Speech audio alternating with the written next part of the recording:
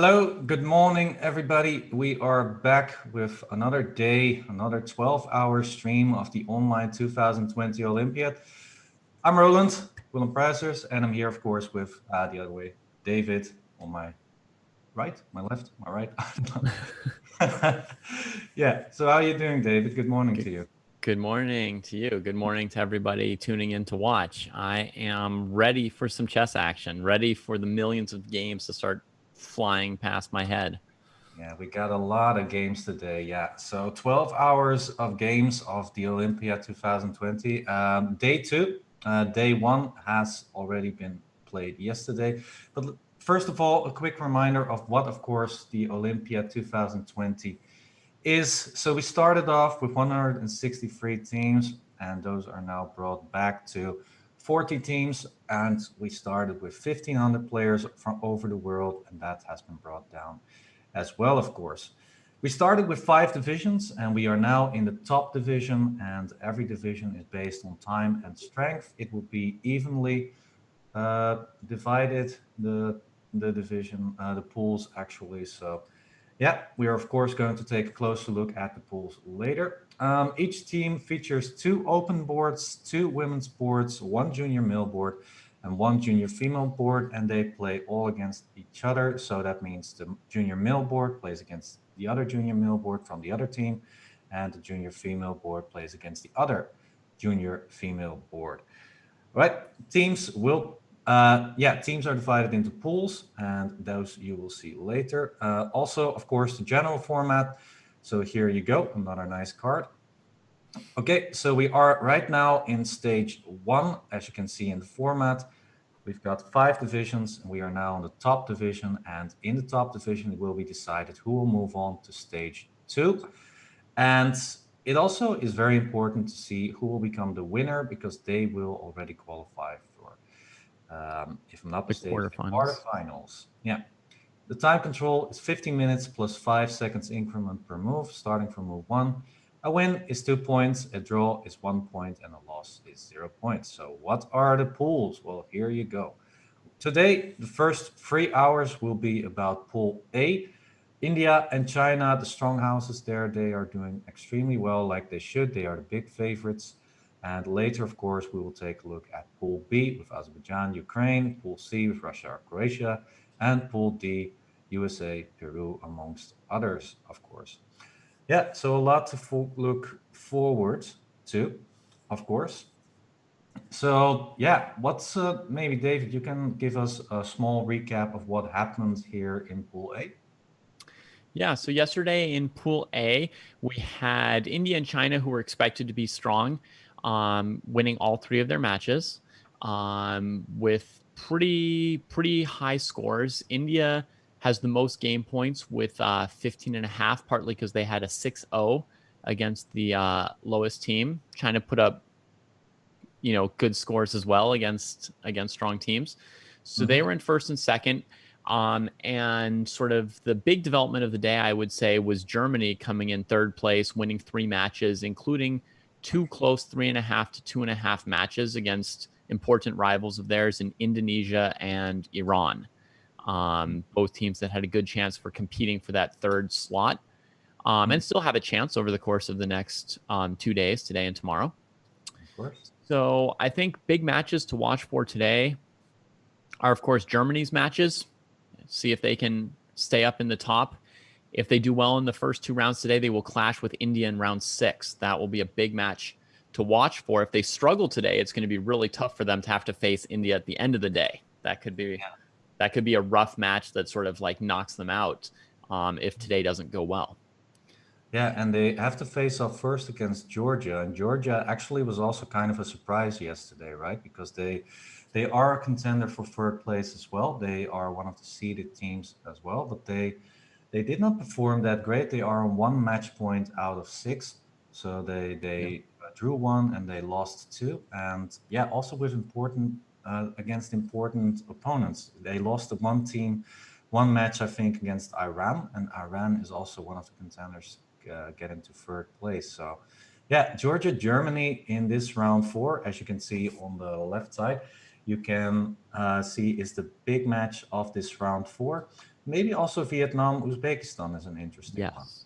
where Yes. Vietnam is, like you said, they will play against teams that are also contenders for place three. So the Vietnam matches today are also very interesting to follow. Absolutely. They're currently in fourth place. And today they will be playing against, after Uzbekistan, they'll be playing against Germany and then Indonesia. So, they're playing three of the four teams closest to them in the standings. Yeah. Well, then Vietnam is, of course, also not to be underestimated. They are also in contention for place three. Yeah, we're talking about place three, but that actually means, of course, that India and China, well, they are not unbeatable, of course, but they are so strong. If you look at the lineups, everybody, they've got top players on the open boards, top players, of course, with Sarin and Pragananda on the youth board, and also the female boards are very strong for India. And China is actually one of the overall favorites in this whole tournament. If you check their lineup, they've got Hu Yifan and Zhu Wenjun on the female boards. They've got Ding Liren and Yu Yang Yi on the open board. So their lineup is just absolutely incredible. Yeah. Yeah, but So with those teams, China, India, what I'm kind of looking for is for some team to challenge them. I'd be excited just to see some team give them a tough fight. yeah, so we're looking forward to Germany, India in round six. Then I guess that could be a Yeah. very interesting match in that case. And India and China, I guess they have to play in the last round against each other. So yeah. All right. I guess we're going to dive into the games. Of course, the games have just started. So that means that we can see some action. The first board that I got here is Parham Maghsoodloo from Iran versus Roy Mwadzura from Zimbabwe. So Zimbabwe is Mm-hmm. struggling so far to do well in this pool, but yeah, they were not exactly one of the favorites to begin with, but yeah, hopefully they can provide us with some upset. And well, yeah, the first board, it seems like it's a very stable position for both. Would you have a preference for one of the two colors, David? Um, I guess white has a small space advantage. The B7 bishop might be slightly worse placed. So if I just had to pick, I would definitely choose white, but I don't know that the advantage is very significant. Yeah, symmetrical pawn structure. No real breakthroughs. If you play e4, that could backfire a little bit because the b4 pawn is hanging in the end. Yeah. But yeah, Now, now I would. Iran and Parham in particular did struggle a little bit yesterday compared to my hopes for them. Mhm. Parham went 0-3, although he did have to play Dingley Ren and Jobava, but still, I mean, I'm sure he expects to compete with anybody in the world at Mhm. this point. So, from a certain perspective, I've been rooting for the Iranian team for a while now. I would hope for better results for them today. Yeah, of course. Maksutlu usually is very good at online chess, but yesterday he had a bad day, unfortunately. Yeah, maybe we can see him bounce back, and maybe I don't know. In this game, looks like he's doing all right, but nothing too special yet. Let's take a look actually at the big match. I'm going to try and find, of course, once again, Exotic Princess, which is Badur Hmm. Yobava versus Rasmus Svane. Rasmus Svane did a terrific job yesterday on board one, beating players that are, at least on rating, better than him. Of Hmm. course, that's all relative, but yeah, he had less rating every time, and he managed to get, I think, a 2.5 out of 3 score. Not 100% sure about that. Let me actually recheck that. Yeah, he does have 100%, 3 out of 3. Oh, he had 100%, 3 out of 3. Yeah, That is amazing. yeah, it really is. That really is amazing. Let's take a look at what his opponents were. He had to play. He had black against Parham in an e takes f6 Caro that we saw a Oh piece yeah, of. yeah. And he also played against Susanto Megaranto from Indonesia, Okay. also in round one. And in round two, he beat Maksudlu. That is very good. And in round three, he beat Munkgal from Mongolia, also Grandmaster. So he's on fire. He had 3 out of 3 against very strong opposition there. Especially his win over Maksudlu, of course. That is huge. Maksudlu is one of the prodigies in Iran, and yeah, he's very young also, so he can be a very good player for Iran in the future. By the way, Yeah. we've got a really non-standard opening here. This is a position I've never seen before. Give that to Yobava, and it happens. Yep. So let's see how the opening goes. So we're almost always starting off with a bishop b4 Nimzo opening, I feel like. Bishop f8, yeah, that's a new line. E4, D5, E5. Okay, no, this is actually very straightforward. Yeah. I've seen this line before. B4, A5. I think this is all normal as well. The funny thing is, that Jobava's ended up in sort of a normal looking French defense. Now, if you played the French defense against him, he'd surely play some weird offbeat thing so it didn't look like the French. But if you play the Nimzo, then he's willing to play the French. Kind of, yeah. Yeah, yesterday he played a knight GE2 variation against the French, I believe, and got a very good position against, I think, also a good grandmaster there. So yeah, but is this really a good French though? I mean, black is already willing to play bishop a6 on one of the next moves. The knight on g3. I'm not sure that that is a good piece. Usually the knight is on f3. Well, there's one thing to say about the knight on g3, and that is a good combination maybe with a queen g4 and knight h5 idea. But yeah, Yeah. I The don't know. problem is, I would say instinctively that this is a not just like a sort of bad French for white, but a very bad French. And my Hmm. reasoning for that would be that white's played like 4 moves with pawns on the queen side, which has just led to trading B and C pawns. Now, normally in the French, black has to play C5 and then A6, B5, B4 to make these kind of pawn trades. So normally black expends a lot of effort and energy to create the position that we have here. Yeah. Um, and on top of that, without the knight on f3, the d4 pawn seems pretty weak. So I would say that, I've played the French myself quite a bit. I would say this is kind of a dream for black. Yeah, I think I agree. And actually, I think that Rasmus Fana has played the French as well with black. So I can definitely imagine him being very happy here. Yeah, and he's doing exactly like you said. He's trying to undermine the d4 pawn. But okay, I think the white has easy ways to defend with knight g2 back or bishop e3. Looks very normal. I think the black really wants to focus on the queen side, like play bishop a6, play rook eb8, and then try to maybe get in there on the. I think this is kind of funny. He played knight g3 and then knight e2 back. So I Oh, guess no. that an indicator that this opening did not went too well for him. Yeah, that's like holding up a sign. It's a disaster. Knight g2. Yeah, well, we know that Jobava is not too afraid of playing moves like that. I think the white's position is still very solid. It's very hard for black to make a breakthrough somehow.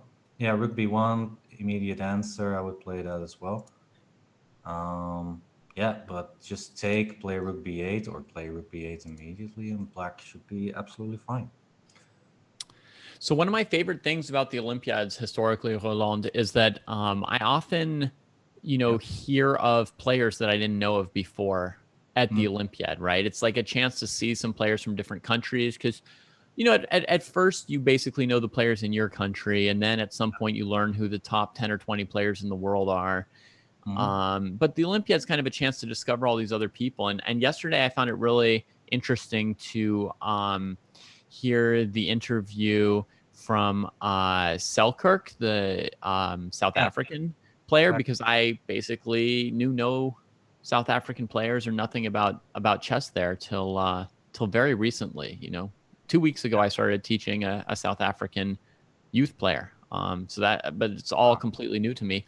So I want to remember today to be looking at and appreciating new players and finding new people to root for, because I like to root for basically every chess player I meet.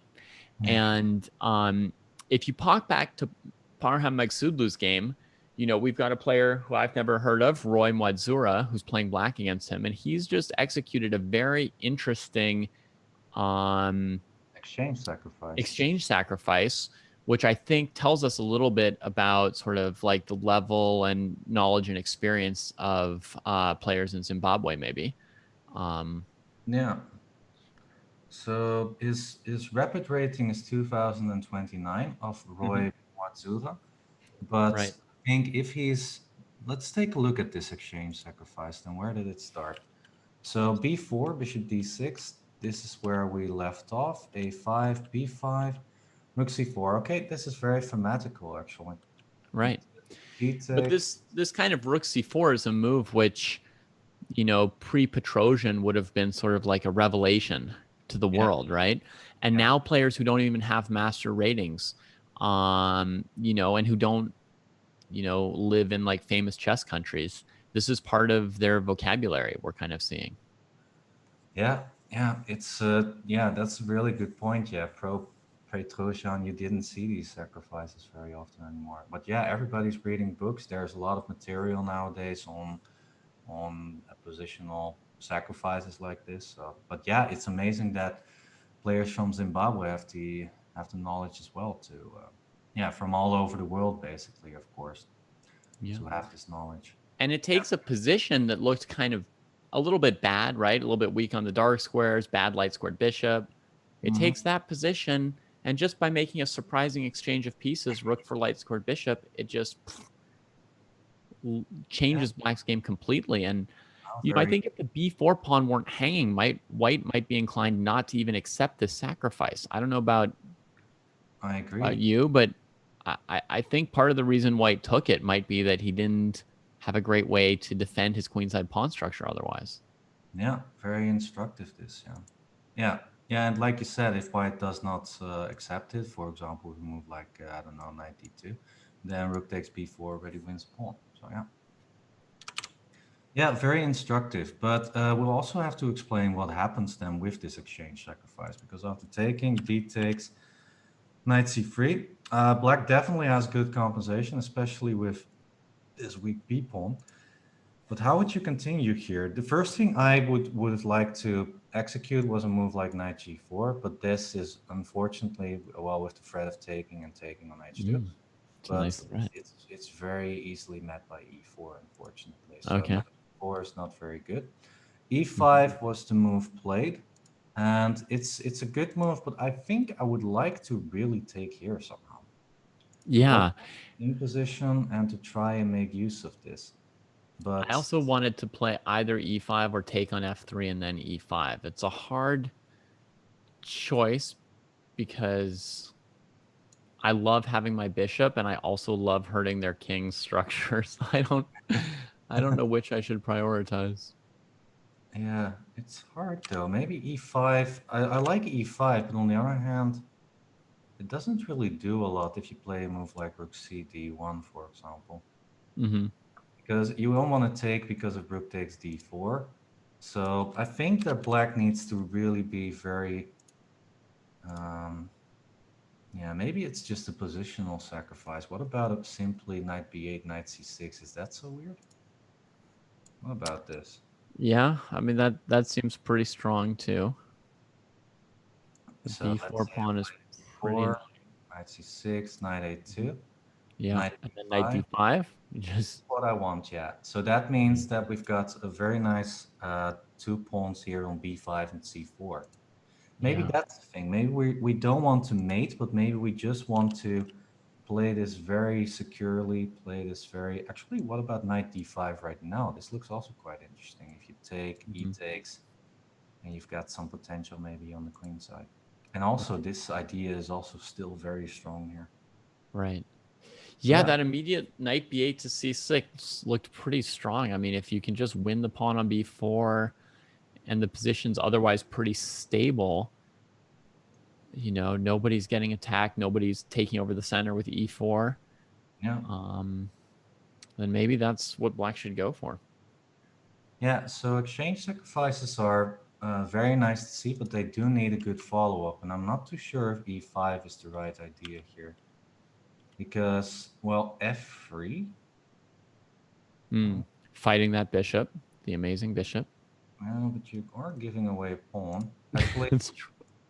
I mean, this is like if you have a student, you're telling them, of course, don't give away your pawns, don't do it. But here it's like, you know what? It's worth it, so why not? Black doesn't even take it. Well, I think that's a mistake because after e4, I think that white is in really good shape. There's no pressure on b4. There's no pressure on the king side. The d1 file is soon to be white's.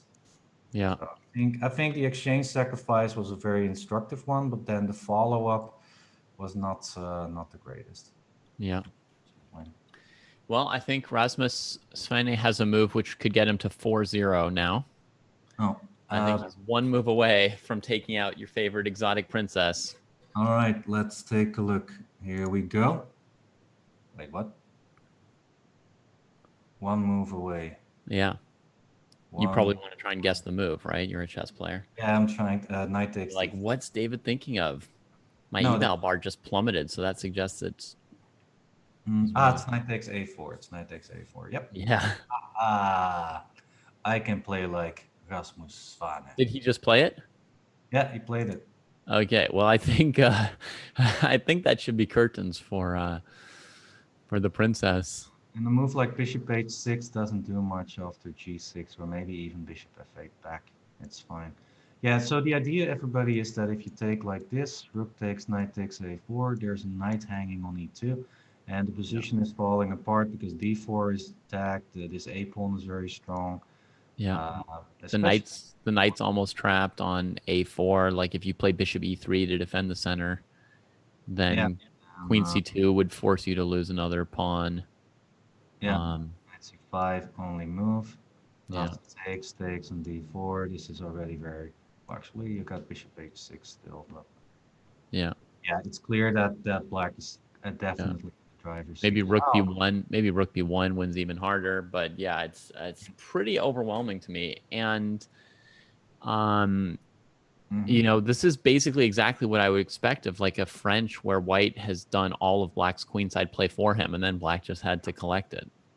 Yeah, that was what you said before. So if we take a few moves back, this is like the position we had before, a French position, but without the B and C pawns, which yeah, is actually a goal that black would really like to achieve in the French defense as well. So yeah, this was not the best game, it seems, from Badur Yobava. So yeah, unfortunately for him, good for Germany. So Rasmus Svane, yeah, really carrying his team right now. By the way, we've got a result on board one between Indonesia and India. That is Devish. Vishwanathan Anand making a draw here against Susanto Megaranto. Yeah. And yeah, I don't know. It seems like black was very much okay, but he was just content with a draw here. Yeah. I don't know why. It seems that black has no problems whatsoever, but I don't... Maybe Anand wasn't feeling like pushing it, and a draw was a good result for the team, perhaps. Yeah, I think it shows Anand probably playing for the team result because I think he's very comfortable. I don't think that you know, there was much pressure on him. He had lots of time on the clock, position that, you know, with his class, he's very, very comfortable with. Yeah. So yeah. By the way, Anand, of course, does not have a rating of 2533 next to the name. That is the Chess.com ratings, everybody. The ratings, the FIDE ratings are, of course, very much different. Anand being a 2750 player, and Susanto Megaranto being around 2500, 2600 rated. So yeah, keep that in mind. The ratings are not really representative for their playing strength. We got another result, by the way.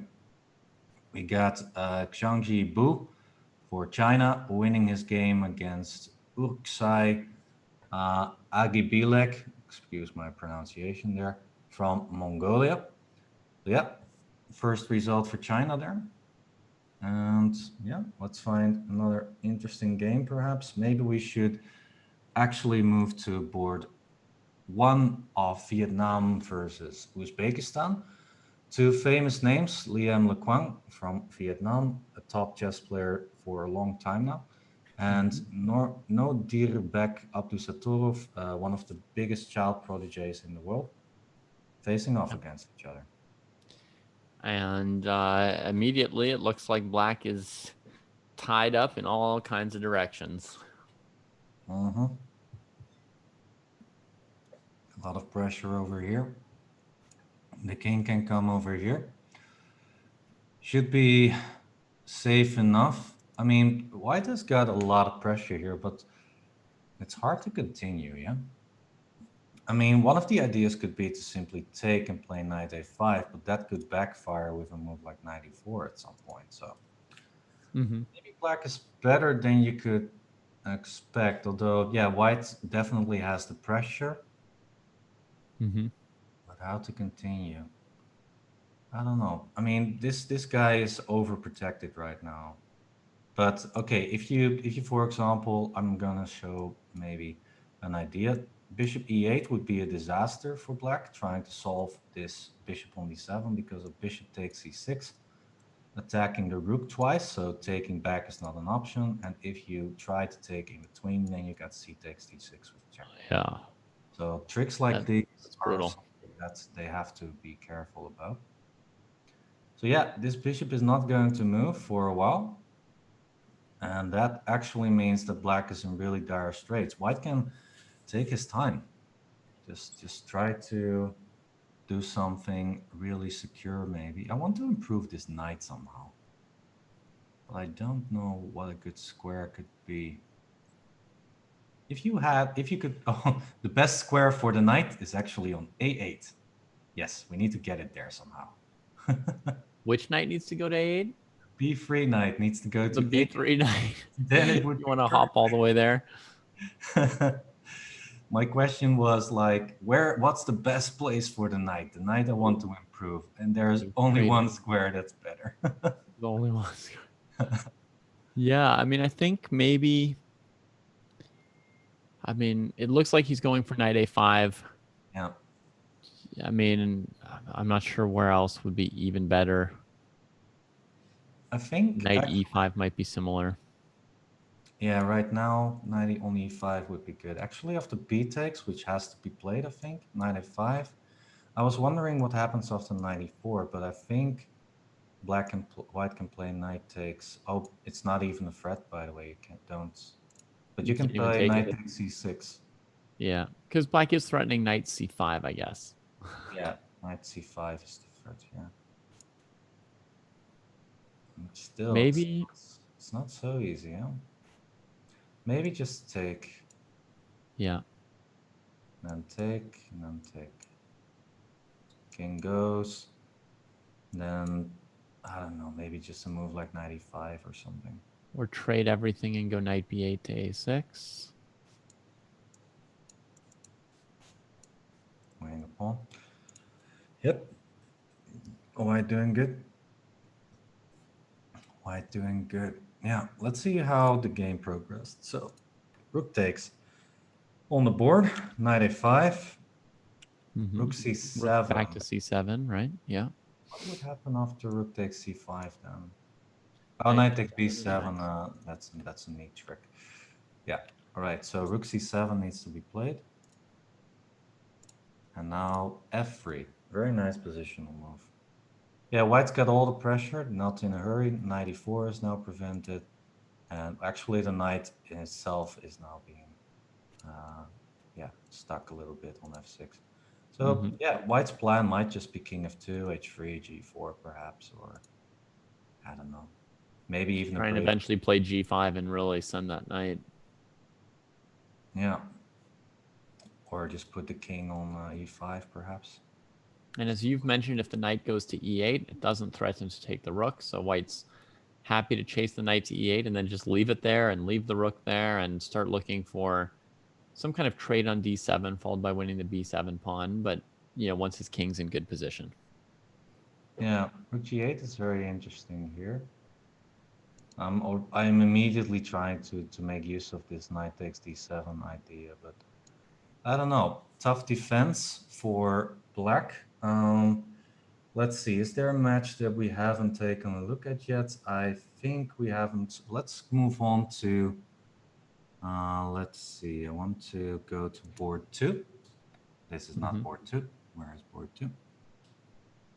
All right, never mind. Well, we've got Vietnam versus Uzbekistan once again. This is board. Let's see. Afruza Kamdamova. This is actually the female youth board. So yeah, let's take a quick look here. So we've got, so like we said, everybody, this Olympiad has got 2 open boards, 2 female boards, and 2 youth boards, one being an open board and one being a female youth board. So we're now looking at the female youth board, board 6 of the match.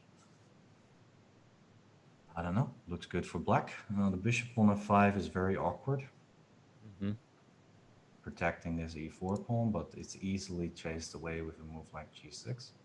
Yeah, just a matter of time before g6 comes and white loses the pawn on e4. Board 5 in this match just ended in a draw. Jabokir Sindarov, second youngest GM ever, playing black. Wait, sorry, which board did you want to take? Board 5 in the same match that you're looking at. Okay, board 5, that is Uzbekistan, Vietnam match. Sindarov, yeah. Okay, yeah. So it's just an equal position. Trying to find it. You don't need to find it. I'm just reporting results on the match you're looking at. All right. This is the game that I want to take a look at. This is board 2 of the match India versus Indonesia. Okay. This is Vidit Gujarati, and he is the captain actually of India. Yeah. Last I looked, he had a big advantage. Now what's going on? It seems like white can take the d pawn, but it's not without threats. What could be the? Oh, I know. Okay, yeah. So I was wondering why queen takes d4 doesn't work. Vidit just played queen d2, not taking the pawn. But the idea is knight d7. Trying to grab this guy, and if takes a knight of 6, winning the piece over here. Very clever by both players and you. Well, thank you. Thank you very much. So yeah, queen d2. But now, okay, the d pawn is very useful. I'm imagining black just to push it forward. Yeah. Back when I'd seen this position, the pawn was like blockaded on d5, and white's light squared bishop was attacking it, and it looked really bad for black to me. Maybe I missed it, but maybe maybe I was misevaluating it, but it looked tough for black for a while. Yeah, it looked like white had a very dominant position here. Nice rook on e5, some pressure on the d5 pawn. But I guess that white took a wrong turn somewhere. And here with the move d4, I think the counter attack started. Black b5 played, knight d5, very nice move. You cannot take the pawn because of knight c3, winning the exchange. So bishop g2 back, knight c3. Yeah, this is where it all went wrong for white. Black started to get some counterplay, rerouting the knight, and this is the current position. Yeah.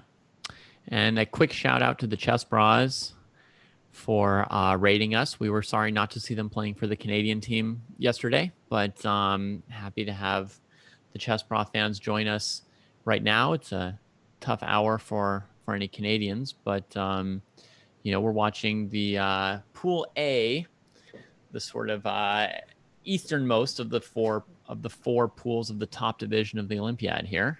Mm-hmm. Yeah, with top players from around the world, you can see Vidit Gujrati, that's the captain of India, 2,700 player. And we already saw Vishwanathan Anand making a quick draw on the first board of his team. And also, for example, Badur Yobava playing for the Georgia team. So yeah, we've got a lot of stars. And also, actually, if you guys are interested in Canada, we will see them at the end of the day. This is actually the start of a 12-hour stream. We will be here all day, and Canada is going to perform in about 7 hours. In 7 hours, Canada will be live on the broadcast. Yeah, You then we know, have time to play. you know what's a big deal actually, Ronald? I think there's a chance that India loses this match right here to Wait, Indonesia. what? To Indonesia? I think it's possible because, one other game that I was following before was Harika's game, because yesterday she always won the first game of the round, so I wanted to see the quick knockout. So I was following her game, but I think she's actually in trouble. And we saw Anand draw, and now we're seeing Vidit sort of looking like he's in trouble. Yeah, we just saw. Yeah, he Oh. was definitely in trouble. And here we've got Uzbekistan playing a piece up against. Well, actually, this is a different match. Okay. It is sometimes a bit hard to find the right games. They're all scrambled together. Yeah. Perhaps the kids will bail India out. As I click around, it looks like they might be doing pretty well. It's hard to find. Pragananda's board is good, and Bhakti Kulkarni just beat Medina Warda Alia, so that's a point for India. Okay. But this match is going to be close. I think we can see that already. It's going to be close. Yeah, and The everybody. Vidit game's probably the most exciting. Yeah, so everybody keep an eye out on the left side of the board where you can find updated results. We'll try to update the results as much as we can. So far, yeah, Indonesia in the only half, but more results are dropping in. So we'll update those as soon as we can. Actually, I'm very interested to stick around here in this game to see what's going to happen here. And we'll, of course, update on all the results a bit later. Georgia, Germany, by the way, also a big match of today. It seems that, yeah, it's at least a tie right now. I think it's 2-1 for Germany so far. Okay. Yeah, with 3 teams still in play. Depending how this game goes, there's also an exciting game for us to turn to in the Germany match between Arabidza and Melamed, but we'll see. Both sides are sort of threatening to queen, but let's follow this. Rook takes f4, a destructive move from Farid Firmansyah, who probably few of our viewers know. That is not a move you want to play. I want to play rook d4, just stand there chilling in the center of the board. Just come back and chill, but he goes for c1 instead. That's good enough too. Which is the other tempting move. Okay, just go for it, please. Just make things exciting for us. What's happening after that? Probably rook c1, yeah? With grades. Yeah, queen b3. I think queen b3 is the only move, and he played it. Wow, really?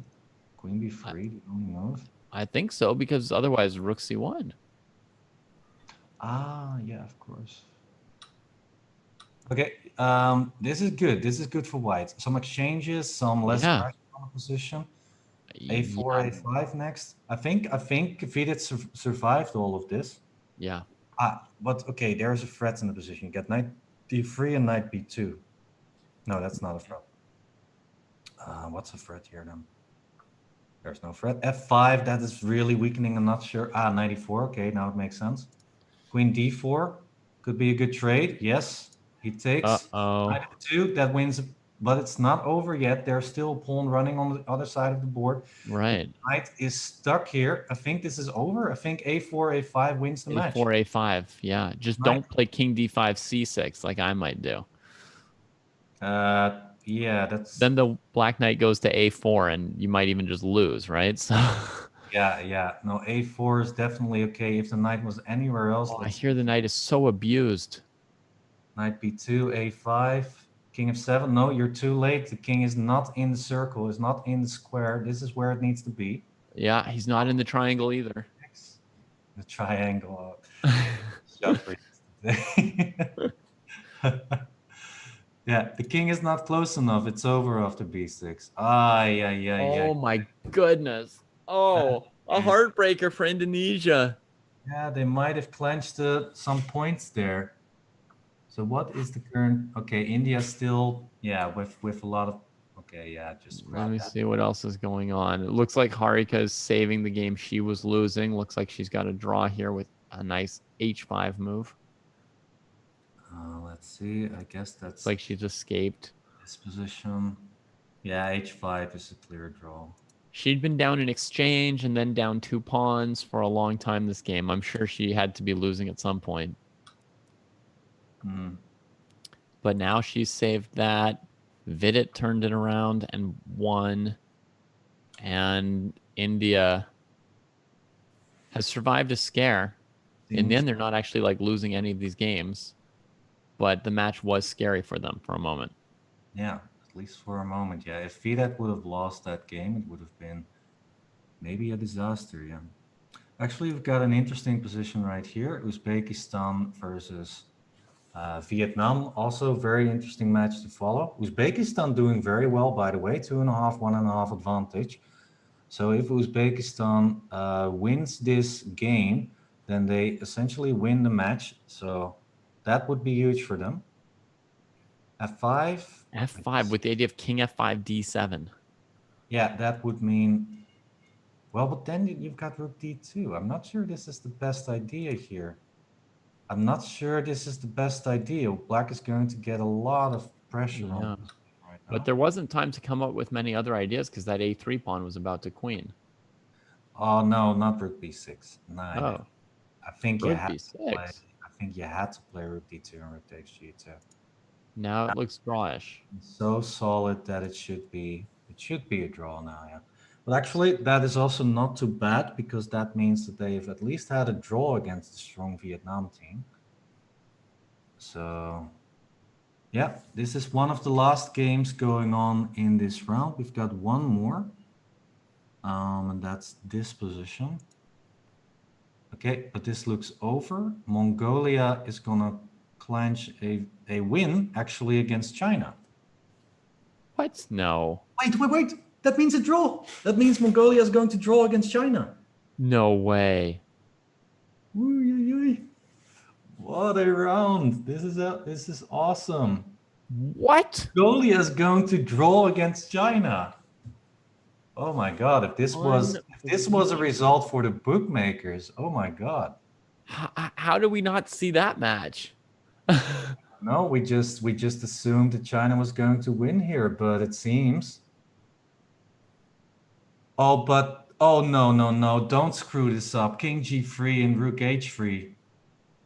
That is, oh no. Oh no, this might be a miscalculation from the Mongolian player here. Which board are we looking at, by the way? We are looking at, One of the top female boards. yeah, board four.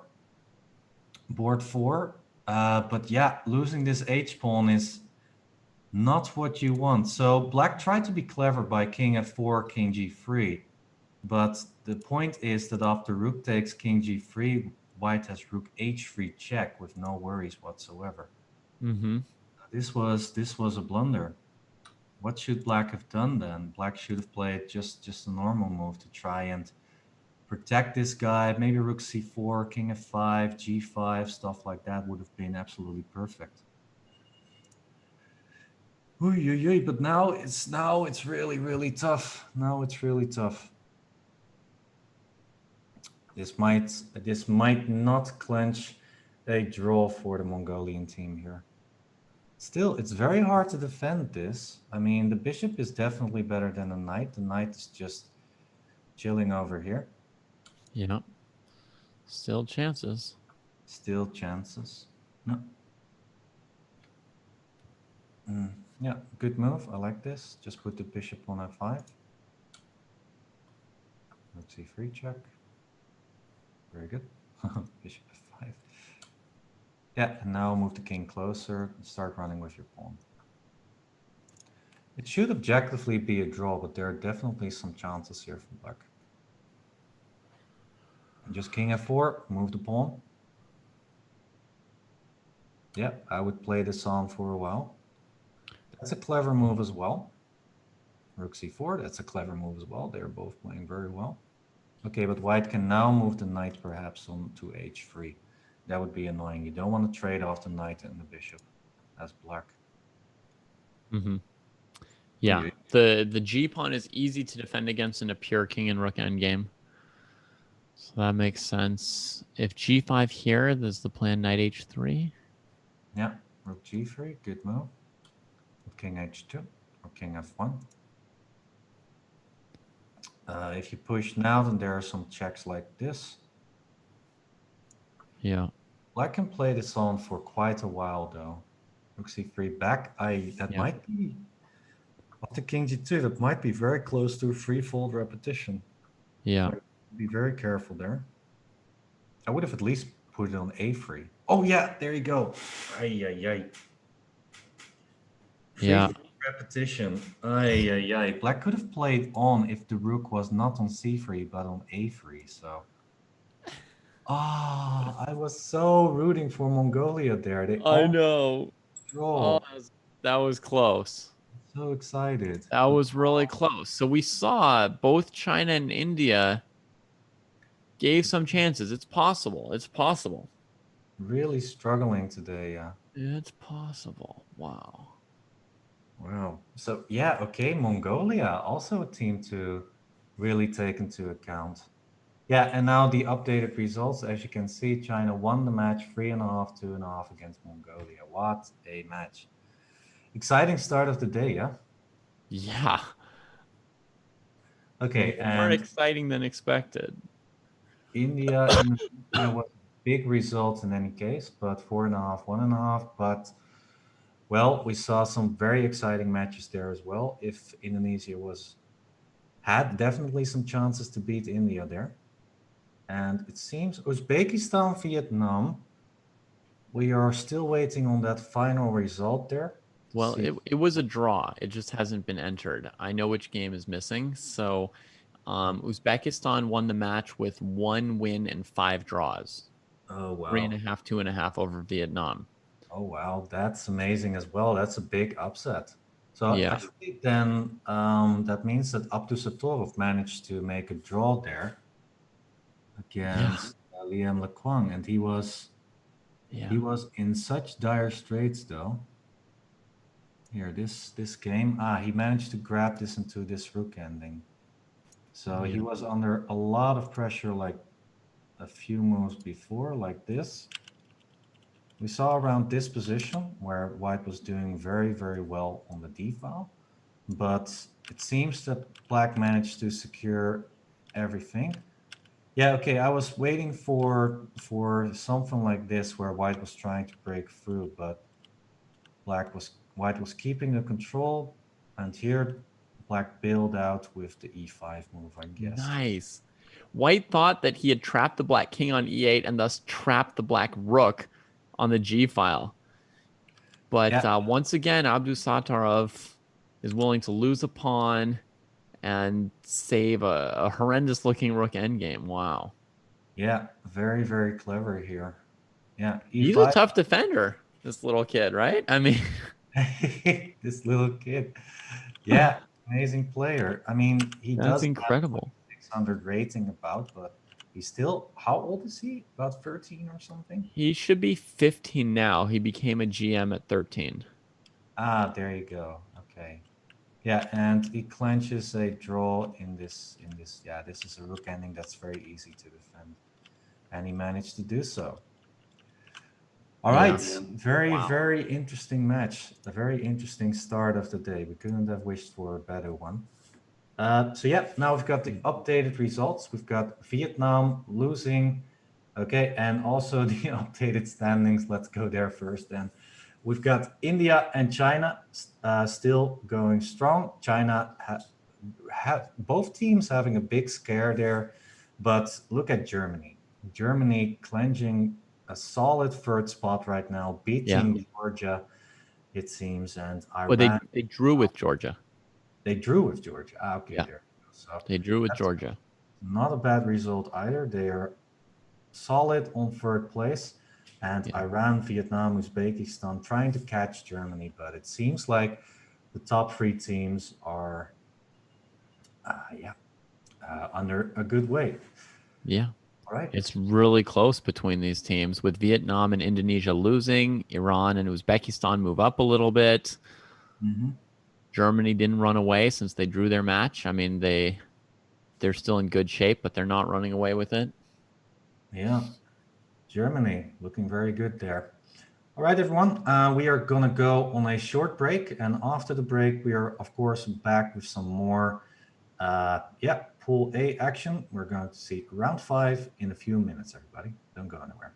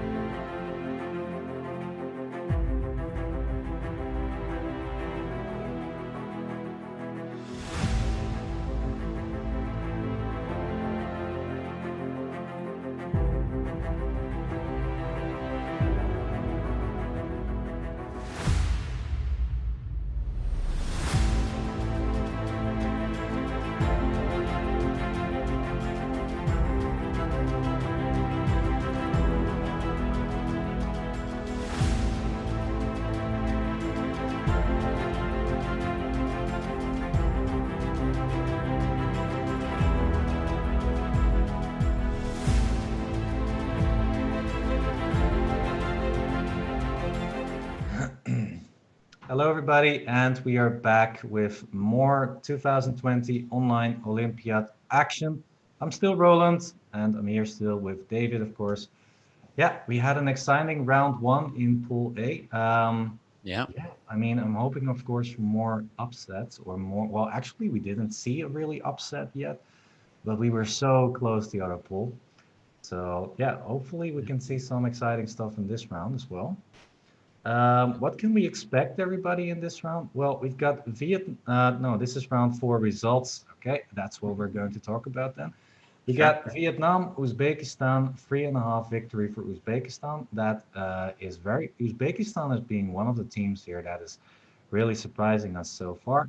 Indonesia versus India, 1.5, 4.5. So that was closer actually than it seems. Indonesia had very good positions, but India clinching it out in the end.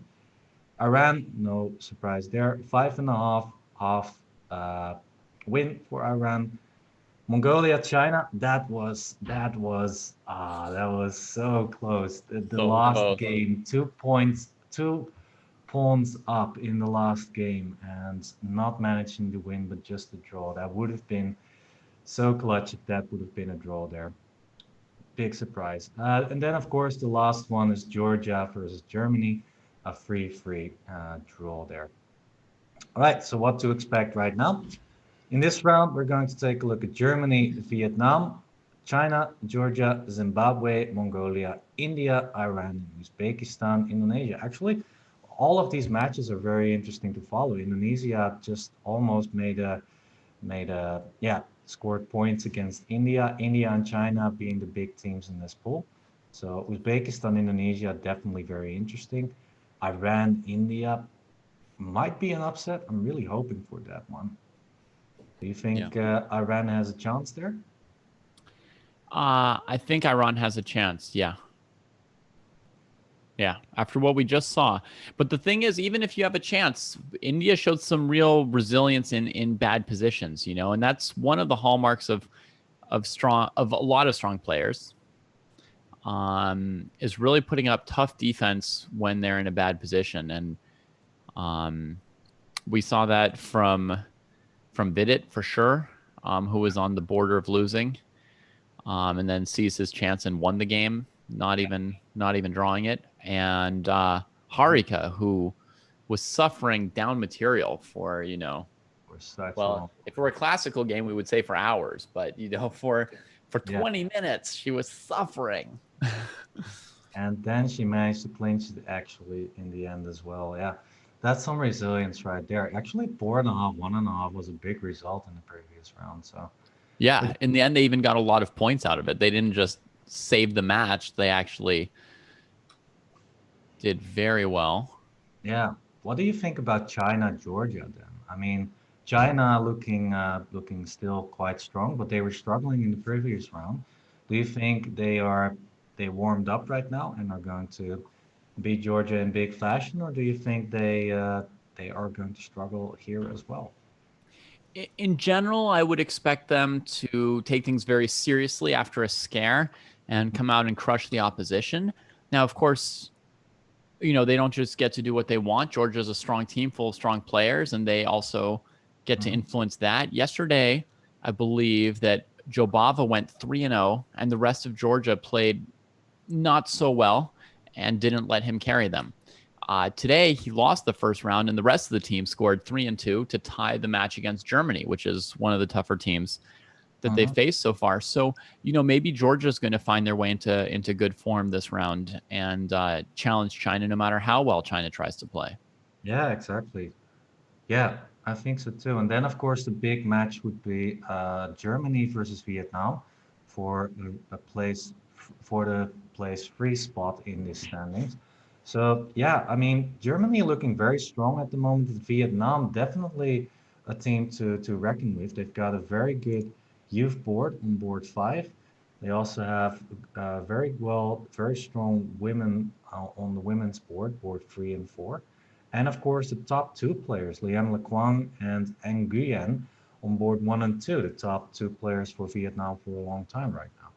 Yeah. So I definitely see Germany struggling in this match. I think that actually Vietnam, if you look at the paper, if you look at well, the paper, I mean just the ratings on paper, the individual matches, then I think that Vietnam actually has the better shot here. Mm-hmm. So that is definitely an interesting one to follow. And yeah, I mean, we still have got other matches as well, of course. Uzbekistan, Indonesia is also very interesting. Actually, we could call that the battle of the underdogs here, because Uzbekistan and Indonesia really surprised at least me in this pool so far. Indonesia almost clinching out a draw or some points against India in the previous round, and Mm-hmm. Uzbekistan just yeah, they beat Vietnam in the previous round, which is something that I did not expect as well. Yeah. Yeah. Yeah. So where do you want to start? Uh, well, let's start with Germany, Vietnam. We've All got right. Spana scoring a 4 out of 4 score so far for Germany Yeah. against Lian Lequang, Yeah. top player from Vietnam. Not the most ambitious opening. The queens are already off the board, but very solid for white and for black. Black has got one problem, and which is the bishop on c8. If black can somehow get that on a good square, then I think black is absolutely fine. Mm-hmm. But that's the problem here.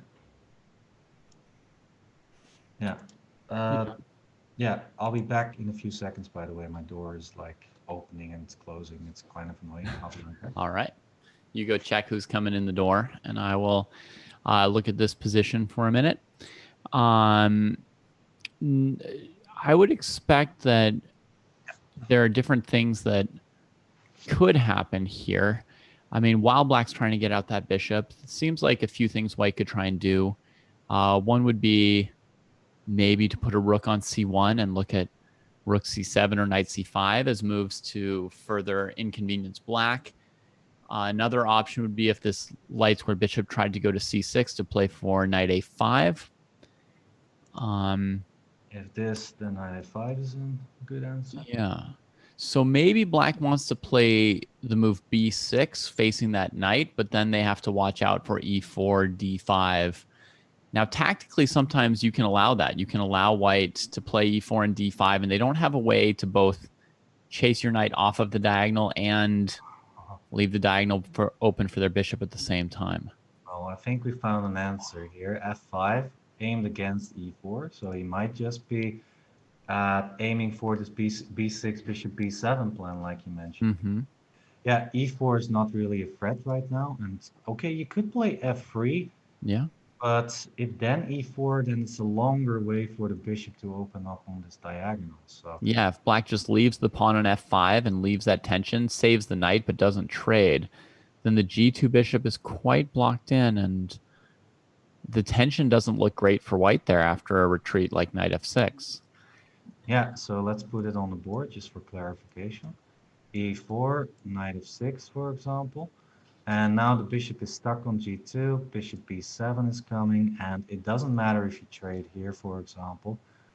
Well, you could, and then f4, but then there's knight e4, and there's an isolated pawn now. So yeah, Mm-hmm. the f3 break is not the best, I would say. I think that the most challenging move right now for black could be a move like knight c5. How to react against a move like that? So what's wrong with b6 there? Not much. I thought maybe knight d3 and then knight e5, but maybe just Okay. bishop e6. Yeah? Yeah. Well, here black's completed their development the way they wanted to, anchored the knight on a central square, bishops are out. Should be reasonably Yeah. happy, I think, as black. Yeah. It should be about equal. I don't see any problems for black at the moment.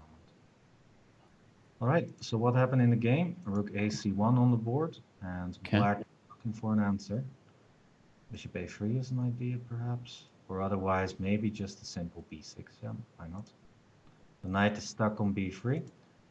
If white wants to open on c7, then... Yeah, this, for example, doesn't really work, I think. because the bishop just moves, perhaps even d8, with the idea that if the rook moves, it cannot move on the 7th rank, so it needs to pull back. And then after bishop b7, there's no way for white to make use to enter somewhere on the 7th rank or something. Yeah. Or even bishop a6 to c4. I mean, it's just the white's not making any progress, right? And black unravels knight there. on b3, that's the word. That's the bad piece. Yeah. If the knight was here, then white would be fine. But now white's struggling already in the position. Oh, very good opening play from Liam Lequang. This seems to be preparation. 50 minutes on the clock still, and Rasmus Lana down below 10. Struggling. Yeah, struggling a little bit. But if he doesn't worry too much about the fact that he was white and that his opponent played well, he's a player who seems to be, from what I'm just learning about him here and now, right? But he's a player who seems to be pretty good at end games, pretty solid, and pretty good at defending as well. So if he doesn't put too much pressure on himself about having had the white pieces, he should still be fine to play this game. Yeah, I think so too. But he is going to be under a lot of pressure, I think. So that's always hard to deal with. We'll see.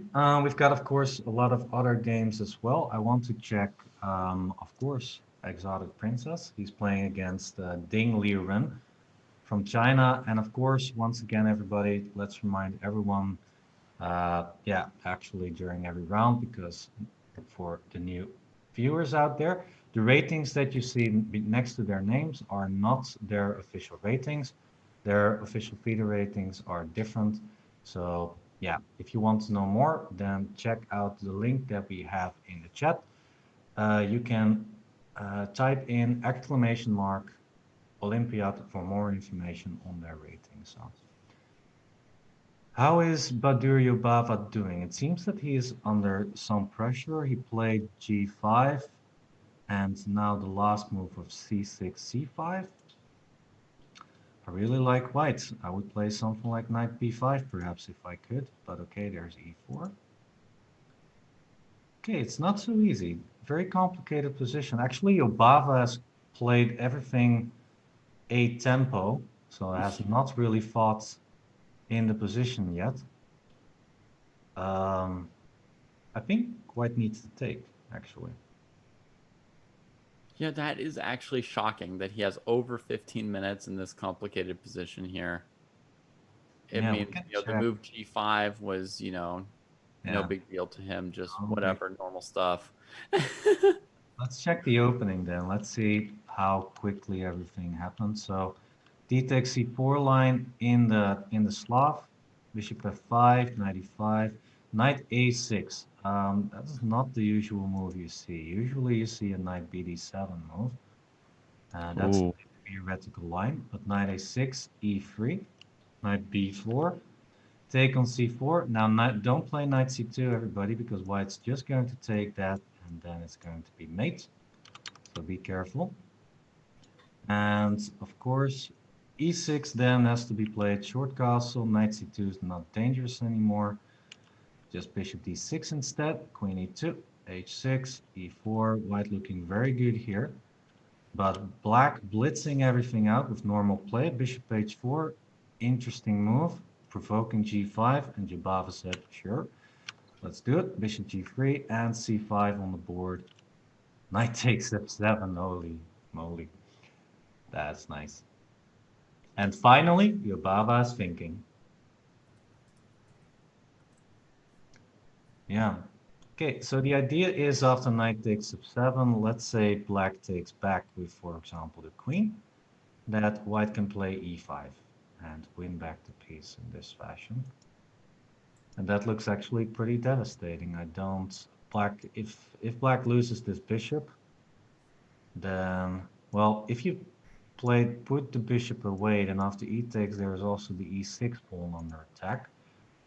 So this does not look good. And if black tries to save the knight instead, then we've got e takes d6.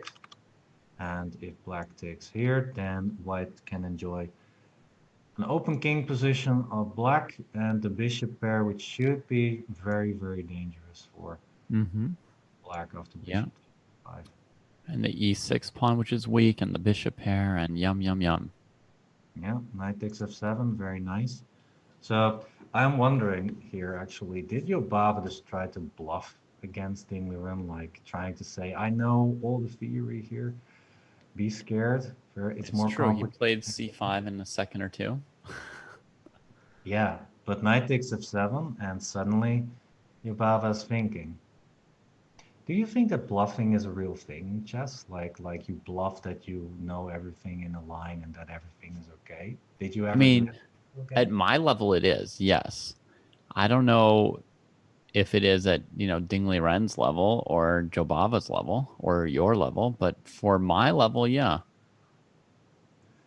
Well, um, let's see. I bluffed a few times. Yeah, yeah. There was this game I played against a youngster in the Netherlands, and I was playing a really bad line. But I was playing it so fast, and I knew everything about that line that I was just sort of bluffing that everything was okay, but it was seriously not. I would have been in deep trouble if he played the right moves there.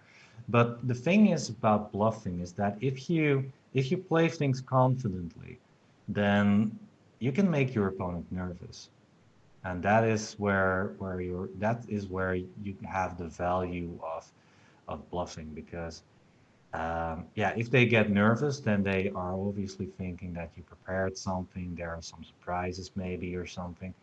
So, yeah, that is where the value of bluffing lies. But I think that on top level, I think that they really are not getting nervous anymore. These guys are professionals. These guys are having nerves of steel. They encountered every situation already that you can be in. So, yeah, if Mhm. someone is playing fast and then they just say, okay, I don't care, I'm just going to play my own game, and we'll see.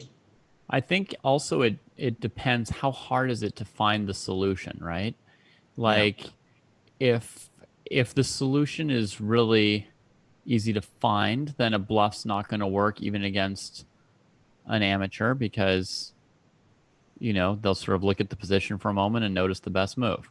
Um, so it really depends on the difficulty, I think, of finding the right line, and then yeah, that also relates to what level of player it's going to work against. yeah, that's a good point as well. Yeah, yeah, yeah. So if you play a really bad line, then it could be easy to play against. While if you play a semi-dubious line, then it could be much more troublesome for a player that doesn't know the opening. Yeah, very interesting. Okay, Yubava is thinking for about 5 minutes right now in this position, trying to come up with an answer. With that, I guess it's time to move on to another match. We've got four interesting matches today, everyone. And let's take a look at, if I can find it, Devish versus Parham Maksutlu. Wow. India versus Iran. So black is a pawn down, but the pieces are not really enjoying themselves right here. Mm-hmm. Knight a3, the last move played. If I were black, I would really consider a move like, well, rook takes c3, exactly what I was considering. Yep, absolutely. So bishop takes c3 is met by knight takes e4, and then black's got the center. The bishops are getting open, maybe. But still, I mean, it's not even what black does not even have a pawn for this exchange sacrifice. Mm-hmm. So actually, How about last move rook to a8 instead of taking the e pawn? let's see. Rook a8. Bishop a4 Ah, saves the game, but yeah. it's a good inclusion, I guess. Yeah, it's a good inclusion because, well, the bishop is stuck on a4. The knight takes e4 might be very good. Yeah, what happens after rook a8? Doesn't seem to be the best move, but okay, what if I just play a move like No, I want to play something like bishop b4. Wow. Magsudlu did this, by the way.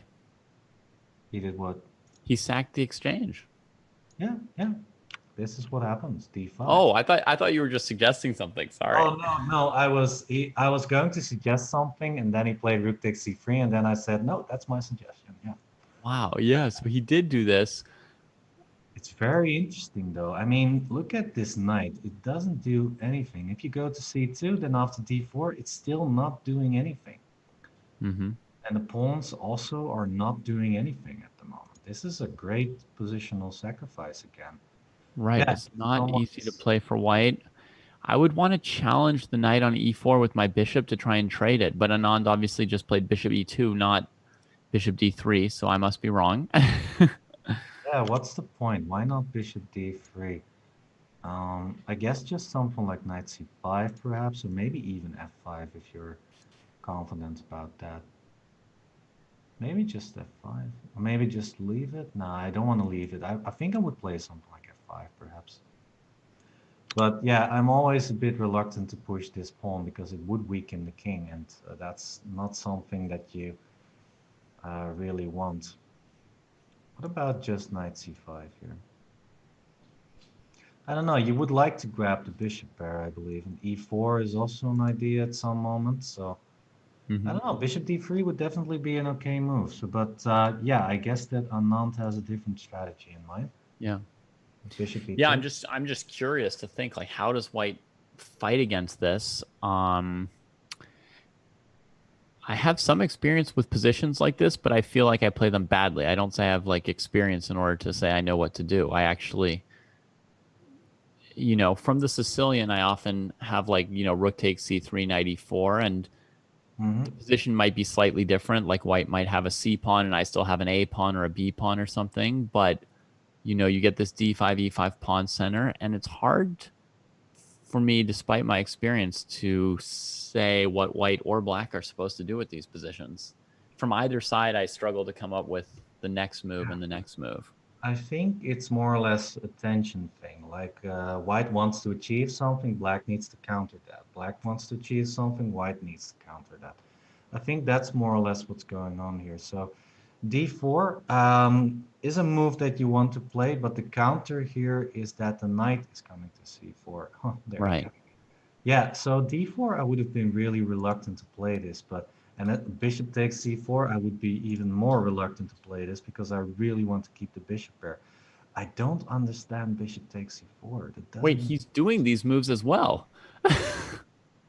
Yeah, we're looking at the game. What's going on? So I couldn't predict any of this No, if me I were neither. trying to guess what black does. I really did.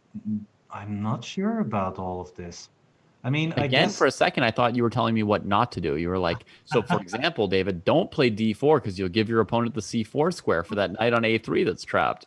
This was really weird. Yeah, I really was thinking that black should keep the pawns together. Just wait and see what white's going to do. If you play rook c1, then play rook a8. Try to make use of this a pawn, for Yeah. example. Or if white plays a move like bishop f3, just move the knight away so that there are no taking attempts. If white puts the queen to d3, then make sure that queen b5 is not an option. Play knight Hmm. d6, for example. But yeah, after d4, this is really counterintuitive. I think after knight c4 and especially bishop takes c4, well, the idea of black was that he's going to start moving these pawns, but come on, this bishop is a beast on c4.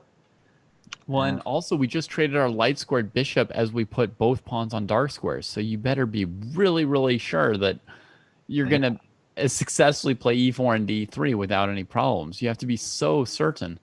I mean, there is a line in the Scottish defense where black gets two pawns like this, but then and for an exchange, by the way, and then there's no f pawn. I'm really reluctant to say that black has enough compensation here. Knight f5, okay, but now something like bishop d5. I don't Bishop know. I think d5, queen a5 might be okay. maybe, and maybe queen f. Oh, queen a5. Yeah, nice move. It's very complicated still, but I don't know. I would have played this so differently. I would have really tried to keep control with both colors. What an interesting game. What an interesting game. All right, but we've got much more matches to take a look at, so let's quickly move over. We'll keep this one in our heads, of course. Let's take a look how the youngster Abdusatorov is doing against Indonesia. The number one player, Joseph Tahir. Bishop d4, last move played. I think White's doing very well. I would, if we're talking about exchange sacrifices, let's do that right now. Just take on d5. Just take on d5. Actually, you don't have to. I think rook c1 is also pretty good. Yeah, you don't have to. You don't have to. You don't have to, but do you want to? Let's go for style points. Just do it. Just do it. Yes! He did it. He did it. He did it. It was absolutely not necessary, but style points earned. Absolutely. Yeah, it looks very comfortable, by the way. If short castle, just d6 and c5. It's looking very bad for black. Yeah. You can also play d6, d7 if you want to win back your exchange, but that's a bad idea. That's not the point of sacking the exchange. No, no, definitely don't do that. But actually, we started today with a game where black played rook c4. Remember, also an exchange sacrifice, and now we're seeing Maksutlu also playing this exchange sacrifice. I think it will be the topic of the day: how to execute exchange sacrifice. Well, this is a very good example, everyone. Just enjoy the bishop pair. King is still in the center. You got some time. And if b6 would definitely be on my list of moves to check here, with the idea that white cannot push with c5, but it's countered, I think, with still the move d6. Knight needs to go, and then bishop f5, and there's still a lot of pressure in the position. Yeah, for example, if the rook moves, you got queen c6. Looks very, very bad for black. Yeah. Okay, rook takes a1 on the board. The first result of this round is in the match Zimbabwe versus Mongolia. More or less the match at the bottom. And yep, everybody, we lost David, unfortunately. So we need to talk a little bit about the pools, by the way, because we are looking at Pool A, where we've got India, China, and Germany doing very well. But of course, we are here for the whole day. We've got Pool B, Pool C, and Pool D. Those pools we still got, of course, during the whole day. This will be a 12-hour stream with all of these pools being covered. And so, yeah, we've got a lot of action still on the today. Yeah, and yeah, so look forward to that, everybody. 12 hours of chess action. And yeah, we will have a lot of chess ahead of us today. So yeah. And yeah, so this is the first result of the day. We've got Mongolia winning their first match. It's the only result I see so far. And actually, let's take a look at another game, which is, let's see which one we did not check yet. So this is the first result of Zimbabwe versus. Let's actually check board 2 of China. I'm pretty interested in that one. China versus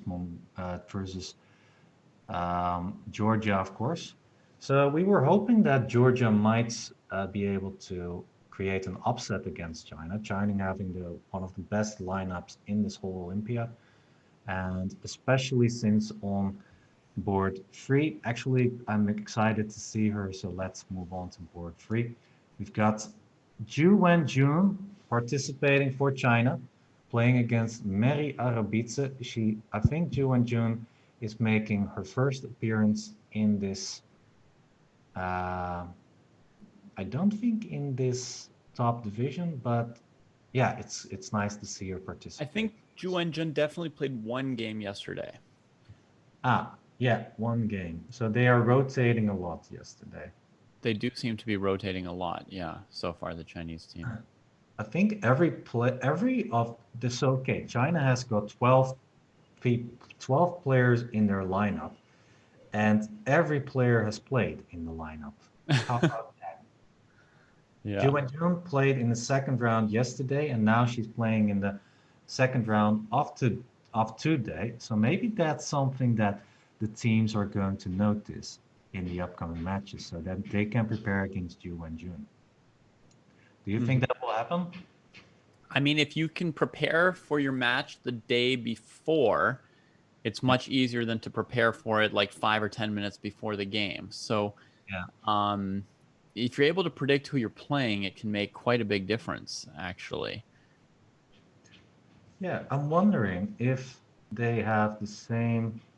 No, it's different from yesterday. So yesterday, Yu Yi played for China in the second round, but today I don't think Yu is not playing in the fifth round.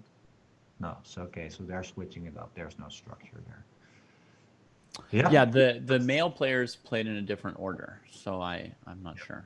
Bu Jiangji on board two is playing right now. And yeah, I don't think he played very often yesterday as well. So now I think he played 2 games in a row, if I'm not Right, he mistaken. played round 4 just before this. Yeah, He won. That was the one win that China had early on in that match. yeah. So yeah, no structure. The team captain is doing a good job there. Is Ju Jun doing a good job here? Good question. Let's see. She's got white, Yep. Very and symmetrical position. she's got the D file for the moment. Rook D8 is coming in. Right. She may play bishop e6 to prevent that. So rook takes E6. Automatic move should be. Yeah, but Oh, she then did just do it. Queen D8 and Queen D7, trying to get some action on the F7. Mm-hmm. Yeah, and is black going to play queen f8 or king h7? Hmm. Not sure. I think I would rather have the king in the. I think maybe just King H7 and then just play G6, King G7 or something. Yeah, Or just Rook E8. Why not? I don't know. Rook E6. yeah. I mean, the So queen is king very. h7, and then rook d7. Black would have a nice defense in rook f6. That's a very good point. Let's show That it. would really counter white's attempt at getting everything active. Yeah, Rook D7, trying to undermine this, but Rook F6 is a very nice counter, not allowing any stuff. The best move here is Rook D2. Probably rook d2, and Yeah, black should be pretty fine. close to equal. Although white has the d file, both black pieces are sufficiently active that it should be about equal. So I think so too. Maybe just Rook D6, then white doesn't even have the D file anymore. Oh, absolutely not play Rook D6, by the way. That would be disastrous. no, yeah, that's a rare tactic there. Yeah, that's so true. But yeah, it's okay. Black is struggling with time a little bit. Juan Jun has minutes on the clock, while Arabitsa has seconds on the clock.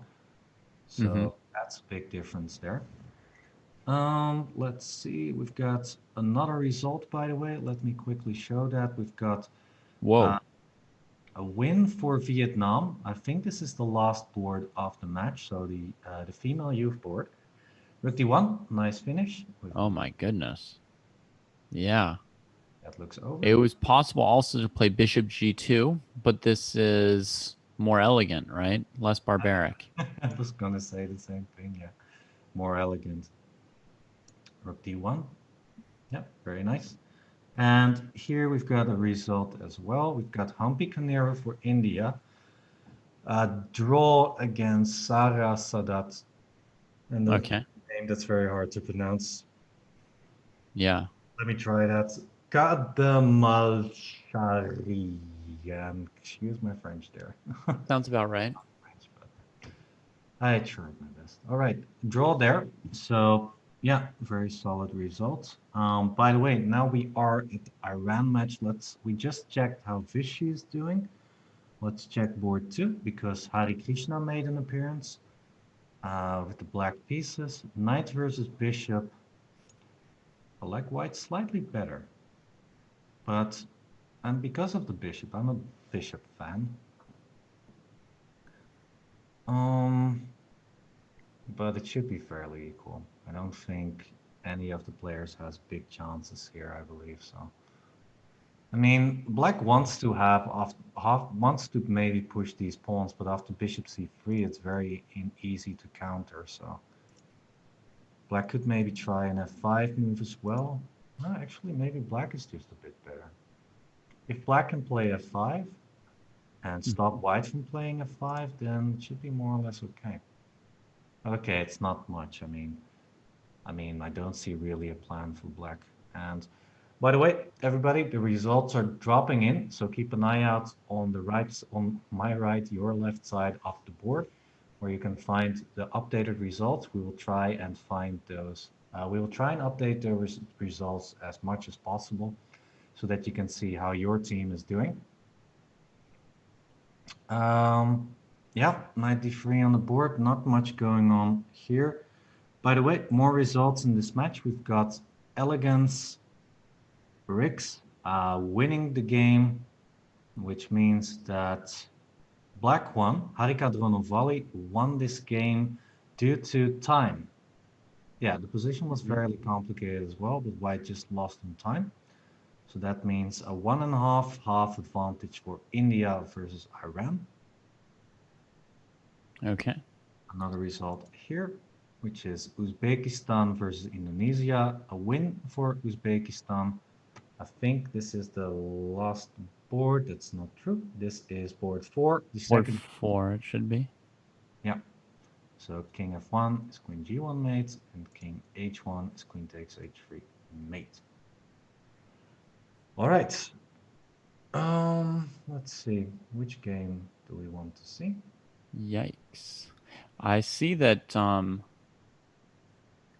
Batsiashvili lost her first game. Along with Rasmus Svane, she was the last one of the last two players with a perfect score. No, I think she is the board 4 player, so this should not be it. This is also not it. Trying to find that result. This is the result. Yeah, Chingy Lei winning against Nino Batsiashvili. Rook takes d4, just played. If you go to move 30 of that game, you can see the decisive move that Lei Tingjie found. Former women's world champion Lei Tingjie, I believe. Could be. I have no knowledge of that. Chat, maybe you can confirm it for us. Let us know if Chingy Lei used to be a world champion. Let us know. And once you guys find the right move here, we can go back to Anand versus Parham. Yeah, let's move back to that game. That looks like it's heating up. Oh boy, this is looking like an upset. Yay. Let's see. There's a nice trick in the position. If you play rook takes d3, I think you lose because of knight d1. Losing on d4, but mating on e1. Yeah. That is nice indeed. King h1 on the board because of that. Oh, rook takes g2. Oh my god, that's... Ay, that's so painful. And if you play bishop takes d4, then it's made like this.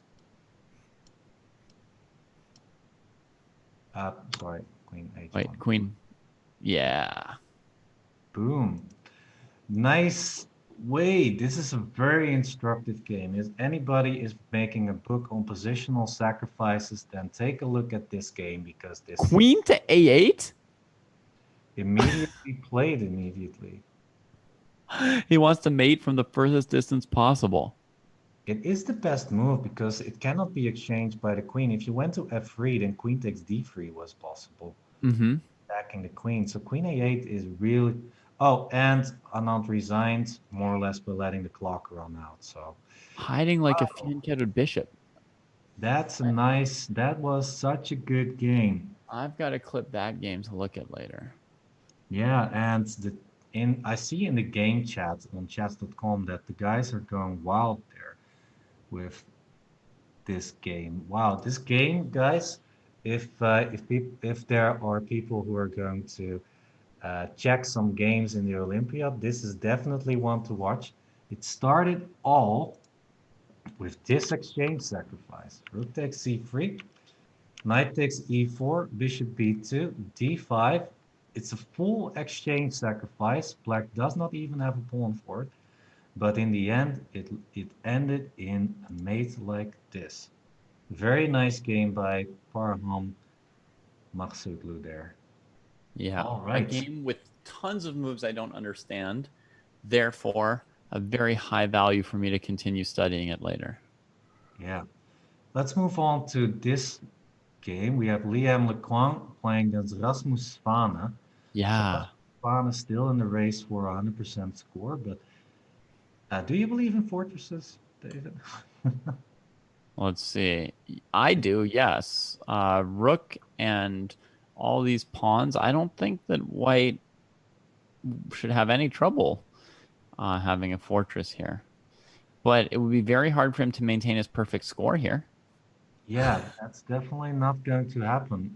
What I'm always concerned about is Zugzwang ideas. Like I want to keep the king not on a safe place. So I would like to have the king somewhere on e4. If it can go back to g2 and white can play e3, then it's almost certain that white can make a draw there because it's simply rook c5 and rook e5. But if the king stays in front with king e4, for example, then I think a draw is very easy to then it's very hard to maintain a draw like this. So I would definitely try to keep the king not away from the g2 and h2 square. For example, I would try and play queen g2 right now. It's easily answered by king e3, but it's at least, well, there you go. At least it keeps the king out of the safe g2 or h2 square. And now you need to look for Zugzwang. And white simply does not need to move any pawns. What you want to do is push e3 at some point. Yeah, how to continue this? I mean, queen b3, I think we've had this position on the board already. Rook c5. Yep.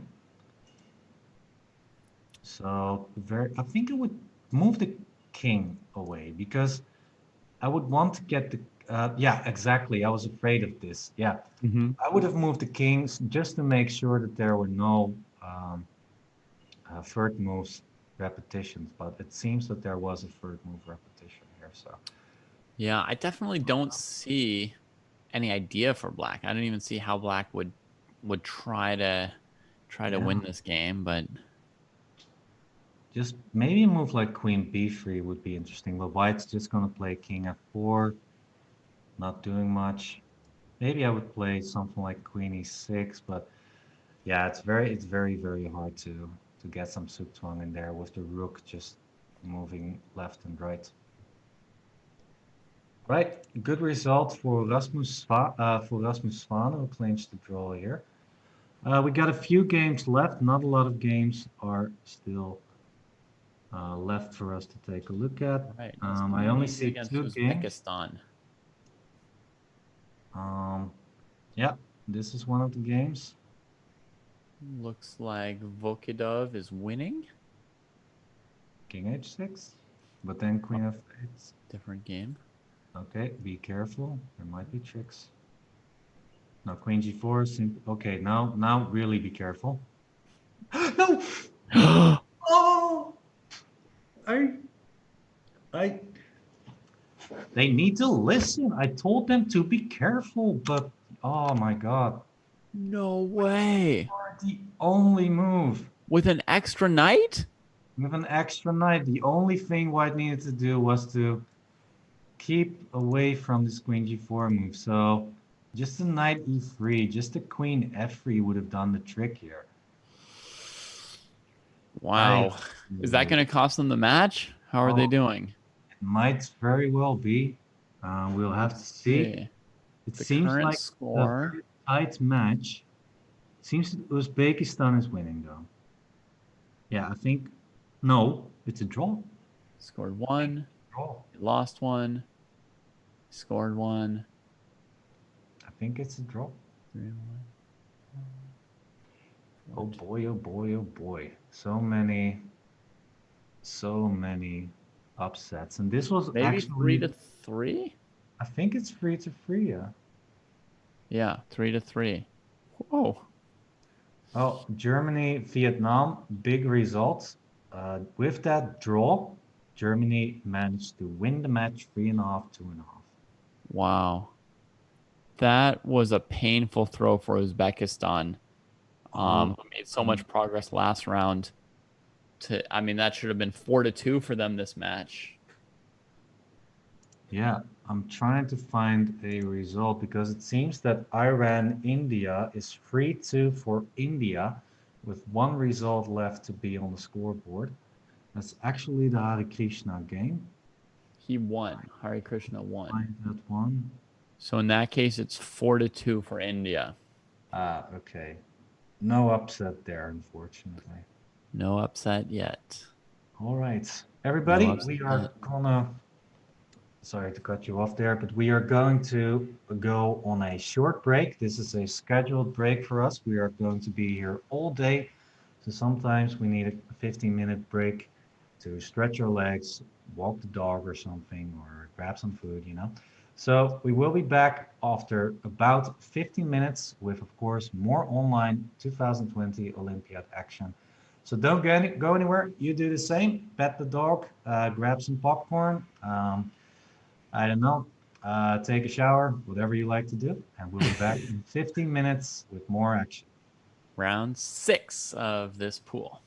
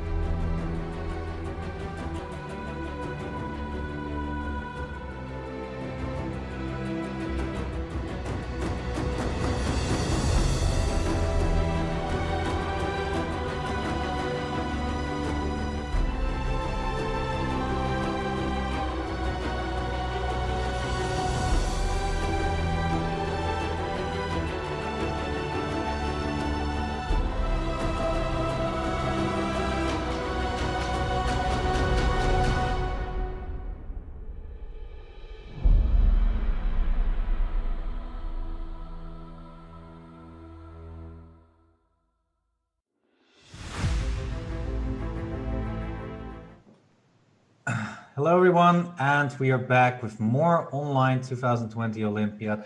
My name is still Roland, and David is still David, of course, here with me to do the commentary.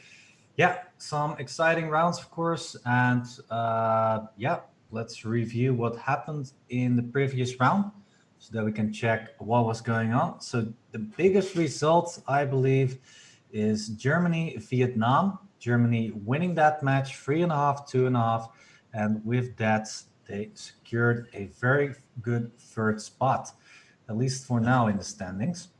Mhm. China beating Georgia 5-1, Zimbabwe losing to Mongolia 6-0, India beating Iran 4-2, and Uzbekistan, Indonesia. Big underdog clash there, I believe. That went into a draw with 3-3. So what does that mean for the standings? Okay, let's go.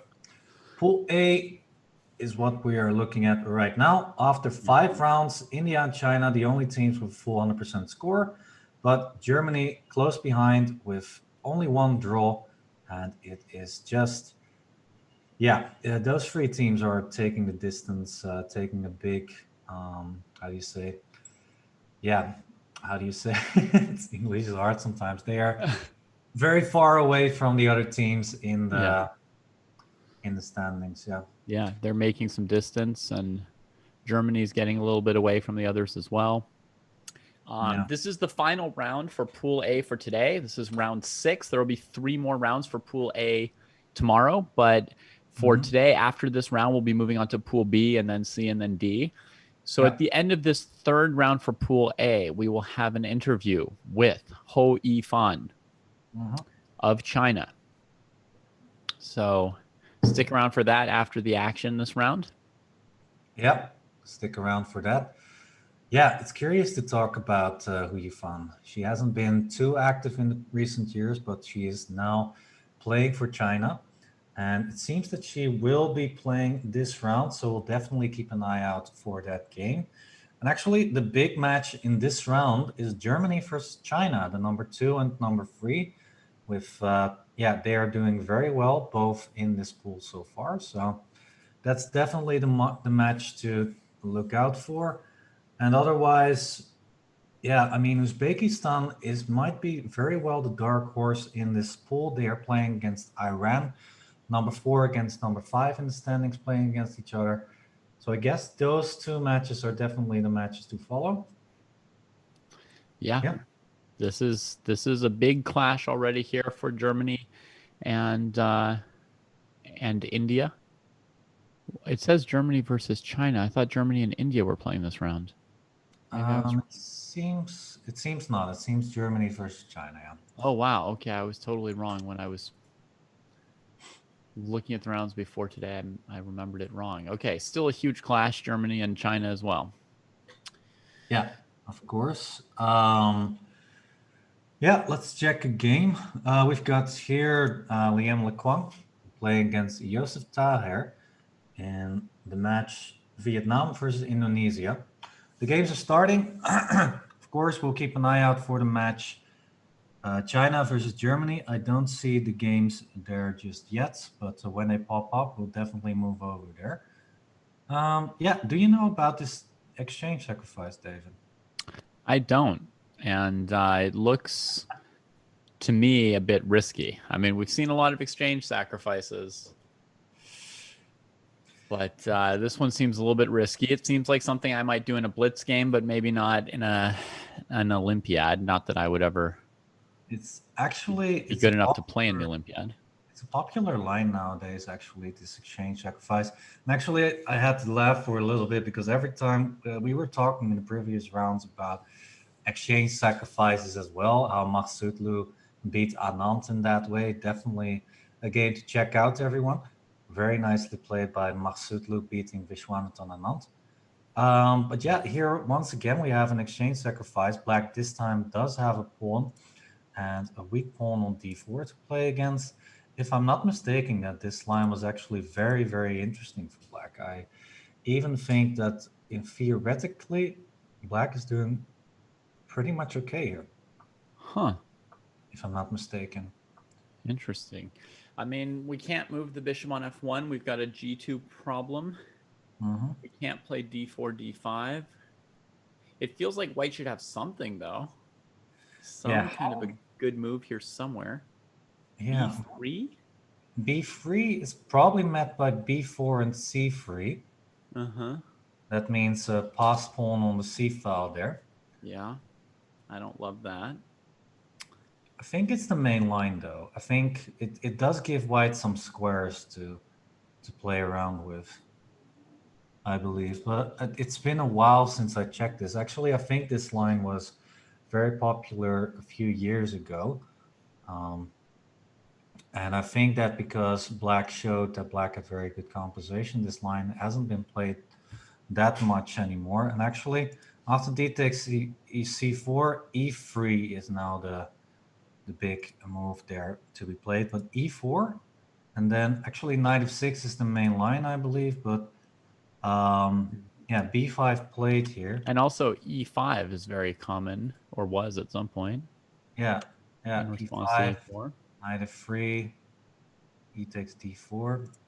I don't know. b5, I guess you could call it a very interesting option as well. I think e5 was regarded as absolutely fine for black. I think knight f6 was also absolutely fine for black. But yeah, b5, a new development. And another interesting exchange sacrifice there. I don't know. Would you play with black or would you play with white here? What would you choose? Which one would you choose? Gosh, I might have to choose to watch because again, struggling to find the right moves for either side. But I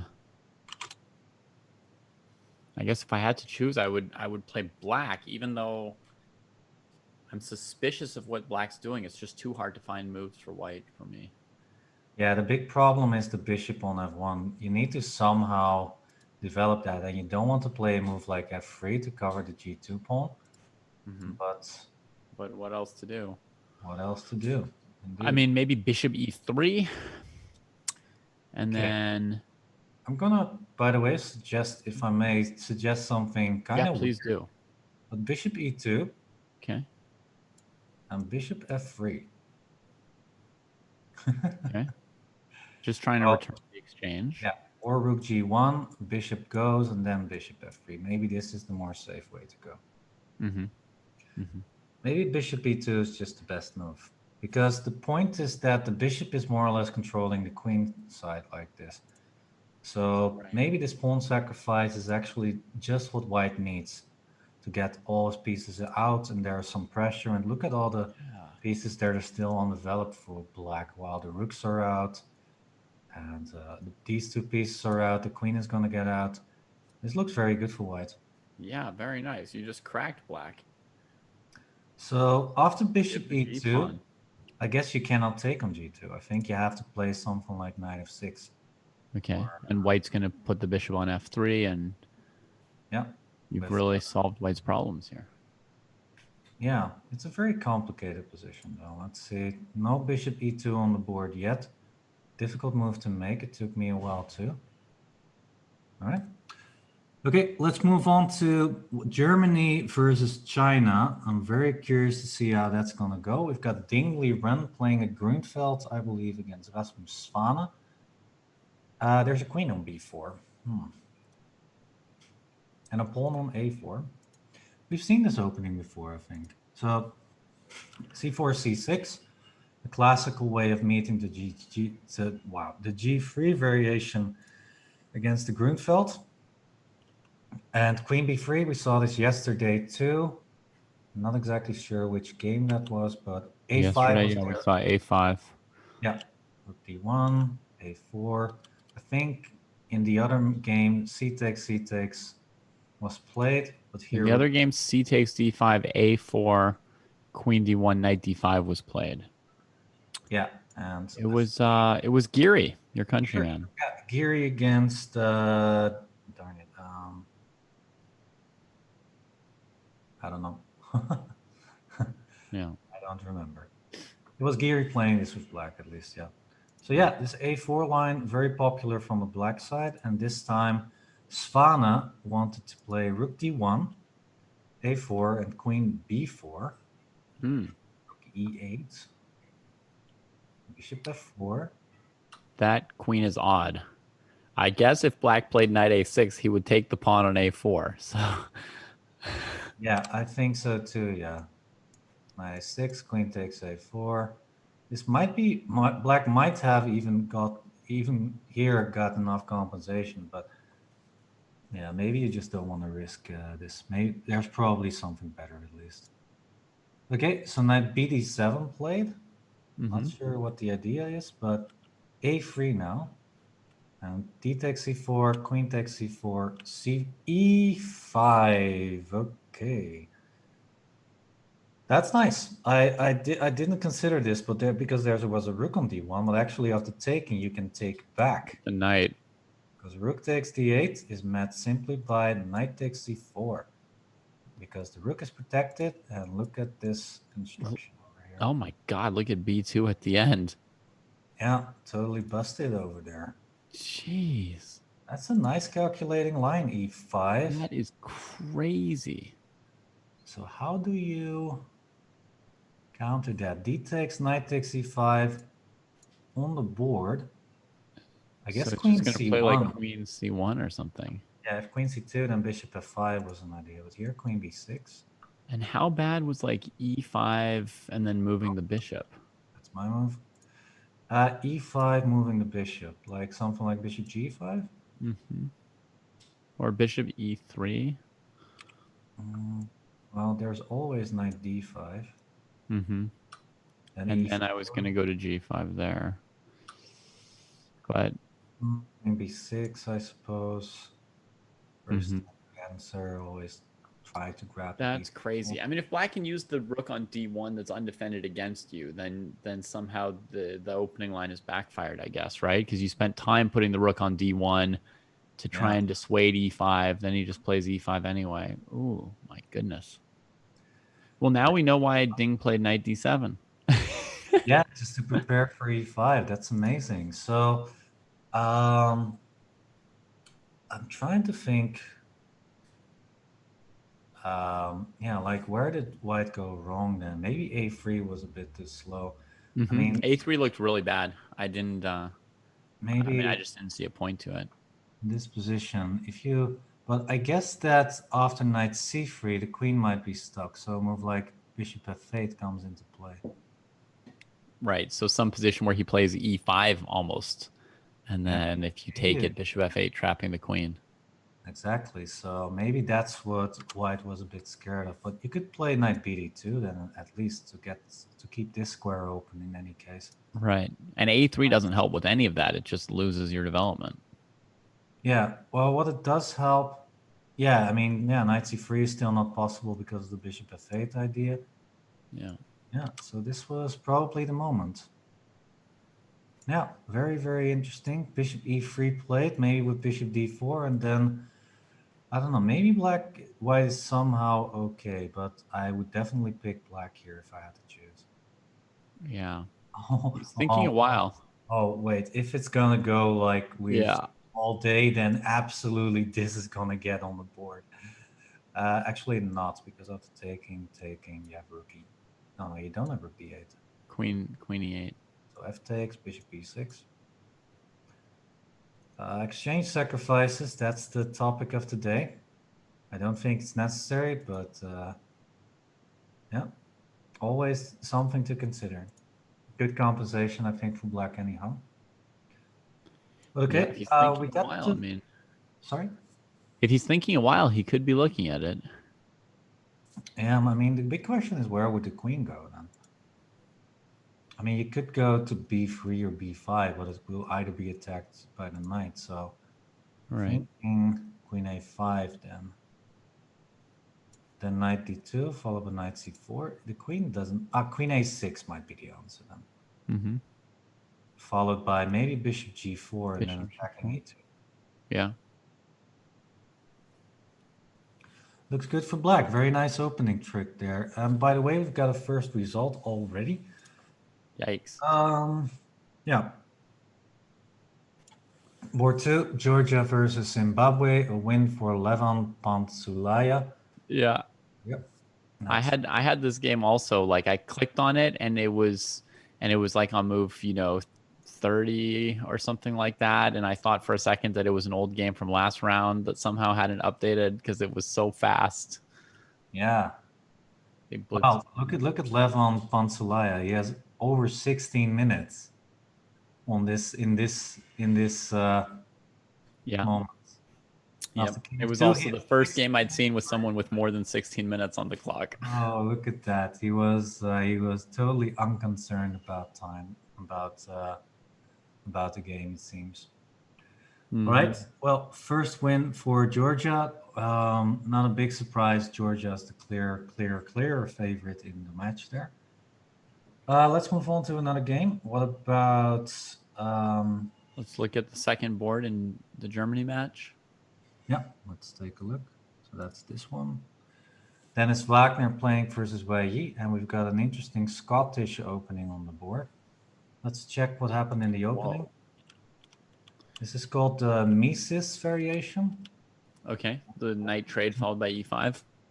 Yeah, and this H4 line. Yeah. I've seen a buddy of mine is playing this H4 line constantly with very good results. One of the ideas is that if you play Queen E6, then you can at some point play G3 and Bishop H3 to try and make use of that. He's really obsessed with that queen. He just wants to attack her with bishops. Uh, Wait, did that happen? A5, G3. Yeah, there we go. F6, C4, Knight B4. Yeah, usually Bishop A6 is an idea, but C takes D5 and the queen It's is the queen attacked. here.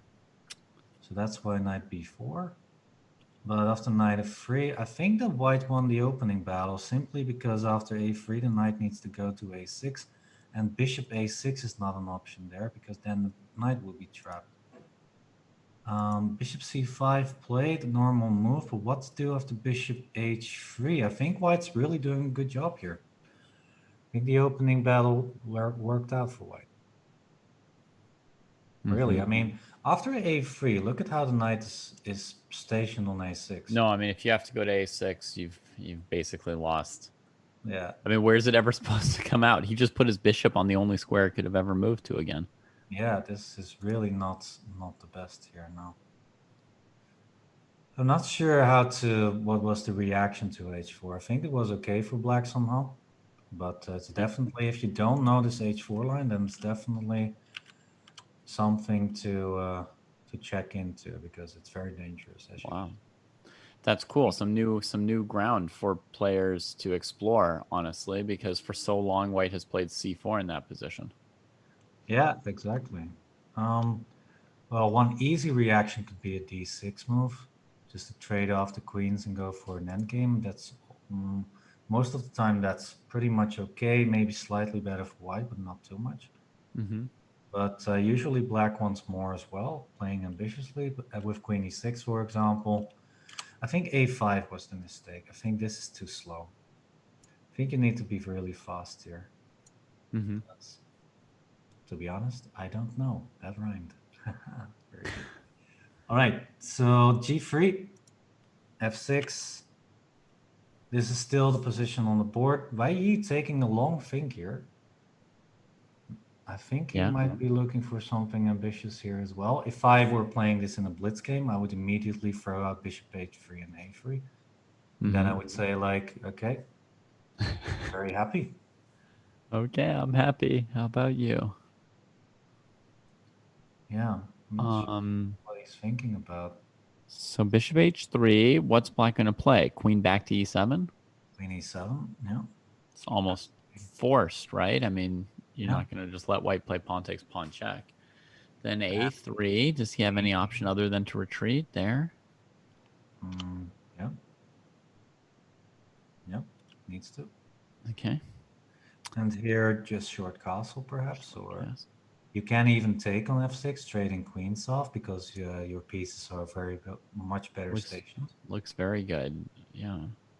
But Wei Yi is an attacking player, so maybe something like h5, h6, maybe even b3 or bishop d2. This looks pretty good. Bishop d2, bishop c3, trying to attack this chain of pawns over here. Well, Yeah. his long thought has come to an end, and he played what you recommended: bishop h3 and a3. All right. Knight a6. This is the moment, though. This is the moment. Yeah. Wait. Okay. But black's gonna fight until it's over. Okay, never mind. I had a song in my head and I was trying to figure out what the lyrics were. Yeah. Okay, never mind. So knight a6. Wei looking very good. Let's move on to board 3 of this match. Hui Fan playing against Tatiana Melamed. Look at those bishops. Yeah, I thought White's position looked very, very good out of the opening here. Let's take a quick look. So it was an Alapin opening with d5.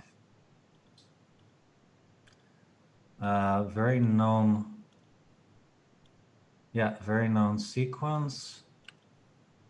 I believe this is more or less all theory, but somewhere I feel black went wrong because the position in the game is very, very nice for white.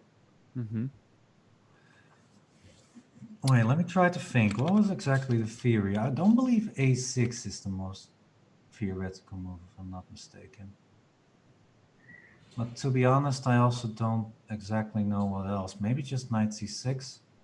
And if knight b5, just put the queen back.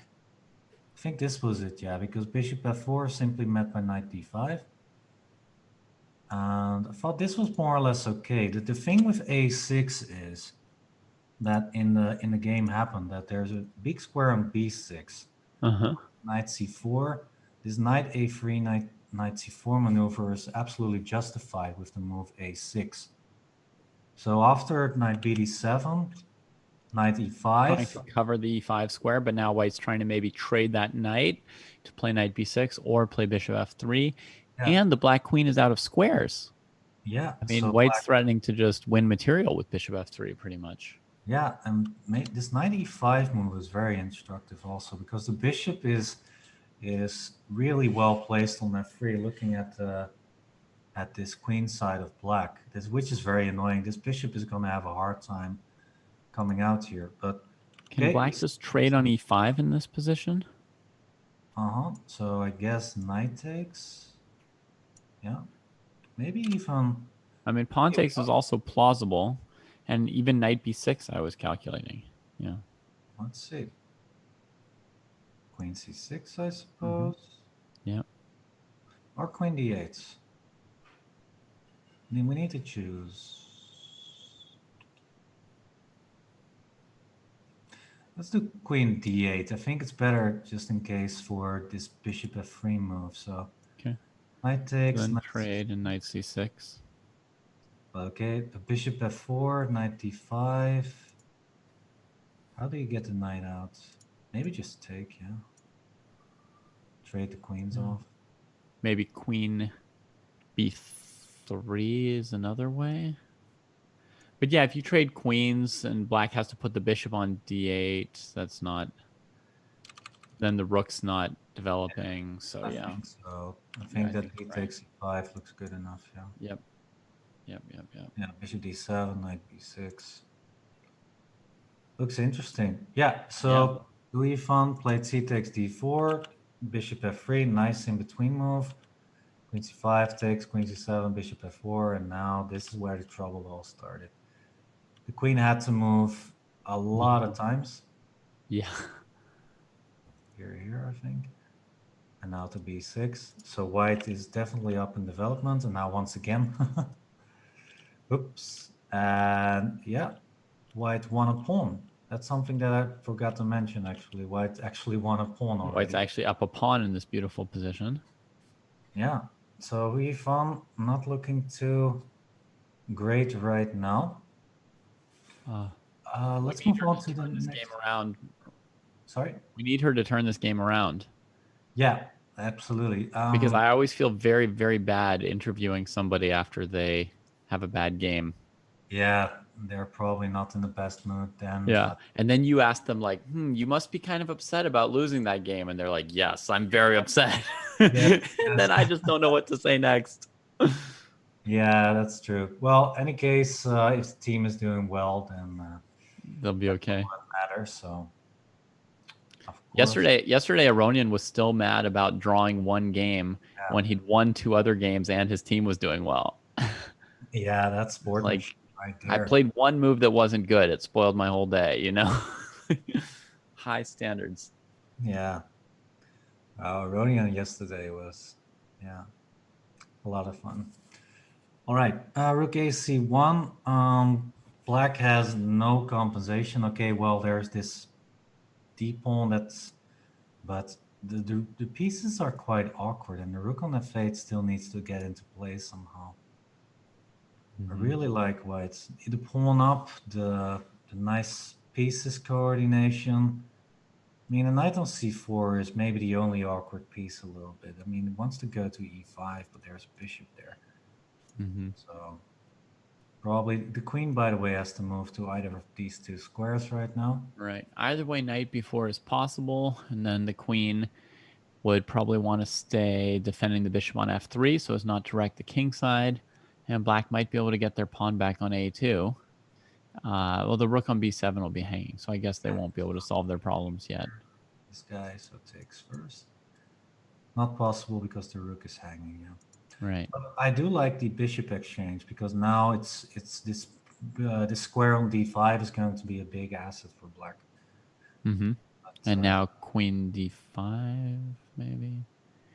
yeah, probably just take or queen g3. Queen g3 is Queen also g3 maybe is a problem.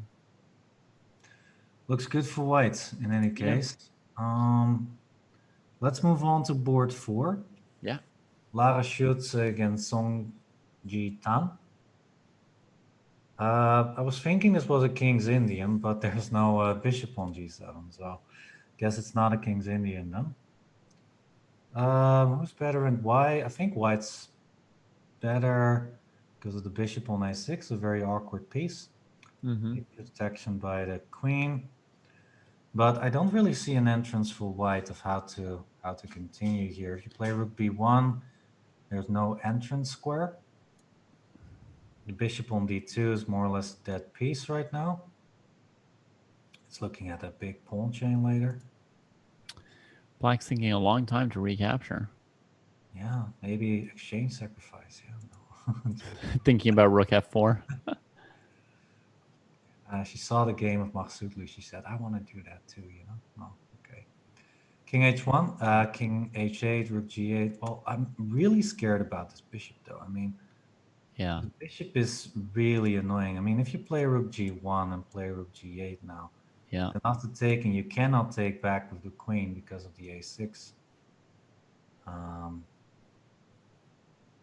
Bishop. Yeah. By the way, I spotted a little trick. You got bishop takes f4. Yep.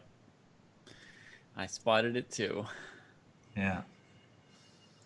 So black really needs to be careful as well.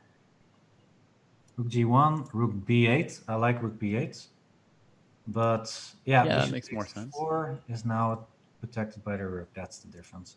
Yeah. He Now is you could probably play rook b2 or rook b6, depending where things go. yeah. I think black's doing all right. The bishop is very awkward, but these bishops are also not really doing too much at the moment. What would you consider maybe playing bishop b1, bishop h4? It would be great to get that bishop out.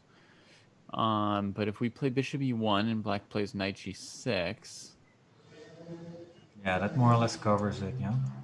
I'm not sure how we continue with that idea. The bishop is quite stuck at the moment. Yeah, by the way, everybody, once again, a quick reminder, the ratings that you see on the board are actually not the official FIDE ratings. Those are the Chess.com ratings. So those are not a good indicator of their strength. Zonyi Tan is actually rated 2500. She's a grandmaster. And Lara Schulze is a FIDE master with a rating of rapid rating of 2125 at least. So yeah, those are the ratings. So yeah, take the ratings that you see with a grain of salt. Wow, players can really just be a totally different player from one day to the next, huh? During a tournament, like one day everything works, one day it doesn't. Parham 0-3 yesterday, already 2-0 today, won quickly. Yeah. This round. Let's put that on the board real quick. So he won against Yakuboyev.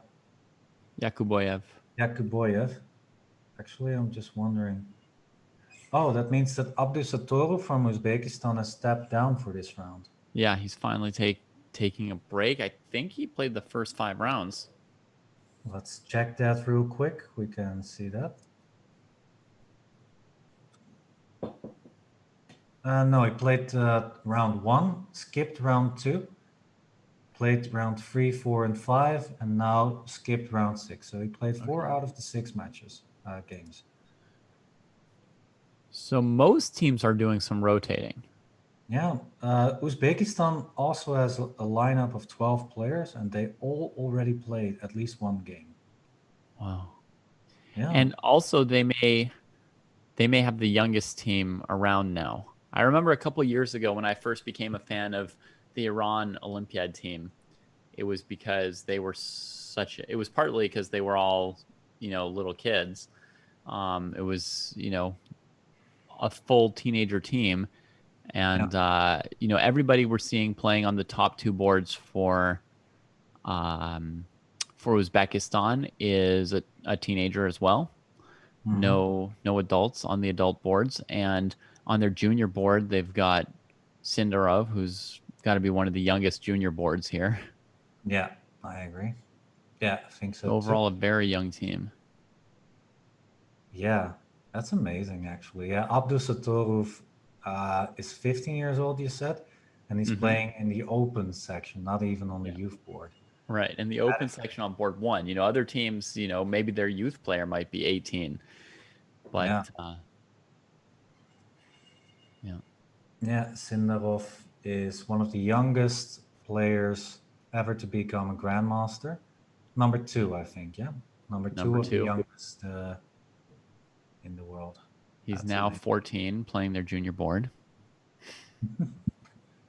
Let's see if we can check him real quick. An experienced grandmaster. I think he's 2 not. years. Okay, yeah, we're talking this. Let's see. What game do you have here? Pragnananda? Yeah, so the number 3 in the world who became the youngest grandmaster, I believe. Yeah, number 4, something like that. So yeah, I'm looking forward to the India. Oh no, wait, they already played against each other. India and Uzbekistan, I believe. Yeah, that was an interesting match, by the way, with Sindarov and Pragananda, I think, facing off against each other. Yeah, talking about child prodigies, India, of course, with Pragananda, with Sarin, those Gukesh, those are some child prodigies right there. Yeah. I was thinking that White was doing well after a move like Rook F3, but Black is a pawn up in this game, and it seems, yeah, just Queen E5 looks normal, eyeing the B2 square a little bit so that D3 tricks come into the air. Oh, but there's also, by the way, a little trick that the Black needs to be worried about. Definitely don't move the knight off of D7. Yeah, because if you do it now, then you have knight takes F6 protecting H7. Yeah, some tricks in the air here. Yeah, taking on H7 is too slow, doesn't really work. Knight H7 right here, you're saying? Yeah, but it's easily met by rook takes. And then D3, rook D3, Queen E4. Or just rook D3. Or just rook D3 because he's got B2 as well. Ooh. This is good enough too, by the way. Yeah, just winning a lot of material. Seems like Pragananda is just doing very, very well. Yeah, I'm trying to find. Okay, let's actually move back to the Germany-China match. That's the match that is the most interesting one. We've got here Jan Liu versus Roven Vogel, which is Vogel, as you told me yesterday. That is the junior board. Yeah. And it looks like Black's winning. Wow. So With Rookie, at some point a piece sacrifice. yeah, but look at how many pawns. It's Lots of pawns by now. 4 pawns. Probably started out with less. Rookie 1 only move, I think. But then just queen takes h2. 5 pawns. No. Or queen takes c4. Yeah. Yeah, because if you take, Black has a nasty in-between move. Mm-hmm. If you go here, and then you can take the queen, so you have to play rook e1. Yeah. And And resignation. as you say, queen c4 is even better than. Well, actually, you'll probably count if which one's made in 3 and which one's made in 4 if white had blocked on e2. But this is very clean. I would have tried. I would Give, have check, and win. Yeah. Well, the easiest way is just to take, and play rook g1. Okay. Or And the rook bishop f4. can't cover g2. Rook e4. Yeah, the bishop is out of play. If it was on f3, then the bishop could have maybe defended a little more in the position. Okay, so the big clash, 1-0 for China so far. Let's take a look at the last board. Looks like a 2-0 for China. This exchange up, a pawn. Oh yeah, there's no dealing with that a pawn. No, it's just gonna run over the board like Forrest Gump. Run, Forrest, run. Yes, indeed. Or like Elton John said, wasn't there a song called Running Man or something? Rocket Man. Rocket Man. Now that I've heard of. Running Man. Why didn't she play rook b5? Who knows? She's just maybe just making some moves. Just blitzing around, playing with her food. It's definitely gonna be good. Okay, let's move back to board 1, which is a nice clash between Rasmus Svan and Ding Liren. Some developments since we last checked this. Weakness on e3. Yeah. Looks like Black is slightly better. Now, this knight is dominating this knight for now. But at the same time, White has everything covered. There's no breakthrough yet. And it is hard to move the g4 knight because white would play knight e5 the moment he got a chance. So yeah. It's not easy to like improve or maneuver or press white here. Yeah, and also notice if king b6, then a4 was a reaction as well. So rook a7 on the board, king d2, rook a4. Let's stick with this game. We are in time trouble right now. Well, not we, but the players, of course. Yeah. b1. Okay, he's playing some passive moves. He's playing some passive moves. It feels like he's giving black a chance to make some progress. Don't like this. That's just takes. Yeah. That wins a pawn. Rook g4 was also an option. Rook g4 maybe. Oh, but rook b4. Rook b4. What about rook b4? And a4, huh? That would have clinched the draw. Well, h5, interesting, but maybe it's still okay if you take and then play rook b4. You can also play rook h1, by the way. This might be even more clean because you will grab the h6 pawn. I thought rook b4 was okay. This is probably even okayer. So rook e4. Is there a way for black to? Oh, black needs to be really careful. By the way, there might. Because of g4 now. Rook e4. Okay, he didn't play it. But if g4, he could have gotten himself a slightly dangerous pass pawn. Just here, yeah. Here, g4. Yeah. G takes f5. Yeah, looks interesting. Not played though. Should all be within the margin of a draw here, given the solid endgame skills of both players. There you go. Well, Svana was pretty confident about playing this knight e5 move and being able to hold it. I Thought it was too much though, but it seems that after taking rook e4, I thought rook b4 would have been interesting, but h5 is definitely okay too. Maybe black should not have taken here, because after rook h1, I think it plays very straightforward for white. Maybe g5 was better. But I guess then rook f1, rook takes, king d4, f5 is going to fall anyways. Yeah, nice defending from white. Very good calculation. Rasmus Svane, undefeated, 5 out of 6 points. Doing very, very well for his team there. But the team itself, it seems like China is just cruising to a victory. Except for what's going on here? Black has a rook. White has 2 pawns. Computer's saying that white's better. Okay. Yes. I wouldn't know. b5. b5 is going to take away checks. That's good shape for the pawns. b7, b6. Yeah. Maybe white is winning. I mean, Yeah. they say, you know what they say about 2 pawns? If they cross the 6th rank, then they are worth at least a rook. Mm-hmm. But okay, well, white's just taking the time. Look at the king, by the way. It cannot be checked anywhere. Every check is covered by the pawns around it. Yeah. I like how white's doing this. So no exchange sacrifice, but a full rook sacrifice this time. King b7, b6, c6 this looks over. I'm gonna put this down in my list of games to study. I recommend that all our viewers have this. You know, have a list where you just jot down things you want to study later. Yeah.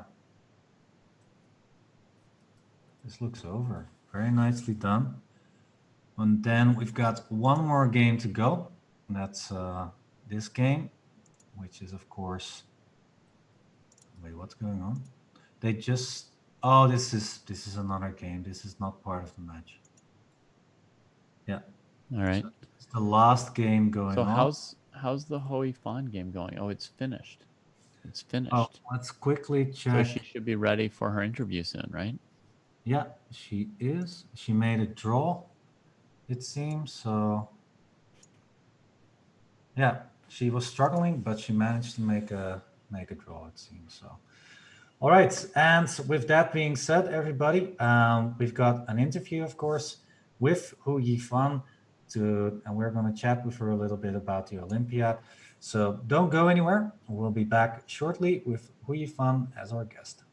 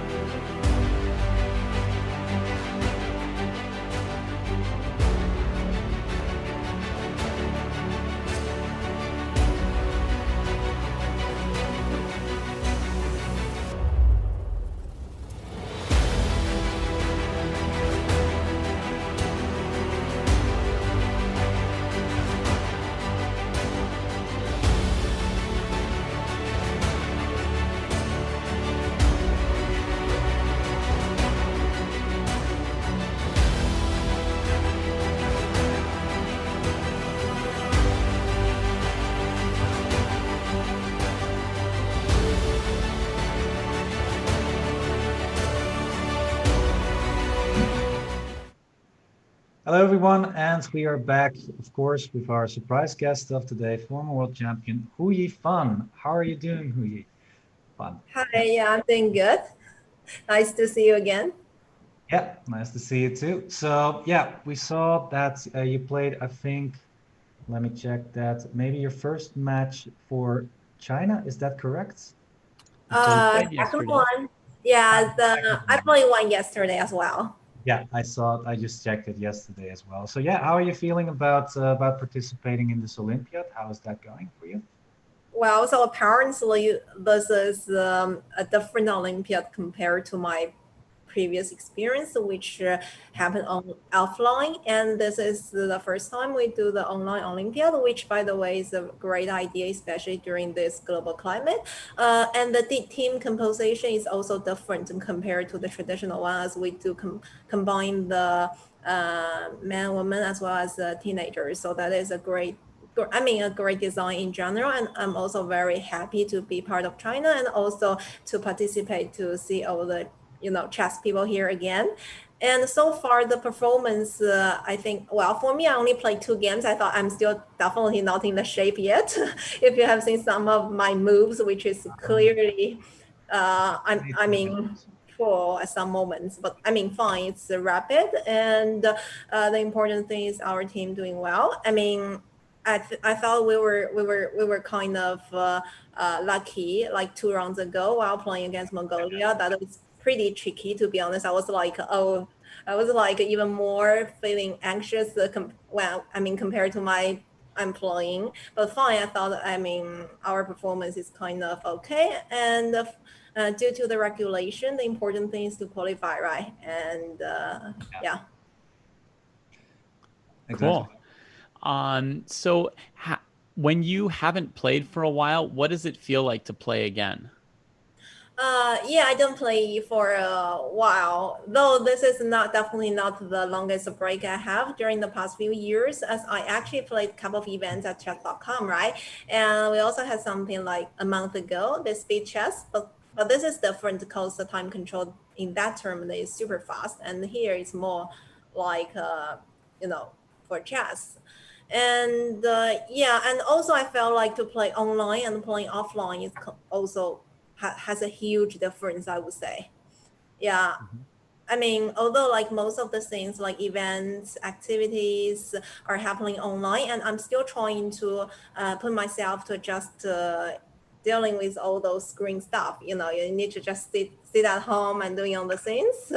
That is a privilege for chess, but for chess players, at least for me, I'm still feeling like not as same as playing offline. Mhm. Yeah. So you just also mentioned that you had a longer break than, of course, right now with this on chess. So can you tell us a little bit about, yeah, what do you think holds the future for you? Do you think you will be aimed at the chess career, or do you think you'll be aimed at your university career, because your career outside of chess? Because we know that you've been studying and you've been, yeah, maybe you already finished your studies. Maybe that's already the case. Yeah. Last year. Yeah. Oh, congrats with that then. A long Thank overdue congrats there. But so yeah, can you tell us a little bit about your plans in the future? Yeah, I'm actually also working at the university now in China. So you're right. Actually, I'm still doing some university stuff, though I changed my role. And I would say that at least for the coming the near future, I would do most of the things connected with chess. Though it Oh, probably more. I mean, more other than only as a player. So I'm working for the PE department at the university. So there are a lot of things actually also connected with chess, but not only like training, but also not the training for myself, but like to be a to work for these training staffs, organizing events, and also to explore the different functions of chess. So that was part of my job. So that's why I'm saying that I'm still in the chess world, but probably you would see me or we meet more often, not only as, I'm a player and you're, commentating the event. So maybe some different things. And of course, in the meantime, apart from the work and something else, I'm still trying to play in a way I can. So I think probably, how to say, probably because of this specific period, I could play more than I supposed to do. Because let's imagine if most of the major events are still happening offline, so that would be even more difficult for me to participate, especially for those events that probably last for like 10 days or half months. Mhm. mhm. So, and in your work at the university, is it sort of almost all chess? Is there any international relations component or anything Mm, from mm, that other field that you've studied? Well, as I was hired as a professor, so therefore many of my job would devote to the PE field, other than the international relations, which I'm not an expert at the moment for sure. So therefore. I would say that most of the work are related with sports, but we're trying to explore. For example, one of the projects I'm preparing is to think about how to design, for example, chess as a college curriculum apart from this professional training, like to find the similarity and how to adapt into the current situation. So I would say there are probably some combination with, for example, education or even like media or management. I mean, there are probably potential fields that we could cooperate with, like just intersection to combine with others, but still chess is taking an important role. Mm-hmm. Right, so still a lot of chess in your life then. That's really good to hear for us, of course. So yeah, Also for me. that's it for the interview. We want to thank you, of course, very much for coming to the broadcast with us for a few minutes to talk with us. So yeah, and we wish you, of course, the best of luck for the rest of the rounds and the tournament. So thank you once Thank again. you all.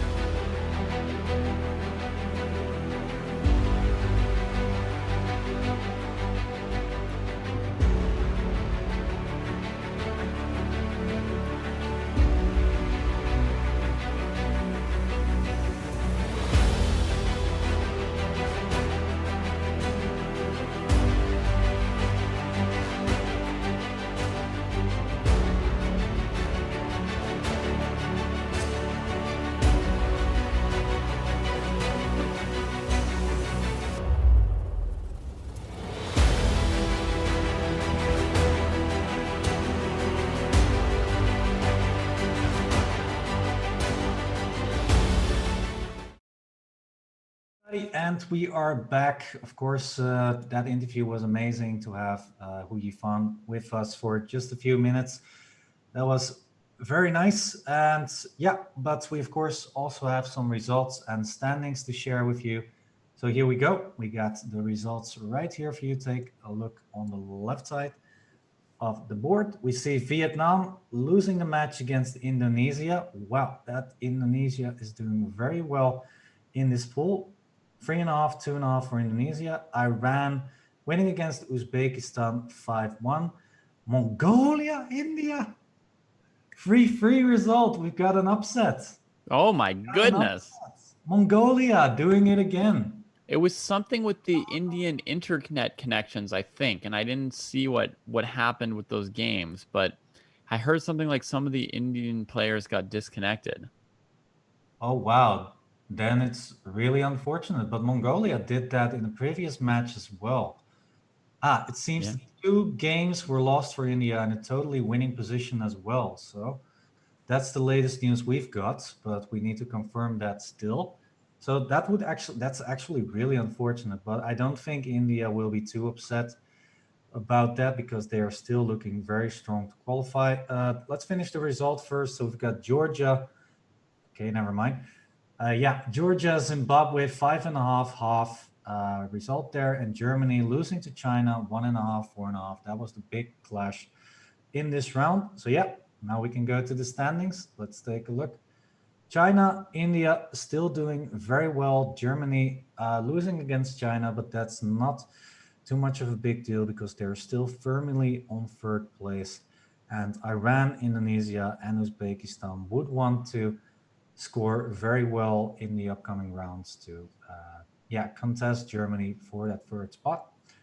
So yeah, we've got a nice now Roland, if the standings ended like this, which team would be ahead, Germany or Iran? Is it the match points or the game points that would be counted first? The match points are the first tiebreak The rule. match The second tiebreak rule is the board points. Okay, so in this sort of a situation, the German team would advance.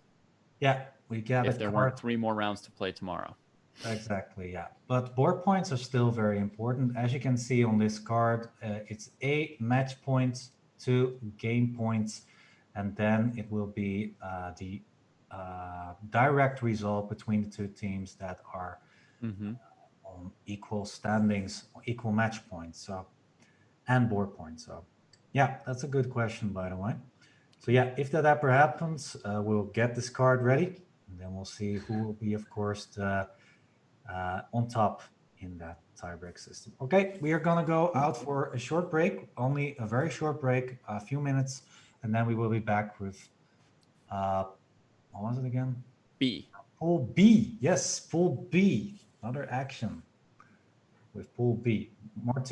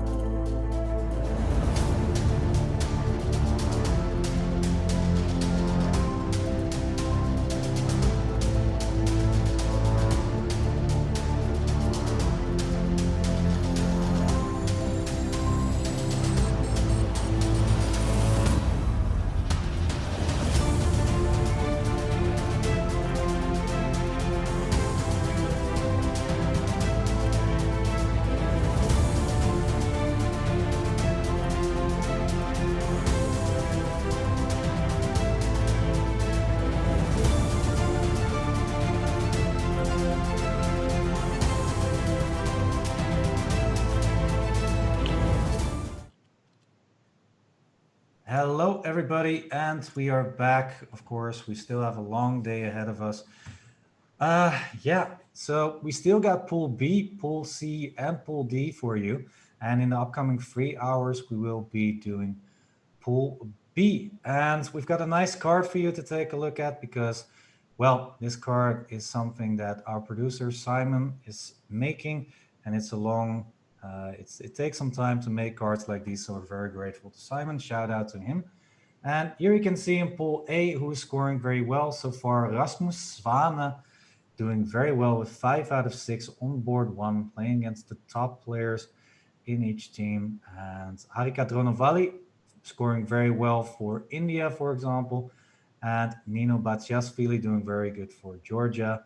A few Vietnam players doing good as well, and a few Chinese players doing good as well. And in Pool B, so far, the first 4 spots for Azerbaijan, and Azerbaijan is the big dog in this whole pool. And as you can see, we've got some nice matchups today.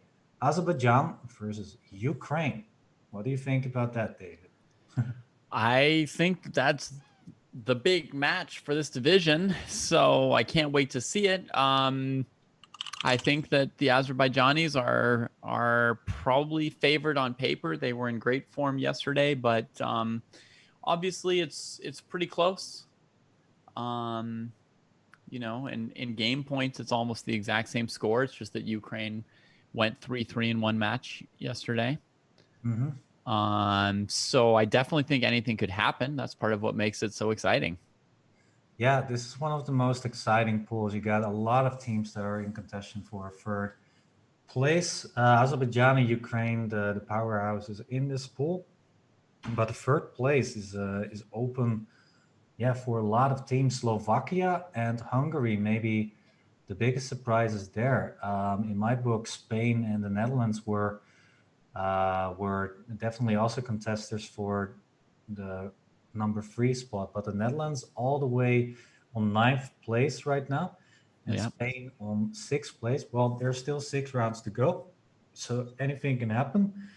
But so far, not looking too good for those teams. Although, Spain with 3 points is not too big a deal yet. We still got 6 rounds to go.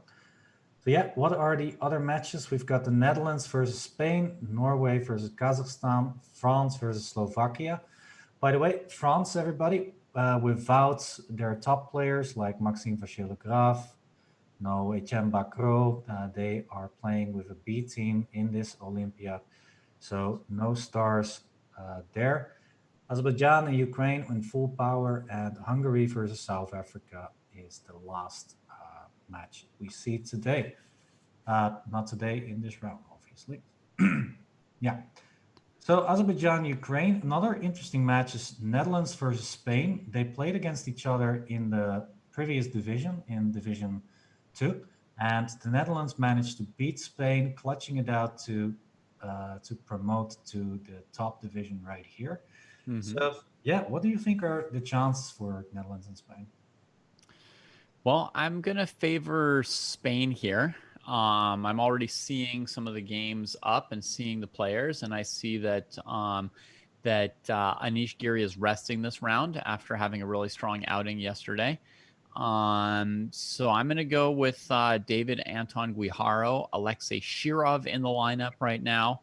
Oh, wow. I'm going to favor Spain slightly here. How about you? Well, I'm biased a little bit. No. Sure. I'm thinking without Giri and Alexei Shirov playing extremely well in the previous division. He was one of the top scorers in the whole pool in the previous division. So I think I have to say that Spain is actually the favorite in this match as well. Without Anish Giri, it's going to be very tough. And I think Jordan van Voorhees lost his game against Shirov in the previous match in the previous division. And Giri clutched it out, I think. Giri won his last game in the previous match in the previous division. So and Shirov had scored something like 7.5 out of 9. So he's definitely, he logged a lot of games and did well. He is, he's in form here, I think, for this particular event.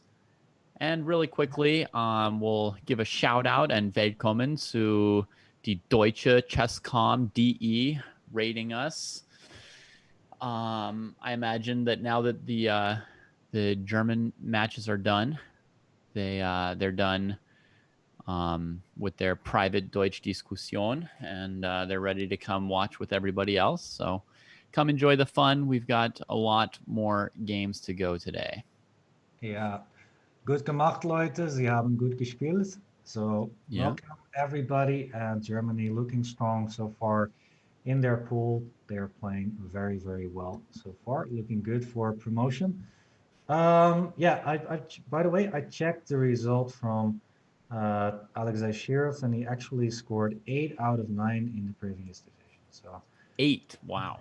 the powerhouse, and we've got the youth board, Lance Henderson, scoring 7.5 out of 9 for Spain. So if they are playing, and it seems like they are, well, actually, am I mistaken? I don't see Lance. You don't see what?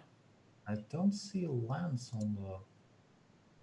Oh yeah, he is playing. Oh, okay, he is playing. So the other well-scoring player is Lance Henderson that you can see De La right here. Fuente. Yeah, Lance He's got a Henderson. Scotch game. Yeah, so no H4 line this time Yeah. by Max Warmerdam. But yeah, this is the classical way to play Queen E4. Usually you want to play the bishop to D3 or either to play F4, bishop D3, short castle, and more or less try to create something on the king side. Well, there are some nasty. Was this big theoretical battle in this opening between Alex. No, not Alex. What am I saying? Garry Kasparov and Anatoly Karpov, with bishop E6 here. B3, bishop B4, bishop D2, takes, D5, queen H4. Yeah. This is a famous line that happened between the two former world champions. And recently you don't see this very often anymore. I think it's still regarded as slightly better for white, very pleasant to play. So nowadays, theory has reverted to the G6 line. And yeah, sometimes there are also lines where black plays, well, there you go, a quick D5. That's also an easy way to play. If I may, then D5, the idea is that after E takes, C takes, white has a slightly better pawn structure, and that's why black players are trying to avoid this line as well. But it's very solid. I've seen a lot of players drawing this quite easily with black. So yeah, I can imagine once black achieves D5 that it could be quite playable. Yep, a very solid line as well. But G6 is the recent theoretical discussion. And yeah, I'm not too sure, but Max Warmerdam is actually a teammate of mine. And yeah, so I'm not really surprised that he's playing the Scottish right now. Yeah. But okay, he's thinking a lot. So maybe he's trying to recall what the theory was here. Maybe he did not expect an E4, E5 opening. But okay, let's see. We still have a lot of matches to cover. And of course, we want to see the big guns. Let's see if we can find Vasily Ivanchuk with the black pieces versus Shak Mamajarov. Wow. What's going on here? Seems to be... Okay, let's check the opening real quick. E takes D5. All right, you don't see that very often anymore. So black allowing for an isolated pawn. But it's very hard to play against that. So usually, usually what players want when they have an isolated pawn is to keep as many light pieces on the board as possible so that you can play around this D5 pawn.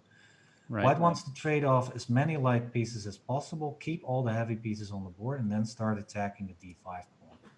That's usually the strategy. So Vasily is doing a really good job here, keeping all the pieces on the board. Yeah, this white has a chance to trade here, but the bishop pair would also be not so bad for black. So something about Ivanchuk is he has this knowledge of that's really, really broad and wide, right? Like he knows so many different positions. And, you mentioned him playing this E takes D5 line, which is not the most popular. So what Ivanchuk does, perhaps partly to, I don't know if the goal is to, avoid preparation or to keep himself entertained, but he plays through this huge variety of openings all the time. And he brings up all these different lines, which are playable, and he knows ideas in all of them. So he's always able to play at a high level and be comfortable. Yeah, it's what you see. It's more or less a trend nowadays on top level chess. I mean, Carlsen is playing lines that haven't been played very often. Aronian is playing lines that you saw being popular in the 1950s or 1940s even. Yeah, it's definitely a trend to try and surprise your opponent because all these top players, of course, have a tremendous amount of preparation hours. Uh, yeah, so it's a surprise factor is more and more important in top level chess. So I'm not surprised to see this opening by Black.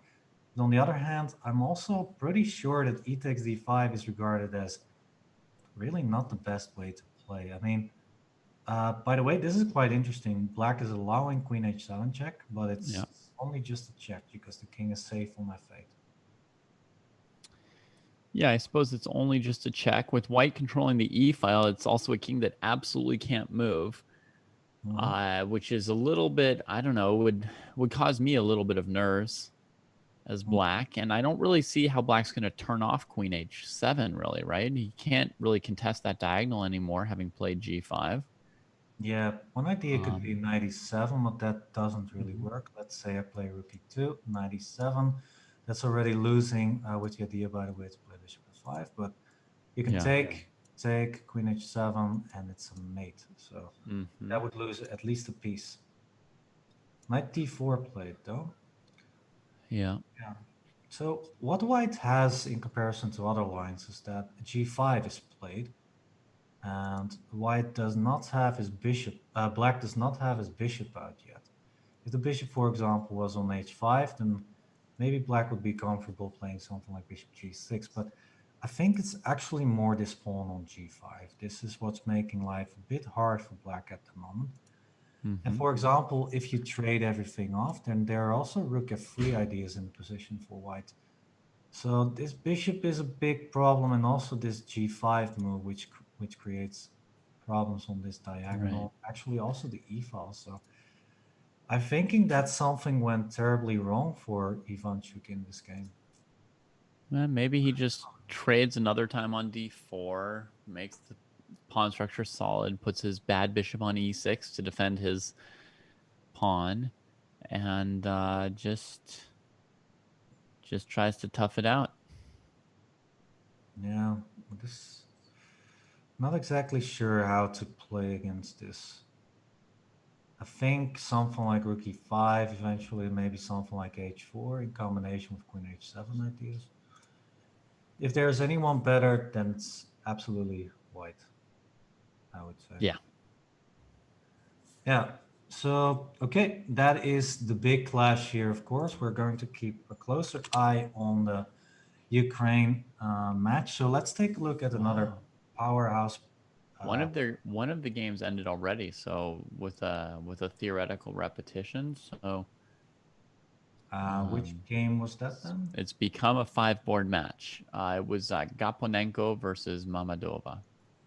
Okay, I don't see that result here, but it does mean, okay, that's board 4. So the second women's board was a quick draw. Okay, then we've got here two really strong players, Anton Korobov versus Taimur Rajapov.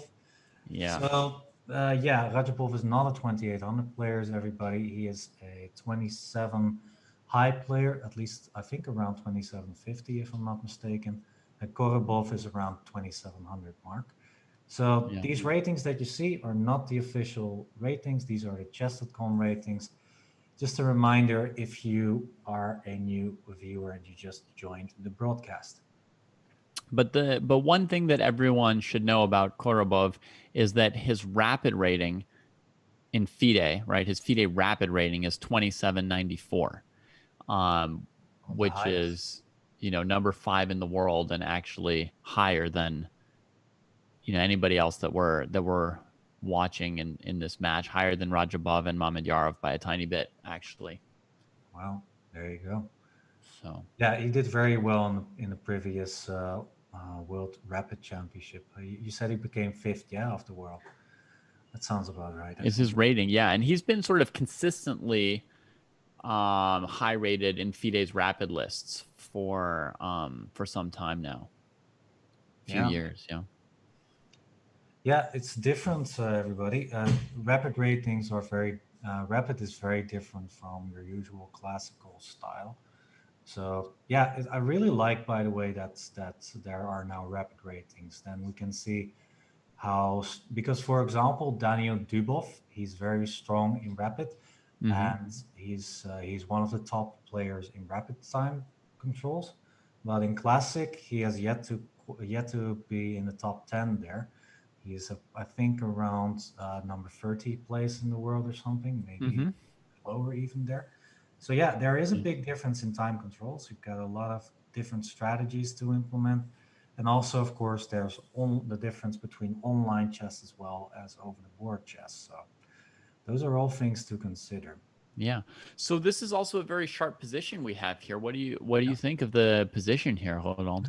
Yeah, I'm doubting who to pick here. I would. Black has an easy plan here with a5 and a4. Okay.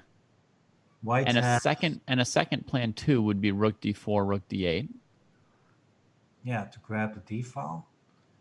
But I think White's gonna play something like bishop c4 here, Okay. and then probably e6 or f6 to try and open up the king side position there. Yeah. Yeah. It looks like, I don't know, after bishop c4, I think this plan is not that big of a deal. And the rook d4 plan is also not available. So yeah, I think white should be okay after bishop c4. Okay. Yeah. Yeah, I'd first mistakenly looked at bishop c4, b5. That was my first instinct. And then it took me a while to notice bishop f7 check in that position. But Yeah, nasty. yeah, that's not an issue. But I always, worry that like if I put my bishop on a square like this where it doesn't have a retreat, it can just get disrupted. Yeah. But So that made me look at like f6 with the idea that once I'd played f6, then I would threaten bishop c4. yeah, if g6, it's of course a big mistake because of bishop takes g6. So Yeah. yeah, the way I was looking at f6 as a potential break is that black does not really need to react to it. He can just let Right. white take on g7, and then it's not so clear how white is going to continue. So I was thinking maybe just a move like rook d4, like you suggested, Right. or maybe something like rook a5 or rook d5. Those all look pretty normal. Yeah, I Maybe, was kind of expecting rook d4 here. yeah. But then still you've got bishop c4, which could, oh no, bishop e4 is nasty. Bishop e4 is the problem. So what to do here then? Oh, you got a3, by the way. Not sure. And then queen b6. Yeah, if takes bishop h7, everybody, winning the rook. Mm-hmm. So queen b6. And what now? I don't see any tricks or anything. Yeah. Yeah, very complicated. But I have yet to understand what f6 exactly brings for white. Don't really see. Maybe something like bishop g6. No, that doesn't work. No, very difficult. Maybe just queen c3. Yeah. Something like rook d2. But yeah, very complicated. I would have definitely played bishop c4 here, but white played rook e1. I guess his strategy is to just push this pawn right here. Yeah. Also, he's covering that e4 square, which can be very annoying in some positions, right? Like black could play rook takes d3 was suggested in chat as sort of a simplifying move. Rook takes d3, rook d3, bishop e4. Yeah, so let's say f6, rook takes bishop e4. Yeah. Very good And point. black just trades everything off and they're fine. No problems, really. Well, I mean, it's still a little complicated position, but should be fine. Should be fine. Yeah, so rook h e1, all right, that does not allow bishop e4, but black simply played a5 with a4, and now white played e6. And now he advances that passed pawn. Oh, very double-edged position. Yeah. I have a hard time figuring out who to pick here. I don't know. My gut says that white has a lot of potential with this e pawn, but I don't really see how e7 is rook e8, Uh-huh. f6 he takes, no problem there. Well, f6, pawn takes, and then bishop c4 there. Well, you've played e7 first, right? No? All right, let's do that. Threatening queen g6, so I have to play something like king. And then just a rook left if you go to g7. Yeah, now something like, I guess, rook e3. Or maybe actually rook.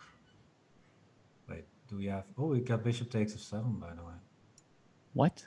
Oh, my goodness. Queen g6 or queen h7. Wow, nice.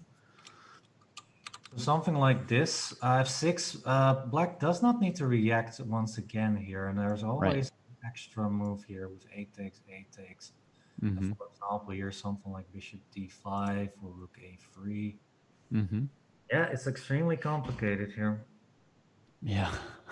Yeah, it's like this requires if you are a calculation beast, if a calculation is your thing, then these are the kind of positions that you want to get into, because this requires a lot of creativity and calculation skills. By the way, we've got a first result. The second result, by the way, of the day is Jordi van Foreest drawing against David Anton Guerrero. I guess it was a repetition of moves. Maybe knight h4, queen g5, knight f3. Yeah, seems like it. By the way, I'm wondering why not queen h6 here, but maybe no. Why is this not working? I guess. Oh, knight takes f5. Yeah. Takes, and this might be very dangerous for black here. Knight to d4. Yeah. Shouldn't be I think black's only mildly worse, but I mean, you wouldn't necessarily avoid a draw to play this. Exactly. Yeah, and a result with the black pieces making the draw is not a bad result. First of all, let's move on to board 2. Let's check how that's going. Alexei Shirov, chess legends, living legend. Looks like there's a little bit of fire here. Fire on the board. Famous book, yeah? I think brought out in 2010 or something by Alexei. I have that book. I really enjoyed it. Yeah. Always interesting games with Alexei Shirov. Yeah, what's going on here? Alexei going for the kill, 2 pawns up at the moment, but black has got a very nice battery going on right now. Yeah. And he's going to win back this pawn on d4. There's no way to defend the pawn on d4 and the knight on e5, so he'll only be down 1 pawn at that point with the monster bishop, so we can see that it's pretty double-edged overall. I was thinking about a move like knight d7. I want to say, please don't think this, but there are, of course, ways to deal with this. Rook e6 looks very good. Yeah. Attacking this guy and this guy. Right, and disconnecting the queen from the knight. Yeah. I mean, you could also just play something like bishop e7, but then I guess you just take the pawn and say... Bishop e7, there's queen g7. Yeah. You're sharp. That was a test. No, it wasn't, but okay. That's why on rook e6, it's probably knight f8, and then rook takes h6. Yeah, but now the knight is trapped. Yeah, it has to come back. You can go to d7 maybe. But now I think bishop c8 wins the piece. Ay. Yeah. All right. Stuff like this. So maybe knight d7 is not the best. Maybe there's something better here. Okay, what we do not have as white is rooks in the game. So I think it would be a good idea to try and grab a rook and put it on a nice square. Maybe, for example, rook e1, c takes d4, and now knight d7. Because now there is no rook e6. So this might be like a better version. Yeah, so now black would probably have to play bishop e7, looks like the only way. to cover f6. You're trying to test me now, aren't you? Oh, you got it. All right, nice. Yeah, I said it very seriously, though, right? It really looked like I was blundering. Yeah. I knew you were testing me, though, but I'm not so easily fooled, David. I'm not so easily fooled. I see that. Okay, Queen D6, for example. You need to cover this square somehow. Or actually, maybe just King H8. No, Knight takes F8. Then Knight F8. Very scary. I think really something like Rook F1. Yeah. Actually, yeah, B takes. So Alexei is thinking here for quite some time now. I think already for at least 2 minutes. I want to stick here for a moment. Oh, okay. Let's see what Bok went plays. for this. Wow. He's got 1 minute left. Rook E6. Come on, buddy. Come on. Come on. Don't take too much time. Oh, I know Benjamin Bok personally. He's always low on time in rapid, and he's very comfortable playing those positions. In that regard, he's more or less like Alexander Grishuk, but it's always nerve-wracking to see him getting so low on time. Yeah. Queen D4, like Bick said. That's a good... Goodness. That's not a bad idea either. Queen takes, C takes, Knight takes. Would you go for the opposite colored bishops, or would you take the bishop? Doesn't look like he has many choices. Maybe here. Take the bishop or take the knight? I think I would really... consider taking the knight. That's what I was going to say, yeah. Bishop goes away. I would have taken the bishop. I was really considering that, yeah, because the knight is really awkwardly placed, at least for the time being. Yeah, it seemed awkward, and it's got fairly poor prospects overall in an endgame. But this looks okay for black. I mean, I really like that black has a G pawn. If it was, for example, on H7, that white had 2 connected pass pawns. But now white has yet to even create a pass pawn. So with the pawn on G7, I'm fairly certain that black is doing okay. Yeah, black's wanting to put his pawn on D3 on rook on E2 is my guess, seeing this. Like that. Now, it could be even worse for white, maybe with a black bishop on E2. So maybe it's important to play rook FD1 to not give black time for bishop E2. Yeah, we have a little trick, because if you play bishop E2, you get bishop B4 check. It's grabbing the pawn. All right, let's move on. I want to go see really quickly how Norway against Kazakhstan is doing. So I think, or actually Slovakia. Yeah, so this is the youth board, I think. This is Theo Bressi versus Samir Sahidi. The reason why I clicked on this game is because the username is Pika Chess. So Pika Chess? Pika Chess, yeah. Not exactly sure. Yeah, from Theo. Theo's username is Pika Chess. But is he gonna say Pikachu, or is he gonna say Pikachu? Or is he going to say, Ice a peak?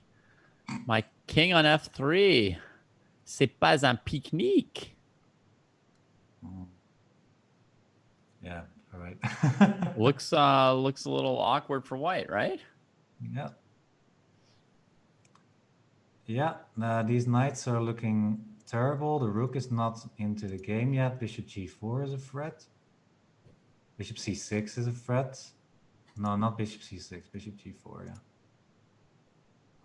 So H3 perhaps. But then takes, and Rook C3 looks very good for black. Black doing very well. By the way, Slovakia being absolutely the favorite here in this matchup. Let's take a quick... Ooh, he tried it. I think this is board 1. So I feel like he's losing there to bishop takes knight and rook C3, like you said. And then after the king moves, bishop C8. And I think it would have been dead.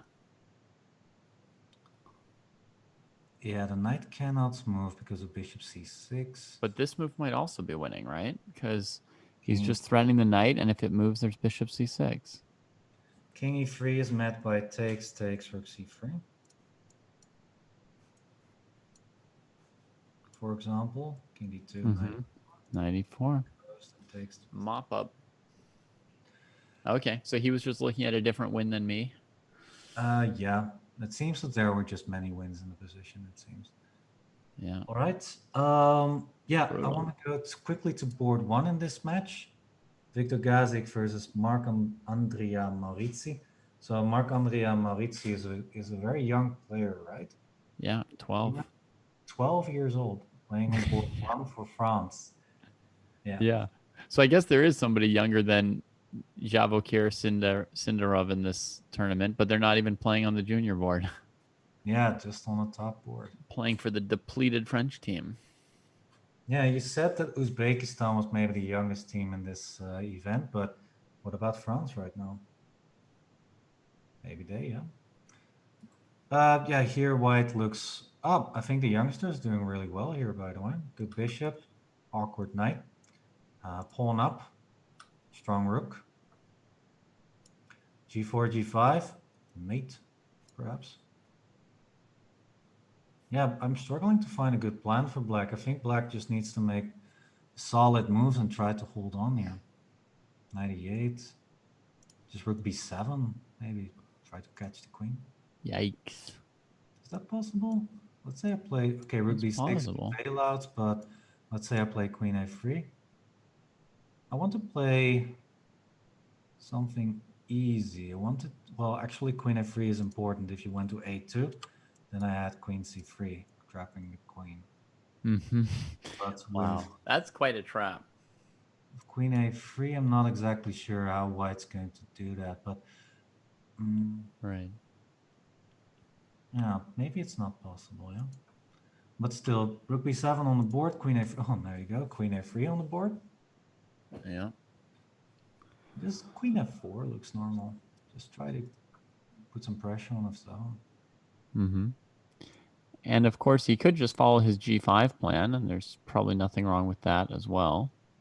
Yeah, that would be good too. I like rook b8 though. Black was clearly planning knight f6, so that's, at least for now, that's prevented. But okay, just g8, I guess, and doesn't really do that much. Yeah, but in any case, looking, oh, actually I found a good move here. Okay. Let's take king d8. I want to play rook b5 here. Okay. Queen f4, then we got queen c3 again. Right. Maybe not. Well, you got knight d6, but I can take the c5 pawn at least. Yeah. The thing is, like, I'd seen rook b5, but black doesn't have to play queen a3, do they? Or queen a4, do they? Yeah, well, more or less you do, because a5 is hanging. Okay, so it's just about the... Yeah, just about grabbing some pawns. That's all. All right, I want to check real quickly also the South Africa match. So this is board one. Victor Erdos versus Mabusela Johannes from South Africa. And it seems like white is simply a pawn up, it seems. Knight takes c4, b4. Okay, rook d1 and the bishop is safe, but the pawn on b6 will fall after that. Right. Yeah. All right. Yeah, the results are dropping in, everybody, one by one. So one pawn. On the right side, where you can find all the results, keep an eye out for that. We will update the results as much as possible. So keep an eye out on the left side of the board.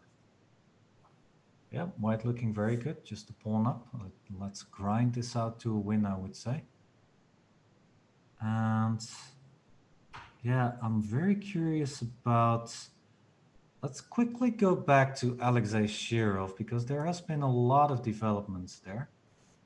Yeah, we started with this end game, and all the rooks are traded right now. And this is currently the position on the board. I think that Bok played this very nicely to a draw.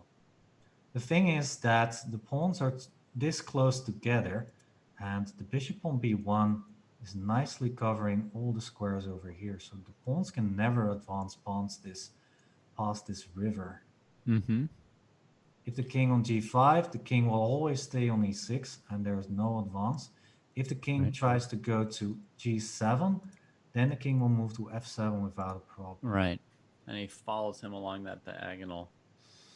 Yeah, so I think what Alexei is trying to do right now is try to put the pawns very far away and then try to get the king over to b6 so that the bishop needs to protect this a pawn. But actually the way to go is, no, you need to get the king over there. You need to get the king over there. You need to follow the king. That's how you do it usually. Uh-huh. Get the king over. Get some opposition.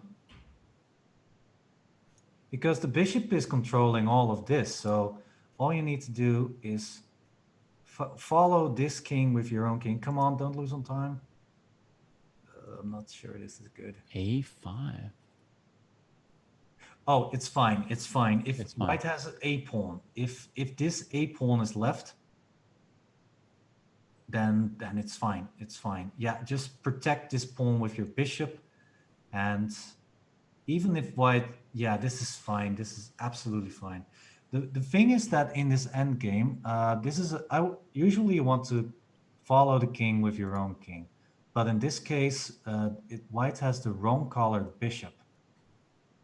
So even if white grabs this pawn by sacrificing another pawn, black can just exchange it for.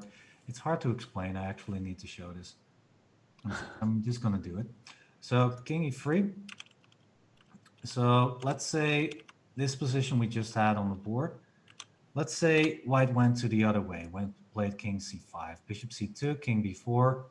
Let's say king goes somewhere, king e6, h7 takes, king takes a4.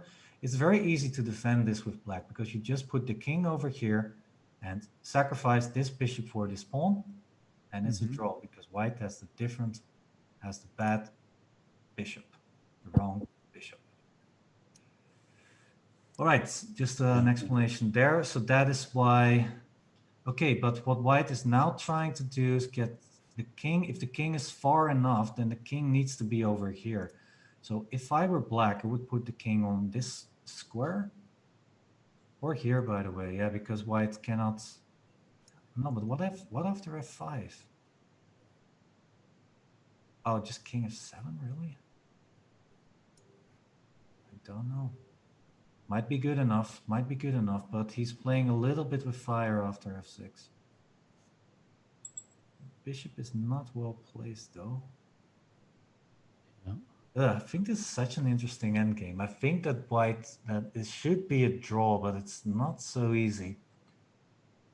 How is the Netherlands doing, by the way? Seems to be if this ends in a draw, then I think it's a draw between Spain and the Netherlands.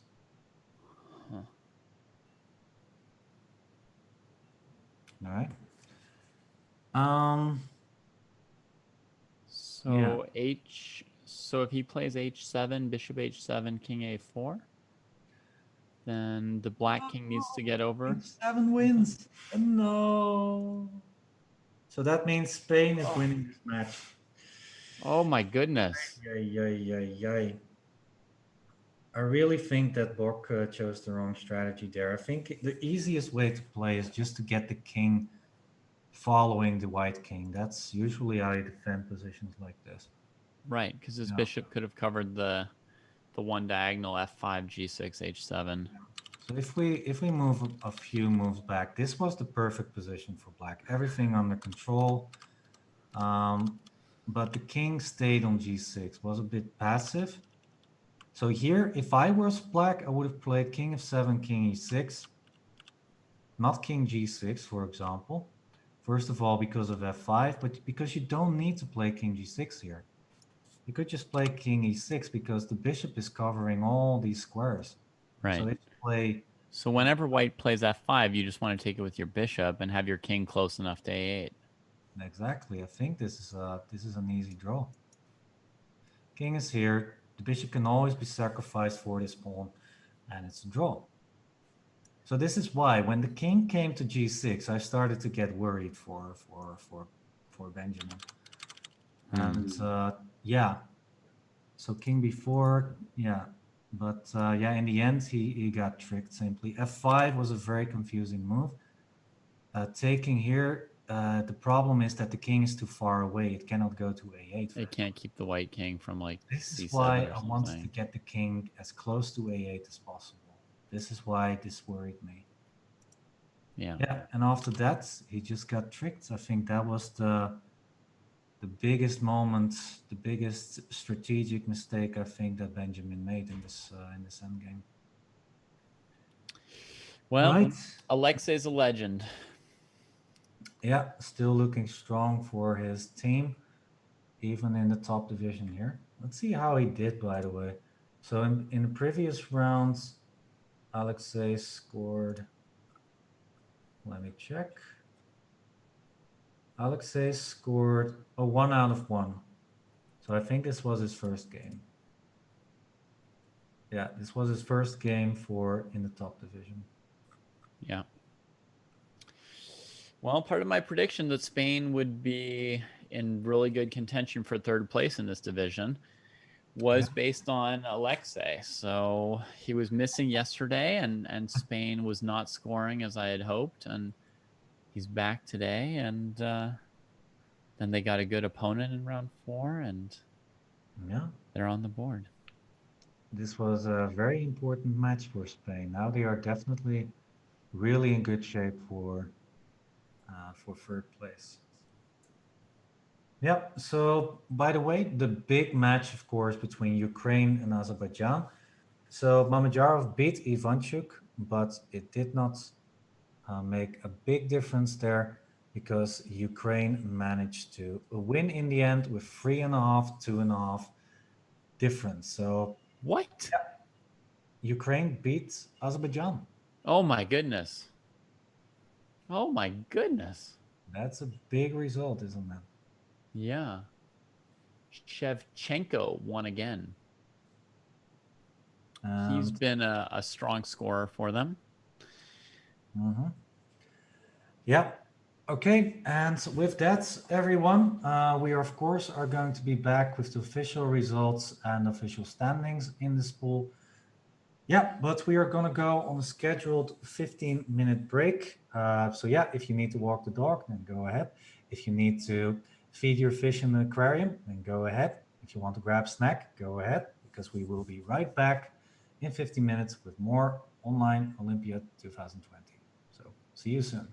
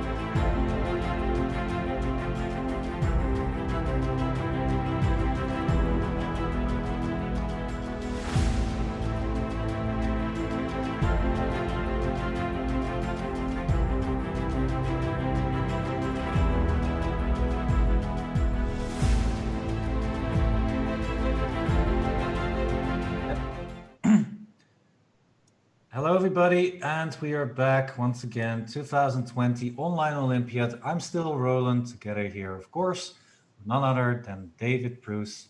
How are you, David? Excellent. Just took my first hit of chocolate. Yeah, I'm doing the same thing. This is a 12-hour stream. I'm also trying to eat a lot of sugars to keep my energy level up. Yeah. Yeah.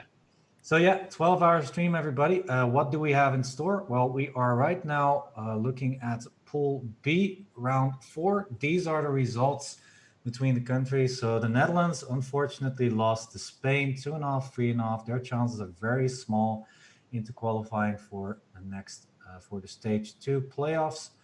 Norway losing to Kazakhstan 2-4. France losing to Slovakia 1.5, 4.5. Azerbaijan, the big match, losing to Ukraine 2.5, 3.5, and Hungary winning 6-0 to South Africa. What does that mean for the standings? You asked. Well, here you go. Pool B, Ukraine is the current leader, beating Azerbaijan, makes them the sole leader so far. And Azerbaijan, Hungary, and Slovakia, the shared number 2 place. So these are the countries that we need to watch. But of course, Kazakhstan and Spain still in the race, with France, Norway, Netherlands, and South Africa probably out of the race, but you never know. Yeah. And Kazakhstan and Spain just both won big matches last round to stay in the runnings here. But we've got some huge clashes between the leaders here, which is a chance for the other teams to catch up with them a little bit, as Slovakia and Azerbaijan and Ukraine and Hungary go head to head. Some of these teams must drop a few points, and that's a chance for Kazakhstan and Spain to gain some ground. Yeah, I totally agree. Ukraine and Hungary, that's actually also more or less a neighboring countries clash. So how do you call that? A derby. That is also very interesting. Slovakia, Azerbaijan. Yeah, I'm really hoping for some upsets. Like, yeah, we're rooting. Yeah, for the we're underdogs. ready.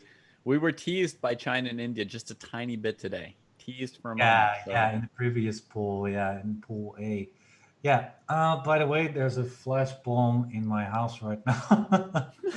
It's the sun is shining really heavily, so it's like I'm in heaven, everybody. Yeah. Well, I'm looking forward to the sun rising in a few hours here.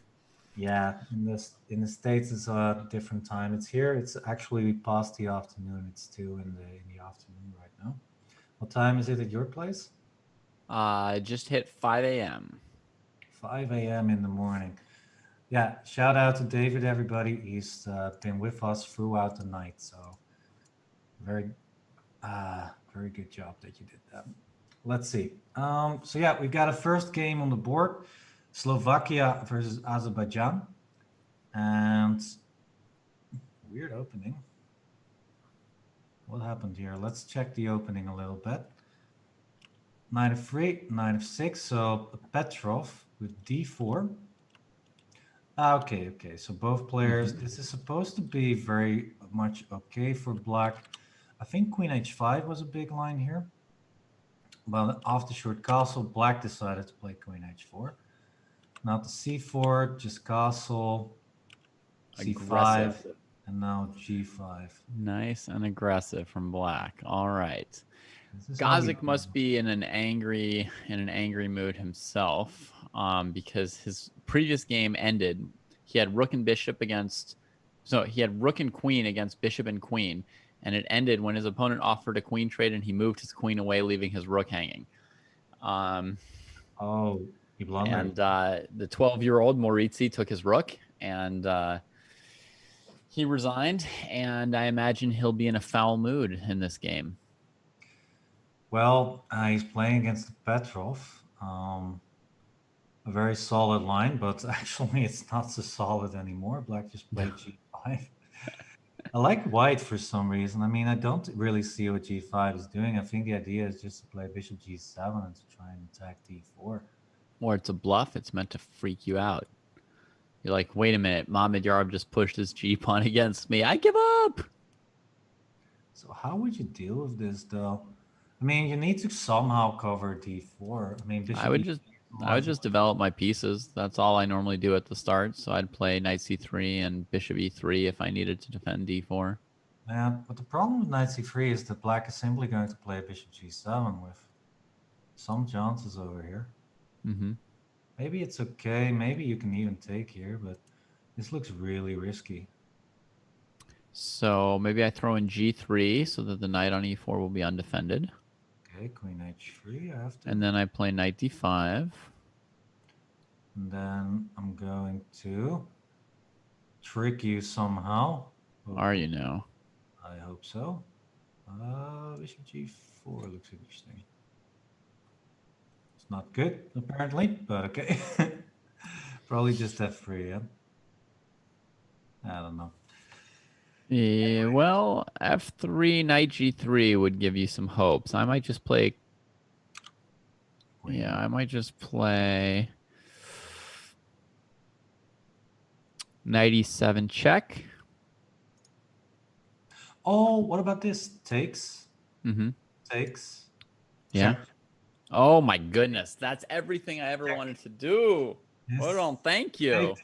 And we've got 2 pieces hanging. This should be winning for white. Oh my goodness, the sting of the Awesome. knight at the end on that great f5 square. Woo. Yeah, this was clutch, by the way. That's if the bishop wasn't attacked, black was doing perfectly fine.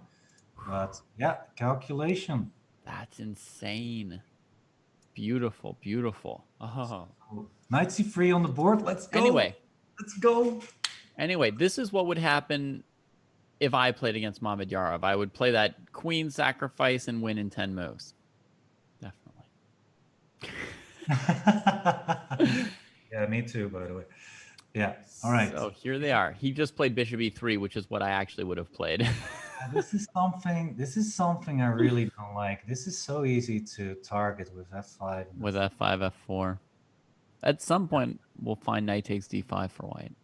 Or actually, knight takes c5 and d4 is also in the air. I don't know. I don't like bishop e3. So I like g3 a lot more. Queen h3, knight takes d5. I feel like black should be able to trick somehow. This doesn't work because of knight e7 and takes. Bishop takes d4 is bishop takes e4. Yeah, pretty simple. What's the idea? Maybe just bishop f. No, then knight e7 again. So complicated. So complicated. Knight takes f2. Nah. Yeah, you can try that. Yeah, we're commentators. We can do what we want. Yeah. Takes, bishop takes, but simply bishop e3 looks good. Yes, we developed. Yeah, bishop e3. Maybe this is just a more logical move here. All right, a very, very interesting game. We're getting back to this one, of course. Let's move on to board 2 for just a sec. All right. Where we've got, oh, this is board 3, it seems. They're not always in order, so let's see. Zoka Gao. Let's see which board this is.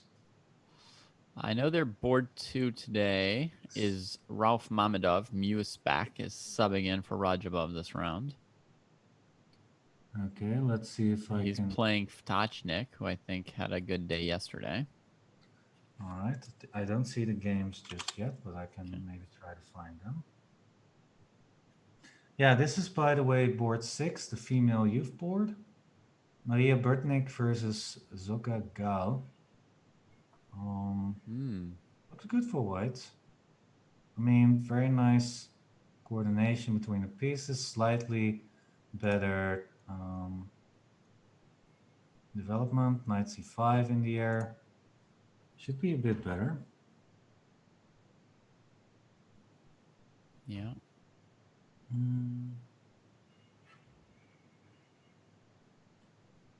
Okay, it's... okay, got it.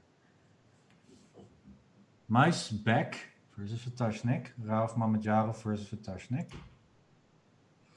Board 2. Let's see what's going on here. So Ftachnik did a good job yesterday, yeah? Let's see what his results are. Ftachnik, by the way, a commentator for Chess.com, if I'm not mistaken. He sometimes annotates games for the Chess.com database.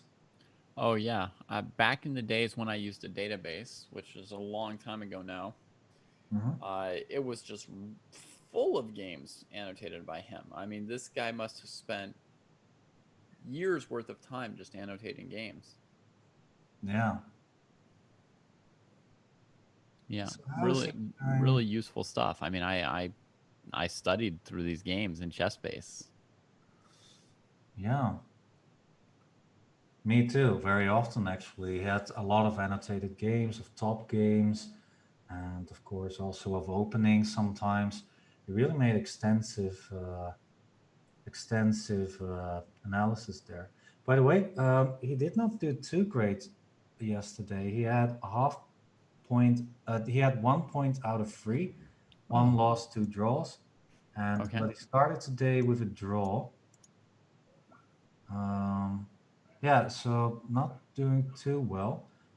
So the best player from Slovakia is currently the board Samir Sahidi. That's actually the youth board. Youth board is carrying the team in good style. Let's see. Samir Sahidi. Yeah. Oh yes, this guy's a mega talent. Suleimanli Aiden. Man. All right. So let's talk about this game for a little bit. How would you evaluate this position? It's very complicated. Let's check the opening a little bit as well. So it was a oh, Pirch defense. I'm always having trouble pronouncing that name. I think officially you say in I think I used to say perk. This is Mm-hmm. the perk defense, Yeah. but in the I think in Russian you say pirch, if I'm not Okay. mistaken. And I Something learned to say Pirts. pirch. Yeah, there you go. I think we've had this discussion already a little bit. Pirch, perk. Yeah, okay. Never mind. A discussion for later. Bishop g7. Yeah, this is very solid play by Mamedov. I think this is supposed to be okay for black. Black could also have played e5, I believe, but c5 makes things slightly more interesting. And this is how we get the position on the board. So no, how do you say, ambitious play by white. I think white chose a very Right. solid line. And but the question is, where is this bishop going to develop to? This Right. bishop is probably going to go to g5 at some point. I like this, by the way, knight g5 ideas. Mm-hmm. And if bishop e6, I'm wondering if this is Rook possible. e5. Yeah, takes, a takes, and no problems. Just a solid pawn up for Yeah. white. Nice move, bishop b3. Yeah, so knight g5 idea is probably the way to go, is then bishop f5, but then rook d8 on the next move, bishop Mm-hmm. d3. Looks solid enough. b6, on oh, h6 on the board. Oh, solid move as well. Hmm. I'm immediately eyeing something like queen takes g6. Mm-hmm. But there is bishop f5 for the moment. Yeah, that doesn't work. I play too much puzzle rush. That's what it is.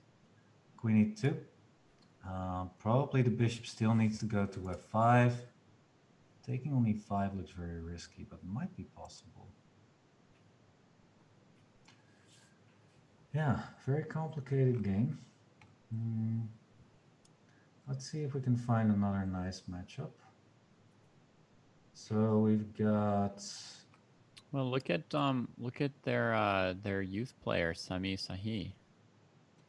Yeah, I'm trying to find that game actually. His wait. Oh, I see. I see. It's funny, I'm trying to find the game and I can't. Sami Samir, Sahi versus Last Gladiator. Last Gladiator. Now that's an easy name to spot. Let's see if I can find it now. Oh, there you go. Okay, nice. Thank you. Mm-hmm. So yeah, like we said, Samir Sahid, 3.5 out of 4 so far in this Pool, one of the strongholders of the Slovakia team. Oh yeah, and let's see, king on e2. Mm-hmm. This is how do you call this again? I think this is called a Rubinstein positional idea, where you let your opponent take on f4, you take with the e pawn, and you are getting an isolated pawn on d4, but you got nice control over the center squares. I think it's connected to Rubinstein, who played it for the first time. I played it, well, not for the first time, I played it very often back in the day. So yeah, g3. What strikes me is that both players have got a nice square on b5 and b4. Both players can make nice use of that, and this knight on b3 has potential to jump to c5 at some point as well. Yeah. But also currently some weaknesses in the white position. Also, don't forget about the king. Yeah, I mean, I prefer the white control of dark squares and the white light squared bishop over the black one, but there is a little bit to be done. We have to be careful about b3 needs defense, and b3 can't move yet because of d4 in many lines. So white has to untangle those pieces a little bit. Could take some time. Yeah. So it's black to move. One of the most logical moves is to put the knight back to f6 because it's not doing anything on h5. So you talked about the bad versus good bishop, the good bishop on d3, bad on c8. I think it's not that big a deal because the bishop actually has some targets on the queen That's side. true. So actually, maybe this bishop with these targets and b6 next, maybe this bishop is not as bad as it looks first. Yeah, I mean, having one job can be enough. You don't have to have 6 different options always. Yeah. And I was also thinking of maybe b6 at some point to keep that knight out of c5, and then you also have the option of bishop a6. Yeah, that also is a very common idea, yeah. I'm actually also, okay, I'm just playing around a little bit, but I'm I'm eyeing stuff like this. Whoops. Try to grab the queen. Not sure if this even works. Maybe sacrificing the queen is already. Well, you still got knight takes d4, by the way. So yeah, forget that idea. I don't think the queen can be trapped, but tactics like those might come into the air. Actually, we need to take a look at the time difference. There's a over 7 minute time difference already. The move rook a3 could allow white to play queen d2. It's not as exciting, but yeah, maybe. But then let's say bishop, let's say short castle now, queen d2. I would just say, well, if you want to take, be my guest. Yeah, I have nice options with a takes or knight takes after that. Yeah, you do. Maybe knight e4 is even an idea. Now, I think rook a3 is not the best move here. I think it's better to play something like knight c5, maybe even knight e5 at some... Oh, this is what he was thinking about. Oh my god, that's amazing. Really? Does this work? If this works, it's brilliant. Okay, let's decipher what's happening here. This is amazing. Let's take a look. So, okay, if we play f takes, the idea is that the bishop is going to come to g4. Yeah. And this pin is going to be very, very, very annoying. But after h3, I'm not sure what's black's... Queen b3? Yes. I guess not after h takes. Maybe first take. And now. And now queen b3. Yeah, there we go. This is what he's looking for. This is what he's looking for. Very, very nice. So he took with the f pawn. Bishop g4. h3 is a mistake, like we just saw. Best move? Probably to move the king. But how? Well, not king e3, because then bishop takes f3. Yeah, it's the same. Yeah, but if you move the king to f1, then it's takes and queen Then takes. it's the same, yeah. Okay. Maybe it's rook a3, the brilliant defense once again. Yes, it is. It is. It's the only move, it seems. Protecting the knight, and it has to be protected because if the knight moves, you have knight takes d4. So Right. rook a3 needs to be played there. Yeah. See, you were Wow. on to something with rook a3. Hey. Yeah, just good ideas, but they do need to be constructed in good fashion, like this. Good, nice defensive resource. But, you know, instinctively, I would have guessed actually that this whole sacrifice would be too much. Yeah, I thought instinct. white would take on e5 with the d pawn. Yeah, could have That also. was my instinct for some reason, but Yeah, maybe a better move. Yeah, I mean, you are opening this rank for the mm-hmm. queen. So let's say, okay, you still have got this and 94 idea. So, Yeah. but an extra idea now is maybe to take on f4, Mm-hmm. for example. So let's say rook a3. Yeah. Then knight Like, f4, bring the queen over. Then the knight comes to e5. looks pretty interesting. Yeah. Oh, with the rook here, that loses already some material, it seems. Yeah. Yeah. All right. It's very, very, very cool. Cool idea. Wow. Okay, I want to e5. stick here for just a moment to see if rook a3 is getting on the board. White's got over 8 minutes Yeah. to figure things out. So this could be a while. I mean, this is an important move for him. Yeah. Bishop Uh-oh. e2 is also an option, by the way. On the other board, Ralph Mamedov got his queen into g6.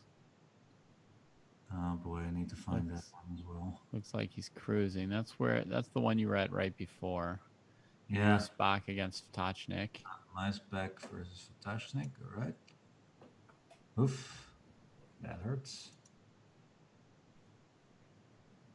Yeah, this is over. Cannot take because of take on f7. Yeah. Mate in 2. Free. Yeah. Maybe not mate, but No, it's mate. No, black's got bishop h6 still, but Oh, because you take with the queen. Yeah. yeah, but this looks over. I mean, white's 2 pawns up, got an initiative. It's a former 2700 player, I believe. Yep. So I believe that this is over. Yeah. Quickly check. Okay, he's still thinking, our player on rook a3. So I'm thinking, let's move back to, oh, nice. Took me a while to figure out how this goes, but rook takes, bishop takes, and knight e6, and bye-bye, Sarah. That's rather nice. That is rather nice. h3 is on the board. We're gonna see it. Oh no. He missed everything. So this is what we had on the board, everybody. Bishop takes, king takes, queen takes b3, knight takes d4, and black is in really, really good shape there.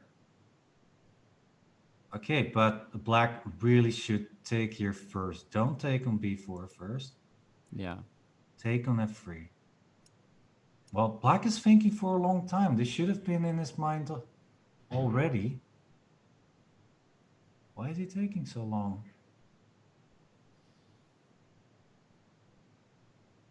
Move, son. 5-second increment will be enough to win it once he's up a piece. Yeah, but it's not a piece, by the way. In the end, it's a pawn or two. That's all? Yeah, but okay. Does the white king go to g4 after knight d4 check? King is gonna go to g4 and then to Oh, h5, my lord. grabbing his knight. But no, what are you doing? Oh, is this brilliant? Is this even more brilliant? I don't know. What is it?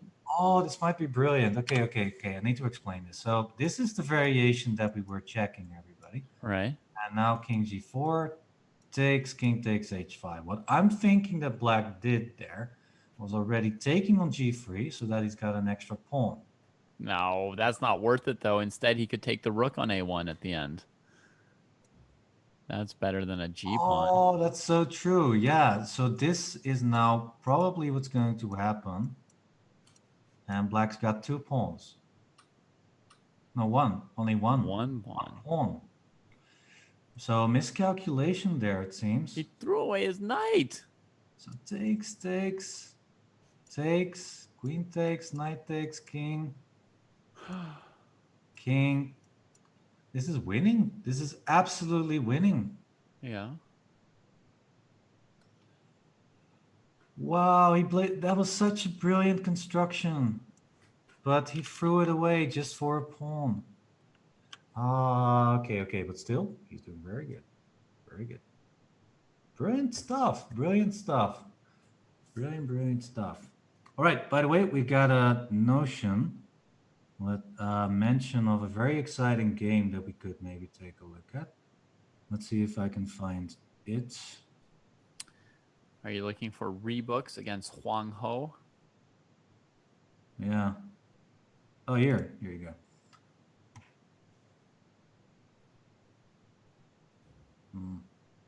Okay.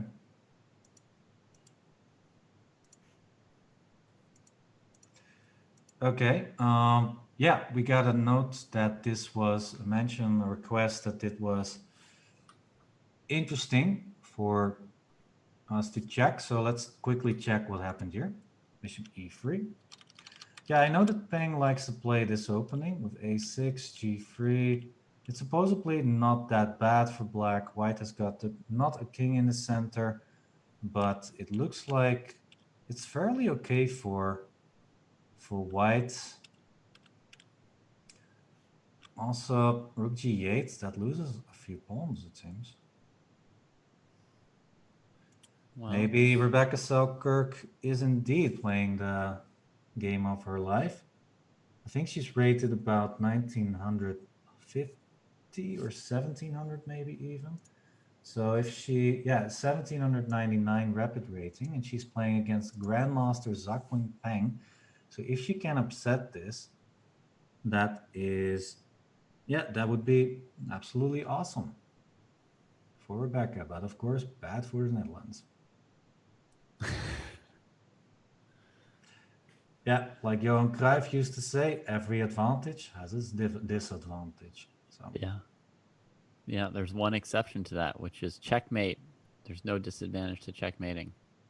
Well, for the other player, it's not exactly good. So right. But yeah, Jordan van Verreest winning his game with black against Kenneth Solomon. So the Netherlands looking good against South Africa.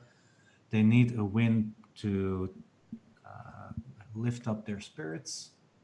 It's not looking too great for them in this pool, but okay. We got another big match, of course, which is Ukraine versus Hungary. So I want to quickly see how that is going. So let's take a look at, for example, this board. This is board 2. Tamas Banus, Grandmaster versus Vladimir Onishuk. Vladimir Onishuk we see very often in Title Tuesdays, and he's not doing too bad there, usually. Mm-hmm. But here, is he also here not doing too bad? I would guess it's a tiny advantage for white, but... Yeah, the difference is the knights. The knights and actually also the bishops. Those things are better for the white player. Knight f5, I don't understand what's happening after bishop e7. Maybe b4 is the idea. Try and grab this pawn. Mm-hmm. Makes a lot of sense.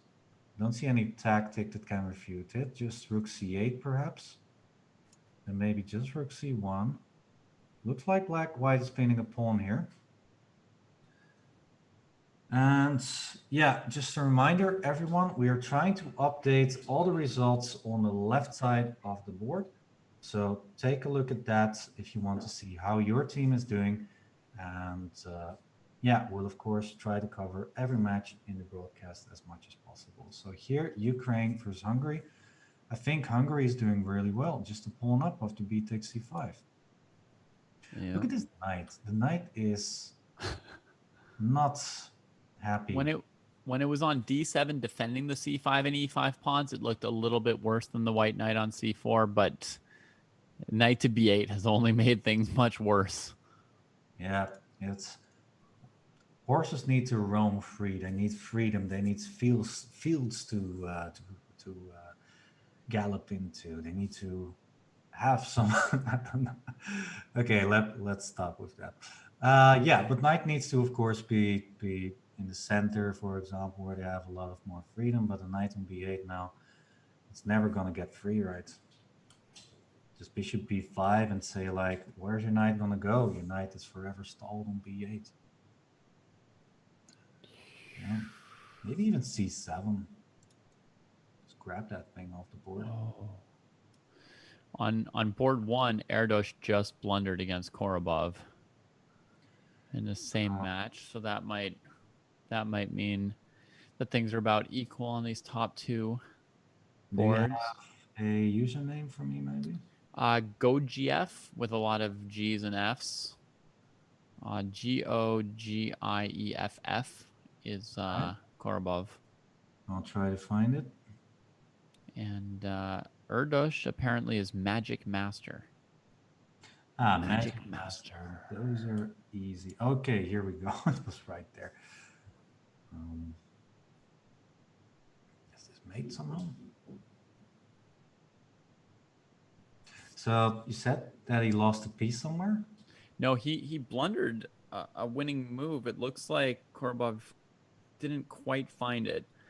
If you look at this, well, you can go forward. It's in this section with queen and bishop and knight. So in this position, keep going a couple more moves. Yeah, so here, after bishop d3, white's sort of threatening bishop takes g6, but this queen e8 move allows queen f6. And you can never let the queen get the dark squares, because then he just needs to find bishop c4, but it's covered by the knight, right? So he just needs to get to that diagonal. That's what he played. But then there was queen a4, avoiding instant disaster. So you needed to play bishop c. We had to play bishop c2, and then I think it's just done. Like, you're just mated because you can't. You usually can't contest the light squares. Oh, now bishop b1. Yeah, that's brilliant. So now you don't have queen a4, and it's just made with bishop a2.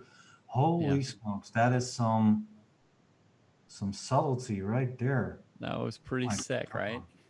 Yeah, so queen f6 on the board, king g8, bishop b1, queen a4, and everything is protected. The bishop cannot get to this diagonal anymore.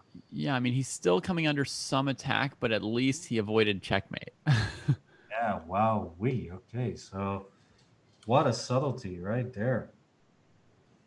So queen d8. Yeah. Could he have still won with knight takes g6 last move? Last move right here? Yeah, king g8, knight g6. Well, you do have queen d1 and takes. Yeah, I was going to let you and then play queen f8 mate. Very nice. I fell for that one. Let's see what else then. So I guess I have to take back. Then I bring the bishop. You're not. Oh, I'm not even threatening mate, because on h7 you can just go to f8. What am I doing? I'm throwing his pieces away.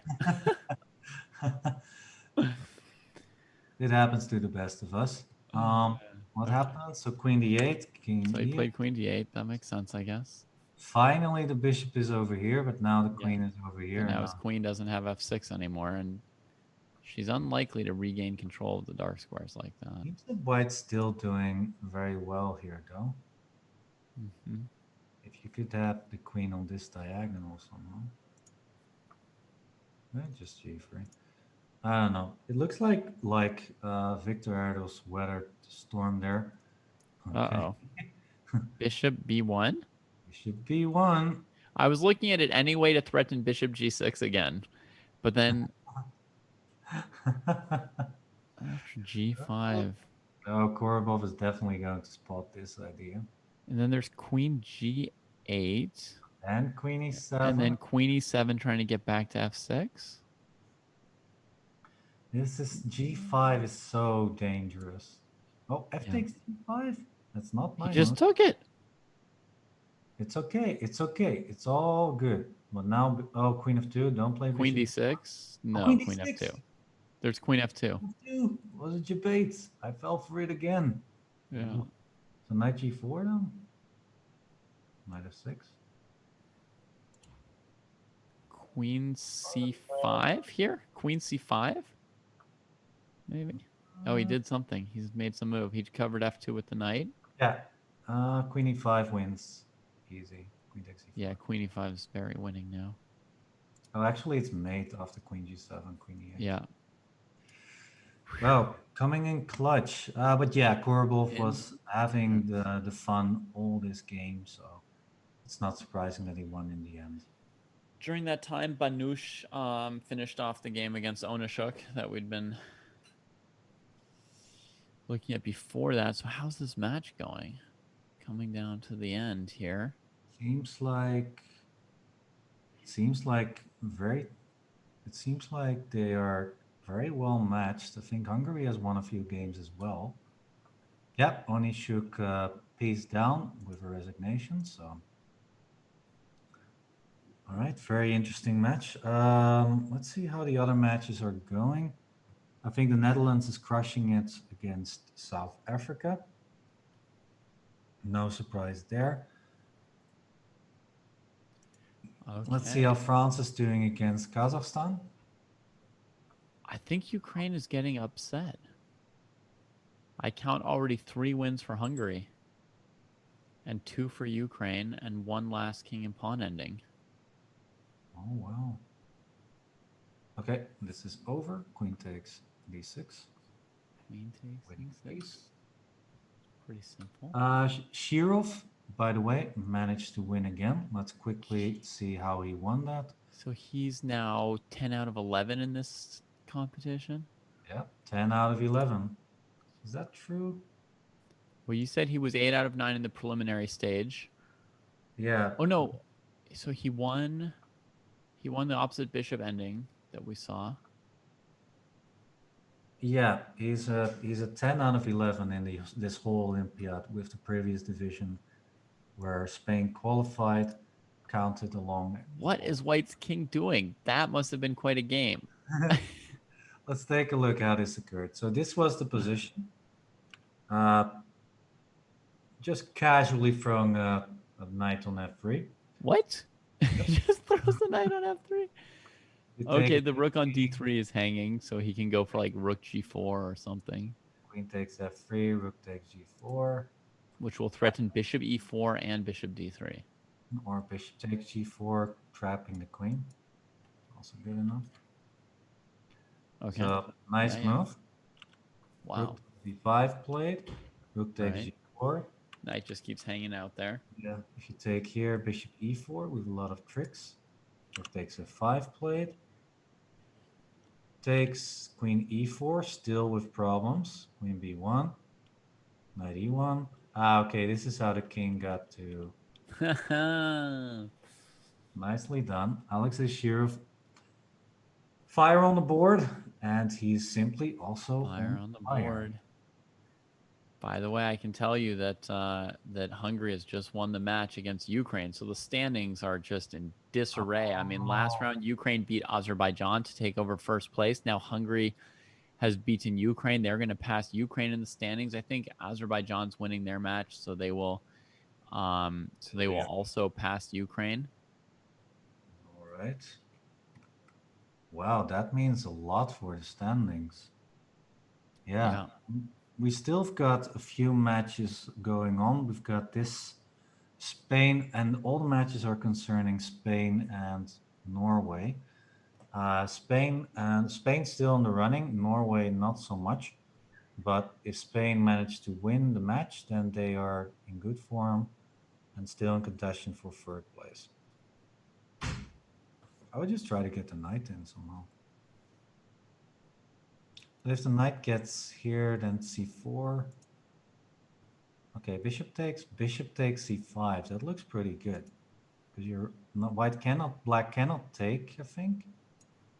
And otherwise the a7 pawn is losing. So actually I think that David is going to win this match against Frode. Mm-hmm. I mean, the point is that if you take this bishop, knight takes, you're threatening knight e6, so the bishop has to move either to f7 or g8. Let's say g8. But then the knights, well, can simply, I think, walk on to h6. So let me try and do that. Right, that makes sense. Here. How exactly? Knight d4, king e8.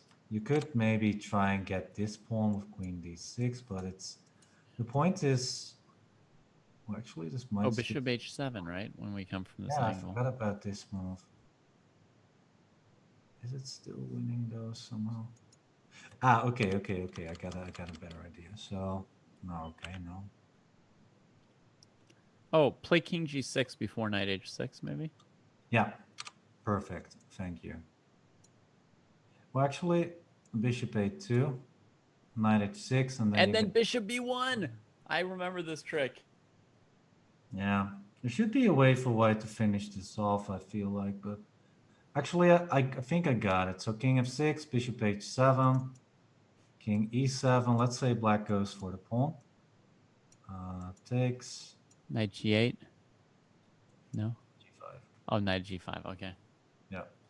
I was thinking knight g8 to f6. Would that have done it too at this point?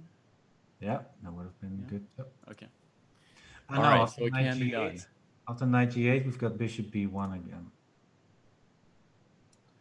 But okay, what happened in the game? We got this on the board now. Yeah, okay, but this this bishop ending is a draw.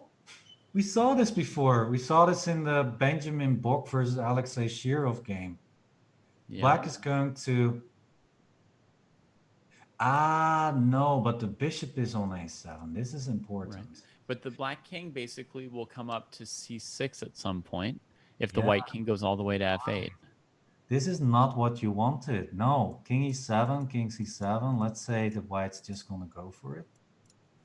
Then after king c6, it's a draw because the bishop has to move. Yeah. d7. If the bishop goes back, it's king c6, and otherwise the king will get to a8, where white has the wrong colored bishop. Mm-hmm. This is exactly congruent to my point the other game with Benjamin Bock versus Alexei Shirov. Yeah. So better execution from Frode Urkedal there. So how did white not win this one? Hang on. What happened like a couple moves before? Okay, white played bishop takes a7, and in this position played knight c5, but the knight wasn't attacked. That was the problem. He could have just moved the bishop anywhere. Yeah, just to d4, put a knight in b6. Yeah, and then walk Still the king not over to that that easy, side. but it should be at least, it should be winning this. Yeah, so I think David had the right idea. Exchanging the knights is good enough because the pawns are far enough away. For example, if this pawn was on b4, then it would have been winning because the pawns, it's impossible for black to defend those two pawns. They're too far away. But with the pawn on a5, it makes it a lot different because white has the wrong colored bishop. Yeah, we saw this. We saw this before. Wow. That's why you study endgames, everybody. You can have endgames like this on the board. Yeah, maybe I should start endgame Tuesdays again. Yeah. It's what I used to do on my streams, just every Tuesday, endgames on my channel. Nice. I would come for that. All right. Yeah. Okay. So all the results are in, it seems. We'll have them updated already. So take a look on the left side of the board. We've got all the results.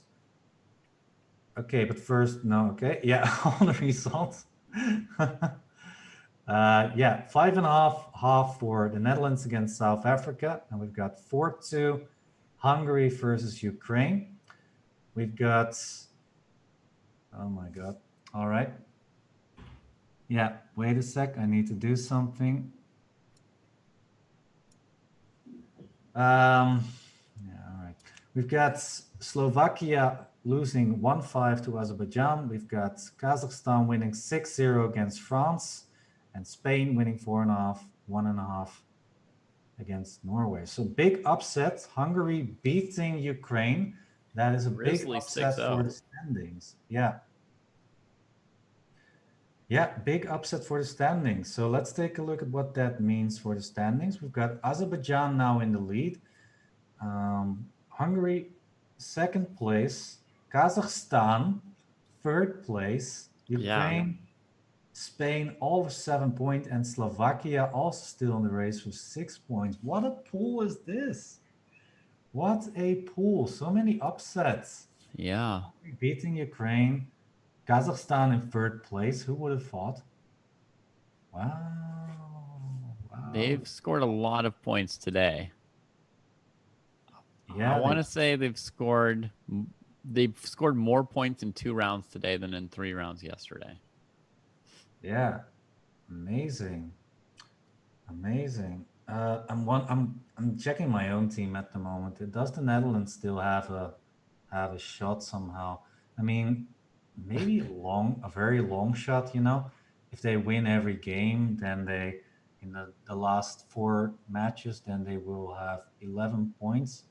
It's possible, but it's very slim, of course, especially with Ukraine not being on the second place. I mean, Ukraine definitely has a good shot to qualify.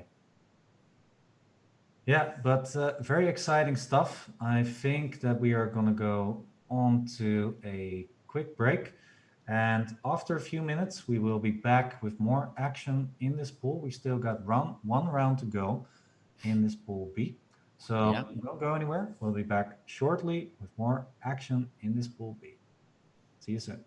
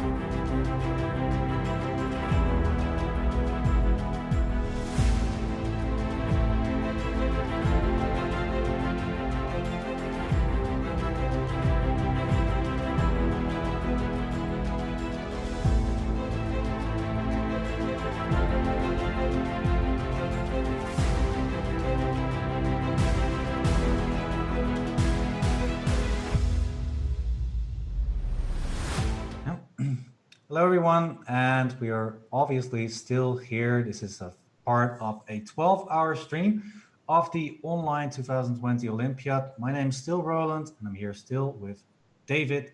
Of course, we're still covering, obviously, this Olympiad, and we're actually coming to the end today of Pool B. They are starting round 6 very shortly, and that will be it for Pool D. Then it will continue tomorrow. So let's take a look at some of the individual results. This is a shout out to Mira of production. She is collecting all the individual results to make a nice card here for us so that we can see who is doing very well. So Kirill Savchenko from Ukraine is currently on 4 out of 4. He is the top scorer in this pool. And in second place, if we're looking at board points, it will be Freude Urkedal from Norway. And yeah, a lot of different players, of course. So yeah, some players only have played 4 games, some only have played 5 games. And well, as you can see, we also have that for Pool A, and later we will also see that, of course, for Pool C and Pool D. So yeah, a very nice card. Once again, shout out to Mira, obviously. Let's take a look at the standings.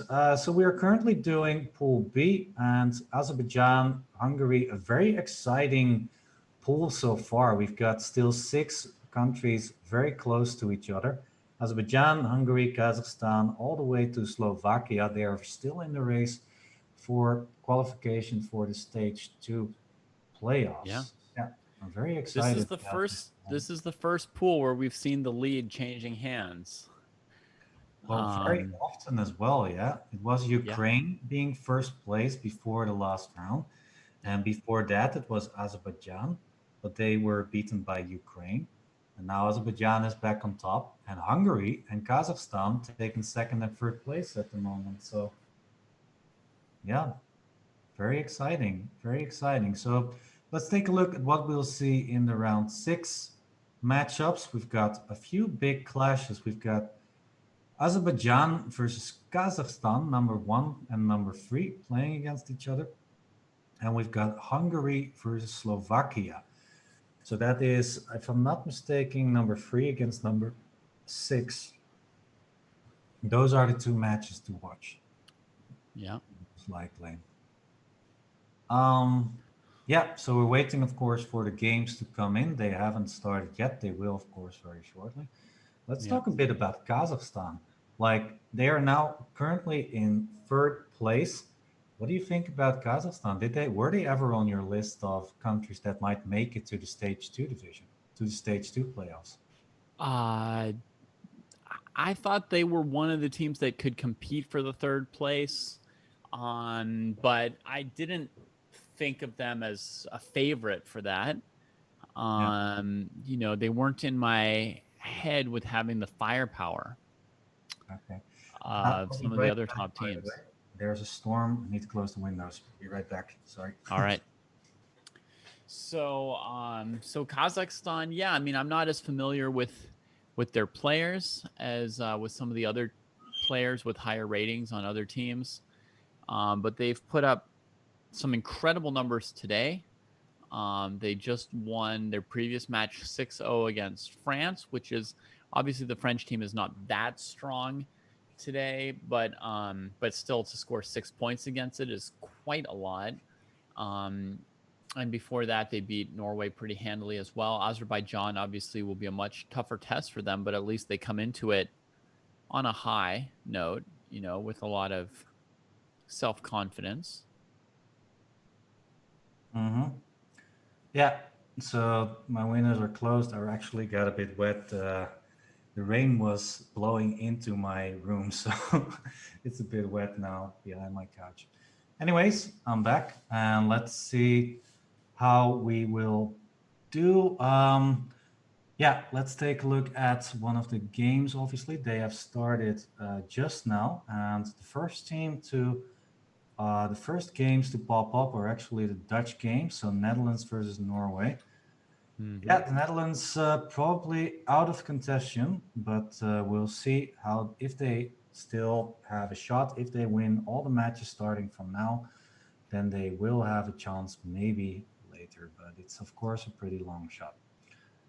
Yeah. Yep. It probably hurt them a little bit not to have a niche today. He had good contributions yesterday. Yeah, not today. He's not here today. And yeah, I'm also kind of wondering what the individual scores are. And when we were looking at the individual scores of this pool, I didn't see any Dutch player around. So let's just see how the results are. Just going to check that real quick. So the Netherlands, Geary scored 2.5 points out of 3 yesterday. So he is definitely up there. And oh, actually, we've got Max Warmerdam with 3 out of 3. So he's more or less carrying the team on board 5, the youth board of the Netherlands. And he's But the playing this rest, round, I think. yeah, He's Xamax, right? yeah, Xamax. he's playing right here. Versus Elham Abderlauf, playing with the white pieces. Yeah. Facing the what is this game called? Blumenfeld. Yes, the Blumenfeld. Yeah, it's when you play b5 in this position. Yeah, this is called the Blumenfeld. So if you take, black wins this pawn, and if you take here, then after f takes, c takes, black has a massive center. That's more or less the idea. I believe that white can. Well, I haven't checked this opening in such a long time. It's been this opening you don't really see very often. I think white has more than enough here because these are isolated pawns, more or less. Right. These are not connected with another group. So I mean, they look really strong, but if white strikes at the d5 pawn, then the structure is not very flexible. So if you just play knight c3 and then e4, even if e4 loses a pawn back, the black structure just becomes not that impressive anymore. But yeah, it's a very interesting line. Nonetheless, it has its hardships, and that's why I think Max just chose to move to I think some sort of banco opening, if I'm not mistaken. Yeah, you're not obliged to take the pawn. White can get a good position with bishop g5 and possibly also with bishop f4. Bishop f4. Yeah, I've seen that before too. Yeah. So when the bishop is on f4, you just play e3, and it's a very solid setup as well. But here with bishop g5, e4 is a nice move. Yeah. Attacking b5, and if b4, then simply knight bd2 and knight c4. You get a nice square there for your pieces. Yeah. Overall, white should be doing as well as in the Benoni, maybe even slightly better. So that's pretty awesome for white. Yeah, good stuff there. But of course, the big match is not the Netherlands versus Norway. Let's take a look at one of the top matches here, which is Azerbaijan versus Kazakhstan, a big match. And this is actually Azerbaijan pulled out all the stops. They substituted Mamedov for their top player Rajabov. I think they are with their strongest lineup in this match. So they really take this match very seriously. Yeah, and they left Mamedyarov in. According to how they played yesterday, I would have expected this to be a rest round for Mamedyarov. So maybe it's part being unpredictable. Maybe it's part just taking the match really seriously, like you said, and bringing the very, very top guns they have. So yeah, I mean this exchange Queen's Gambit with f3. The main plan for white is to eventually play e4. Yeah, the bishop can move to f2 if necessary. Short castle. What I find a bit awkward in the black position is the knight on e6, blocking the bishop on c8. But I think usually a construction is g6, knight g7, bishop f5. I think I've seen something like that before. Yeah. But Now it is, I believe, also possible for white to castle queenside here. Okay, he didn't do it, but I think it's possible, and from Mamedyarov, it's obviously very possible. But I think queen c2 and castling queenside and playing g4 is also an option in that position. But now it looks very likely he'll play for e4, so I would expect moves like king h1 and queen d2. Hmm. Yeah, just very solid play. It's harder for black to find a plan. I think this was a plan I had in mind, but it's easily countered by e4. So Yeah. I don't know. This bishop is definitely it's a problem piece. It needs to get into the game somehow. And if white simply starts playing stuff like you said, bishop queen e2, king h1, maybe even bishop c2 to protect the d4 pawn, and then e4, it's going to be quite hard for black to find some counterplay. But maybe black is doing a good job with the idea of playing b6 and bishop a6. Yeah, he may wish to leave the knight on e6 for the time being because in some cases white won't be able to play e4 because of the pressure on the d4 pawn. Yeah, so if white played e4 here, and after taking, you want to have two pawns in the center, then knight takes d4 already wins Yeah. a pawn like this. And then another plan for black is to play c5. So maybe he'll go for that here because once white's played f3, then the weakness at e3 somewhat compensates for the isolated d5 pawn if black plays a c5 plan. Yeah. So let's say black plays c5 now. It's probably not the best because you are leaving a square open on b5. But let's say takes, bishop takes or something, and then this is you have an isolated pawn on d5, that's true, but e3 because of f3 is weak now as well. Yeah, Yeah. that's a good point. Maybe c5 is a good idea, although the rook is not yet in, the bishop is Right. not yet out. I'm a bit reluctant to say that that's a good idea right now. Right. Yeah, it doesn't really match with the moves that Jumabayev has chosen so far, which were a5 and g6. Hmm. So yeah, so he's going for a different plan. Maybe what I'm thinking is that he's preparing with c5 by trying to push this knight away first. But actually, on the other hand, if you play b4, let's say I play king h1, b4, white simply has knight a4 to counter any c5 ideas there. Okay, Yeah. what it also does is e4 is less, looks still pretty good if I were white. I don't know. I'm trying to think how black would react to the move e4. Mm-hmm. Hmm. In any case, very interesting game. I'm also checking a little bit the personal results for Azerbaijan. And I was especially interested in the youth board because Right. Aiden Sule Manli is Yeah. playing for the top board right now. He had for the youth board right now, board 5. He's got 2 out of 2. Right. And yeah, he's doing very well for that youth board. And I think he had a big clash the other round where he played against. Let me check that real quick. Sami Yeah, Samir game Sahidi, with who was, e5. yeah, he had 100% Samir Sahidi for Slovakia, but Aiden Sulemanli managed to beat him. Yeah, he's doing very well for Azerbaijan. Now he faces Denis Makhnev. All right. Last round, Aiden's opponent played the London against him, and now he's playing it himself. Look at that. Black always answers in the same manner. I haven't seen any other system than his e6, b6, c5, d5 system. I think we could call it definitely the most popular system against the London. Mm-hmm. I'm not so sure what is this bishop doing on h4, by the way. Wow. So it happened like this. Oh, okay. So he played bishop h4. That is something you don't see every day, right? Usually they try to play something like knight e5, but because of the queen on c7, black can just take Fries on e5 without a problem. So bishop h4, I guess it's an idea to stop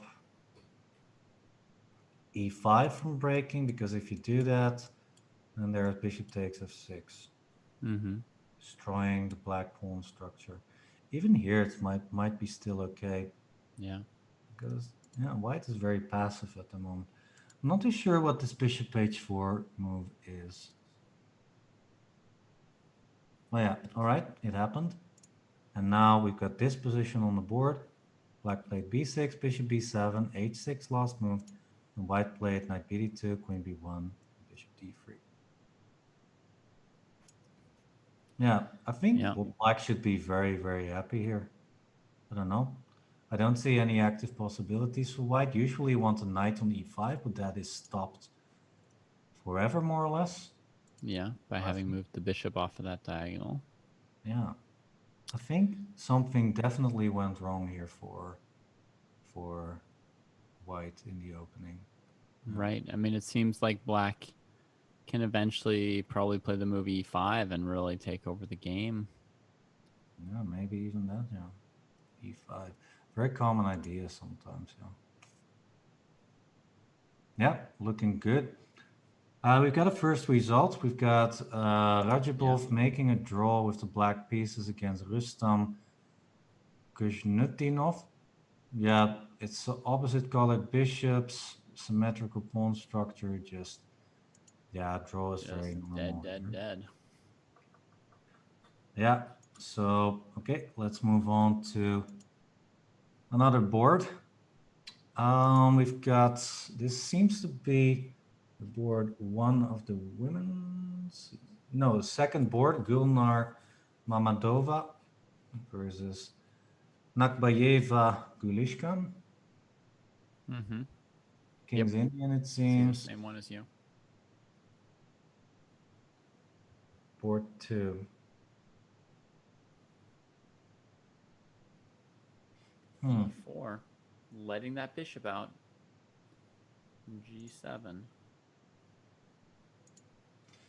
Yeah, so e4 is letting the lion out of its cage, more or less. The bishop is a beast now on g7. And long castle is now not possible because of knight d3 and rook takes f2. So e4, very strong move. You cannot take it, obviously, because of rook e8 afterwards. So takes, queen takes, rook e8. Winning the queen. So no mate on h7. And so I think that white is actually struggling here. If you can't play long castle, then what do you do? Knight d3 is next move. Maybe you have to play something like king f1, king g1, but that's absolutely not what you want. And but queen, are you also going to retreat the bishop to defend f2? Because e3 perhaps, yeah. And then if queen g4, there's rook g5 at least. No. Seemingly avoiding the worst there, so that's not our move. Seemingly, but on the other hand, can I do an in-between move here of knight d3?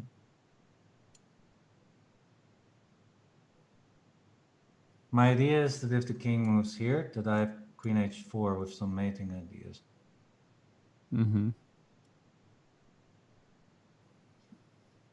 I don't know. Yeah. I think black has the upper hand here in the tactics as well. I mean, this rook only needs one move to get into the game, while this rook does not really have a good square for now. And this bishop is a beast. It's enormous. Yeah, I just don't like that move, queen g4. I think there's better. I think it was good, actually. I think maybe first knight d3, f1, only move, I think, because you don't want to go to d2, you don't want to go to e2. Right. You could take here. No, you cannot, because there's queen. Yeah, I thought of knight f2, bishop f2, e3, queen h7. Yeah, then it's over, because after king f7, you can even take on e3. It's not pinned anymore. Yeah. Yeah, no tricks like that, but after knight d3, king f1, I'm sure there is something, and I would play queen g4. Still, otherwise it's also simply an idea to play just something like rook a8, why not?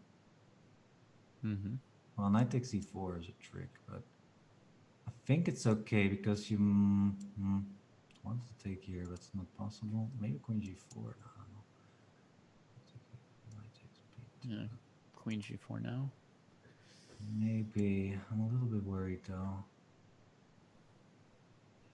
Yeah, very complicated position. Requires some calculation, but it seems to be good for black because if the knight moves, you have rook takes e3, and if you move the rook, then you've got queen takes e4. Mm-hmm. So knight g3 is met by rook takes e3. Yep. Winning a piece. Yeah, something like that. We've got knight d3 on the board as well, but no king f1. We've got king d2. How about that? This looks terrible, right? I mean, the white position is a problem, yeah. Well, you do have rook dh1, so it's definitely an ambitious move here. But you, I cannot. I would, if this one of my students, then I would say, kid, the audacity, How dare you play king d2 against me? It's too much. How dare you try and play like this? But on the other hand, no, I'm joking, of course. But on the other hand, I mean, it's just very straightforward. You just want to move the rook to h1. So you need to be very, very precise on how to play this position with black. Yeah, I'm thinking queen g4 is still good. And after rook dh1, we need a very good move here. I think just knight takes f2, actually. Mm-hmm. Apparently not. Apparently not.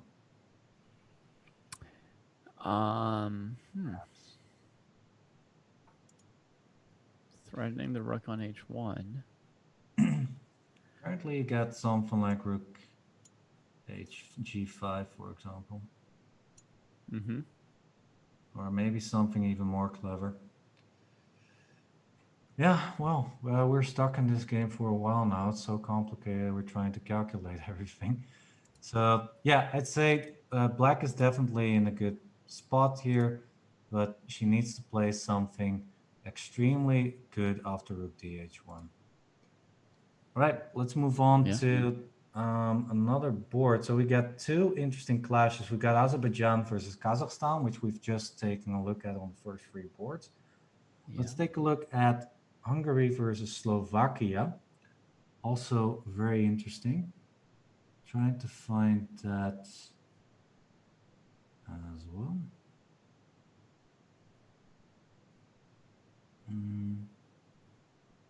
Yeah, this is one. Yeah, board two. Emre Balak versus Fatashnik. So Fatashnik not doing too great for his team, but still very strong grandmaster, obviously. And he is on. Let me try to find his scores real quick. Fatashnik has played 5 games so far, all the games in this division, and he's got 3 draws and 2 losses.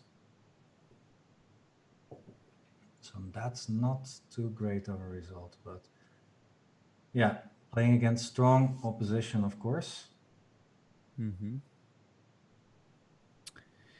Well, hopefully this position is okay for black, because the knight on d5 looks good. The bishop looks like he can't really maneuver too much. Mm-hmm. Looks pretty stable. I would say good knight, okay bishop, Mm-hmm. but actually we've seen this before, like a strong bishop on d6, a strong knight on d5, but yeah, which piece is stronger? I mean, the bishop is as having a nice outpost on d6, but you cannot really make use of that bishop. And the knight on d5 has more possibilities. For example, one idea could be queen g5 and knight f4, or oh, okay, never mind. There you go. You can also play queen a5 and knight c3 ideas. While the bishop looks very strong here, but it's more or less not attacking anything. There are no weaknesses, no. Yeah. It can't switch angles. It can't go to anything else. Can't even transfer around to f6 to try to make problems there. Yeah, like no mating nets available. G3, very strong move. That's why I was a bit hesitant to suggest queen G5. But do you have maybe a trick in the position? Yeah, I want to. This is a trick. Queen D3, knight E2.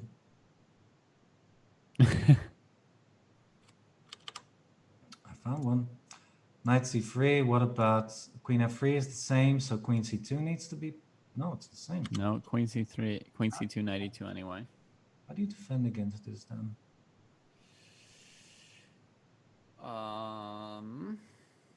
Maybe there is no defense. Maybe you need to play. What do you do?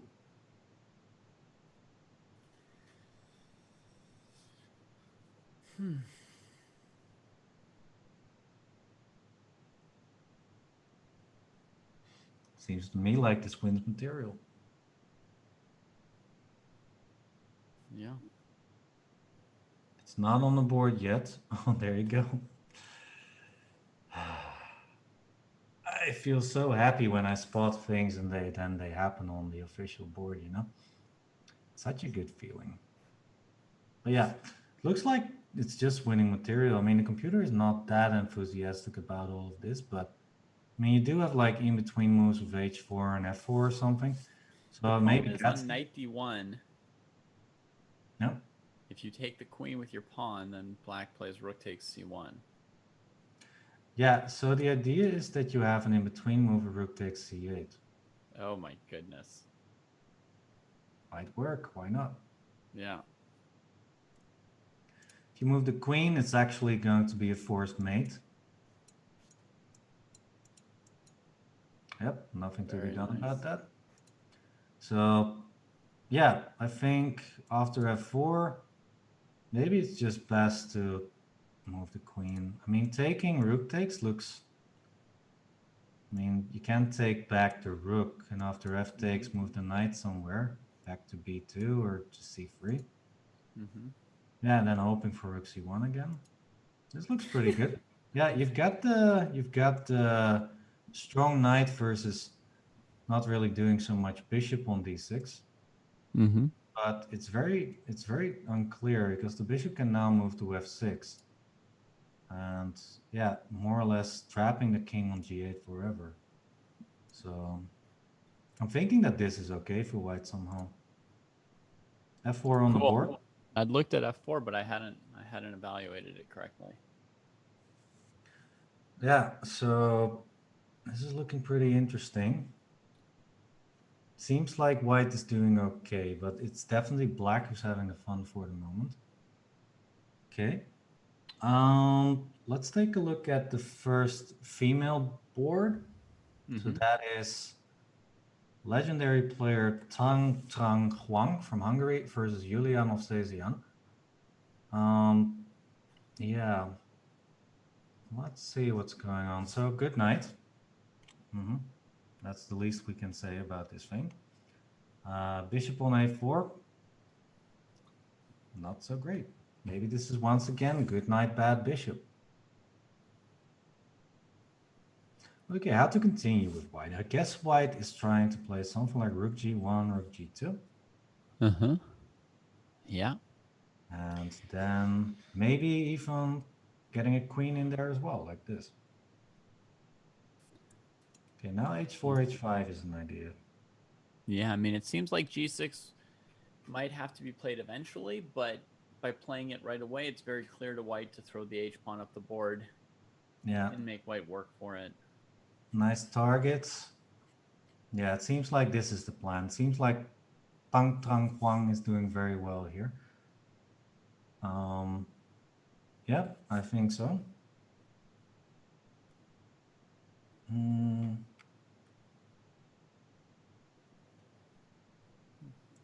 Rook g1.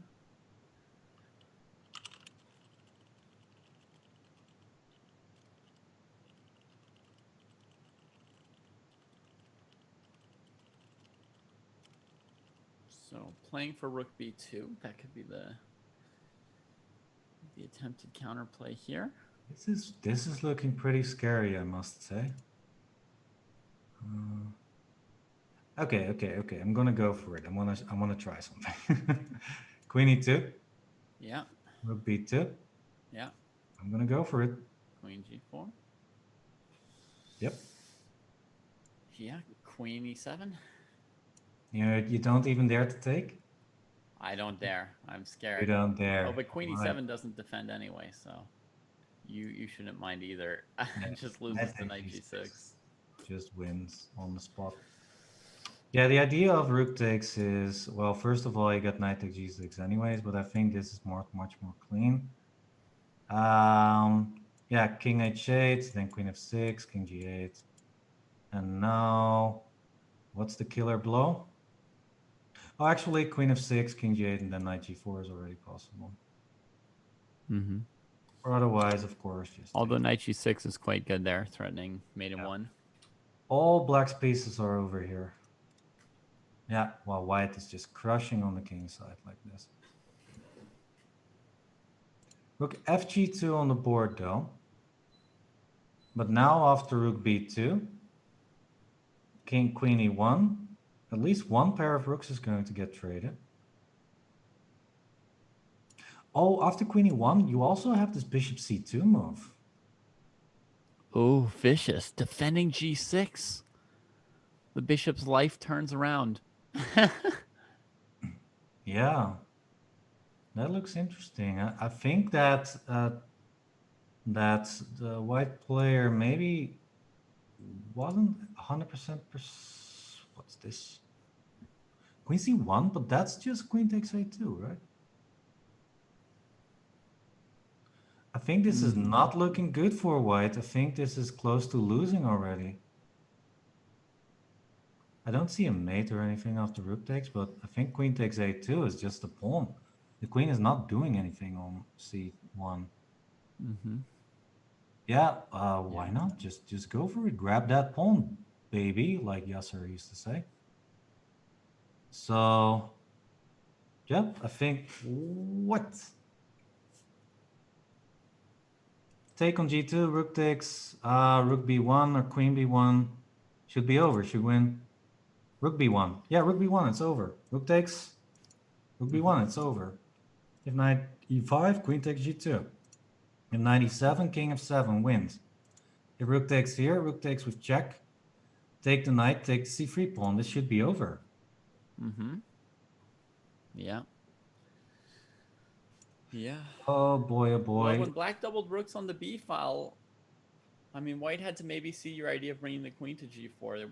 There weren't like a ton of different ways to win, and perhaps white had been preparing to take her time and sort of wander every piece of the g file, and that just wasn't the answer anymore.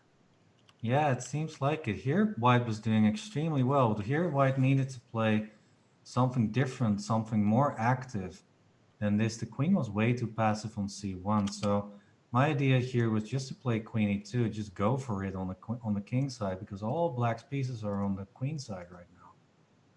But the queen was kept very passive in the game, and after that, it's simply over. I mean, well, wait. Black didn't play rook g2. Wait, rook g7.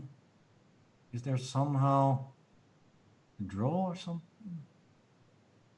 The computer is saying this is okay for white in the previous position, but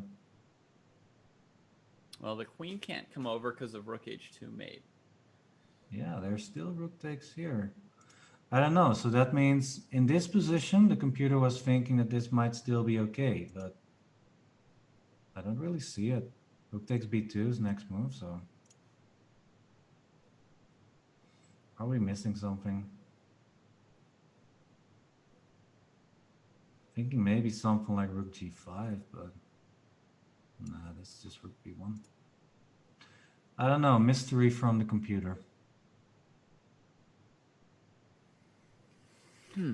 Anyways, this looks like a win for black. Rook fg3. So all black needs to do is cover this square, for example, with bishop c2. Mm-hmm. And it should be a win for black. It's a very interesting game. Yeah. This is what happens when you're not active enough in the right times. Very interesting. Okay, let's take a quick look at how Mamedyarov is doing again against Rinat Jumbayev. So, what do you think here? Instinctively, that black's doing well.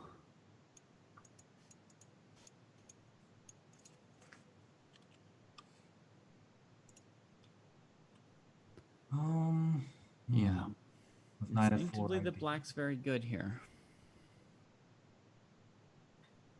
Hmm. Pressure from the rooks, isolated e-pawn. King position looks solid. Low on time, though. Yeah. Is it white's turn? Yeah. So could bishop c4 do anything? Oh, yeah, that's a really good idea. Trying to attack the f7 pawn.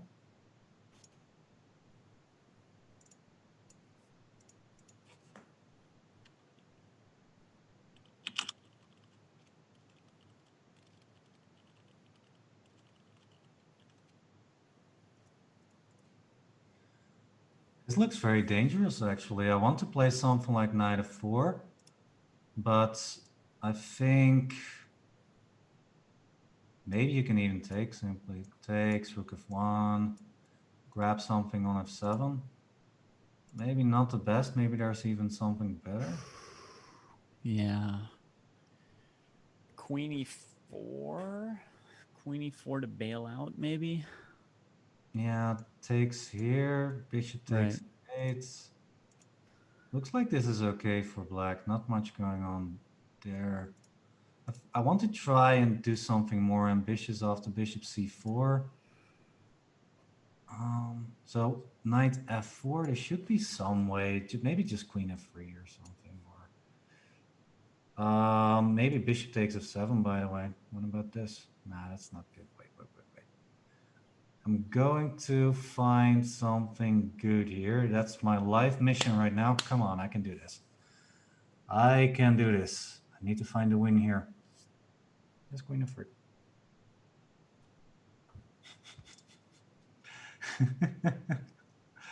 It's so stupid. Sometimes you are looking for something really exciting, something really fancy, but then the brilliant football player Johan Cruyff with his quotes, the hardest thing to do is to play simple football. And this is You what's just happening. put everything on the F file.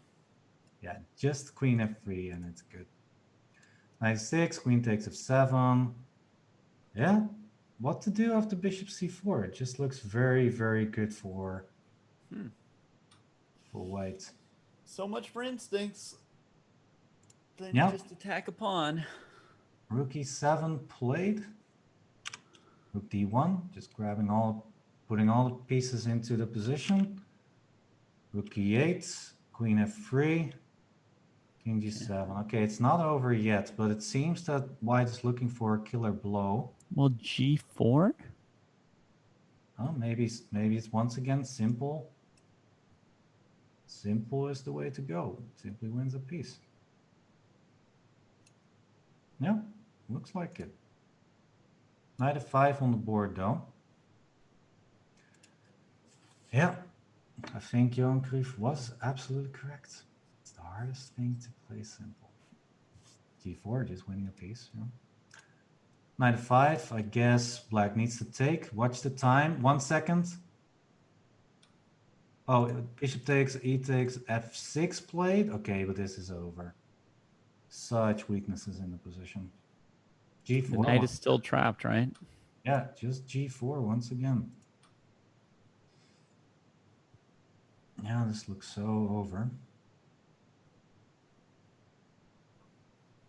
Yeah, I can guarantee this is going to be over in a few moves.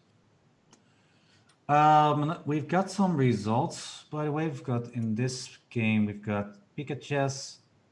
I think, no, that's not true. The Mindhunter drawing Bibisara Alsabayeva drawing against Gunash Zara.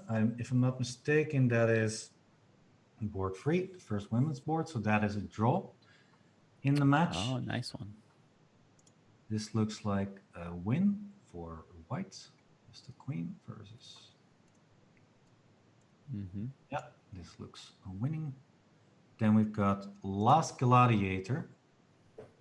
Aidin Suleimanli not looking too hot against Denis Maknev. Yeah. So I like how some knights like to build a home, you know, but they can't get out. It's I don't know if they like it. I don't know if they like it. Just takes, knight f1. How do you... Oh, it's over. Knight f1, rook takes f1, queen takes d2. Yeah, so Denis Maknev tying the match so far. We've got another result on the last board. On the last board, it's a draw between these two players. So actually, it's quite a tight match. Quite a tight match. Yeah, Kazakhstan is holding up. We are gonna see an upset. This is the critical game. It seems we got a lot of draws. We got a few wins for both teams. But if this is going to be a win for Kazakhstan, then we see an upset. I think so, if I counted correctly. No, okay, then it will be a draw because Mamedyarov is gonna. No, then this will be the second victory. This will be the second victory, and Azerbaijan only has one victory. White needs one more good move here. Queen e7. What you want is something like Queen e3. Can we make that happen? We need to make that happen somehow. Just Queen e3. On Queen e3, is there not Rook c4 check? Yes. King b5, Rook b4.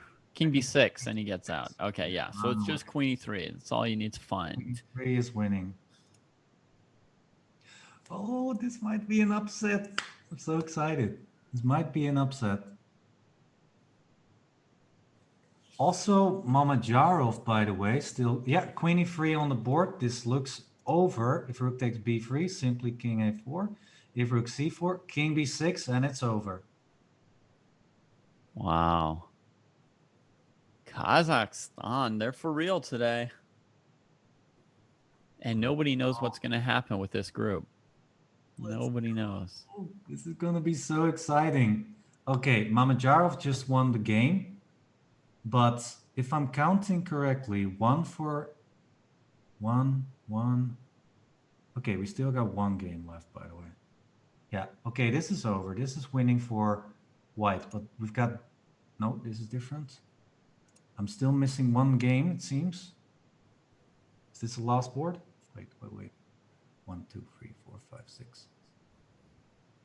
Wait, where's number 6? I'm missing one board. I'm missing one board, unfortunately, but it looks like Kazakhstan at least has a draw. Yeah, Kazakhstan at least has a draw, so that means there's a big upset. Kazakhstan, oh wow, that's amazing.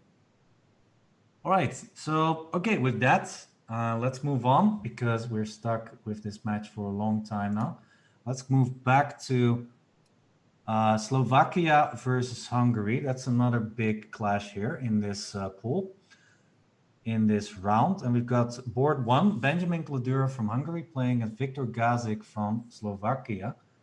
And so far, yeah, if you want to see the current results, everybody, then take a look on the left side of the board where you can see the results and you can see how your team is doing. So far, as you can see, 1.5 advantage for Slovakia. The Netherlands already got at least one match point, so I'm very happy about that, 3-1. Spain already winning the match against France, and Azerbaijan, Kazakhstan. If I'm not mistaken, that's at least a draw for Kazakhstan, so that would be a big upset. By the way, South Africa 1-0 up against Ukraine. You might never know how that's going to go. And this is looking Very, very good for white. I mean, black does not have a breakthrough here with the king. Knight takes h2 seems like a desperate measure. Mm-hmm. g2 or rook here, why not? King f4, a7, yeah, bishop g2, bishop f1, very nice. King takes e4, runs the bishop g2, keeping everything under control. a7, next move. Looks over, a7, wins the game. Yeah. And it's a win for Hungary. Yeah, I think Hungary is doing very well in this matchup. Board 2 also looks like a win. Spain seems to win their match against, oh, they've already won their match against France, so not a lot of games left. We still got this game between the youth players on board 5, Samir Sahidi playing against Adam Kozak. Adam Kozak, one of the big players from Hungary, because they both have, because he's got a lot of points for his team of Hungary, so yeah. Black had to stop rook c6 check. That was the passive move, rook b6. Yeah, otherwise rook c6. Now probably rook h7 can come too, or this similar to try and check. win material King there. C3. This is over. Made it one. Yeah. So actually, this looks terribly good for Hungary. I think this will be a very one-sided match. Actually, we got an upset. We got an upset. Everybody, take a look on the left side. You see Azerbaijan lost their match against Kazakhstan. What an upset. Amazing. Oh, amazing. Kazakhstan. Turn things around in this pool. Oh my God. Azerbaijan. So the story, everybody, Azerbaijan is one of the strongholders here. They're the clear favorites in this pool, together with Ukraine. And this is just not important. Yeah, so Ukraine actually 3-2 against South Africa. And jeez, that is close. Where's the last game there? I don't see the last. Every game is now finished and there's no games left. So, oh my God, this could be such an upsetting round. So let's see, Ukraine versus South Africa. We need one more board, everybody. And if South Africa managed to win that, that's another big upset. And Azerbaijan, the big favorite in this whole pool, 2.5, 3.5 loss against Kazakhstan. How amazing. I think it may just be I think there may be a mistake in the reporting, because looking down the games I'm looking at, I see 4 points for Ukraine. Oh, I guess, yeah, that could make sense. There's just one missing. So that means Ukraine wins the match against South Africa. Well, yeah, good for them. And here we got all the results, everybody. So let's quickly go over them. So 3.5, 2.5 for the Netherlands, a win for them, finally. And France, 1.5, 4.5 win for Spain. Azerbaijan losing 2.5, 3.5. I'm very excited about how Kazakhstan will do. Hungary, Slovakia, not clear yet, but we will get on that very shortly. And Ukraine 4-2 against South Africa. Oh my God. Wow. So yeah. So who do you think is in first place after this round? Oh, Azerbaijan losing might actually be Kazakhstan, I think. I think it's Kazakhstan. Yeah, Ukraine was 4th. Actually, let's put the standings on the board. Or maybe Hungary? Hungary was 2nd place. Then they got 4. Yeah, might very well be Hungary and Kazakhstan in 2nd place, and then Ukraine in 3rd and Azerbaijan on 4th place. I think so. Wow. All right, so we are going to go on a short break, everybody, after this exciting round. And after this break, we will, of course, get back to you with more online 2020 Olympiad chess. And yeah, with the final standings after round 6. So don't go anywhere. We'll be back very shortly.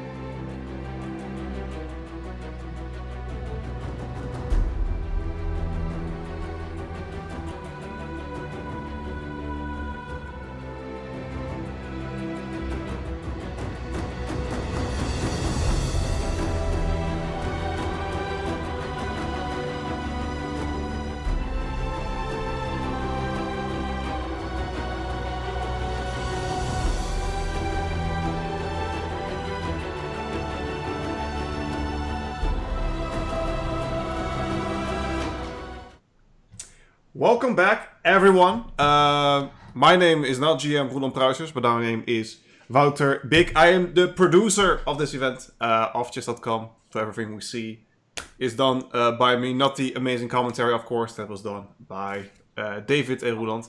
Unfortunately, David fell ill. He was very pale. That rhymes, but that was not intentional. So he's taking a well-earned break. So you're gonna have to do it with me, ladies and gentlemen. This is the new thing. So first question, Roland, if you can say something beautiful in your beautiful voice. Is there an echo when you talk? I don't see anything in the chat, so I think we're so far so good. But yeah, everybody, let us know if there's an echo. We had to switch things up because, yeah, of course, we have now a new commentator with Wouter Big. Of course, he has been a co-commentator for quite some time now. So it's a lot of you guys might know him already. So there you go. There is an echo. So let's. Yeah, I can work with that. I can work with that. So we can. Echo on my side, it seems. So. No, it's always my side. All right. I talk somewhat so that you guys can tell if everything is okay. Is it good, chat? It's fine now. Is it good? Or is it still too bad? Because I can put on headphones, but they're really annoying. Yeah, I know the feeling. Yeah. It's really annoying, but it's the way it is, chat. It's good. It's good. All right, we're gonna stick with this then. If it gets worse, let us know. I can always put these in if you wanna abuse me. I know you chat likes to abuse me, so we're gonna do that. All right, chat. We do have games. You lucky bastards. We do have games with some exciting rounds. We're gonna jump right into Pool C, but let's look at the standings of Pool C while we are at it, ladies and gentlemen. Standings are here. Russia is the big dog in this case. Croatia and Egypt are going. Everyone is second place here. The whole pool is second place. Well, not the whole pool. Croatia, Egypt, Armenia, England, Bulgaria. Everyone can still win here. Yeah, but also let's quickly also take a look at Pool B, by the way, because we just finished this and we were very curious to see what the standings were there. So we can see Hungary, Ukraine, Kazakhstan, Spain, and Azerbaijan being very close together, still in contention for promotion to the next division. I'm so excited for Pool B, Big. It's unbelievable how exciting this pool is. The teams are so close together there. It's really not clear who is going to be qualifying for the Stage 2 playoffs. I wish NL had one more win. That's all I'm saying. You know, if they have one more win, it will be more close. I don't think they have a chance now, but we'll see. It's going to be really hard for. Yeah, that's like a no-go. Anyway. I'm seeing the chat. I'm seeing you hashtag chat. I'm keeping an eye on you. I can ban you and I will. What's up, everyone? Glamdring, Roforce, Jarnen. We're watching the Twitch chat right now, so don't worry about it. Pool C. Let's see which exciting games we have. Egypt, Bulgaria, Turkey, Romania, Croatia, Armenia. That's a cool one. Algeria, Russia, and Morocco, England. So we got some. Big match, Croatia, Armenia. That is, those two are very well placed in the standings so far. Yeah, I think that's really the big match to look forward to. Of course, we're going to see how the other teams are doing as well. Turkey, Romania might be very exciting as well, but yeah, and Egypt, Bulgaria. Cool stuff. I mean, I think Egypt is the big surprise this round. Absolutely, they have been crushing it. The only GM that I knew was Amin Bassem. I mean, he's a pretty famous one, but other than Egypt, there are not really. Well, Ahmed Atli is a famous coach nowadays. He has been playing for the Egyptian team for a long time as well, and he has also got, I think, a coaching, how do you say, instilling, coaching. Attitude. Yeah, coaching company, I guess. Oh, company. Okay. Yeah, where he's coaching all sorts of youth players. So yeah, he's definitely quite famous as well. But of course, I mean, Bassam, the most famous African player to cross the 2,700 mark. At least famous if you have any chess knowledge, chat. You know, I don't have that. All right, we're gonna step down from it. Actually, I am incredible. I'm better than all of you. Let's keep her going. It's also not true. Little peasant in chat. Academy, that's the one, little peasant. Thank you. Academy. Yeah. Academy. The Academy Award goes to... I'm just searching for King's Indian Defense, chat. I found one. Let's go. I know you're always looking for Here we go. With an easy setup. All right. Already pushing a little bit on. This is a very passive approach for the King's Indian. I would love to play against this as black. Or with black. Very solid approach, though. Usually you don't try and play f3. I think usually you want to try and get some queenside action going on with white. Absolutely. Start pushing. But this setup is immediately stopped with an a5 push, which is incredibly strong. This knight isn't even here anymore, so he doesn't care. And we're just waiting for that f5 push, but that might never happen now. I mean, it's not really necessary. Just play knight e4, play d5 at some point, really manifestate this knight over here. It's pretty good. Backward pawns for white. I like black. That's what it is. Oh, I think something went wrong there for white. Yeah, especially this f3 push. I don't think that was the greatest. Exactly. But, yeah, by the way, Ekaterina Talik with the white pieces scoring very well for her team so far. So, yeah, we'll of course keep you updated on the individual results as well. Let's see if she's in the top. Let's see if she is good as you say she is, because we have some stats over here. I don't see her just yet, but I do believe she's 2.5 out of 3, I believe, Atalik. I'm not quite sure, but... Something like that. Let me check that if you like. We will keep a close eye. We see Marin Bosiocic. Yeah, he has been playing so well yesterday as well. What a legend. Vitan, Croatia really being the most interesting, well, the big surprise in this whole pool. They're doing so well in this pool, especially if you take a look at the standings. Of course, they're number 2 with a lot of board points. That's bueno. I wanted to say no bueno. That's wrong. I should put my camera down a little bit. Very bueno. Just a little bit, chill. Don't worry about it. I'm still here. So I need to put white at the bottom. That's the first thing. I was actually just playing bullet while you guys were doing the broadcast. I'm not even gonna lie, so I had to take that off. Okay. So let's change the settings there a little bit. There we go. All right. So this one caught my eye. This one caught my eye because this just seems like a really weird Sicilian defense. Okay, by the way, I just checked her score, and Ekaterina Atalik is not doing too well. Actually, the whole Turkey team is not doing too well. I see a lot of zeros, and only one player. The top player is actually the board 2 player, Vahab Sanal. He has 1.5 points out of 3. The rest left. If we look at Turkey, we see that they're actually the second from the bottom, still 0 match points. Only half a point above Algeria. Yeah. Turkey, obviously, came from the last pool, came in first, actually. So this was this is one of those things where you can say that they're too big to play with the small boys, or too small to play with the big boys. I think that's the way to really... Actually, we thought that Turkey might be one of the contesters for place 3 in this pool, but yeah, it seems that is not... could still happen. It could still happen. You know, they're just going to clap Romania now, and then they're going to work their way to the top. So we will see. But yeah, this opening is quite the handful. Actually, I studied this opening for my DVD for Chess.com as well, and this was actually in the repertoire. This knight a4 move. So yeah, we can take a quick look. So it was a queen f3. Was again Taimanov, and black played the main line here with knight e5 and b5. And here h5. This is all actually theory. It looks very complicated, but this has all been played before. One game that comes to mind is Karyakin versus Caruana, and it is supposedly it's just very complicated. One idea for white is just to push the knight away with h3 at some point. Bishop d3, bishop e4 is an idea. But take a look at the knight on d5. That piece is uncontested. It can never be moved, because if you play c4, of course you have b takes c3 en passant, and no problem for that knight whatsoever.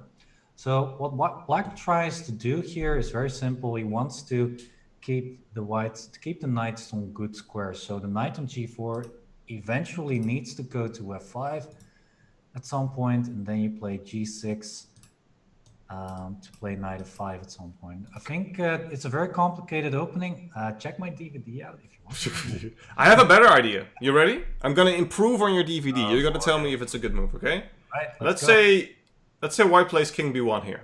You know, they just want to be safe. They want to be good. Black plays rook h6. How about that? Never mind. I wanted to go here and then, you know, drop in here, but that's obviously... You lose your piece, unfortunately. You lose your piece. You hate to see it, chat. You hate to see it. Yeah. Anyway, that's the Dutch oven. Do you know what a Dutch oven is, Roland? Oh, you told me. What was it again? I forgot. What's a Dutch oven? It's not a good thing, so we might... Something that foreigners talk about, yeah? No, it's when you, you know, when you lay in bed with your partner, and one of them has to fart, and you trap with the blankets. So that's definitely not something to keep her going on. Tell me. But what we do have is some other interesting games. Obviously, chat, if you see a game that you find interesting, let us know. I say this one, and I say, Anna, let's go. Holy moly. What's going on here? Where's the mate? I don't see. Well, knight g5. Knight g5 seems very strong, just to show to take here, but then this isn't a perpetual at all because queen g7. So after this one, she just pulled back. There could be a trade. If a trade happens, you hate to see it. The rook will come to g3, and there's no easy way for black to defend. So very nice, very solid. Looking for a way to defend, but yeah. You could sometimes also try and play for the mate even more forcefully, but why do that when you're a pawn up and black is weak? Yeah, I agree. What about knight d5 here with the idea of queen f4? Trying to defend this. So maybe you have to trade first. Yeah, trade first. And then knight d5? Well, I could maybe try and be a bit fancy and just play knight e5 here. Knight d4 you mean? Knight takes d4, also good. Or knight e5. Oh, that way. Okay, so let's see knight takes d4. Okay.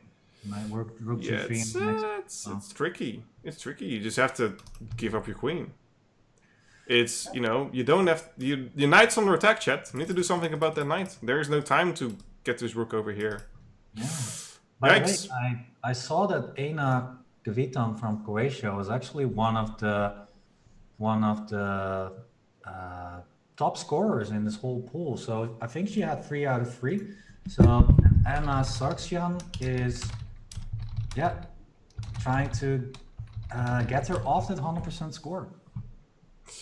Yeah, well, it seems like Anna is definitely winning this one. So that's it's a pretty neato idea. Pretty neat idea.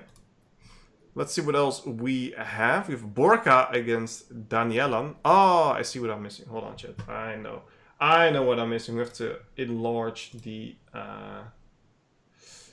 things a little bit so the names are bad. So I have my lovely assistant Roland telling you all about this event. Roland, if you so please. I will, of course. Well, I've got everything more or less already memorized, but here we go. So I've seen this card every weekend. It's like, I know it by heart now, more or less. So we started off with 163 teams, everybody, but of course, with qualifications and seeded teams, it was downgraded to the 40 teams that you see in this top division pool. And we started with 1,500 players, but of course, they have now also been downgraded. But it's a huge event, of course, one of the biggest events that you can have in chess in general, because all the world-class players are participating here for each team.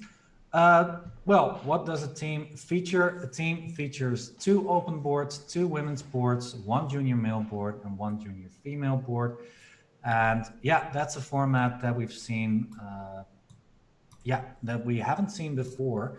But with these times and the online championship, of course, it's personally, I think that's a really cool format where you can also have youth players involved, because in previous Olympiads, you saw that there was a men's team and a women's team, but now it's nicely put together and there are also a few youth boards in there.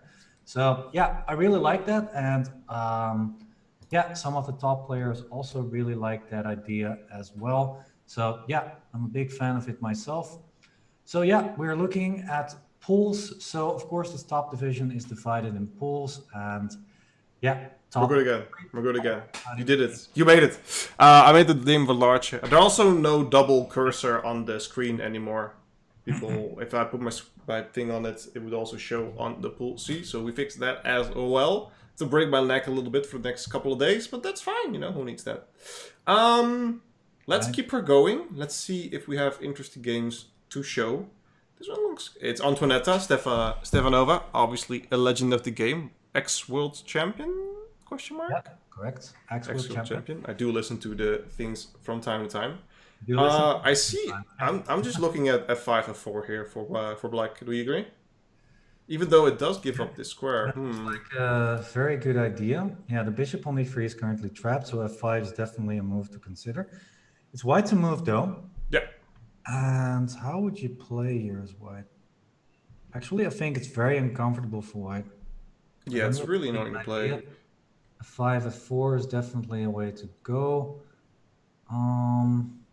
Yeah, maybe a move like h4 is... Nah, that's not good. Oh, you hate to see that, man. You hate to see that. Yeah, h4 is just taking off the board and then h3 with no problem whatsoever. So yeah, I'm having a hard time finding a good move here for white. f5 is a real threat. You don't want to play g3. You don't want to play h4 with white. I agree. Maybe it's as... No, that doesn't work. I thought maybe it's as stupid as, let's say, queen a6 to go to b7 to start being a little bit in the back rank, going back to d6 eventually, but it's all too slow. Yeah, and the knight on c4 is... exactly, this one is also trapped. You don't have time to play b3. Yeah. This bishop on e3 is such... Try to find a way for white to save that bishop somehow without weakening the king side too much. What you could do... Well, g4 is very big. I'm not even sure if you can take already, but the idea is maybe after this, rook f1, you could push f4 at some point and get this one out, and this is a weak alliance, maybe even rook e1, so a lot of things, but... It's interesting, but I'm really not a fan of opening up the king side too much. I would love to play rook f1 and f3 or something like that, but it's also too weakening. So I'm actually thinking in a different direction. I'm actually thinking of maybe trying to bail out with a move like knight d6 at some point. Knight d6? Yeah, at some point, yeah. I'm not... Yeah, maybe even now, by the way. Yeah, let's do this now. All right, I'm going to be greedy. It's a pawn sacrifice, but I think that after taking queen takes d6, rook c1, first of all, you don't have f5 anymore because the bishop takes g5. And second of all, you've got the c file now for your rook. So you sacrifice the pawn, but you are much more comfortable in the position. It takes a while for black now to get some kingside attack going. You could play h6, but I can meet that perhaps with a move like h4. I agree. I agree. There's always here at least. Always these ideas. Definitely good ideas. It's very annoying, but probably the best idea. Oh, knight a5 went in instead, so we might see an f4 idea right now. It's seems very good, especially with the knight not being able to jump to e5, which was a little bit of a nuisance. All right. You want to play g3 or something. That's, interesting. It's very bad, yeah. See, we got some other games. I'm looking at the chat. People say about if we can find an England game. Chat, don't worry about it. Yeah, we can do that. Let's take a look at England. Yeah. And England didn't start when I entered the thing, so let's see if they started now. No, England started late, chat, so I don't have their games on right now. We'll have to wait a little bit until they come on.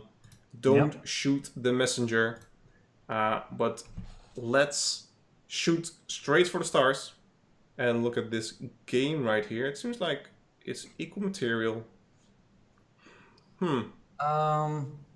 Yeah. Who's better and why? White has got the more active pieces with the rook on d1 and the queen on b7. Well, black has got a nice outpost for the knight d5. Yeah. I was just about to say. And tactically, it seems to work as well. Queen d7 is no big deal because you can play rook d8 simply. Yeah. And it looks... I like black. Yeah, the knight on d5 is the big difference here. For example, knights always want to have squares in the center. And compare the knight on d5 with the knight on a4. You can see that black's, of course, much more happy with if you take that into account. Absolutely. Oh, and there's no time to play this to get the queen to d4. Even if they did, you always have bishop f6. So black in a very comfortable position here. So looking very juicy, very nice. Let's see if we can shake some rice. Let's see how Aronian is doing against Ante Burkic. I always like pronouncing his name. Burkic is how you say it. I don't have a lot of talents in life, but that's one of them. I can say Burkic. Probably say it wrong as well.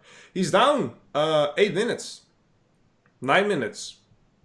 That's you hate to see that, chat. 9 minutes is very annoying. Position is okay, I think, for white. Yeah, white seems fine here. It's all about if they can keep this pawn. It's very complicated, though. I mean, black can play rook d8, rook takes d5. The knight on c4 looks very stable there. Okay, never mind, it's moving back. Knight e6, I'm not sure that I would have played that. I think the knight was very well placed on c4. I would have definitely considered a move like rook d8 or something. Maybe he wants to put it on e4 with f5 as support. It's definitely an idea. Let's see where the knight goes. Maybe it's a simple, just putting it on b5, making it a very strong idea. The knight will find its place, absolutely. It's more about where this rook is going to enter. Because I like the idea of just going rook here with ideas of knight e3 check. Is definitely something that was in the cards. But we'll see how that will work out in the end. Yeah, so just a reminder for everyone, we do this every round, but the ratings that you see next to the board are not their official FIDE ratings. Those are the Chess.com rapid ratings. So take those ratings with a grain of salt. Yep. Please do, my fellow beloved individuals. We have Artimeyev here. Artimeyev, he's having a good time. Seems like white is... Definitely. He has a dream position because the rook on c6, the weakness on c7. Beautiful. All white needs to do is get a knight through d2 or e4 and then to c4, for example, to clear out the weakness on the bishop on d6 is holding everything together, but if you can push that thing away, for example, e4, e5 is also... I was just thinking, why not just e4, e5? Yeah. It's very strong. That's why e5 is played instead. Are there any tricks? Doesn't seem like it.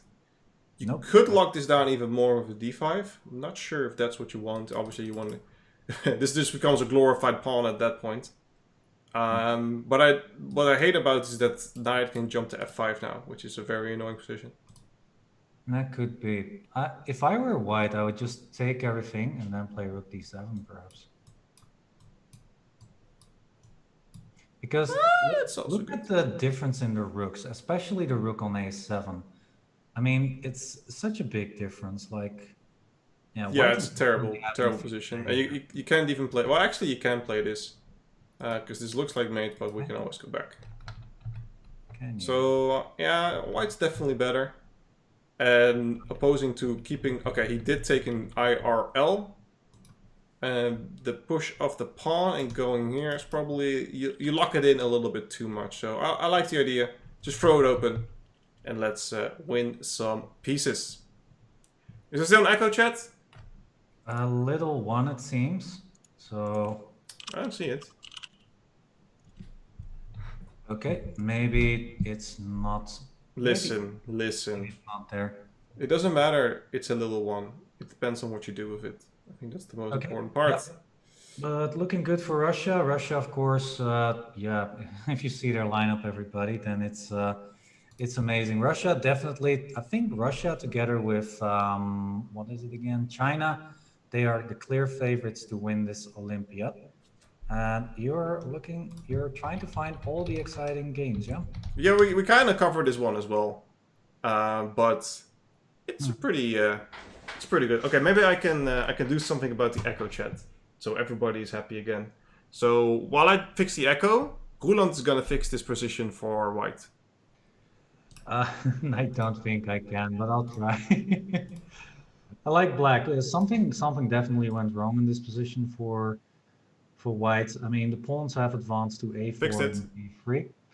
So the question is, like, white can play c4, but that pawn on c4 actually loses a piece because black can then take queen takes b5 because the pawn on c4 will be pinned.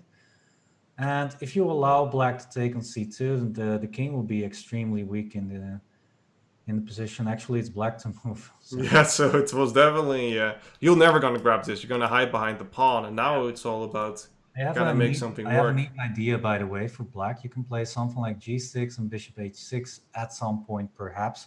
But of course, you need to account for knight d6 then. So, but something like that could be very interesting. Also, you could maybe just start attacking that knight on b5. It looks very shaky there. Absolutely, and there's also the idea that let's say this knight wasn't here. Exactly, this is one of those things. Take, and this is a mate. Yeah. So there's also these kind of tricks in the position. So there's a lot to look at, for sure. But I like the g6. It seems like a very good idea. But let's try to kick this knight out. Did you cover this in your DVD, by the way? I need to know. Oh, we were long past that. Yeah. Okay, they played some new moves somewhere. Just checking. It seems like Anna did win. Very nice position. You can just take this one and you win. There's not much to that. For a second there, I thought it was a stalemate. You thought it was a stalemate. No, it's almost a stalemate, but e5. You can even run to e4, e6. So yeah, plenty of room. First G result. G. Let's see what else we have to look at. This one seems kind of interesting with Dragon Solak, the Turkish playing the Romanians, Konstantin. Yeah, I love these bishops. Yeah. Lupulescu played a brilliant game in one of the previous days where he was playing against Amin Bassem from Egypt, and they had this big theoretical line of about 15 moves, and then it was a repetition with the king in the center. It was no preparation, but it was amazing to see. Yeah. But I hate it when I play over the board and they just keep blitzing out moves, and I'm just thinking like, after 3 moves I'm out of the theory, and I'm like. Fired up. But let's find a move for black here. If it's a move for white, I think I would have played something like Queen A7. No, just rook here. It's Black is doing very well. Yeah, like you said, the bishop pair is looking very, very good at the moment. Very juicy. Just trying to find a nice move here. Rook A8, probably Queen C4. There's a bishop on G2. But there's a bishop on G2, so definitely not Rook A8, or Rook A8 would have been played. I would try something like Rook C8. I think the pawn on C2 is a nice target. I agree. I would have played Queen D7 first to get the other rook in, maybe. But Rook C8 right now seems like a nice idea. The bishop is under attack. And now it's about how are we going to defend this. Even Queen A7 could be an idea to start moving towards his E7 pawn and attack the bishop, but take the knight. I am looking at some tactics, by the way, if you can indulge me. So Rook C8, Queen A7, Knight E2. Knight to E2. That's a free knight. Thank you, buddy. Queen D1. Ah, I hate to see it. And then, of course, H3. Bishop H3. Yikes. Good one. And if we start with bishop, if I just move, I'm gonna say king f1. My idea is knight c3. Knight to c3. More aggression on the board. Yeah. The man myth, the legend sees everything. Bishop b6 c4 is played. And we will continue. This one has ended as well. Alexandra Kostyniuk, the chess queen herself, with a nice win. We have another one here. Valentino Gunina, another win for Russia. Who would have thought? We're always getting to the England games, chat. It's just need to close a few more games. Don't worry about it. We will get there. And I know that Roland is a big fan of Rook games, so let's put this one on. Is this a win for white? Not yet, but it looks like a very good chance. Yeah, if you play king f1, king e3, then rook e5, rook c5. I don't know, but rook d5 is very good. If black can play c5, then exchanging the weakness on c6, then things might be holdable. Yeah, might be holdable. King f6, right. Very good. I actually played a rook ending against Mircea Parligras during a Bundesliga match, and that was I was very close to winning, but I had 2 pawns up in the rook ending, but he still managed to draw me there with quite a lot of ease, actually. So I know that Parligras loves is very good. One loves his rook endings. That's probably a bit too much, but he's really good with rook endings, at least. So we will see how they will do. Would you play f4 here immediately, or would you go king e3 or king d3 first? I would have gone. I would. Well, if Porligras is playing it, I would play f4. There you go.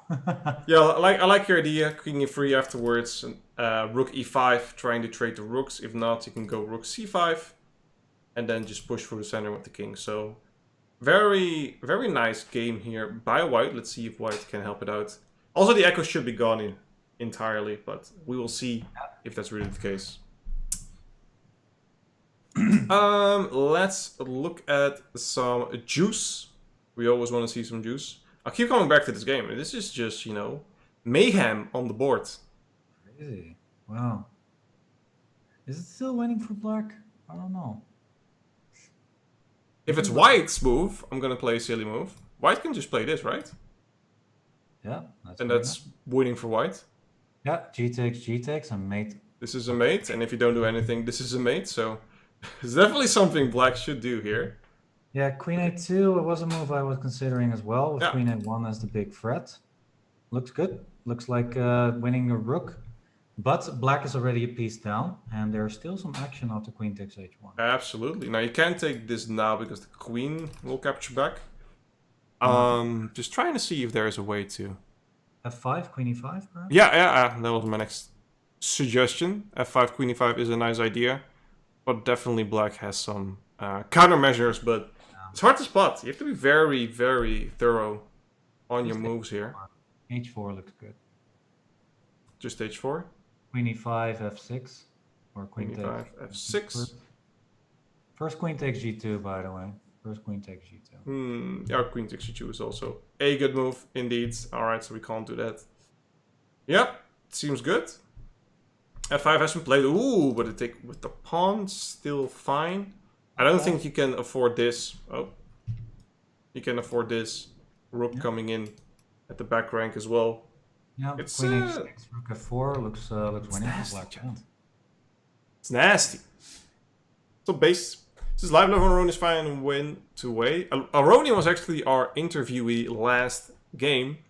And you can request who we are going to interview, chat. We can't have everyone. Obviously, they're in Zoom calls. Sometimes they have to go earlier. Sometimes they don't play the third round. But you can always pick up some suggestions. I want to see if white can hold this. We can take a quick look at Levon Aronian. We have a request in the chat, so let's see. Yeah, his username is Armenian Lion, one game below this one. The Lion. Okay then. Ooh. Actually, that means the loss for Aronian, yeah?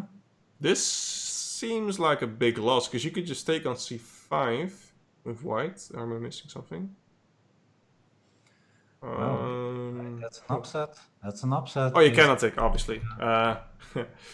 If you take here, you have knight to e2. And still winning for white, but a lot less easy. So, just king d1. And if you can start running it, that doesn't matter. I'm going to play bishop b6 at some point. Gonna get one of these. Oh, no, now you can just start. Keep running. So, obviously, after this, let's make sure this one is defended. Get the bishop to f2. And then just win the game. Yeah, Aronian!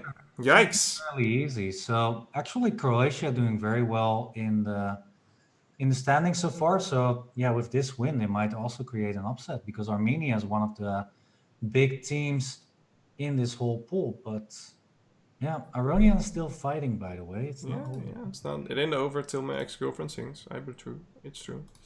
We got some English people here as well. The Englands are here. Gwen Jones with a crushing win. Very nice.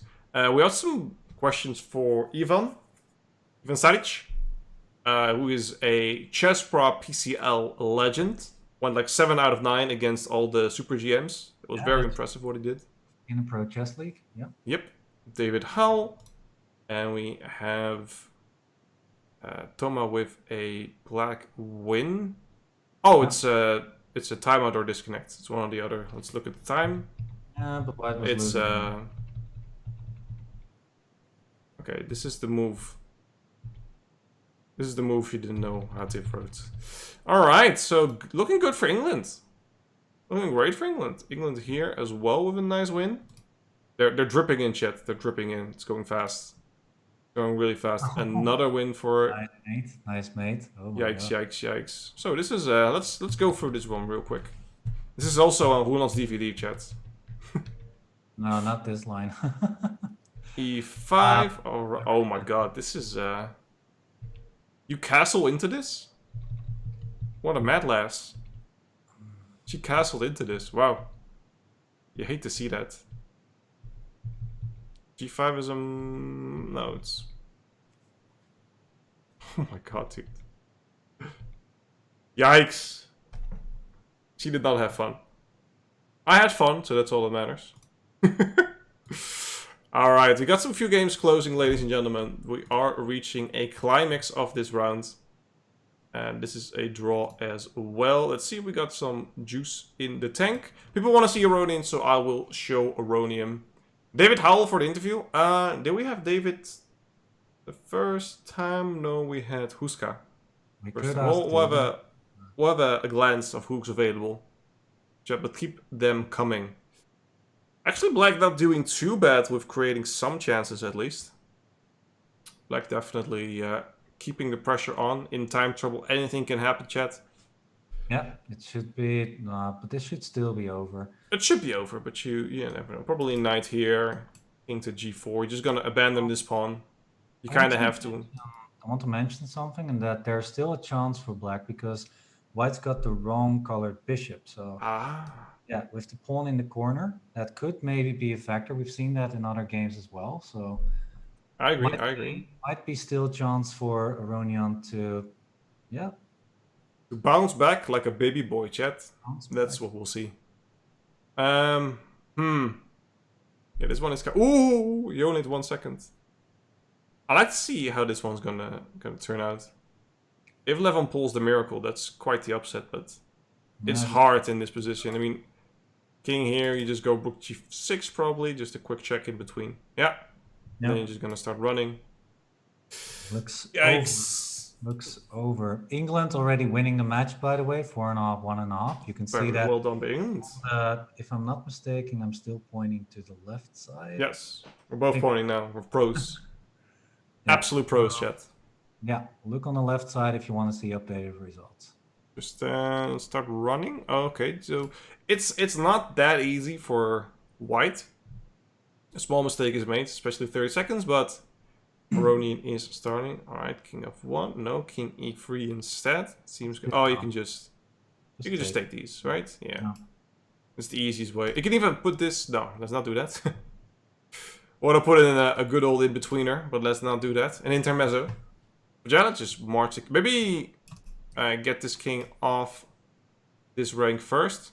I want to play something like rook e8 first to make sure that doesn't happen. This is just over. And this one is over, game, over. I'm sorry, Armenian fans. Let's look at this one. We have Black trying to hold a draw here. Is he going to be able? Yes. Oh, okay. Well, that's... I don't know how. Oh, we don't have to look anymore, chat. Now, this is... But maybe just king a6 and then queen b8. Yeah. Look at the pawn is once again a... how do you say, side pawn. It's on the a file, so if you can play queen b8 here, for example. So the thing is that you almost had queen here, and then the trade-off, and then you almost make it forward, but this king will play king c8, and after king a7, king c7, and the king is trapped. The good old... Is this a common name? Does it have a name? No, it's just a drawn pawn ending. So. Okay, it's called the Bigfoot trap, chat. Remember this, kids, that if this the king will be stuck in the center. You hate to see it.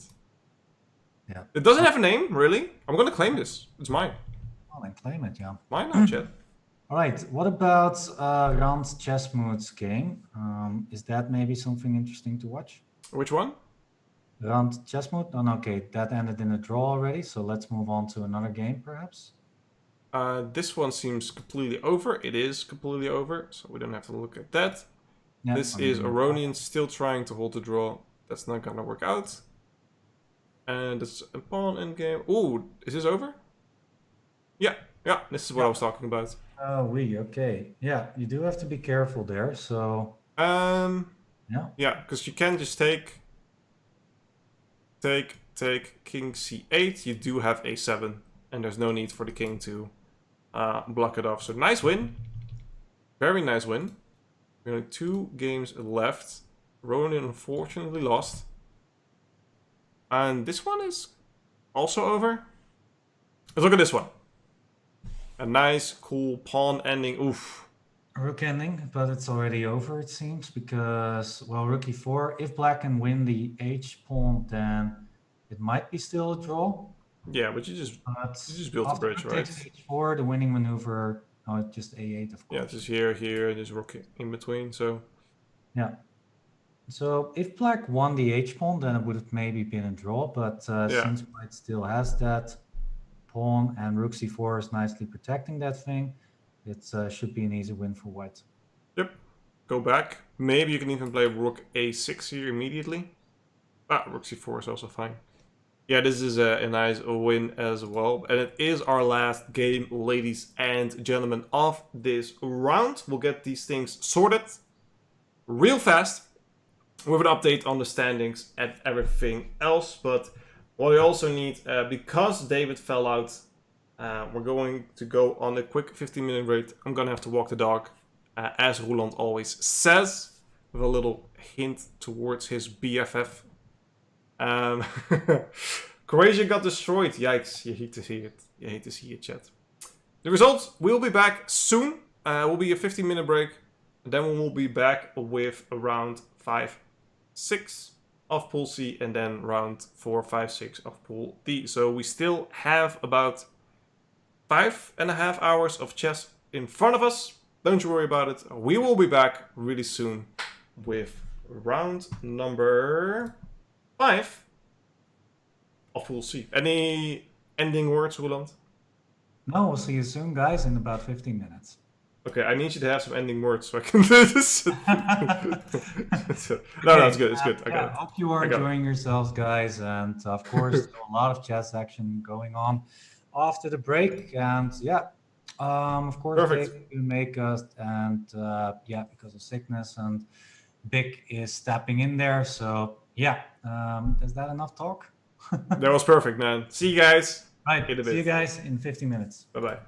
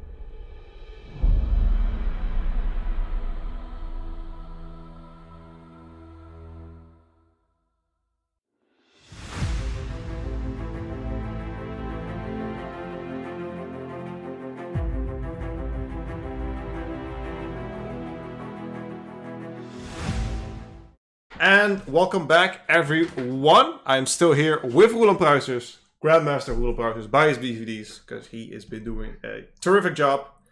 Yeah, so we just left off in Pool B, so round 1 of Pool C, which is actually round 4. Let's look at the results real quick. Egypt and Bulgaria did manage to tie. Turkey lost again, unfortunately, to Romania. Croatia lost to Armenia, actually quite big, 4.5, 1.5. Russia, well, waltzing over Algeria, that is no surprise. And England defeating Morocco. So what does that say for our standings? It says that Russia is still firmly in the lead. Armenia actually made the bounce back, and it's more even now. So let's see. I'm just gonna pull up the standings, and you tell me if you see something that is of interest of you, Roland. Well, of course, the big match was Asia. Yeah, yep.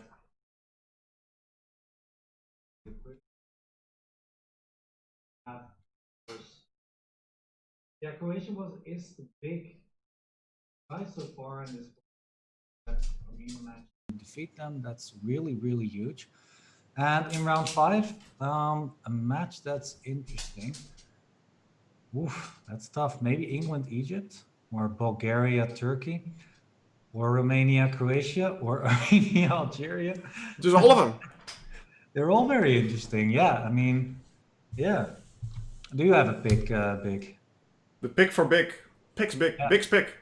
I like England, Egypt. I think they have a very nice lineup to look at, and they are around number 3rd and number 4th. So we will see if those will move forward. We're just waiting for the games to start. Maybe I got the incorrect link. I don't think so. We're gonna see if we can get some games in. There they go. They're a little bit late, a little bit nosy. What's going on here? There's a pawn on d6. Let's take a look. Oh boy. Looks okay for black because the knight on g8 can still be moved back to from h6 to f7. That's a way to go for the knight. And the pawn looks quite dangerous on d6, but I don't see a way for white to use it just quite yet. So I think this should be okay for black. There's bishop e6, knight h6, knight f7, short castle. I think should be fairly okay. Seems pretty good. I still say there is an extra time. I might have to fix a little bit of things, but I'm going to do one more thing, chat. If there still will be an echo, then I have to take some drastic measures, but let's hope we don't get to that. I think it's going to be fine if I like this. All right. Should be grand now. If not, we'll see. Let's see if we get an interesting position to look at. I see probably a London. Oof. Yeah, looks like it. Yeah, d4, knight f6, bishop f4 was the opening, and then, yeah, what I like about black's position is that black did not yet play d5, and with that, black can maybe place a knight on d5 maybe at some point. That's an idea that I see very often, that black's going to exchange on d4 at some point, and then creatively make use of this d5 square. So the thing is that if you play d5, then the bishop on b7, where the bishop is eventually going to go, will then be blocked off by that pawn. So you can just keep that diagonal open for that bishop, and then there's one less thing to worry about for black. Yeah. Good point. Completely agree. You really block off your bishop now. That we would like to see. So, good structured opening. We already have a win. Okay.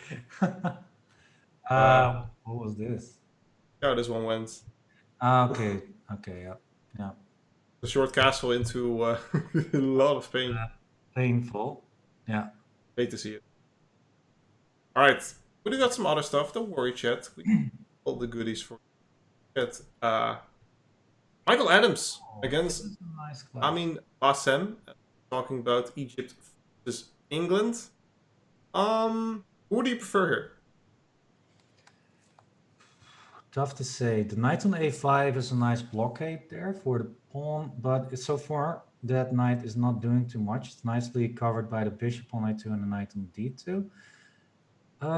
The bishop is on h5. A plan for white might be to play e5 at some point to gain some more space. It's very hard to tell, though. I mean, these positions are very hard to judge. For example, if you play d takes c5, d takes c5, and e5, then a knight is going to come to d5, and that is not a bad square for that knight with knight c3 ideas, knight b4 ideas. So yeah, I think I would prefer white, but it's really a complicated game. So e5 is probably not the way to go. Maybe you have to play g4 at some point. Yeah. Try to get something in there. Good idea. Black also has a very colorful pawn here on e7. Doesn't do anything. It's locked in. Liverpool seems to have transformed into Bigfoot. Yeah. Oh, I have to change the title list. Unfortunately, David became ill, so I am taking over for now. Our sincerest apologies. Definitely not a. It's definitely not an upgrade, but it's one we can live with. Yeah, we were talking about this, and actually, what happened was knight of 7. So, Yeah. Black will win the pawn back. Well, it's not white is not a pawn up. The material is still equal, but yeah, it's the question is if the d6 pawn becomes a liability or an asset for white. So far, I can see that black is nicely blockading that pawn. So far, it's not a big problem. How can white make use of it? Well, white needs to push somehow. One idea is maybe to push the a pawn at some point, bishop c5, a4, a5.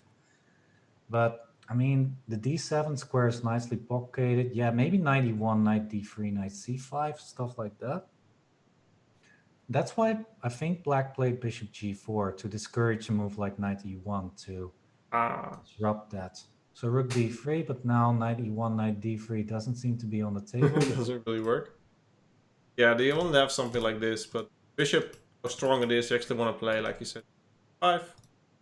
We're going to want to have instant position. We'll keep an eye on that for sure. But let's jump into other games, like very nice English. Yeah, that's very common English. So white got the square on d5, but black's a very solid position himself. So yeah, black's going to try and play something like f4 at the long run, and white's going to try and play b4, which I think is already possible. Yeah, or white can just try and keep the tension, for example, with a move like f4 himself. You see that very often as well to try and control black's potential on that king side. I'm not sure how this knight came here, because e3 hasn't been played, so this was not an option. I think it's knight e1, knight c2, knight e3. Really? I'm not mistaken. Yeah, that's a common idea. Yeah, that's true. Yeah. Yeah. So you don't have to play e3 at all. Is that a weakening of your position then, e3? Not here. If white's going to trade off the bishop on g5, then e3 is a very logical move. Trying to protect against the d4 square, for example, with knight d4. Yeah, but if you don't have to play e3, then I would not play it at all, because it does weaken the position a little bit for white. So maybe in the long run, the d3 pawn could become weak. But yeah, for now, I don't see anything wrong with e3. Okay, because I asked because usually if you play these kind of positions with English, you don't all the way back. All the way back. This knight. Usually when I get this knight over here, the idea is with like knight e5, play e3, and then get this knight over here. You have the same position. But like you said, white did the entire run around, and that's purely so you don't have to play e3? Well, if you play e3, it also has some drawbacks. It's a totally different line, actually. I do remember that Carlsen played this e3 line some time ago with knight g2, but then white is going to play b3 and bishop b2 usually, because then the bishop on c1 is not very well placed. So yeah, and yeah, black will not play a move like e5 here, for example. That's a move that you don't see very often because, like you said, then knight d5, knight e2 saves white a lot of time. So in this variation, usually black does not play e5. So that's more or less the difference there. Ah. All right.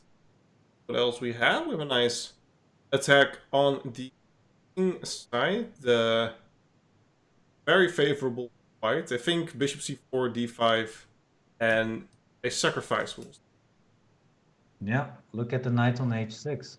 That's a good piece right there. So after bishop c4, what does black play? Well, king, yeah, knight f7 if possible. Yeah, let's play knight f7. You can already win a pawn, by the way, with takes d6 and queen takes. Start. Yeah, it's something went wrong for the black player here. Yeah. Well, we're taking the direct approach, so we're just gonna win d6, Yeah. and it's gonna be like that. So, field day. Yeah, just Away. Talking about interesting pawn structures. What happened here? seems like a Caro-Kann, but white already has advanced very much on the king side. That's something that usually takes more time. Black's still underdeveloped. The rooks are not yet in. The king is not yet castled, so I think white is doing very well here. Knight f3, maybe f5 if possible. Sometimes g5 is also an idea. I mean, black can never castle short right now with all these advanced pawns on the king side. So black needs to play long castle, I think, but that also has some drawbacks. If I were white, maybe I would try and get c4 in at some point, because I would try and, I don't know, try to prepare against the long castle somehow to, or maybe just play f5. That's a difficult question, but I think the white's doing very well, at least. Yeah, just knight f3, knight b5, knight d4, for example. Yeah. Maybe f5 at some point. Seems very, very good for white over here. I'm gonna show a fun line because I like showing lines. Let's say black is going to attack the queen here. We're gonna do something silly. 95, and I'm gonna grab. What do we play then? Queen e7, queen d8. Nice. Oh. Gotta love these base chat. Yeah. It's I love never these. coming on the board, though, but It's never gonna happen. fun idea to show, definitely. Nice endgame here. White seems very advanced. White seems a pawn up. Easy win for white? No, actually, maybe a loss because the bishop on g8 is trapped. So Okay. let's say knight takes f7. That looks like the best move here, but then after knight f6, I would play, I think. Yeah, the bishop is trapped, and I think white needs to grab as much pawns as he can. So knight e5, yeah, knight takes g8, knight takes. Get out. Yeah, g5. Why not? Yeah. Oh, bishop f7. Bishop f7. Yeah. Grab this. Takes king f6. Yeah.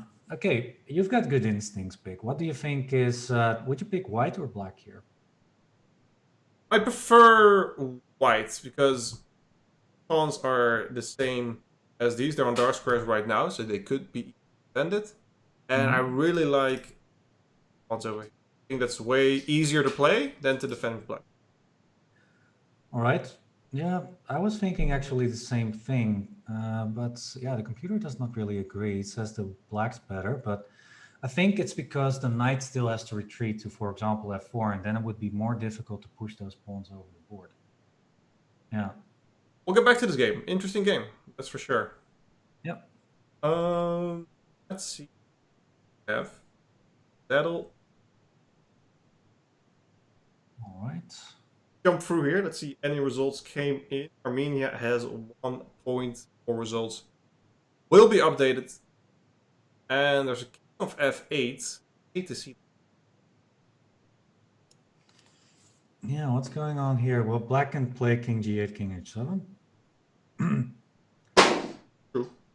And if you... Okay, but white has some time. I mean, White's definitely better. The bishop needs to go. Let's say you go to h4.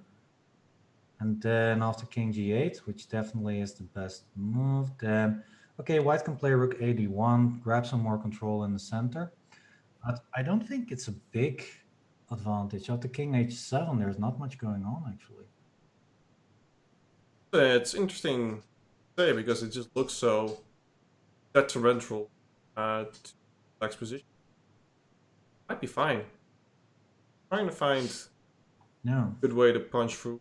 Maybe bishop b3 to start getting these lines open, but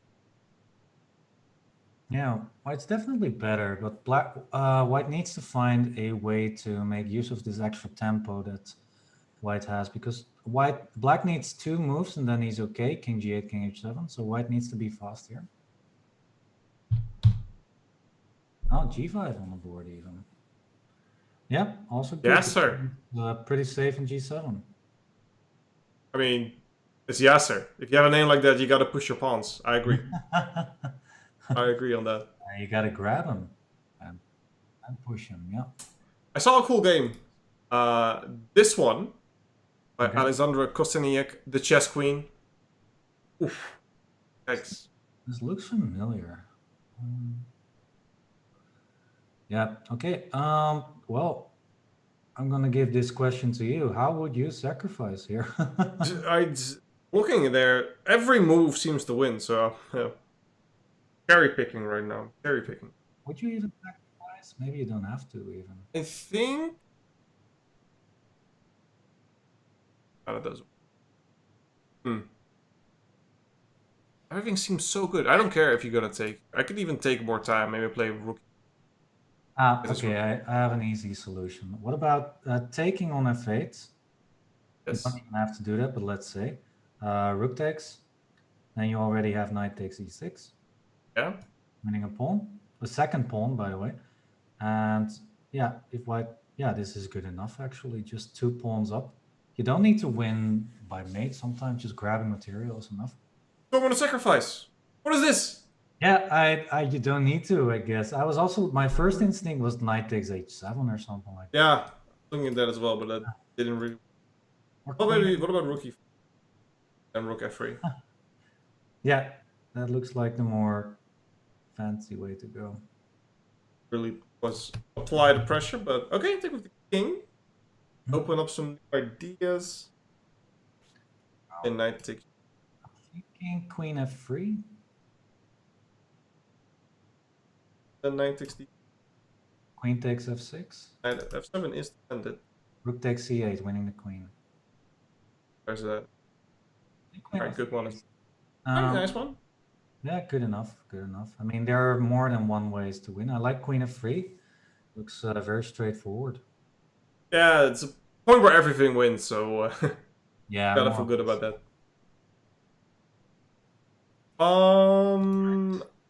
Whoa, the center. Yeah, that is complicated.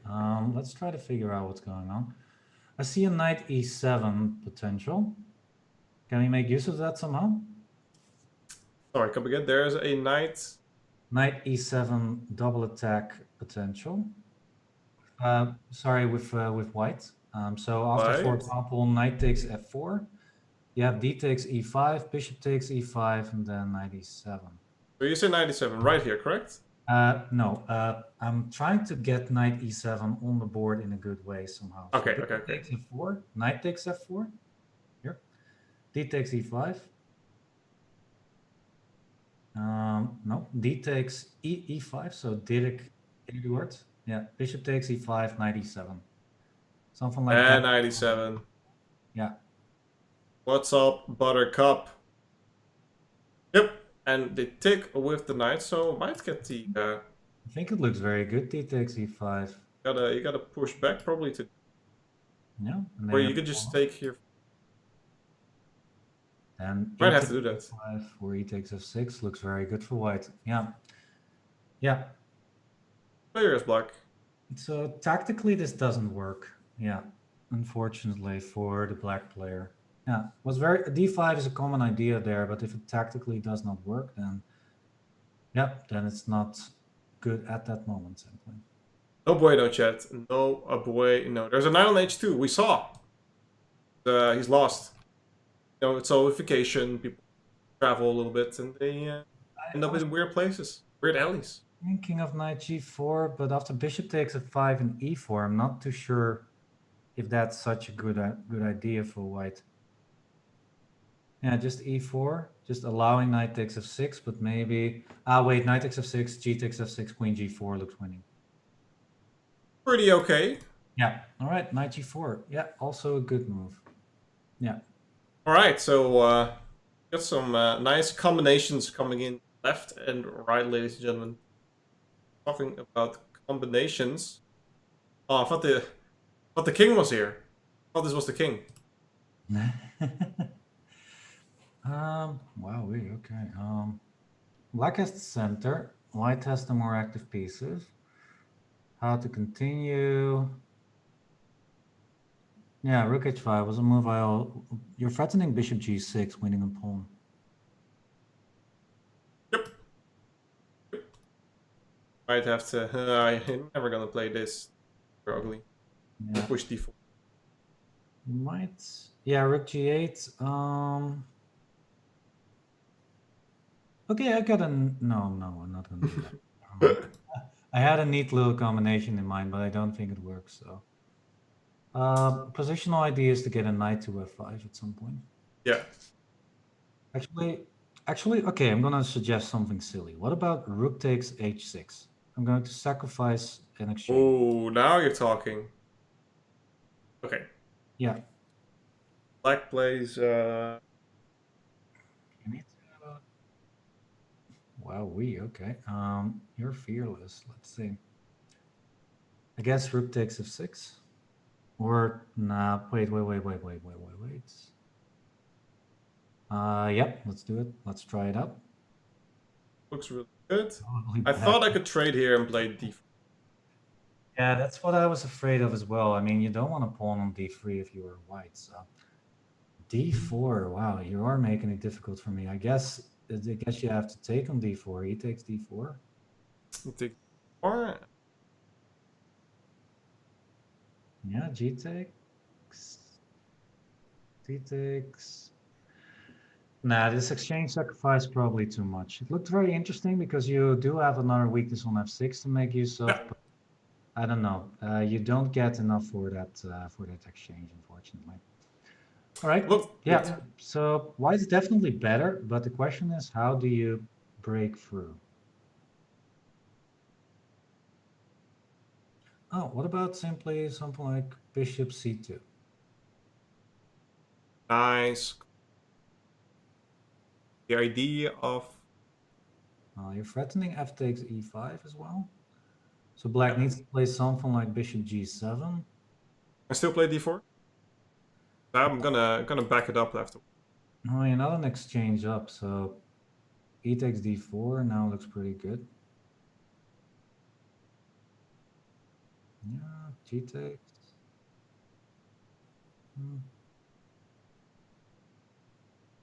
Oh, what? Well, you're a little bit too slow. Yeah. Still not the worst for black, but I like it. Bishop c2. Good move. Yeah. Oh, bishop b1 on the board, by the way. So. Yeah. And b5. Okay. So we're gonna see how this one turns out later, ladies and gentlemen. Interesting position, yeah. And back to we were watching this one already. A nice endgame. This is the endgame we were talking about, where the bishop was sacrificed for all these pawns. Seems like black is still favored, but I still love white. Yeah, well, I think black is winning a pawn back on e3 or an a3, but white's got knight takes b7, so it's not a full pawn just yet. Yep. Very complicated. I don't know. I think it's dynamically balanced. How about that? That's a term I haven't brought on for a long time. Finally got rid of it.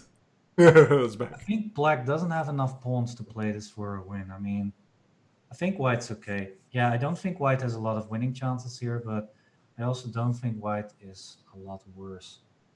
Because, I agree. Yeah, you need what about more this one? pawns with black. What about this one, Roland? This one seems right up your alley. Trying to find a win already for white. Alright.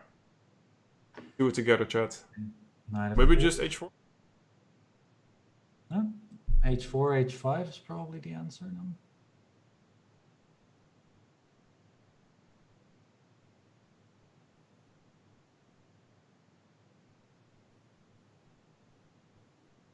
Huh?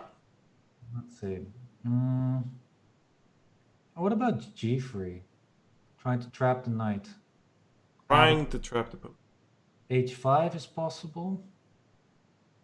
And then Queen F3 needs to be played.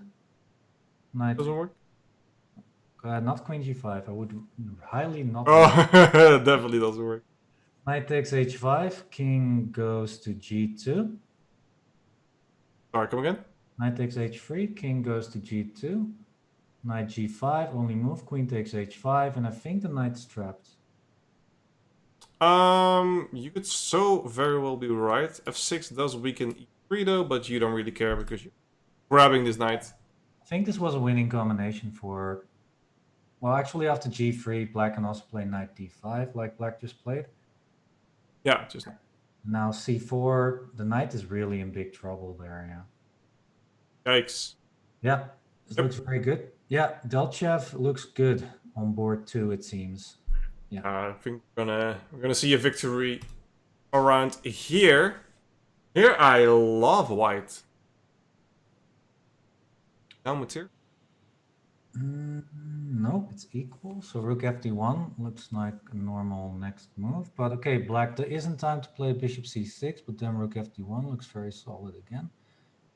Yeah, White looks very good. Yeah, the Queen on D8 is stuck. Knight B6 is a threat here, perhaps. Rook FD1 next. Yeah, I like White too. So Grishuk looking good against Mohamed Tassir. You must be missing something because the equal position says the engine, so I think the engine says that it's a lot better for White. we're missing some.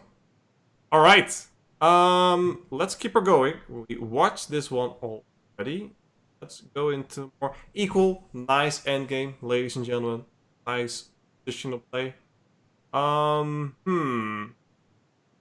Thoughts? Rook c5. I mean, there's a pawn hanging on h4, so that needs to be protected. Black has knight e7, knight d5. Looks very solid. I don't know. My first idea was the white was a lot better, but I mean, the pawn on d4 is a permanent weakness in the white position. Knight f5 is very annoying at some point.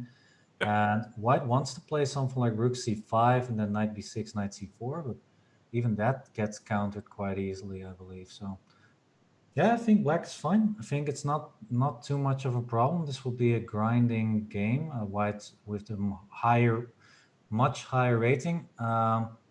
Oh, this is not good, by the way. I would play knight b6 in a heartbeat right now. Ooh, knight b6, I like it. Yeah, because the rook is coming in on for the d file. The rook on a8 is still under attack, so the rook needs to go. Yeah. Yeah. That's yikes, ladies and gentlemen. That's what we call yikes. Yeah, that's really good for... Yeah, rook d5 was really unfortunate. Knight b6 was a very nice tactic.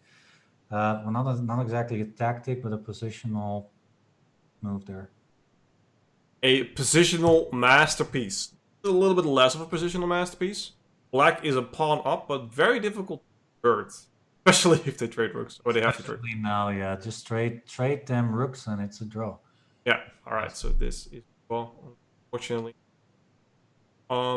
This doesn't look like a draw. A little bit more excitement. Especially for black. Black seems very... Black is winning, yeah. How would you play this with black? I will not do anything rash. I wouldn't like start pushing these pawns too quickly. Trying to figure out what the best way is. 5 back, so we much. Alright, never mind. We're gonna go bishop 5. There you go. Back. And where do you punch through? Do you mess up your structure? You could play h4. That is, looks like a pretty useful move. But on the other hand, okay, there you go. I would also try to focus on the queen side because you got a pawn majority there. For example, a move like a5 at some point, and then try to attack this a pawn. Yeah, yeah. Like a very good idea. But it was absolutely important to push the knight back because the knight on g2 is now on one of the worst squares possible. Yeah, knight e3 looks still. It should be over. Bishop g5 and then c5 or a5 at some point. Black should be close to winning here. Seems good. No need for mate threats. We're just gonna keep her rocking. Here we have Grishik is still very comfortable, even though Black did manage to get a very nice knight on d4, so 8 Black's position fairly well. But there's a lot of gaps in position. White's structure is very secure and solid. And after, we don't have it just yet, but after, let's say, take, maybe an e3. Carry back, so good. Yeah, I think this is a great calculation from Grishuk. I think if we move a few moves back, then I think he sacrificed the pawn. Black took it, and but the combination leaves White with an exchange up in the end. So yeah, there you go. Knight goes, bishop c6, like you said, and White's just in the money. Cruising, chat, cruising. Her going. So we still got some games left. Don't worry, chat. We still have a lot to take in. I see a Swiss cheese position right here, which I personally always love. If you have a in-kettle bishop, but you're missing the bishop, that's something that you don't like to see. How do we sacrifice her? I was gonna ask you the same thing. Okay, right. okay. Let's take on. Well, I think both work. This? I would play, yeah, knight to g6 wins, knight takes h5 wins. Yeah, doesn't matter, both win. 8. Oh. Here. Probably queen. Enough to take her down. Rook h6, knight takes h5, good enough too. G takes h5, rook h6. Oh, that's also... Yep. And time trouble. So, yeah, that's gonna be a win, chat. Look at that. Nice chess indeed, man. One is over. We are cruising through. Let's look at the standings. Because one's updated. Armenia 5-0 up. That's a pretty good one. England, Egypt.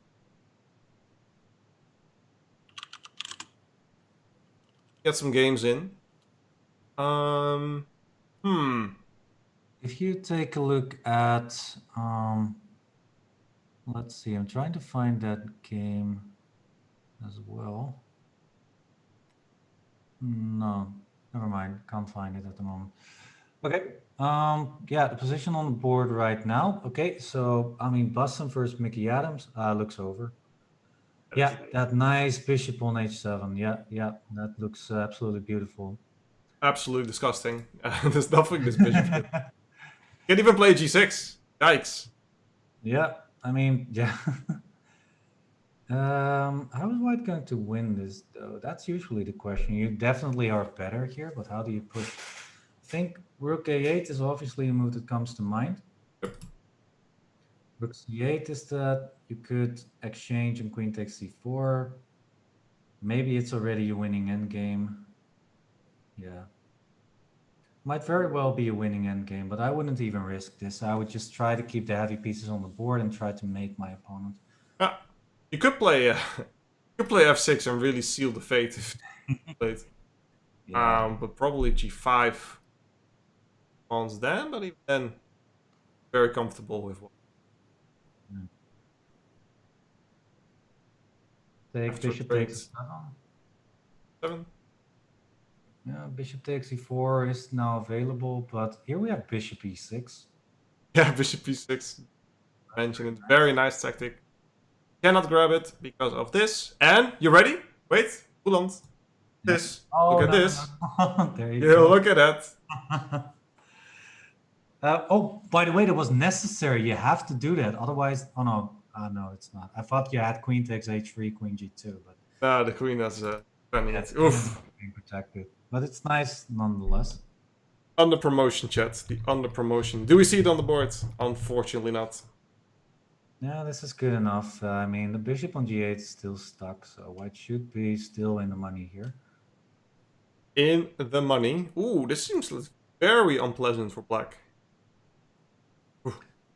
Yep. Does black have chances here? Oh, rook e2 seems to be a mistake somehow.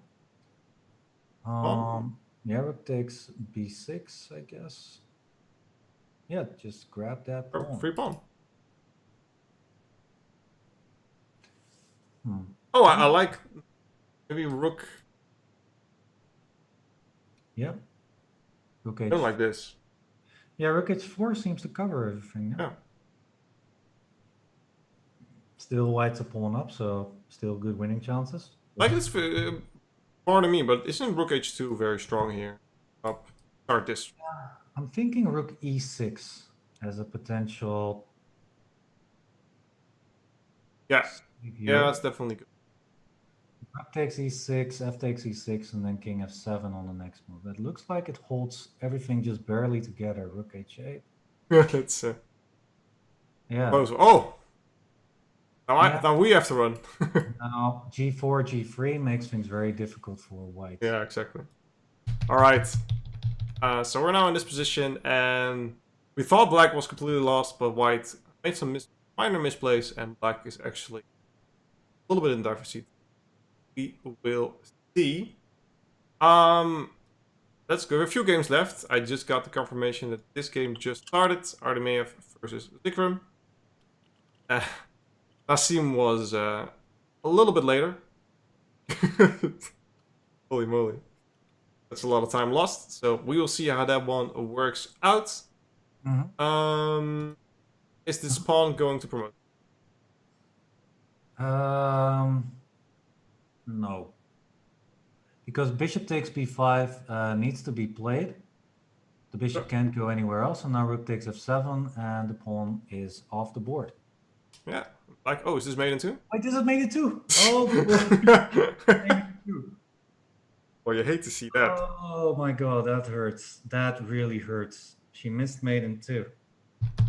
It almost had the idea of playing this, and if you take with the pawn, you actually had rook here. Or king takes it. Very good position, but you can just. Yeah. Okay, yikes! Made into that E lap. Let's keep going. Egypt versus England, big clash, big match. White's desperately trying to make. Looking for tricks, but no tricks at all. You can play. The knight on c7 needs constant protection. a3 is coming. This looks over.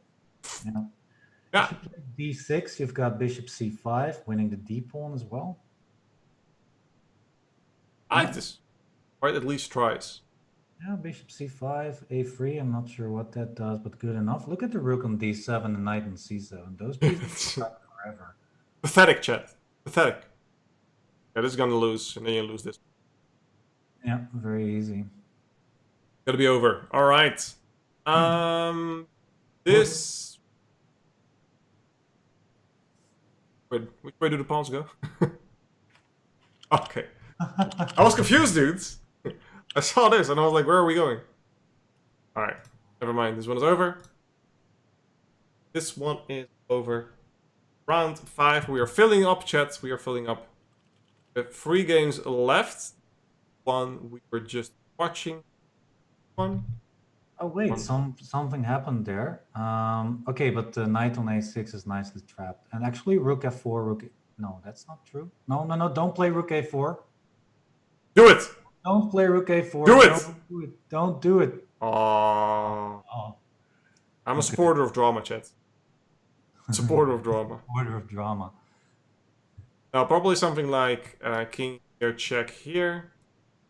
Mind. Then you can just play a2. Then rook a3 afterward. So it's... Guys, can you just take that? You say you are a supporter of drama. Do you watch a lot of reality TV then? I don't have a TV. The only TV that I have is the one back here, which I for my stream. That's Um, true. Yeah, yeah. Oh, I love. Yeah, it's easy one for black. Just gonna run it down. Let's see.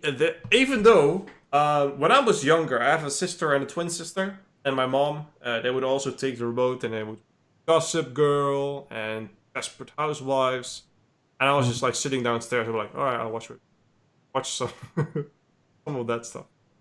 Very manly, okay? Shut up. Well, yeah, me too. I sometimes watch stuff like that too, by the way. Yeah.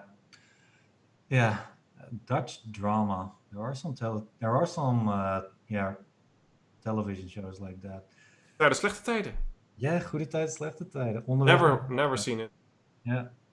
Never seen it. Some Dutch yeah, TV there. On this game. I See, think- look at the engine. He says that White had a stirring move. Yeah. I wanted to go in the back here. I was looking at a potential mate at some point, like, but I don't Why see play? it. Okay, what about? Okay, let's queen takes g5, I guess. Queen takes g5 is what they played, and then evil bar. So this was the evil bar. Yeah. Take. And here, 5 and it dropped down again to -13. So there is something here that saves white, but what is it? I'm trying to find something, but I'm not exactly sure what it could be. So queen c2 looks like a very good suggestion. What about queen d3? Yeah, that was one. And a2, This. queen a3? Yeah, that looks Ah. like the a pawn, it seems. Queen d3. Nice move. Nice find. Alright. Well, this one is over, unfortunately. All games are over. Actually, Artemiev won. 11 minutes against 13 seconds. That went pretty fast. Alright, chat. We will go on a short break. We're going to update the standings. We're going to go all the good stuff. And then we will be back in just a hot minute. More entertaining online Olympiad. Guys, in a bit. Yep.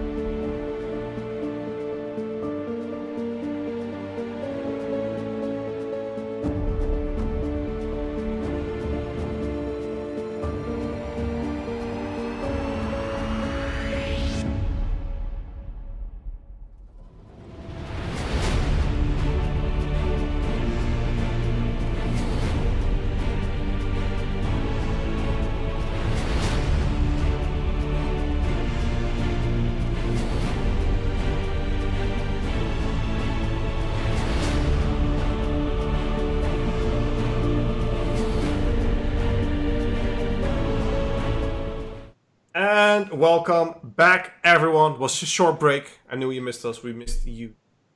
You hung up the phone.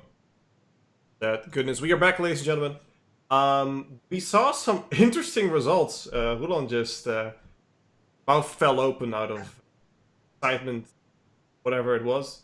Yeah, surprise mostly, because before this round and before the day started, we thought that Croatia was going to be, a big contender for place 3, but yeah, they scored some devastating results. And yeah, I'm still a bit in shock there because they actually lost with big numbers as well. I mean, 5.5 versus Romania. What a result there. Oh my God. Yeah, very impressive by there.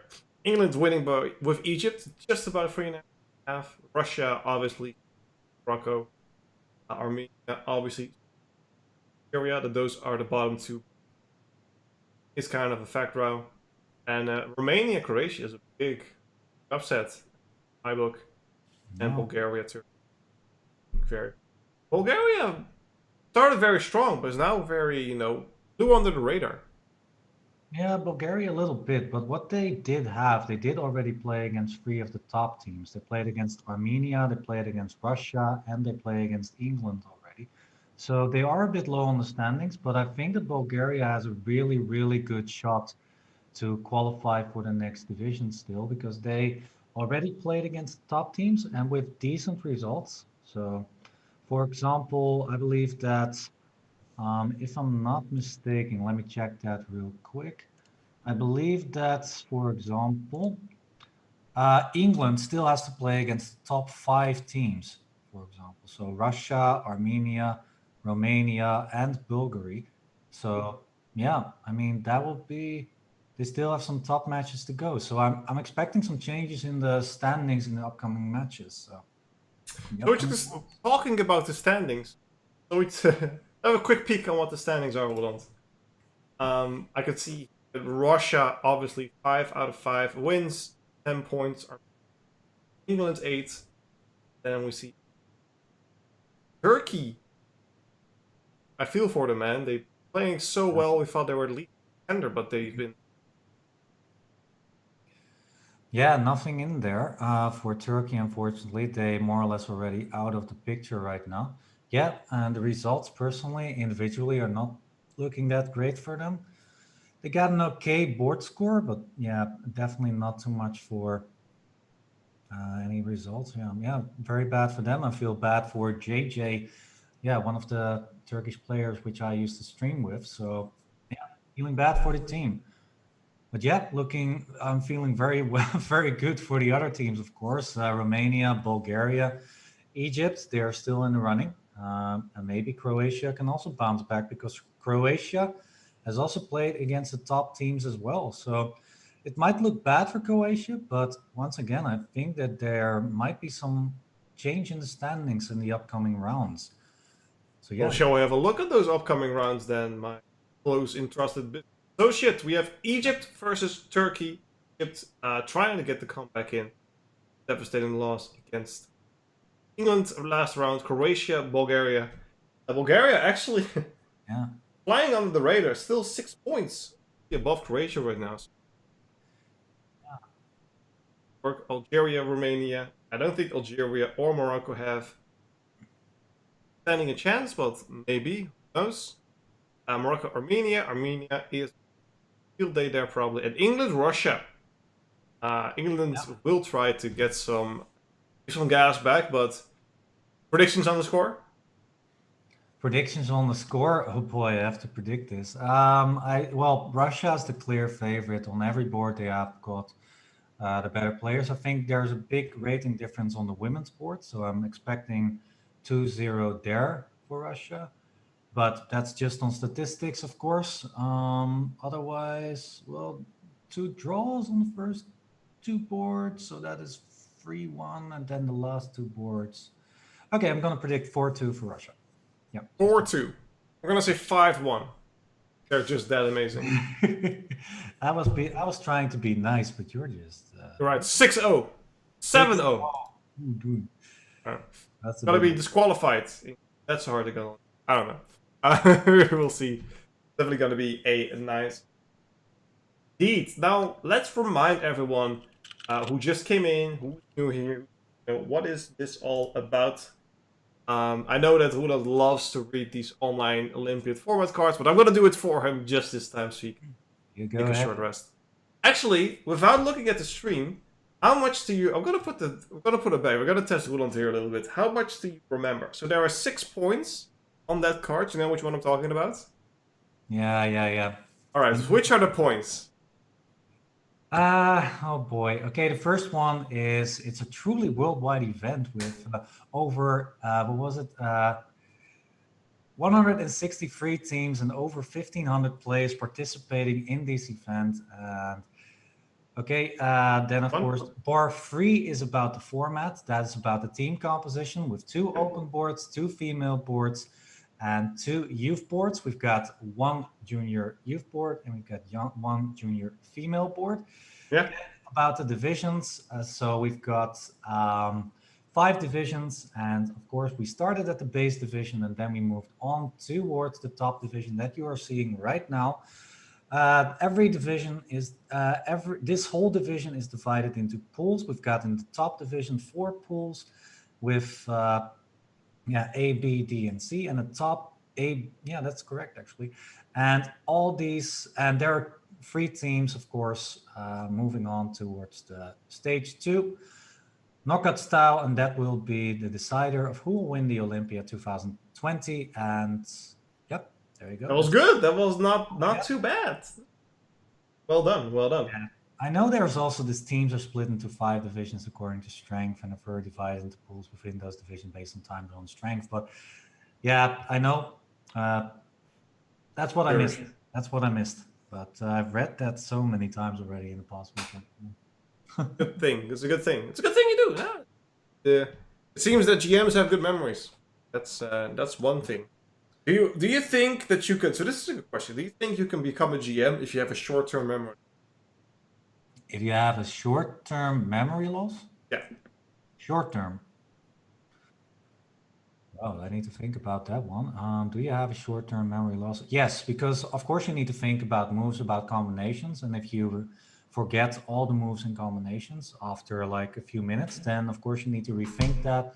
So yeah, I do think that's definitely not going to help you in the road towards becoming a GM.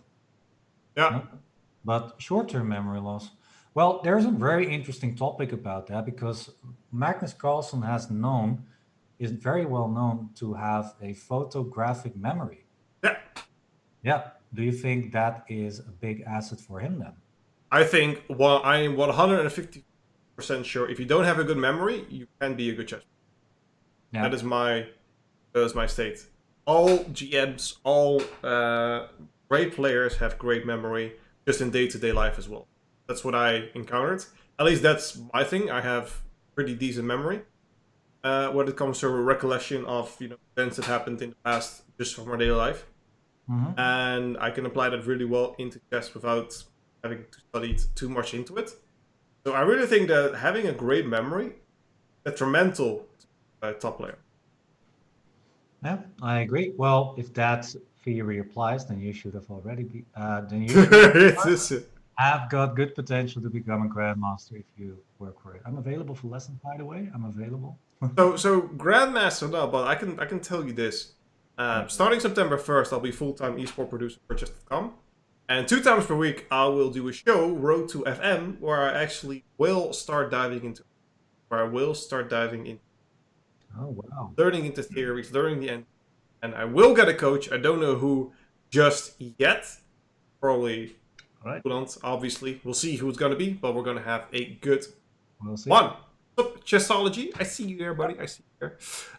So the main games that we're going to look, we're just going to put up a game. The main games that we are going to look at is England versus Russia. I'm not sure if those are up already. But another interesting game, obviously. Croatia, Bulgaria. More of the mid-tier battle. Yeah. Well, also England and Russia, you might never know if there is going to be an upset in that match, obviously. So that is the number 1 versus the number 3. Yes. You may never know. Russia, the big favorite there still, but you never know. England has a strong team as well. So, yeah, let's keep an eye out for that match as well. Russian games, first Indian games don't appear to have started yet, so we are going to dive in with the Bulgaria versus Croatia games. And I already see an interesting one in here. This theory? I'm not too sure. I don't recognize this yet. I know this G5 and knight G4 idea, but not in this particular position. Wow, what to make of this? Wow. Okay, so the thing is, of course, that the G5 pawn is under attack. So if you play a move like Queen F3, then you can just take the pawn on G5.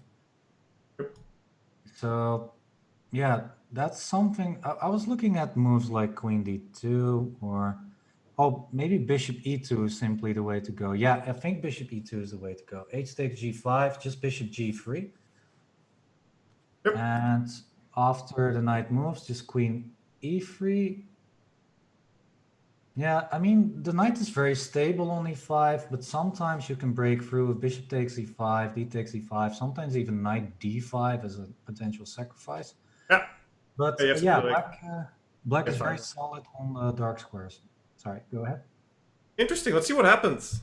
Nothing yet, so we'll see if that works out. I don't know. I had something in mind that, let's say here, and he plays H5, you'd have something like G6. I saw, yeah. But even that after 95 is not 100% clear. Exactly. You always have this 95 try. Oh, hold on. I don't agree with you. Takes. Oh yeah, G takes, king goes, and then Queen H3 or something. Yeah. Anyway, doesn't come on the board. Bishop E2 has been played, so good instincts. Good instinct. Absolutely. We're still in the opening phase in time, so it's actually interesting to see the opening phase in all games. Let's start with this one. You're an E4 player, correct? Yeah, one E4, yeah. Alright, because I played it with white quite a lot. This kind of G3, obviously the move order is different. And I never know how to combat this bishop A6 idea. What's white's plan into handling this? Yeah, so bishop A6 is aimed at, disrupting white's development. For example, after queen C2, you cannot play knight C3 because the pawn on C4 needs protection. So, yeah, and if you play B3, then you're going to put a bishop on B2. But there are also ways of contesting the B3 setup there. And very often black is going to include a bishop B4 move sometimes as well to try and disrupt the white's piece development even further there. Yep. Yeah, so bishop A6, yeah, this is a good way to deal with that. Bishop B4 does not make much sense instead of C5. But yeah, D5, this is a very well-known pawn sacrifice. I think, yeah, a lot of players are still playing this. You sacrifice that pawn, but you're getting a lot of development and positional play in return. 95, nice little trick there. Short castle, rook D1, you just try to undermine the C5 and D5 pawns and try to break through somehow. Yeah, very interesting opening, yeah. I agree. It seems because black has the center and it doesn't take too long to start developing. Very naturally good for black, but very tempting as well. Yeah, I think black has to play C4 now, but yeah. Right. Okay. Well, we can stay on this a little bit, Even after Queen A4, you go B5. Why stop? Why stop? Let's exchange another one. Or Queen A5. Queen A5 looks good too. 5. Oh wait, maybe not. Wait, can we trap the queen somehow? Or you could just play B4. Just B4 looks very. Yeah. Okay, so knight takes B5 then. Alright, knight C6. Alright, so interesting. I didn't know of that pawn sacrifice. So it's good to that one. What about this one, ladies and gentlemen? What's up, FIDE Chess? Also in the house. Welcome, welcome. They are the organizers of this event, ladies and gentlemen. We're also streaming their channel, FIDE_Chess.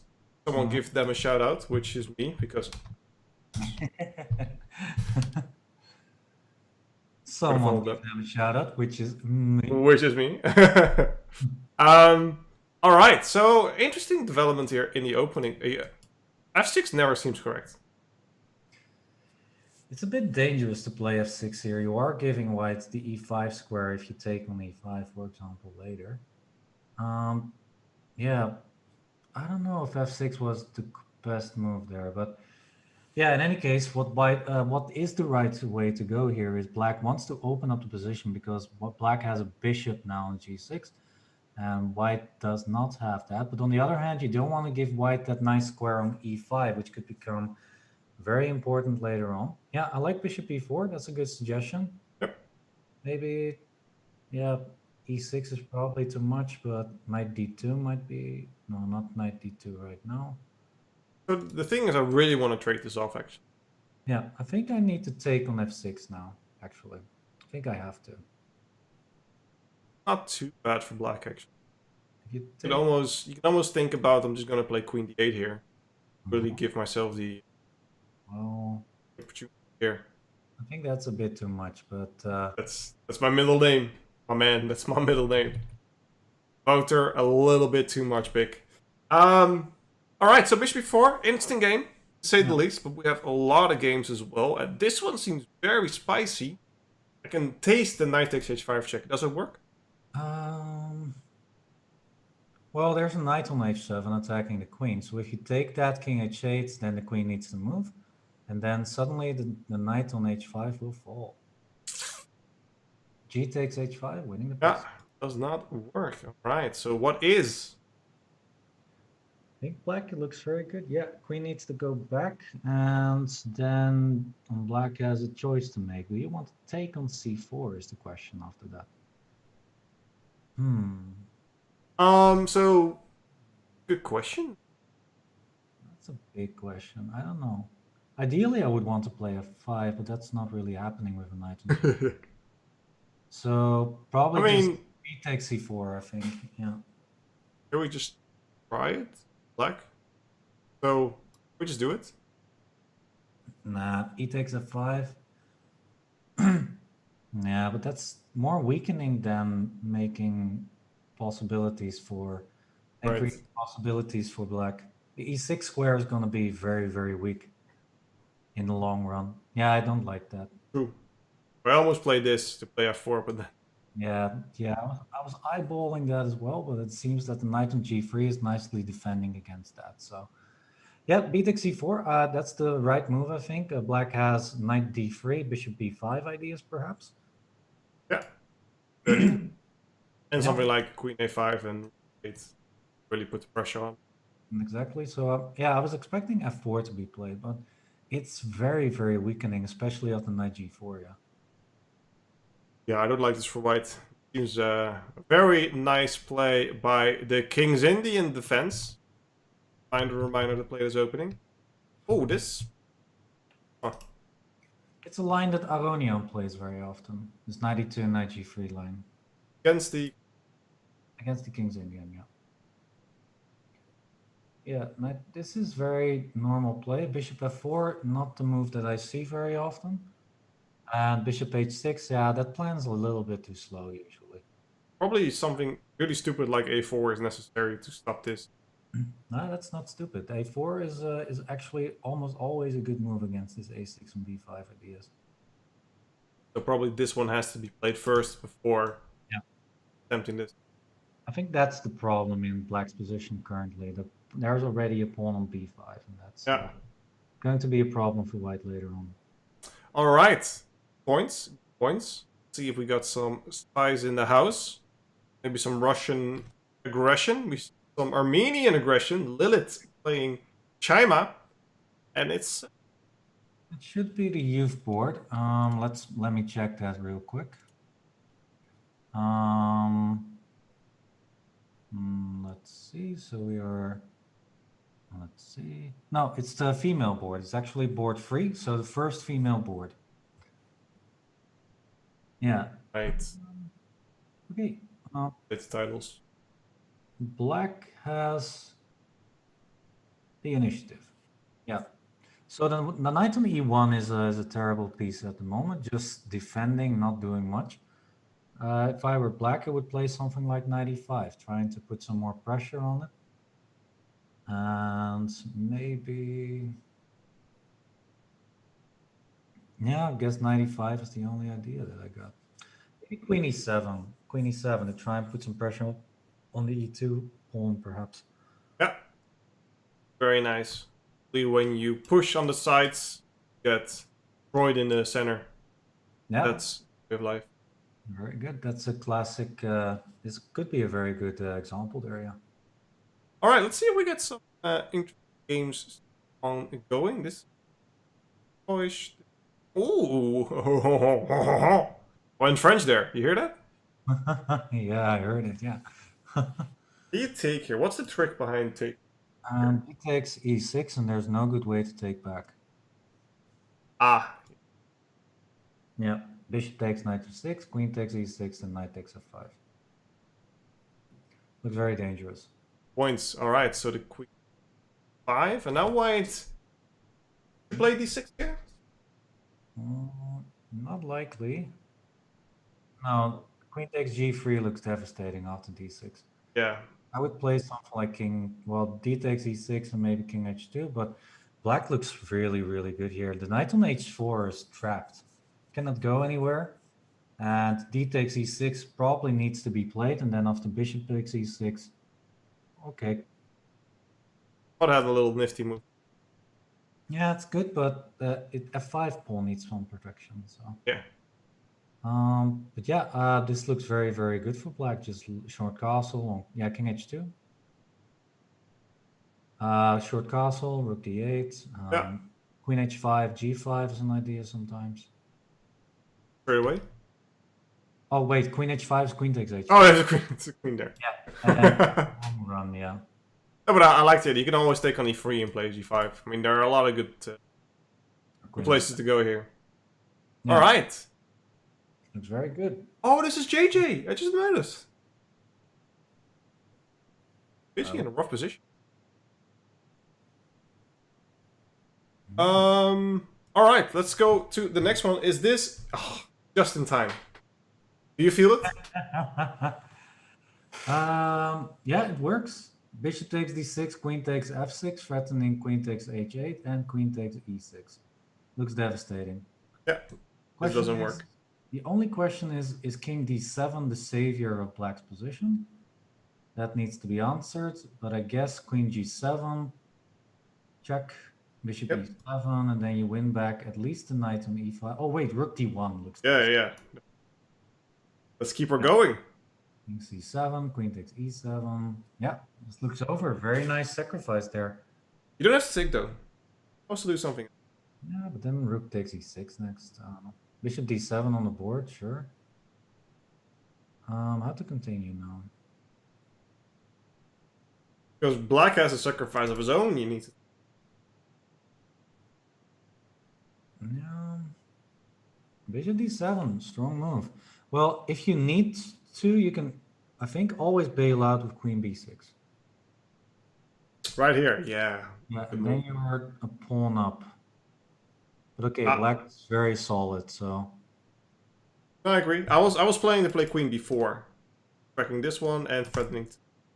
Yeah, exactly. So I was looking for something very solid for white, so that at least you can secure an advantage, you know. Good. Queen d4 is interesting. Okay. Yeah, queen takes.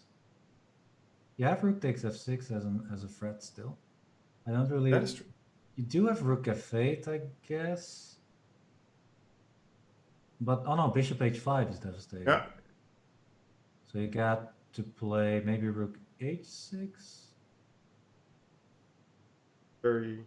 It looks very shaky, all of this, yeah. Rook h6. Do you just have here? Yeah, but I want to take back with the queen. We're gonna go queen. I have an idea, by the way. So move 2 moves back. Yeah, rook h6, knight d5. e5, you bad lad. He takes e5, bishop takes e5. Now you cannot take back with the queen on e5. Now you do this. Yeah. Yeah, it seems it doesn't work. Yeah. Yeah, but I don't see why it didn't work. I mean, we're just a rook up now, or an exchange up, and there's no immediate threat, so I could just play something like 5 probably.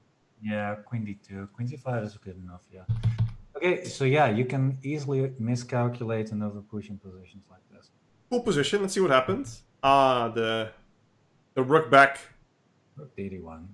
Terrified. Rook takes c3, I guess, is not a big problem then. Have a look at it. So Play bishop here first.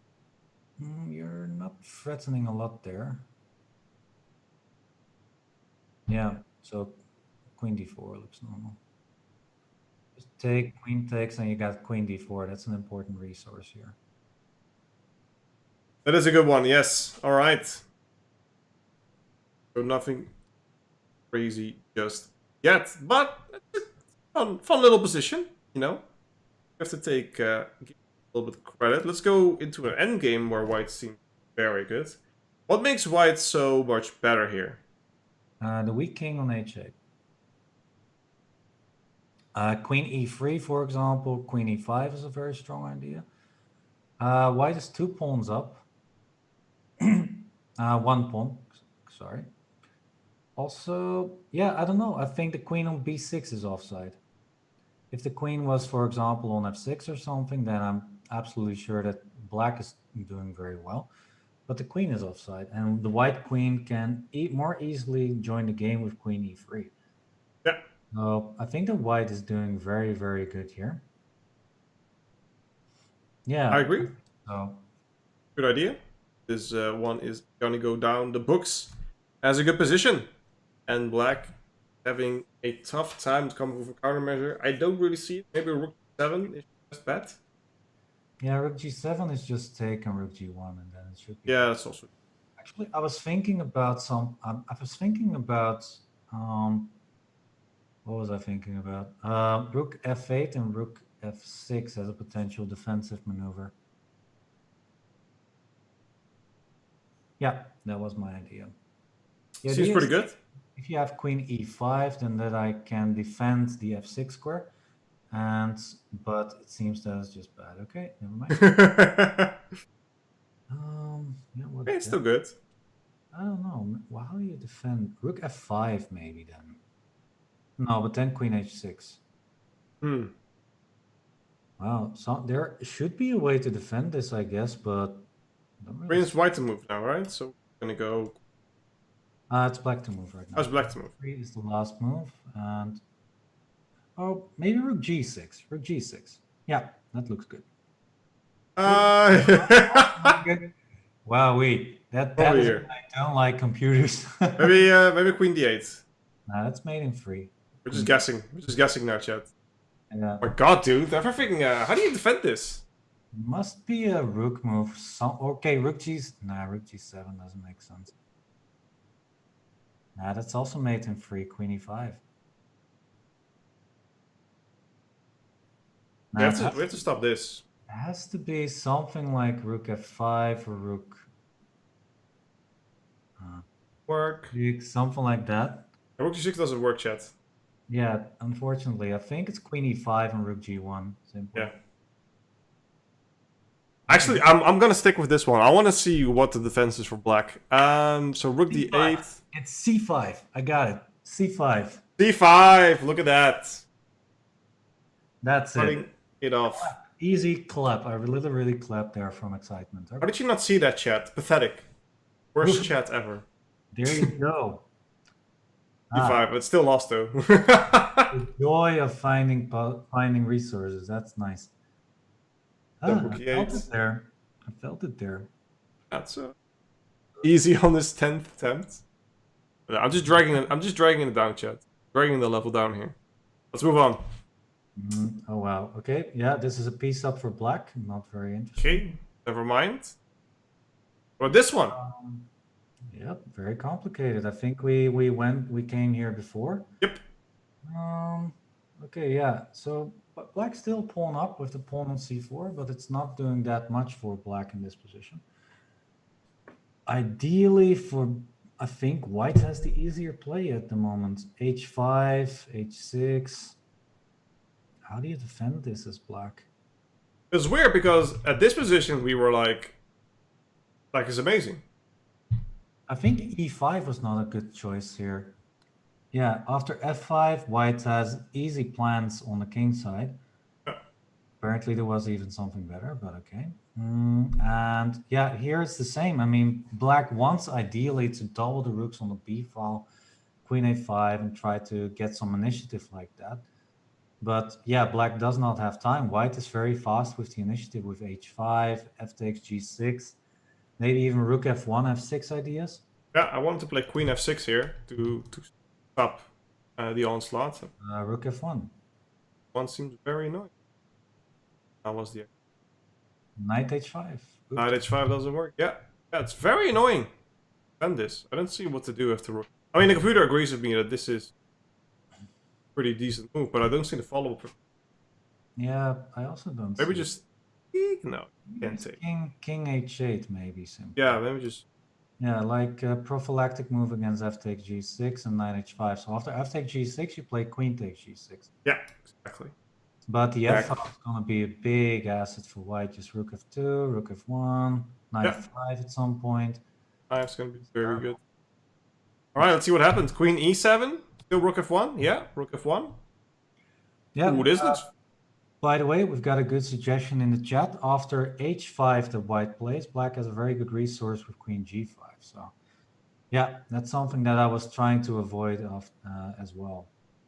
Yeah, trading off the queens, that would make things a lot easier for black. Yep. Isn't there a cheeky way for white here? Well, luckily you have check on d2 in between. Yeah. Ah, there's a check in with two. All right. I thought they had to. Yeah. All right. Good suggestion. Good suggestion. And now we're in this position. White still very demanding lead, but we will see. We'll win at the end of the day. I see something fun here. Kind of fun. Battle on the queen side. Samvel against Nassim. Armenia, Morocco. What's going on here? It seems like white is going to be material up, if I'm not mistaken. I want to win that a pawn somehow. Yeah, okay, but b5 is a very nice positional move. This queen a4. Look at that bishop on b7. It's a wonderful piece. Pathetic. Can We go call to it. a lot of squares. Yeah, it's. Yeah. It's positional. I mean, white wants to play something like queen a4, knight c4, knight b6, perhaps. But black can play knight d7, bishop d8, bishop b6. It's actually all about time in this position. I think white is just in time. Oh, I got a trick in the position. What about knight c4 right now? Knight c4. We're pulling it in. And I'm going to say, I don't care about that move. I'm going to play. I'm gonna check my. I'm gonna take it. Yeah, rook c1. That's my trick. Winning material. It's pretty detrimental. What else does black have? That's a good move. You're also threatening knight here. Attempt. I think you're threatening mostly to trap the queen, for example, with well, exactly how rook a3 is queen b4. Something like that. I think the queen maybe just something more easy. Just in the case the queen is a little bit in danger. Yeah, I like it. Knight c4. Oh, white has the same idea of rook a4, probably knight b1 afterward. There's queen c2 right away, so the trade-off. Yeah, trading queens is good for white because queen takes, rook takes, knight c4 just wins a pawn. Yeah, this rook is gonna be trapped, so hate to see it. All right. I like it too. Yeah. Do we have some games from Russia yet? Yes, we have some. Okay, this is the first and only board that I see. Gwen Jones against Danny Dubov. Very. Double D, rook a8. Yeah, it's good enough. Seems very drawish, this rook ending. Yeah. I mean, we'll going. There are some interesting matches. This one seems very funky. Oh, white is down material, but has like 17 pawns for the bishop. So I do like white here. Very easy to play. 7 after. I don't understand queen g7 there. What's the idea? Okay, black wants to take on e5. That's actually a very sneaky move. Okay, but I play rook af1. I think it simply works. All right, I'm gonna take your pawn. F takes e6.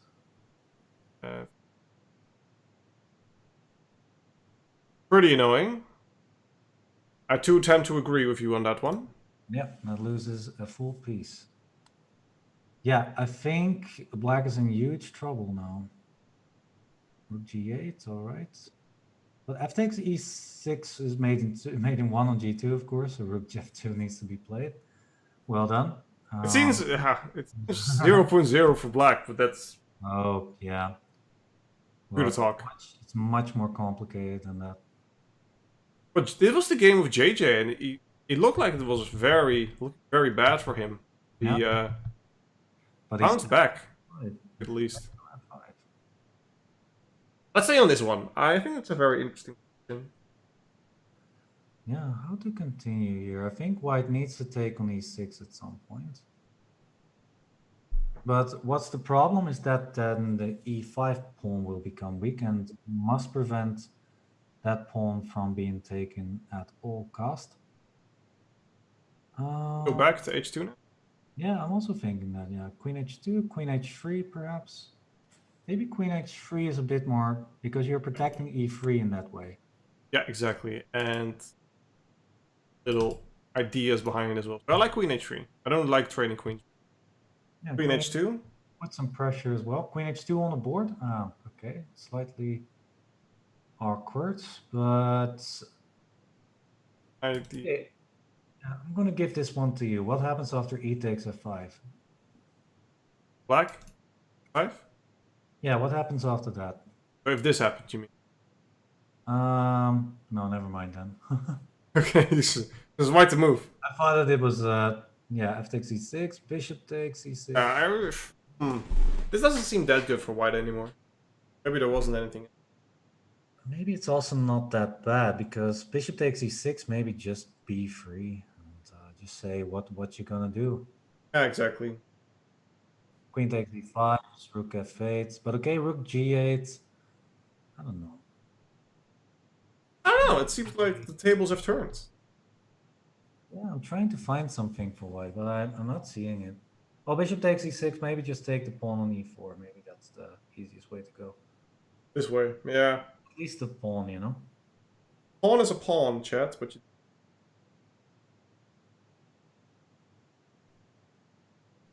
Alright, yeah, it's a...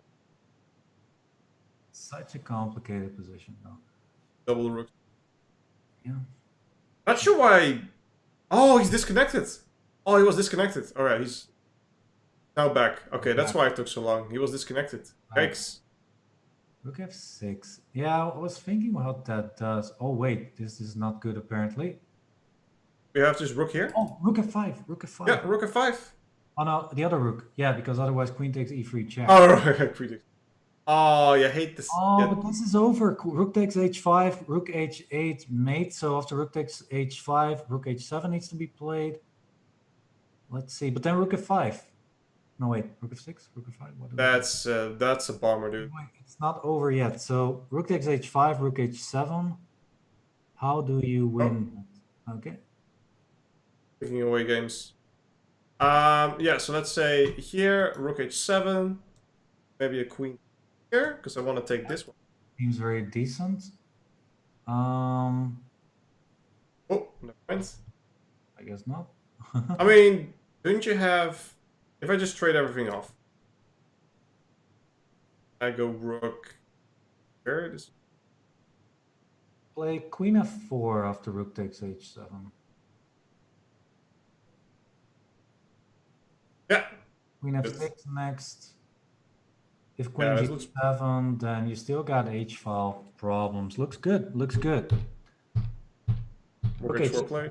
oh, that's sneaky as well. What a sneaky player. You could actually think about e6 here. Ah, yeah, and Queen H5. Oh, Queen wow. E5. Nice resource. All right, let's keep her. That's why I wanted to play Queen H2 initially, obviously, and not Queen H3, Obviously. obviously. All right, let's keep up some other games. We still have a lot more to cover. One of them is Katarzyna against Alexandra Gorachike. Yep. Talking about the top females, ladies and gentlemen, off there. We have Hoyi van Hopni Koneru. Have we seen? Yeah. We have seen it. She played in Pool A today even. Yeah. Ah. All these players have already played, and yep. And here we have Alexandra Gorichakina, and she very strong player, and showing here as well that she in control of the position. Yeah, if you remember, she played a World Championship match against Ju and Jun. China. How to play this though? White. Let's count pawns. 6 pawns for white, 5 for black. Rook of 1 makes a lot of sense, but is knight f5 not an easy counter? 5 and just take. Yeah, g takes queen g6. I was thinking maybe that black's a 5 Exactly. simply. Very scary, of course, but maybe it works. Maybe instead I'm gonna propose something. No, not even gonna propose that. Okay, never mind. I was proposing this. Yeah, okay, but I was thinking the same thing, but I was thinking that it would just be lost after king h7 and now rook e6 or Yeah. 6. Maybe not this. What about knight e6? Knight e6. Yeah, that's the. Because I didn't see knight e6. That makes it a lot more difficult. Yeah. Okay. So this happened. It's on the board now. Okay, but this is not so clear. This is not that clear. Rook d5, rook g5. The g file could become an asset for black. The knight on c5 is not yet participating on the king side. He could play knight e4. Ooh, you're playing with fire here, buddy. But you can counter that with king g7, I believe. And then the knight on e4 looks a bit awkward. Can I just take this? Knight f6. Oh, yeah, it's true. Knight f6 and then the queen. Yeah, queen takes e2. Very nice. Very nice. So it's, yeah, black is not too shabby. I think she was a bit too enthusiastic there. I like that. I like that. No, I can appreciate some funk in the game. Ooh, 94 has been played! The whites! I spotted that in half a second, Roland. Half a second. Rook takes d4 just works. Yeah, very Good nice. pawn. Very nice, very nice, very nice. That's... Yeah, so by the way, guys, if you are confused about the analysis and the live boards, whenever we're analyzing something, the board turns a bit gray. Yeah. So that you can see that we are analyzing something. So this is a live board that we got right now. So if big plays a move, then it will turn a little bit gray. Ta-da! How great it is. Now It's not a good bit move, gray. but it's great. So there you go. All right, let's keep her going. Hartstikke idee. Gaan ermee. This is Polina against Akshakia. And this is England versus Russia, as earlier mentioned. And white to have the upper hand. So this trying Grishik against Shane, another rook ending. We already saw a rook ending between Howell and Daniel Dubov. Gawain Jones and Dubov. Wayne Jones, yes. But yeah, but Grishuk is a pawn up, and we saw earlier today that's one pawn up. I think it was the game between Pauligras and of Romania. Or yeah, he won a pawn and he won a rook ending like this, where he was a pawn up and managed to clinch it out in the end. So Yeah. very good winning chances for Grishuk. Just a healthy pawn up, can play this for a long time. That's 4-2, right? Was your prediction? Yep. I said 5-1. We will see. Here we have Sorry, go ahead. Yep. here we have Episenko against Willow. And my dog barking on the back because she does not like this position at all. For white. Yep. Yeah. Sorry guys. The copper is a little bit excited of the position. Yeah? Easy win for black? Yep. Easy win. Rook takes g3, or if rook c1, then the rook on h1 is protected by the bishop. Oh, you can still go here. I thought it was mate. Just snag a pawn, and you do have bishop b4, rook a3 ideas perhaps, or yeah, I like rook a3. I think it wins another pawn.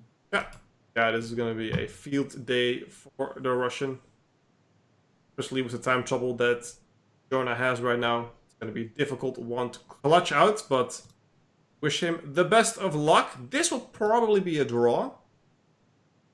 Yep. Unequal. Yeah. Most definitely. Not a lot of work for both players. Okay. We're going then. This is a nice queen ending between Gabriela Androva against Ihana Ivekovic. Yeah.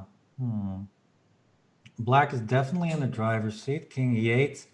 Not sure why she played that, but yeah, black definitely is in the driver's seat because the b pawn is a lot further than the pawns from white. Yeah, white still needs to work on creating a passed pawn. But okay, queen endings like this, it's very hard to keep the king out of the checks. Although it's also very nice to play for black because you're basically not risking anything. If the queens get traded, then black wins. So you can move the king all around the board wherever you want to. Yeah, have a field day, you know. Yeah, Get those like you pawns said, up. king c6, king b5, king a4 looks like a decent plan. But yeah, we do have to say that drawing margins are very high still. Yeah. There's a lot of checks, so you could go wrong definitely in time trouble, in which they are. No, it's like an exactly -1, which is your pawn up, but probably not gonna be unless you play g4. Hello. Yeah, then queen f2. That's Queen f2. Yikes. We're gonna have queen f2, king h3, queen Yeah. f3, and you win the pawn ending. if you go here, then Yep, take this one. yep, you win the pawn ending. Queen h2, queen takes f4. Yep, very good. Then No, just grab that pawn, yeah, and then start moving. doesn't matter. No, it looks over. Yeah, that's sloppy. But you know, there is time troubles. Can't really, you know, over the board, and I have 10 minutes. I also just start moving people out of sheer fear. I can get it. All right, this one's over. This one's probably also over. Oh, actually, it says Daniel Dubov has the edge here. Why is that? Well, he has rook e6 as a potential. But even if white wins the f pawn, no, that's not true. The king is not on the right side of the board. The king is cut off. You want the king on d7, and then it's a theoretical draw. Maybe this is also a theoretical draw. Work. Yeah. You have to stay behind the pawn. I don't know, just king g6 and move the rook to a6 and start running, and then it's... No. Rook e8 is the wrong... King d6. I think it's a draw now. Is it true though? The rook is on h1. No, the rook is on h... no, the king needs to be on the short side. Yeah. No, the king is on the 7th rank. That's good, but the only way to draw this is if the king is on the right, on the short side, so on h7, for example. And the drawing mechanism for black is then that you can check on the a7 and a8 squares, for example. So if you could point that out a little bit. So if you have the king not on c7 or on c6, but on h7, yeah, then the rook on g1 has chances to give checks on a7 and a8, for example. Yes. Which is not possible right now. That is a very important mechanism. Quite difficult to show if they play 3 moves per second. Yeah, absolutely, but that is why this ending is lost, unfortunately, for Gawain Jones. So I think if we had a bottle of wine as a bet there, I think I would lose it because Russia is absolutely crushing it against England. We'll see what the score will be. We're gonna see the men who we're going to interview after this round. It finished Bassem Amin, or Amin Bassem. Specific is fighting to this a draw, which is theoretically a draw, but how do you keep it a draw? Yeah, I would try bishop f6 as well. I don't. Rook g1 is the draw. Oh no, that's a joke, by the way. Yeah, this is correct. So yeah, what black wants was needs the bishop on e5, for example, and a king in front with f5. That's not currently happening. Oh, but this might be a mate mechanism because the bishop is gonna come to e7. Is this already a win? Check, bishop e7, rook b5. Maybe it's still a draw. Maybe it's still a draw. Yeah, okay, so what black needs to do is black wants to get the white king somehow on h7, but I don't think there's a maneuver for it. Yeah, it's probably a draw, but I do think Ahab is gonna do his best to play this out as long as he can to get a win, even though Turkey's already up 4.5 half? What? Bro. Wait, what? Turkey's up 4.5 half already. Oh boy, the comeback is real. Holy moly. Yeah, so if I was black, I was going to try and put my king on f5 somehow, and try to put the bishop in front on e5. Yeah. That should be a theoretical win, but yeah, the thing is that, yeah, like I think that Vahab is trying to do that, but yeah, if white can play king g6 all the time, then rook g4, king h5, yeah, exactly. Black is having trouble. You have to go solo. Like.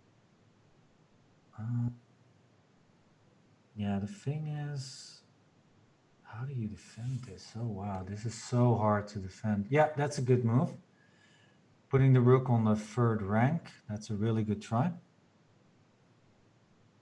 I think that's the thing in these endgames, right? You want to have your rook on the third rank of where you're gonna get mated, so the f-file here, so you can always keep... Yeah, it's a good defensive idea. Usually you want to have, like, there is this second rank mechanism where you have the rook and the king both on the second rank, or the g-file, for example, the rook on g2 and a king on g4. That's a very well-known defending mechanism, but yeah, black is really close to a win here, but he just does not yet have the right position yet. If there was a bishop on e5, then yes, but we will see. It will be a long game. Let's look at the other games. We have 3 games left. This is one. The other one is pretty much already a win for black. Black just needs to get another quick happen in time. And this is an interesting one. The push to 3. Is it an interesting one? Well, black can definitely try this for till the end of time. But I think even if you trade rooks, I think it's even then a theoretical draw. Looks like a draw. Yeah, so for example, rook d2, I think you can even take that rook. Okay, I wanna see that. It's actually a draw? King h1, king g1, you always play those moves and it's a draw. I thought there was maybe a push one time. You just ignore it. Oh, you just ignore it? Yeah. So here you just play. Yeah. Yeah, it's a well-known mechanism. Actually, there was this famous game where Anish Giri beat Sam Shankland in Tata Steel, and Sam Shankland had a similar construction like this, which should be a theoretical draw, but Shankland resigned in a similar position like this, so it is very hard to to see fortresses like this. Yeah, I agree. It was very tragic. Sam Shankland was very upset about that loss, of course. And lucky Anish. If he took this one? Yeah, only 3 games left. Loss. 2 games, scratch that. 2 games, this is one of them. Yeah. Oh, white won the pawn, but this is still a win for black. The king is too. It should be, but how exactly? It's really not that easy yet. How would you win? The king needs to go back, or well, queen c2 is queen e1. Perhaps with 100%. yeah, yeah, you're right. And if you so king c1 was necessary. Yeah. And oh, this is the critical game. If this is a draw, then it's a tie between Croatia and Bulgaria. Again, I think Bulgaria had 3 ties then. I'm not sure what round 1 was exactly. Let me check. Okay. Yeah, 3 ties then. Croatia. Yeah, 3 ties from Bulgaria. He ties. Wow, okay. Love the ties. Oh, against Egypt, Turkey, and now against Croatia. Yep. Very Yep. solid team. Very solid. So we'll definitely have some fun going through, ladies and gentlemen. We have 2 games that are just being perpetual checks and all that stuff. But this one has the most. If you go back to that Dr. Bossum game. Oh, a draw. Okay. Never mind. We're close. We're getting close. Good draw. Oh, we can get him in for an interview then. If I think we're gonna go for a quick break then. We'll leave this open just for now because we don't have a lot of time. The next round will start very soon. Never mind. Drawn by agreement. The Great Owl has agreed to a draw, and that was the last game. So we will be in a short break, ladies and gentlemen. When we'll be back with the doctor himself, Dr. Amin Bassem, with a short interview. See you guys in a bit, everybody.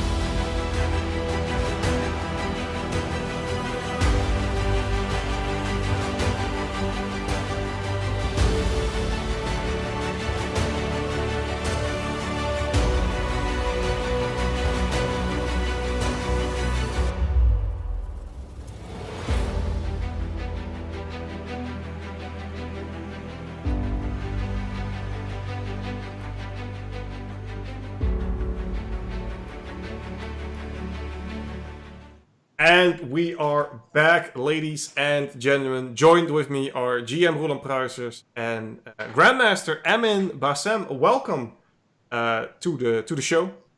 How are you feeling? Very tired. Get that. Yeah. Okay. It was a tough day. We had a good start, and actually we missed 2 wins. I would say in the first 2 matches against Bulgaria and England.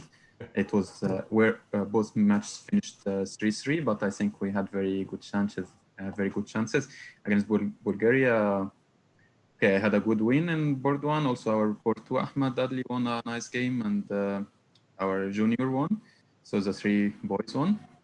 And okay, one of our girls were completely winning, 2 pawns up and completely winning position, but unfortunately she lost it somehow. And okay, match finished 3-3. And then again against England. I think I lost a quite unfortunate game against Mickey Adams. I think I was pushing at some point, and yeah, I really liked my position, but then somehow, just one bad move, and when he gets a chance, he squeezed a point out of you. So yeah, it was unfortunate, and the match finished against 3-3. And okay, last game was very bad for Egypt. So yeah. Yeah, at least I managed to hold my end game, which I mean I was clearly better whole game, and then just one bad move, and I spoiled my end game. Instead of being pawn up end game, I just had to defend a worse end game. So Yeah, black was so close to a win there, but it was not just winning. yeah, I was keeping counting, so I knew I had to go to 114, and I saw okay, I can hold probably. So Yeah, I was also looking at the slight differences. When is it exactly winning? There almost was. yeah, the problem when you're playing in 20 seconds, you don't realize anything. You just don't know what's winning, what's losing. That's why it's so difficult in time pressure to defend and to win also. So it's but you clinched the 3-3 with that draw. By the way, how do you feel about your chances of Egypt in general in this pool? okay. I mean, it's a very strong group, of course, and with only 3 teams qualifying, I would say our chances are not that big, but at least we are trying to give our opponents a real fight every match, and I think we are successfully doing this so far. And I mean, to draw with England and Bulgaria today, 2 very strong teams, I think, and we were even the team who was closer to win, so I think it's 2 good results. Win 2 matches against our African colleagues. Absolutely. Yeah, it's quite okay so far. I mean, we're just playing to improve our starting ranking, and I think everyone in the team is having fun and having good games. So this is the point, I think, of playing. Yeah, we were watching the Egypt, and especially after the first day, I think you ended second place. Yeah, you were killing it. So third place, yeah. So the big surprise. So here's one of the questions that I would like to know. So obviously there's a pandemic going on, so we can't play the format pushing it. And for a lot of players, playing online is vastly different than playing over the board. Some players say, "I love this. Let's keep this," and other players say, I'm itching to shove wood again. So, what's your stance on this? You're okay with this, or you really want to get into the tournaments? No, I think over the board is the real chess we know. So, but okay, I mean online chess has always been there, yeah. But okay, in this time now, everyone is playing online. It's booming now, and it's very good for chess. At least for 6 months now, we could be staying at home doing nothing, but at least we're still playing. We're keeping in shape. We're practicing. We're playing real tournaments for real money. Some people win some money actually, so this is very good. But of course, over the board chess, especially classical chess, is something that all chess players miss. Because to play classical online is a bit too difficult, and it just feels somehow. I can't imagine doing it, but over the board, classical chess is what we miss the most, of course. Okay, for Rapid and Blitz, it's perfect to play online, of course. I mean, no big difference online or over the board, but yeah, for classical, that's what we miss the most, of course. Yeah, absolutely. I'm also having students, and I'm trying to advise them how to play classical chess, but without any classical tournaments going on, it's very hard to get. It's difficult, yes. Difficult to convince them that the real chess is classical chess. Yeah. Yeah. So do you also have students, and do you give them advice on how to play classical chess? Maybe some pointers. Okay, I don't coach like professionally now. I just try to focus in training and playing at the moment. But okay, I mean, I make some YouTube videos now and then, and okay, if anyone asks to me to advise, I always try to help, but not coaching anyone yet. Okay. All right. Yeah. Perfect, man. Thank you so much for dropping by. Did you have a final question, Roland? No, it's good to see you again. We met, I think, in a chess tournament at some point. We shook hands. Yes. It was great to see you. Yeah. And 4 out of 6. I think you're doing well. Are you satisfied with that result? Okay, today could have been better, but overall, yeah, it's okay. I hope tomorrow we have very strong 3 games against Armenia, Russia, and Croatia. So it's 3 super opponents. So easy. We'll see how it goes. Yeah. Difficult matchup, but you're making Egypt proud, man. You're playing very well, and it's very much fun to see. So thank you for coming to the broadcast, and good luck tomorrow, the final 3 rounds. Thanks a lot. Thank you.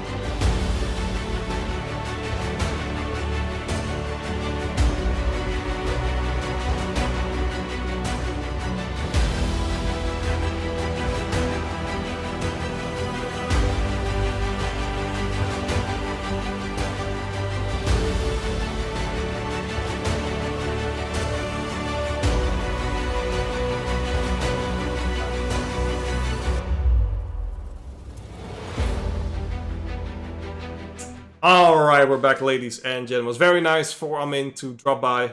4 out of 6. He is crushing it, ladies and gentlemen. We're gonna go on a short break. David is back. David is feeling better. Everything is looking good. So he'll take my place. I have done my job. I'm stepping back and letting the pros take over. Because, let's say, be honest, Roland and David definitely are. Sure, big. Shout out for you to being a good replacement here. You're fantastic for stepping in for David, who had a little bit of health issues. So, but he's feeling a lot better. He's ready to join me in the commentary again. So once again, big thank you so much for joining me then. And yeah, actually you will stay with us because you'll be, of course, in chat and doing some producing stuff. So yeah, I'll keep producing, and now I can have dinner without commentating at the same time. So it's pizza time, chat. We'll be back in just a bit, and then David will take my place. See you guys.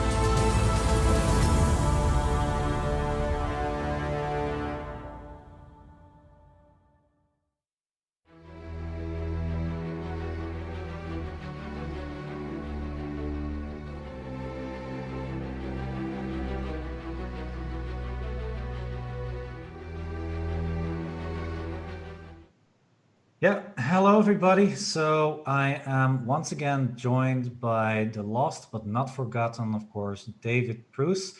Hey man, how are you feeling? I'm feeling better. I'm feeling better. I hope you enjoyed Group C as much as I enjoyed my nap. Yeah, we definitely did. And of course, shout out once again to Bigfoot, who was a great replacement at the last second there. So yeah, but of course, we're happy to have you back. And yeah, we've got some exciting pool to take a look at. Pool Yeah. D is about to start. And yeah, let's take a look at what is happening in there. Standings of Pool D. So let's take a look. USA looking strong at the moment, but already an upset, a few upsets, because Poland is one of the top teams in this pool together with the USA, but they lost surprisingly yesterday in their third round against Greece. And so, yeah, there's a lot going on there. Still, the top dog is still USA, but the second and third place is absolutely an open race there. So, yeah, we've got a lot of stuff to discuss, I think. Yeah, for example, what do you think about yesterday results, and what do you think? Yeah, So, yeah, so the U.S. did quite well. They sort of made good on their favorite status with 3 match wins, including 2 of them by scores of 5-1, kind of showing the full rating difference there. But between Peru, Poland, Italy, and Greece, it was really, really close. We have Greece who won a match against Poland. We have Poland that won a match against Peru. And we have Italy that scored very heavily in their 2 matches that were not against the US. So, since each of these 4 teams had slightly different strengths of schedule yesterday, with Italy and Greece losing to the US and Peru and Poland not having to play them yet, it's not really clear if the second and third place teams are really ahead of the fourth and fifth place teams right now. And that we're going to see a little bit today as they have a couple more clashes between them, starting this morning with Greece versus Peru. yeah. Number 2 versus number 5, and Greece already beating Poland, so they can once again enjoy an upset. Yeah, the games have already started. We are already, yeah, right, well on the way with the game. So let's refresh and let's see which games we can take a look at. So yeah, let me just click on the first game that I see. That's Italy versus Argentina. Argentina Perfect. actually drawing Greece, I think, in round 2. So definitely not a country to underestimate as well. Yeah. I don't recognize the opening in this position. So it's Alain Pichot versus Daniel De Verny, board 1 in this match. And it's starting Yeah. off, I think, as a Vienna opening. Yeah, it has been played, I think, by Caruana and Svidler very often. Yeah. And B5 is the new development that was introduced, if I'm not mistaken, And by normally Mr. Duda. people have been playing E5 in this position. I've seen this several times recently, this opening from Black. I saw Jeffrey Xiong practicing it. And I saw Nakamura play it against Carlsen in the finals of the Magnus Carlsen Tour. That game also went with E5, and it was a crazy game. But knight takes B5, I haven't seen recently. No, that's a very. I think it's also not one of the critical lines. Now, usually you play this, knight d5, knight takes b5, and now with knight b6, you're trying to hang on to this c pawn Yeah. and have a nice white square domination with black. So yeah, that's a very interesting line. I've tried to play it myself at some point, but I got a lost position after like 20 moves or something. So Okay. I'm not very keen to repeat that. But yeah, it's definitely an interesting line. Like I said, I think it was introduced more or less by young Crystal Dude, if I'm not mistaken. But yeah, now top players are picking this line up as well. So very good and interesting stuff. Instead, knight takes b5, and after knight takes e4, I feel like the position is more or less equal. Knight d2. Oof, I'm already thinking of things like queen g5 if they are working, but you do have to consider knight takes c7 then. But yeah, Yeah, I mean queen g5 if white castles and gives up the d2 square. and then goes for knight c7. That should be pretty safe for white, I would think. Or I mean, pretty risky for black. Yeah, I have no idea. I was just making. You're just trying some cool things out, yeah, and then d5, just throwing the opponent's pieces, and It should the be instinct over. says white should be really good. Materials okay. With if both knights are trapped, white would end up in exchange. If white ends up behind on material, then hopefully he'll attack the black king to make up for it. Yeah, exactly. So yeah, this is way too much. I was just enjoying some interesting lines there. But a6 looks very natural here. There are some queen a4 concerns maybe, but I think the knight's already kind of stuck. If you go to c3, then you lose a pawn. Right. On d4. And then we wonder why you didn't just go to c3 last move, right? Why you retreated the knight from f3 only to then also retreat the other knight to c3. I think c3 might be the way to go, but then you have to account for queen takes d4. Yeah. Doesn't look like it's very good for white. But there queen are a4 check with the plan, if you don't play knight c6, to take on b4 and allow queen f2. Holy moly. Holy moly with that. Let's see. So bishop d7, yeah? Queen takes b4. Yeah.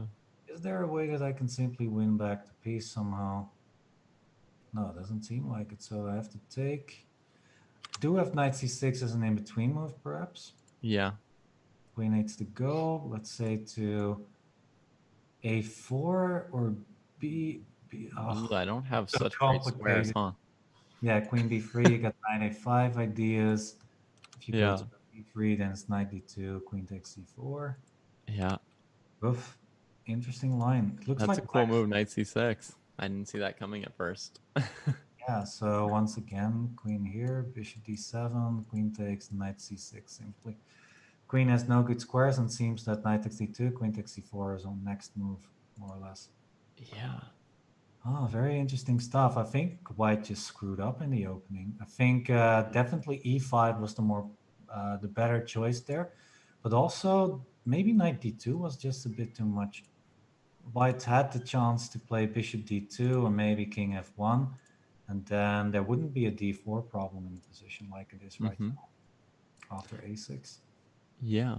And actually, that's an interesting point, Roland, because I think often when someone scores a disrupting check against you early in the game, strong players just move their king rather than starting to retreat pieces or lose material. There's a lot of opening lines actually where, Grandmaster Theory says you just play king f1, king e2, something like that, and you keep going. Yeah, it's sometimes not the end of the world. I mean, the king is definitely not ideally placed, but there are maybe ways to work around it. For example, h3, king g1, king h2, or maybe even h4, h5, rook h4 to try and get the rook in. Yeah, but there'd be several ways to play this. This looks much preferable to as soon as white started retreating, knight d2, actually. Yeah, I think knight d2 was a mistake, and it also explains why Daniel Deverney is definitely thinking at this time. So yeah, there are of course some interesting matches. Let me take a look if I can find some Greece and Peru games. That is of course a very interesting match right now. We've got here Poland versus Paraguay. Let's quickly take a look here with young Christoph Duda in the black seat versus Nunes de Gada Ramirez. This is board 1. Knight to 3 on the board. What would you think instinctively of a move like f5? I would think that black has achieved a kind of balance in this position already. There is a weakness on d6, but there's no knight coming there yet. And since he's isolated the c4 pawn, it gives him something to, counterattack if white's attacking d6. So I see perfectly fine position for black, in my opinion. One way it could go is black attacks c4, white attacks d1, and then they trade off some pieces. Yeah, white needs to be careful about that. If you play rook fd1, then this is going to be a big problem. c5, is that an idea? It's probably too much, yeah? Trying to, if you take, I have knight takes e5. I'm trying maybe to exchange the pawns in a favorable way, but I think that the exchange is favorable for black because after knight takes, let's say queen a4, Mm-hmm. you do have knight c4, but the pawn is not a weakness. Right. Then rook d8. White's getting pretty tied to all their pieces that are. Yeah, very tough position. Yeah, I think young Christoph Duda is definitely doing well. And a reminder for everyone that what you see next to their names are not their official ratings. These are the Chess.com ratings. So just a reminder there. And yeah, keep those ratings with take those ratings with a grain of salt. Yeah. Or just ignore them because they're Yeah, or just so ignore. random. This is board 1, I believe, in the Greece versus Peru match. Let's see what's going on here. This is the one of the biggest matches right now in the Yeah. in this round. So knight d4 just played. There is some pressure on e6. Look, it was a c5, c takes b4, Bogo Indian again, probably with dark squared Yeah, bishops missing and the a pawn for the c pawn. yeah, we had a discussion about We this saw this once yesterday. yesterday. Yeah, yeah. So I think we both concluded that white's a little bit better because of the rook on a3. Mm-hmm. But it's very solid play for black at least. Yeah, but I really like white, just a solid space advantage. Yeah, black does have a nice square on b4, but you can try and trade off that knight with knight a2, for example. And he's At got some another point. one on c5 for the other knight at some point. White's got a lot of, well, white's got a lot of space, like you said, with a rook on the third rank. He could maybe try to attack the king side. Yeah. On the Definitely. queen side, he's pretty blockaded. Yes, and I think black needs to keep it that way. I think a5 would be a move that for me to consider. Maybe knight d7, knight c5 at some point. Maybe May also need to bishop play. c8. May need to play g6. Yeah, good suggestion too. Yeah. Just because of knight b5 as a possible threat from white if he doesn't. Yeah. Otherwise, and then the rook comes over. It's very dangerous. Yeah. Knight. Yeah, I'm in a funky mood. I want to try queen d2 and queen here, but I'm not too sure if that works. Aha. Well, if you can do that, then black's pretty busted. Yeah, no, but I'm not even going to go into this. I think it's just bad. Just knight e3 followed by f4 at some point, or g3, f4. Looks like a solid space advantage for white, but of course not much going on yet. Yep, I think white's just a little bit better here. Yeah, I guess we move on to another game. With a weird position right here. Oh, this is Canada. Okay, Canada versus Cuba. So this is Roxangel versus Miley Jade Quila. I see a good bishop here, and I see a good knight over here. Oh, who's better and why? I have no idea. I mean, I think white should be better simply because this bishop is out of the way. But let's just say, okay, let's say I play a move here. Let's say I play something like b4. Let's say, if you take on e5, how would you take back, you think? I guess with the f pawn, that's what you've got your mouse over, so it's probably the right answer. Oh, it was random, but okay. Yeah. Knight f4 might be a way to go for white. Just go looking for that good knight bad bishops construction. Mm-hmm. Yeah, so taking on e5 is probably never a good idea.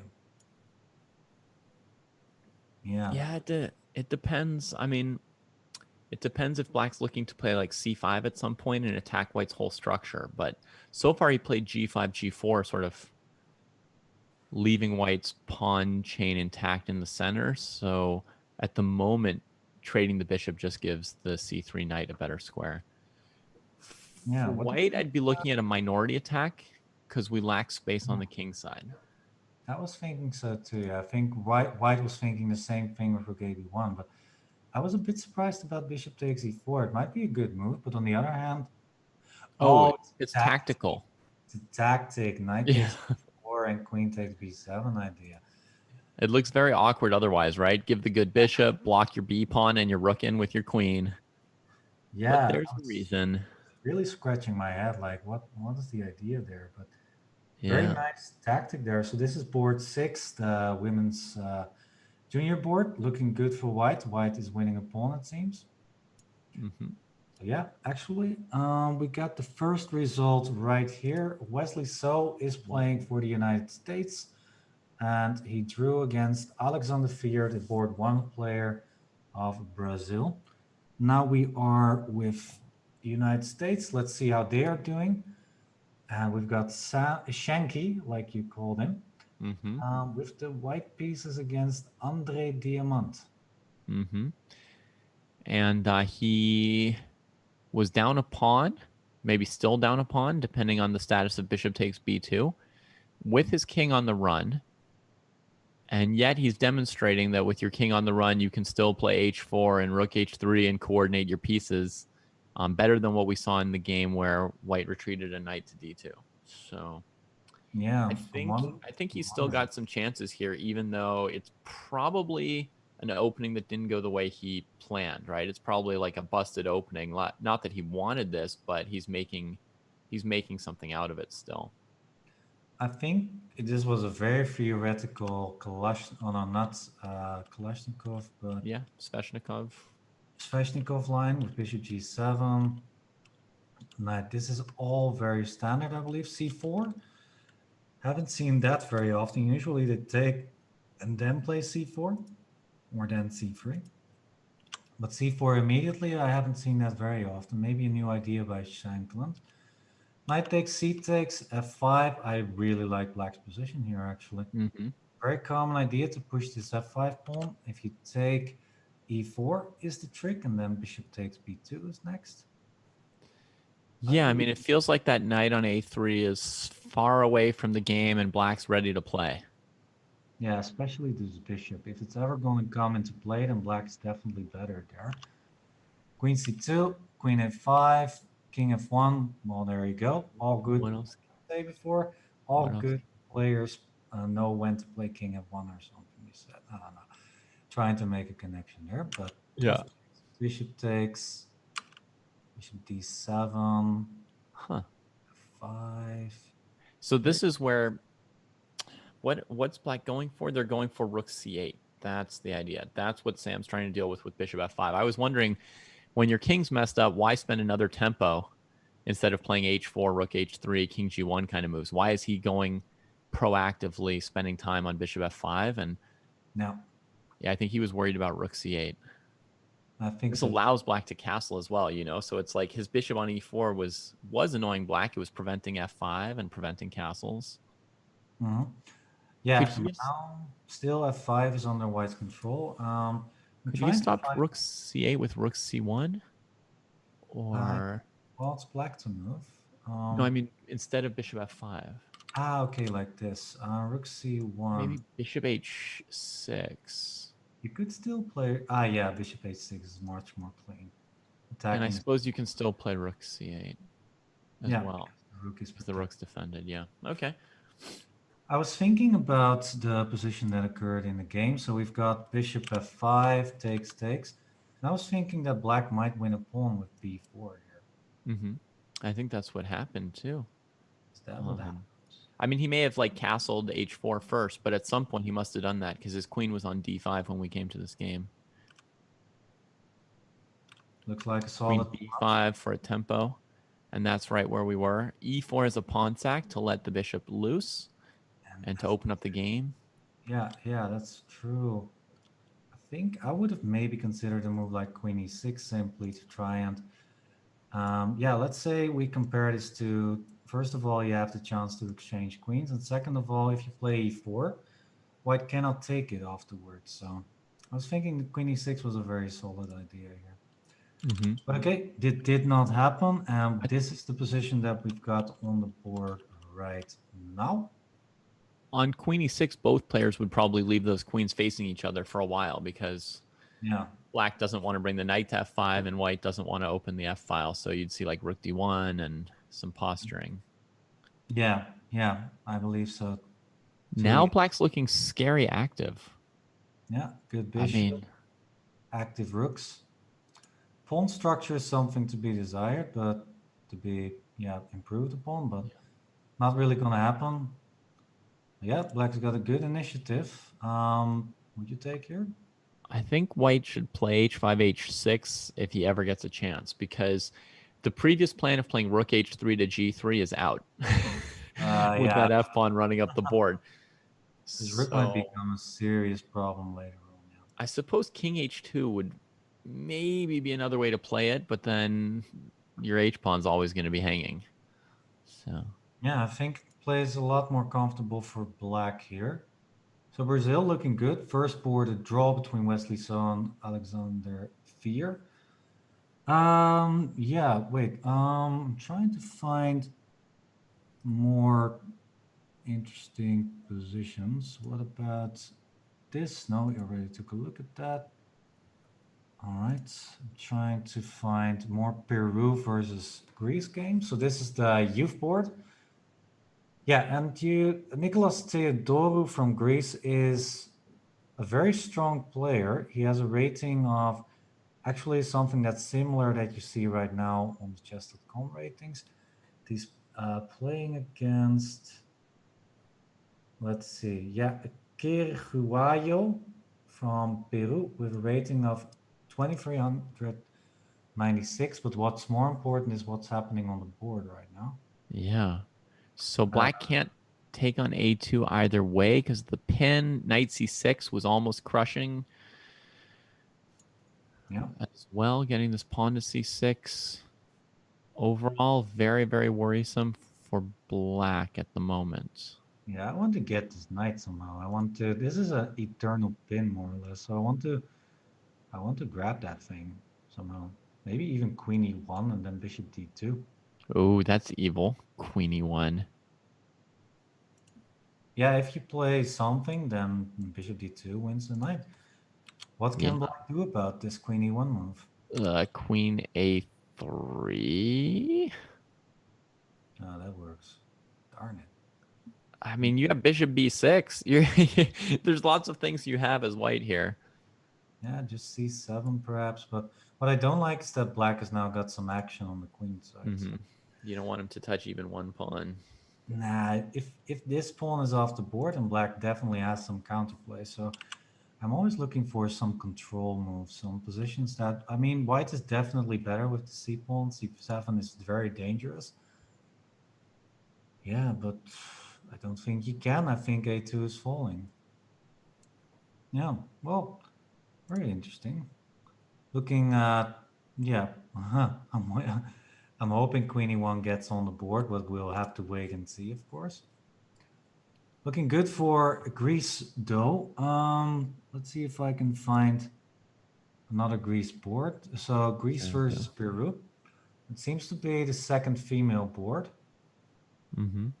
And I see a king stranded in the center. Yeah, once again. Which is pretty awkward for the rook on g8. G5, G4. Right, gain space again. Why not?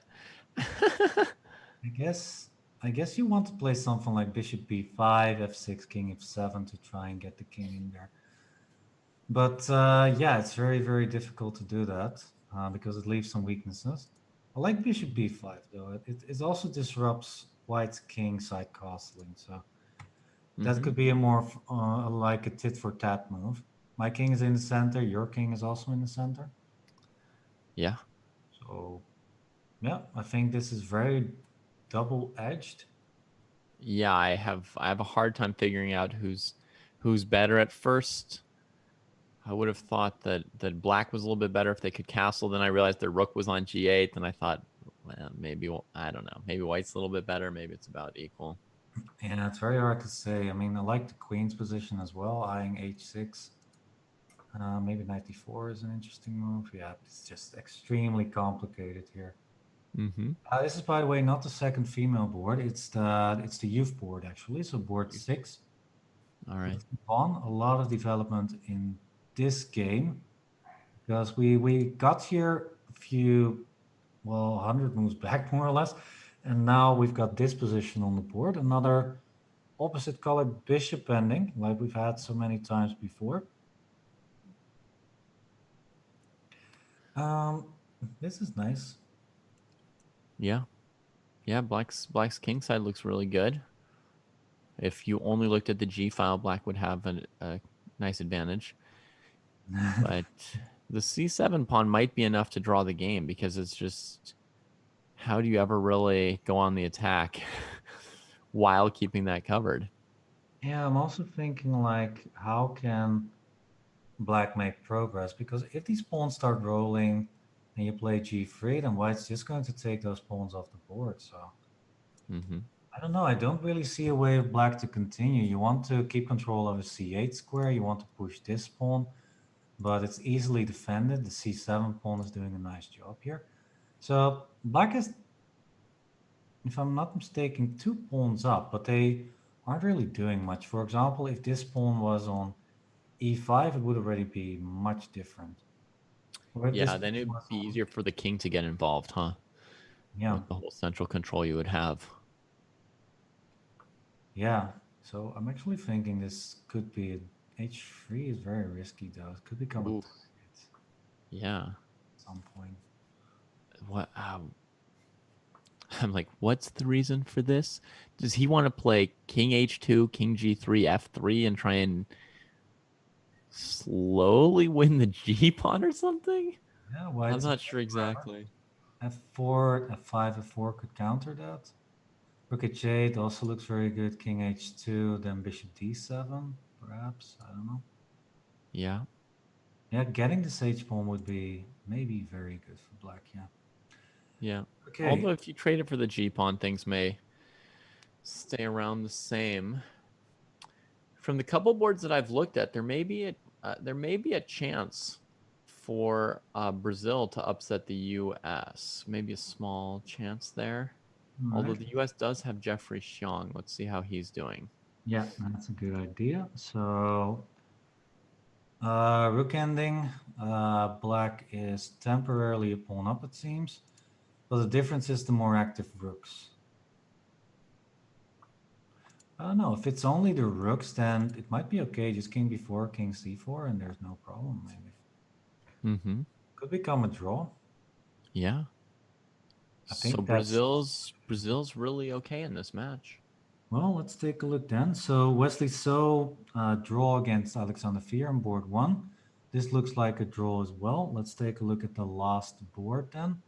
Annie Wang, Happy Farmer, I believe. Yeah. Happy Farmer. Looking not too great against Isabella Ribeiro, Conti de Freitas. Dark squares around the king. Black's a pawn up. Knight f4 might be interesting. Yeah, white's in bad shape. Maybe just bishop d5 first. Preventing queen c8 at the very least, but what about queen c7? Right. No? Well, what about queen c7? It seemed more obvious to put it on the defended square on d5. Yeah. Okay. Queen c7 is met by queen f4, and if you take the bishop, then you got queen takes d4. Mm-hmm. So bishop e7 is still okay, it seems. Yeah. Yeah, I suppose so. Yeah, knight f4 is incoming though. Looks very good for black. Yeah, maybe white should still play that because it takes if the queen goes to f4, it takes the knight off of f4. In this position, white might be able to just play a move like queen d7 or something and I keep do have going. bishop e5 to block everything. Cutting him off again, yeah. No, this really looks like a very tough position to defend for white. It seems that black is absolutely great here. Time-wise, it's about even, slightly better for black. So Mm-hmm. yeah, rating-wise, Annie Wang has the advantage, but yeah, it might be an upset here. Let's take a look at board 4, which is heating up. This looks like a win for the States. Wow, wait, it's a full queen against a knight. Yeah. Oh, wow. That is over. That is a noticeable advantage. Picking up the e5 pawn here seems to be her plan. Oh, man. Yeah, this is Well, good job, Tatev. But shucks. yeah, too much. Shucks.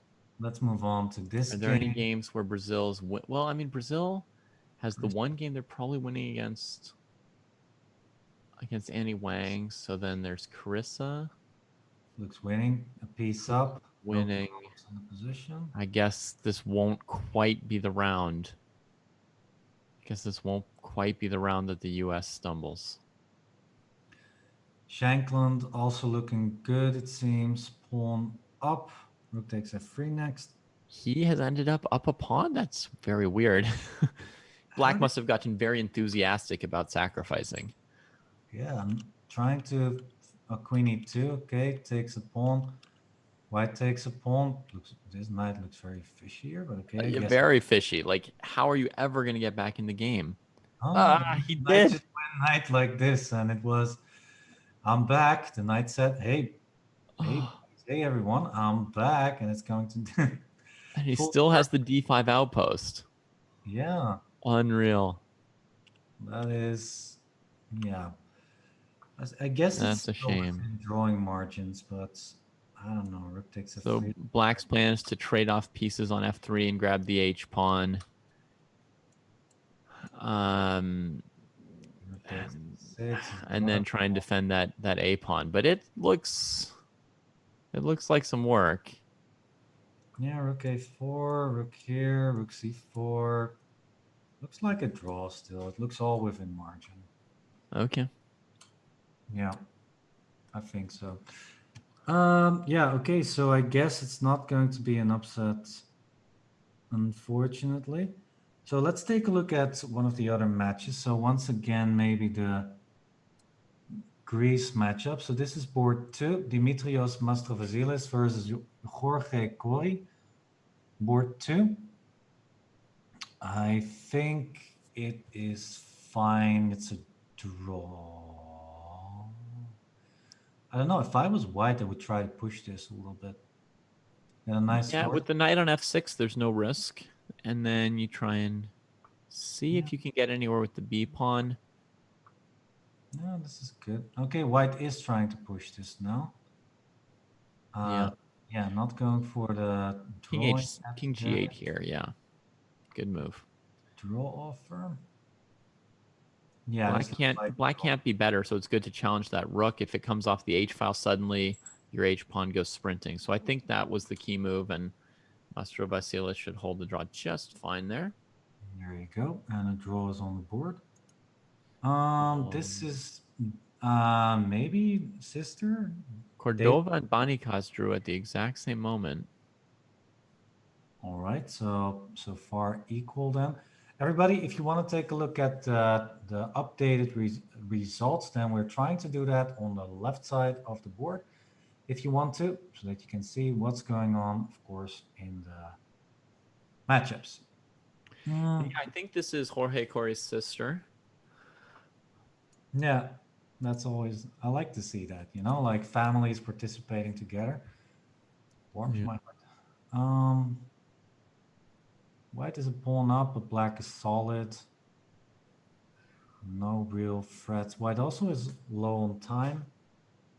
Is black pushing this? A5, B4? Oh, why not? Well, A5 is met, I think, by B4. Not really. I think that Peru is up 3-2, if I've looked at the other boards correctly. So that would mean that White would need to win this game to get a drawn match for Greece. All right. I don't like this move, though. No, I think a rook endgame would be totally dead. Oh, this is interesting as well. Rook e1, then maybe start attacking this guy somehow. Mm-hmm. Yeah, looks like a very drawish position to me. We got a lot of games still. Very interesting rook ending, and I think we saw this position already in Dubov versus Gawain Jones. Gawain Jones didn't manage to hold this to a draw, and it's exactly the same. Well, that's a mouse slip. Thank you very much for that rook, good sir. So let's repeat that for just a sec. So the finishing moment, rook e5. Why not try it? Yeah, maybe black doesn't see it and has Maybe F. white did it on purpose, as if it were a bullet game, Yeah, whoops. But because there was no way to stop the f pawn anymore. then we've got this position still. Sam Shankland trying to clutch it out in the ending. Oh yeah, he seems to be really close to winning here. Rook h8 mate is threatened. King g8 f7. Oh, then the bishop will cover it at least. Yeah, but this is mate. Oh, unfortunately, there's no stalemate. So yeah, Not with that h pawn. nice game by Shankland there.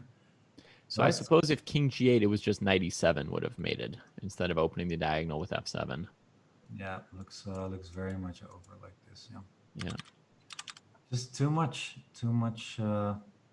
So the U.S. is going to rack up a score. Again, I mean, one thing we've noticed is even when a lower rated team has the positions that they need to get an upset, very often they don't get all the points that they want out of those positions. You know, we've seen today India and China have a few scares, but then they put up good defense, and sometimes you can't quite, pull out the points that you have. You have to have the good positions and then play well all the way through to the end. Yeah, it ain't over till it's over. This might be over though.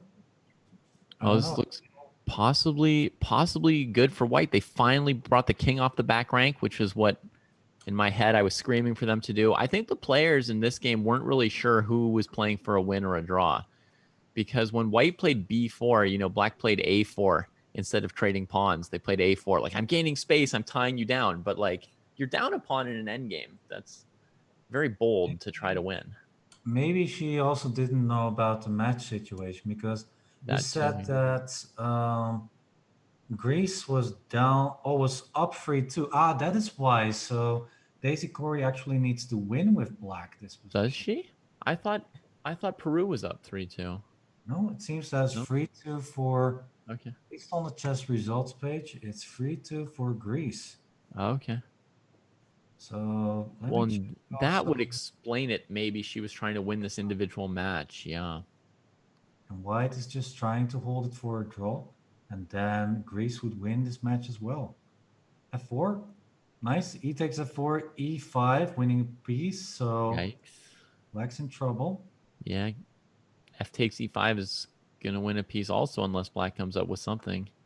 King needs to go. Yeah, but now I don't know. Just grab some pawns somehow. Well, e4 is hanging too. How do we best do that? Well, it's good enough. Just a pawn. Pawn up. Healthy pawn. How to win this? A sneaky move. Please play king e6. Yes. E6. Please keep the active king. Bishop d7 would be another bad move. Bishop g6. Right now, I'm just looking for possible bad moves. Let's see. Okay. Well, any move that allows rook d4 would be quite a bad one. This move was reasonable. This rook is very annoying for white. White wants to get the king active somehow, but that's not going to happen if the king is tied down to this little prison over here. You want to play something like knight c5, I guess. No, I think this is just looking very, very good for white. All white needs is a draw, and then Greece will win the match. Yeah, white had knight c5 last move, by the way. That was a very sneaky move that they didn't find that time. Maybe the second time they'll find it. Oh, that's nice. Rook takes Yeah. e5, and then rook d7. That's a nice trick. It's a I think lucky black opportunity can- because it's not easy to convert this endgame. Yeah, this is a way to save it, but it's at least progress because then rook d7 and e6 would Yeah. make things a lot more And you've difficult. got a construction where your pawn is defended by the knight on a defended square. Totally different than the weird thing we had before with the knight on d3 that was vulnerable. Yeah, so now white is totally not in trouble anymore. Yeah, let's see how this goes. This is a very important match, so let's stick with this one. Rook d5 played. This is what's on the board right now. How to make a draw? What about e6? I would really try to play this. Please take. Either way, it doesn't matter. The problem is there's two ways that this move does, that king e6 or rook e6 don't work. So I don't know if Rook takes 95, king takes 94. It's a draw, but yeah, just to draw. yeah, very cool drawing mechanism. If you're looking for a draw, then oh, e6 on the board, nice. King f6 though. Yeah, now you're in trouble. Rook g3, good enough. Rook d4, rook e3. Yeah, I think white's playing this very solid lead. That rhymed, nice. So yeah, and now this rook ending should be an easy draw. So that means that Greece is going to win against Peru. Number 5 in the standings winning against number 2. Okay. Well, there's one really critical game still going. So it, if you can find Luca Moroni and Lucas Coro, that is a critical game. Why exactly? Oh, you've got it. You've got it. What's the score? So the score is 1 point in favor of Black's team. Argentina. Oh, Argentina's 3-2 up against Italy. Yeah. So Italy's in trouble. They need to pull out this endgame. But Black is so solid. This might take a while. Right. It seems very hard to win this endgame for White. Black needs to trade off as many pawns as possible. This could take a while. This could really take a while. Yeah. I actually really like the approach White took. Normally you would try and go after g7 with bishop on f8 and stuff, but White used the threat of bishop takes e5 to try and make the Black king back up to get space for the White king. Yeah, so in this position, bishop takes e5 is threatening, but so king h7, and now White can maybe start pushing the king forward. So now if Black avoids the rook trade, White would have bishop f8. I guess Black could try and defend from g1. So they're not absolutely forced to trade rooks. Yeah, rook g1. If they trade rooks, are they lost? Even that, I'm not sure. It's like it. I think the Probably king is going to come yes. in. Probably yes, because their king could come to g6. White would shuffle the bishop, creating a Zugzwang. Their king would have to move off of g6, and then you play bishop takes e5, fe5, king f5. Yeah. Okay. So trading rooks definitely not an option. White's trying to get the king over there. I would try and play something like rook b3, but then bishop f8 is a... bishop f8 looks pretty good. Looks pretty good. Rook takes f3, king e6, and then next move you take this pawn.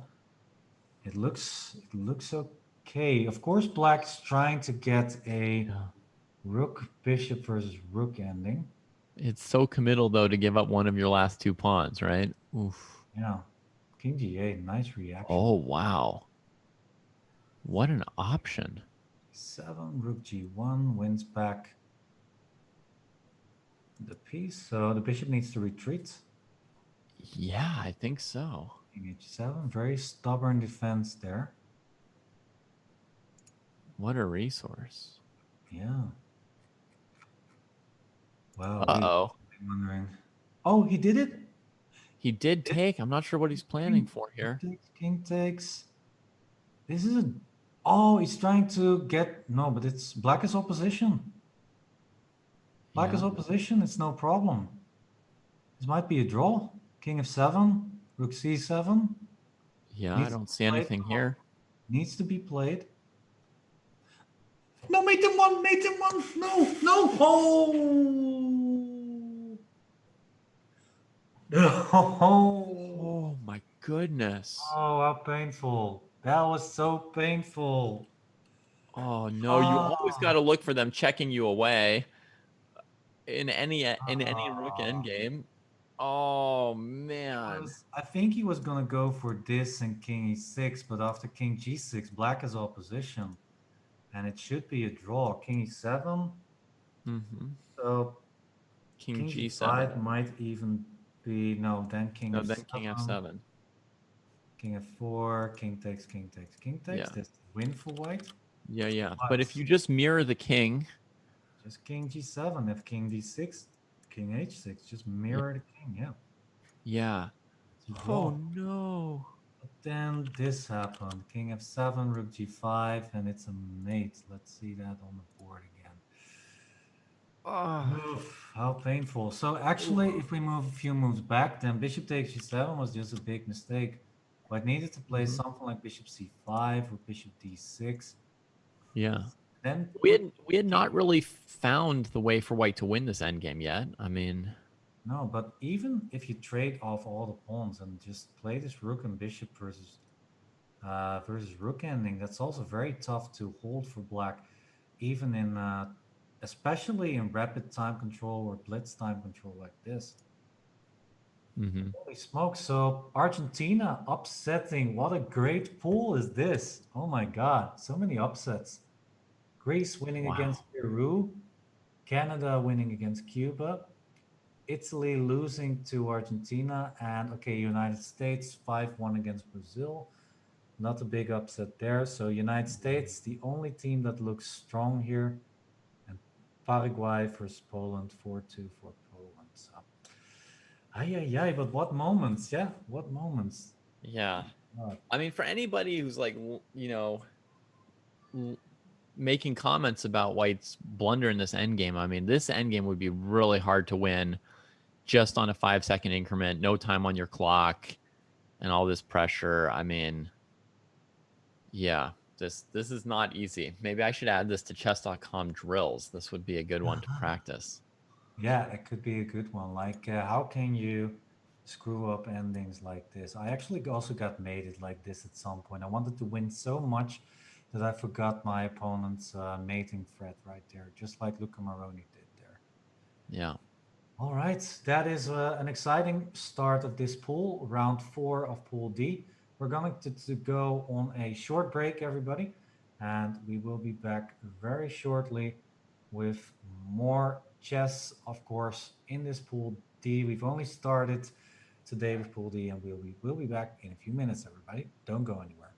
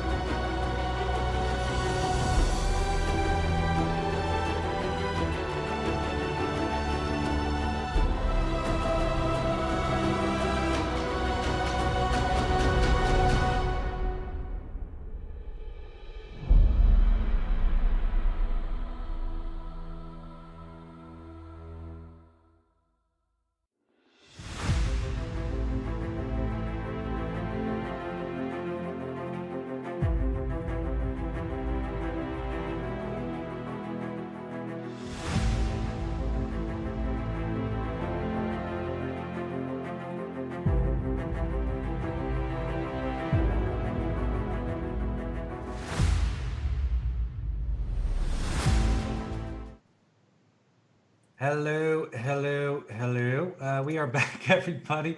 Welcome back, everybody, to another 2020 Online Olympiad, of course. Yeah, I'm still here. Yeah, we've been here the whole day, and I'm very happy, of course, that David is back as well. Hey, David. So, yeah, what do you think about Pool D? And do you think we have some exciting matches to go? Yeah, we definitely have some exciting matches to go. I think in this round, the match between which one was it? Between Italy and Poland should be a big match. That's the one I was looking forward to this round as far as um Okay. oh, Maybe we can. what we have up here are the pairings for round 6, I think, not Yeah, round 5 showing over here, but we should be in round 5 now. So yeah. we'll be seeing Poland and Italy clash. I think that's going to be a really big one. Poland is in second place right now, but I think that Italy is going to have a perfectly good shot against them. Yeah, that looks like a good match, definitely. Let's quickly take a look at the standings then, so that you guys can see what we are talking about. So USA and Poland in first and second place. That's not a surprise. USA and Poland are the big favorites in this pool, but Greece and Peru showed great resilience in the matches that they played.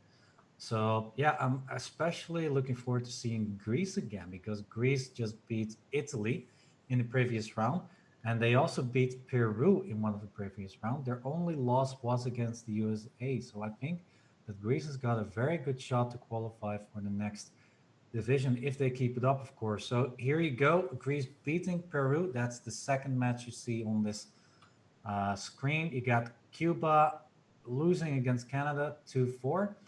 Paraguay, Poland, 2-4 for Poland, and Italy, Argentina, big upset, by the way, 4-2 for Argentina. And then the last one is 1-5 for the United States, Brazil versus United States.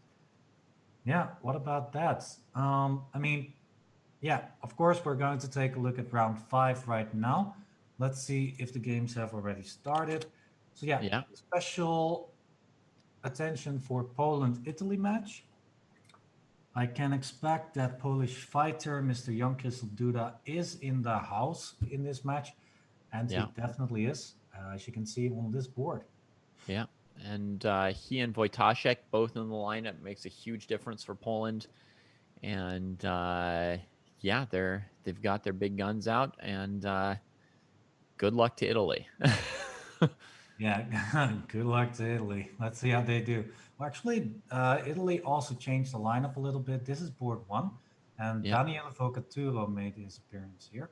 So, yeah, he's the strongest Italy player, I believe. So that they have them on board 1 could also mean something for the Italy team as well. Yeah. And Yeah, they've got Didici on board 2. yep.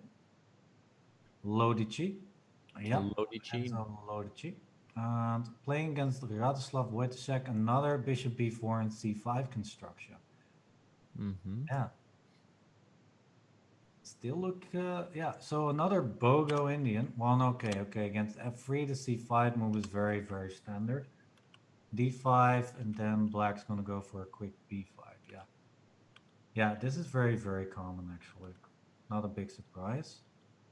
Yeah, this is now the current position on the board. So black has some pressure with e takes d5, but I think in this position that could only give white a nice square on d5, but maybe it's not too bad. I Yeah, think it seems like that's the problem for black, that white could put a piece on d5 here.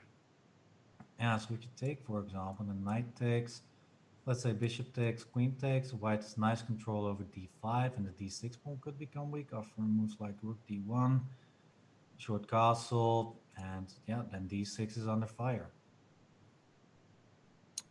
Maybe it's So what okay. can black do to counter that? Yeah, I don't Put the know. bishop on e6? You mean after we exchange all of it? Maybe, yeah. Maybe right here, yeah, I guess. Yeah, looks pretty good. I do have knight f4, stuff like that. Mm-hmm. Maybe just knight c6 now to get a knight to d4, perhaps. Right. Once that knight moves, try to get to d4 since the other square is weak. Yeah, Yeah. looks okay. Not too sure. Let's see. Okay, but white check played e5, and this is a move I'm really not a fan of. Because e5 is more or less saying, okay, white, you can have the space advantage. I Yeah. will still have a weak pawn on d6. And yeah, just enjoy that slight advantage there. Let's Just move enjoy around the pieces. Yeah, it's something you seldom insane. hear a chess player say to their opponent. Just enjoy this position. Here. Just enjoy the slight difference. Yeah, but it's basically what he's saying. And okay, g4 is very Aggressive from Lodici. it's understandable because you could play f5 maybe as a potential idea for black, but no, I don't know. It does weaken the position also a little bit, yeah. Especially if you want to take on g4 at some point. Yeah, but I mean, either black takes or white's going to have time to build up his strength behind that pawn, knight g3 and so forth, h4. Um, it's going to be up to Wojtaszek to find a way to disrupt white's game now, since white's plan is to kind of smush him on the king side. Yeah, that might definitely be true, but black also has some options on the queen side, for example, with knight b6 and then a5, bishop a6, stuff like that. Maybe even c4 at some point. Yeah, it's just a very double-edged position right now, but I still like white a lot better because black does not have a lot of options on the queen side. It's Right. all very nicely closed, especially after a5. There's a weak square on b5. If c4 doesn't really do a lot, and white is just gonna slowly start pushing these pawns on the board. Now, as white here, if I want to keep the game locked up, the move b3 might allow black to trade on c4 and then play on the b file and maybe against the c4 pawn in some case. So I think it's a false locking of the position to play b3. Yeah, And actually, we must retreat our bishop if we want to keep the position as closed as possible on the queen side. I would retreat it probably to just e2, I Mm-hmm. guess. Yeah, with the idea that it cannot be attacked by c4. You're still keeping an eye out for this idea over here for black. Yeah, very solid. And then we can focus back on towards the king side. So yeah, I think white is slightly better here. Let's take a look at the next board. So board 3. Olga Zimina versus Jolanta Zawadzka. White Mm-hmm. is a pawn up, but those pawns are pretty weak. Yeah. Actually, not really. This pawn can be defended by b4. The This pawn. c5 pawn is definitely all right. The d3 pawn, yeah.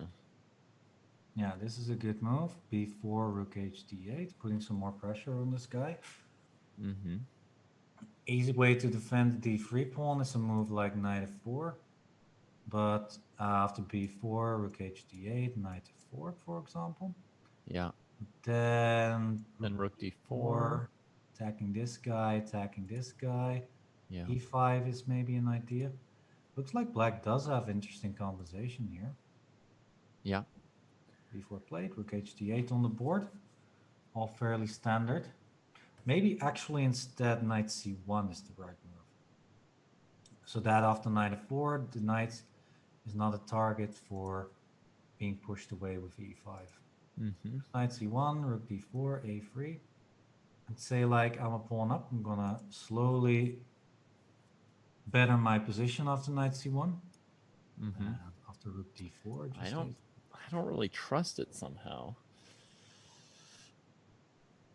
I feel like white's so passive, black should be able to come up with something.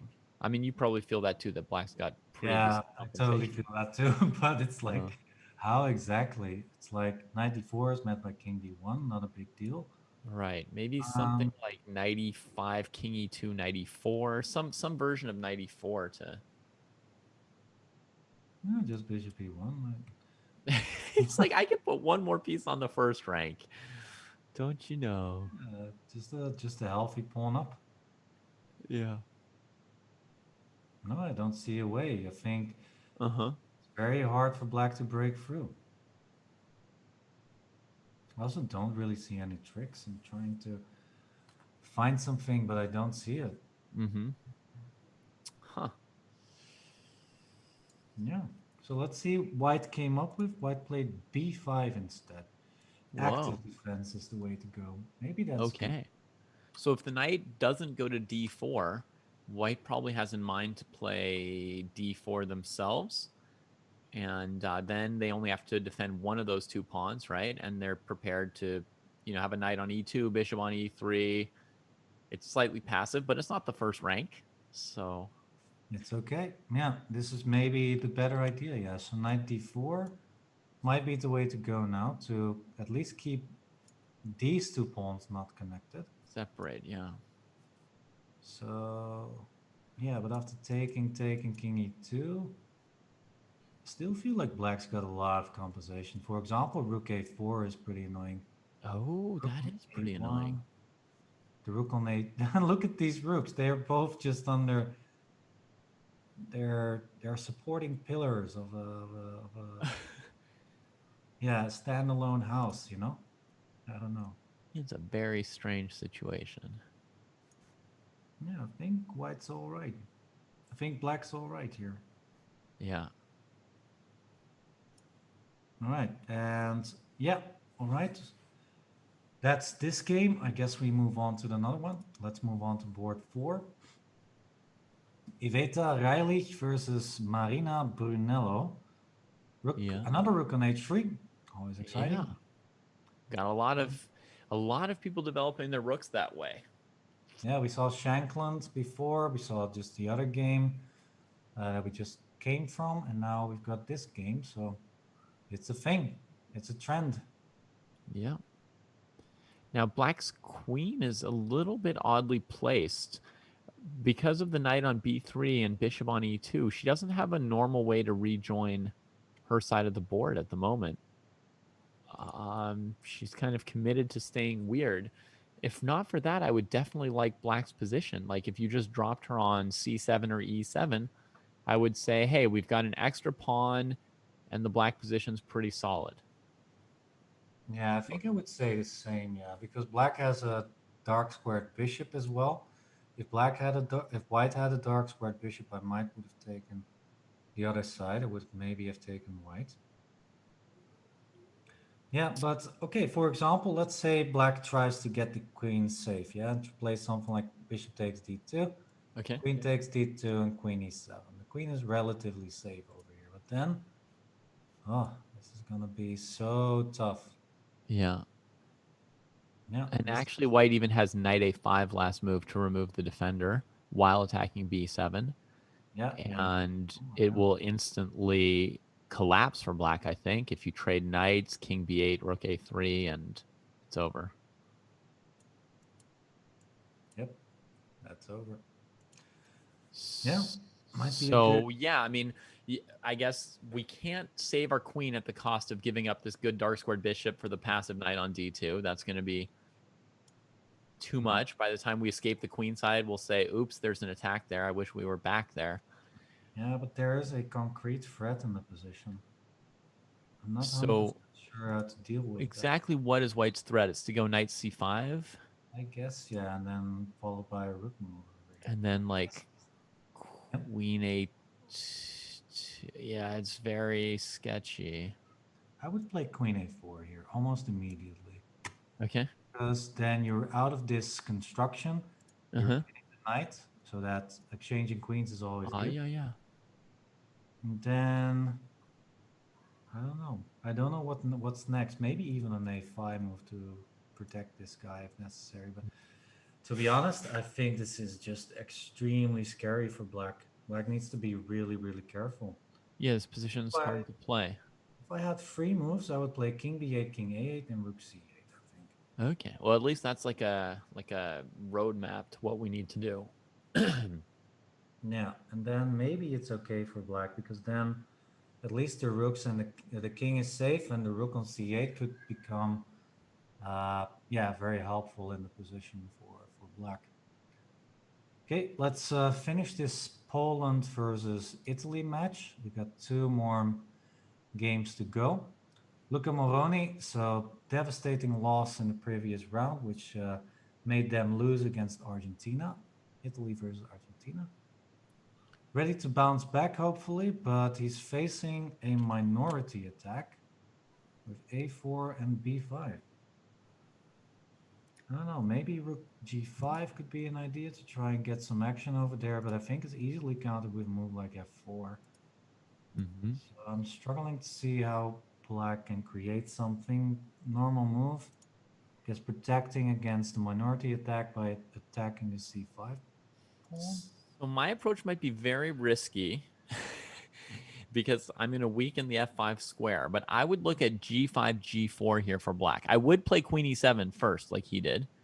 Okay, I do like that because we're trying to stop f4 with our rook, attacking e3. And then I want to just throw the g pawn up to g4, and if white plays h4, then I will play g3. Okay, so let's go. I play queen h1, g4. At least I got you to stop your minority attack for a second, right? That means, well, that means you don't cared think what I was doing. If I play b5, then I think you can even take this guy, yeah? Okay. At some point. C takes, A takes, queen takes c5, for example. Is that too much? Computer says it's good for white, but not really seeing it. g5, g4. Well, that's creative. Well, I mean, one thing white has there is knight f3, chasing the rook off the g pawn. That might leave us weakened, right? That's true. Without the payoff. Anyway, I'm going to basically try and ignore the queen side, so I might miss some tactics there, but I just want to ram the g pawn through and try and create a weakness. I'm going to indulge you. I'm going to play queen c3, g4. You let me do it? Yep, I'm letting you do it. Let's go. All right. h4 or... Okay, if I take knight next? Yeah. Followed by this move at some point. With g3 looks very committal after rook h5 ideas. Not a big fan of that. How about I try some knight f3 construction? Also looks a bit shaky. Maybe I just play bishop e2. Okay. Grab this enough. thing and queen h4. So I go queen h4 probably. Knight f3. And then you go there. Wait, is this over? Yeah, you just play Queen h6 and then rook h5. Yep, just looks very, very dangerous simply. Yep, nice idea. But okay, knight e4 on the board. Bishop takes e4 and rook takes e4. Yeah. Anyway, for anyone out there wanting to play this exchange Queen's Gambit structure, I say try throwing your g-pawn down the board once. At least once, yeah. Yeah. Well, without the knight... See what it can do. Yeah, without the knight, it's a bit worse, I would say. But yeah, in the other position, it was definitely interesting to take a look at. Yeah. All right, let's move on to one last game in this match, and after that, we're going to go and see the other matches as well. This is the big one, so we're sticking with that for now. Wow, Black's trying to play this position without the d file, trying to just completely play around it and mass for a kingside attack. Yeah, well, how exactly? I guess with knight h5 and f5 at some point. Uh-huh. And the bishop needs to go here, for example. Yep. Looks like white is just fine. So this is the junior female board, everybody. This might be a problem. I think black's absolutely fine. No weaknesses. Okay, the bishop is looking at its own pawn, but white doesn't have any entrance points. Mm-hmm. Yeah, I just think it's okay for black. Not much to say about it otherwise. I would maybe look at moving the white knight to d2 and then maybe c4. I'd like to get the knight to d5 really eventually. Yeah. And the funny thing is then I'm just going to say c6. What you're going to do. And then I'll come up with a new plan. I think a plan could be to maybe try and trade the light squared bishops off somehow. Mm-hmm. Although it's going to be hiding on c8. Just trying to... Then I'm going to play a bishop a4. Cover some weak squares. e6. And lodge in there. Disrupt the rook on e8. and Black's Yeah. whole plan of hiding. Exactly. So maybe queen c2 is an interesting move. Then you got Yeah. this option, like you said, and you got bishop a4. Yeah. That's an interesting idea. Yeah. But okay, it's a fairly equal position, so not much to say Okay. about I'm that. surprised you say that. I would have thought that you would like white and that you would accuse Black of being a little ambitious. Now, if the knight was on e3, then I would say, yeah, maybe there's some potential there. But Uh-huh. right But like now, this, you're okay. I don't think so. There are no entrance points. Black traded also one of the knights off the board, so that would mean more space for Black to maneuver. An idea for Black, for example, is maybe to play put the knight on d6. And you can play f5. Mm. Yeah. Okay. Let's move over. We of course want to see the big guns. Where is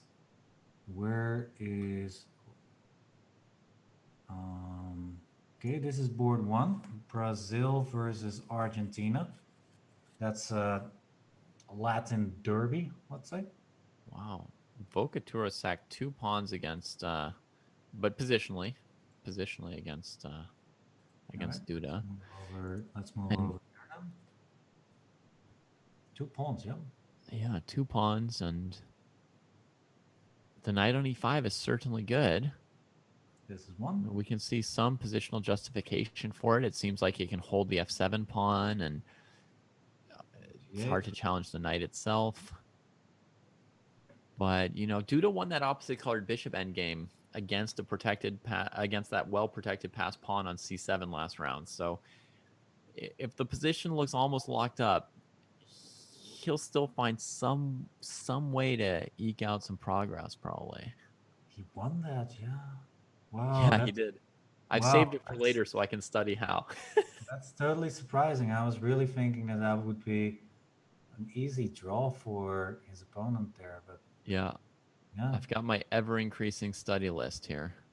yeah, yeah. So much to learn. Yeah, chess is a game that you can study endlessly. There is always some slight difference everywhere where you need to calculate something.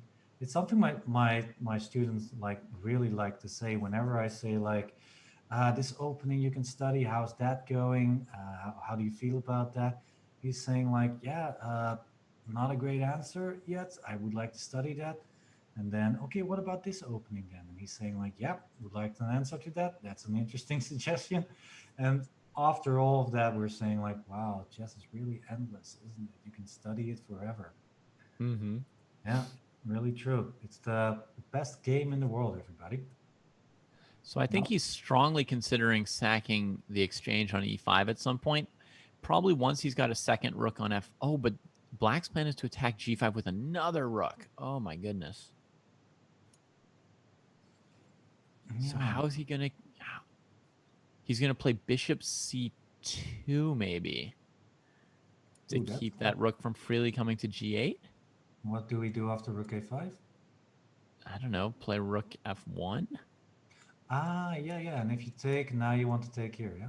Well, if he takes there, I'll probably grab the a pawn first. But my active plan for white, if Black, tries to just sit and hold and not change the position at all, would be to at some point play rook takes e5, d takes e5, rook f5, and then bring the white king up to c5. Just grab that pawn. Something like that.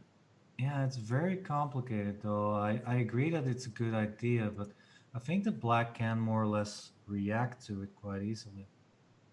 Because if you try and take here, then I can just play rook e8, for example. Right. And one idea for white is maybe bishop e2, bishop h5 to try and grab the rook on g6. Well, here's the thing. By putting the bishop on c2, if Black ever moves the rook off of a8 to e8 or something to deal with our exchange sack, then we get a passed a pawn. And that becomes what we try to win the game with. So if Black has to leave the rook defending the a4 pawn, then I could eventually do my rook takes e5, rook f5 idea. If Black plays a3 to not have to defend the a4 pawn, then I trade it and I still have a passed a pawn on a2. So I don't really care if he trades the a pawn or sacks the a pawn. I just need something I can make progress with for white. Yeah. Looks interesting. I think that you're right. I think I would need to play bishop b3. Um, fc4, king b2. No, just sack or something. Yeah. Looks good. Too many pawns. I think that's the conclusion about this position. Nice positional compensation, but it's just too many pawns for white. Right. So when you're that committed, at some point, white can just sack back the exchange, eliminate your positional compensation, and flood you with pawns. Look at that. Bishop c2 is on the board. Yeah. Awesome. All right, so we've got a first result. We've got a draw between the first board of Greece and the first board of Canada. Okay. Christos Panikas drawing against Nikolai Noritsin. Looks very normal. White is not a pawn down. It's equal material. Rook action over the d file, but it looks like it's going to be a draw, for example, after rook d4. Not much going on. I think I would have tried to play this on as black because I have a nice target on c5, but then b7 is a target, so yeah. A draw, very sensible. By the way, let's see how, okay, let's then see quickly how board 2 is doing. Looking awesome for white. I think it's mate in. White is up a knight and also trying to give checkmate.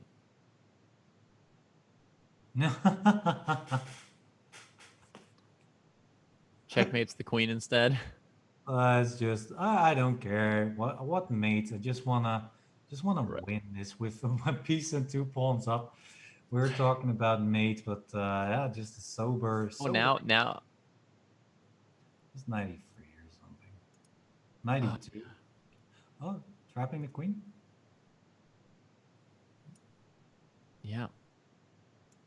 Ooh, Yeah. awesome. He will eventually checkmate black if black really refuses to trade the queen. Yeah. So this looks like a win for white. White is. So this is the junior board.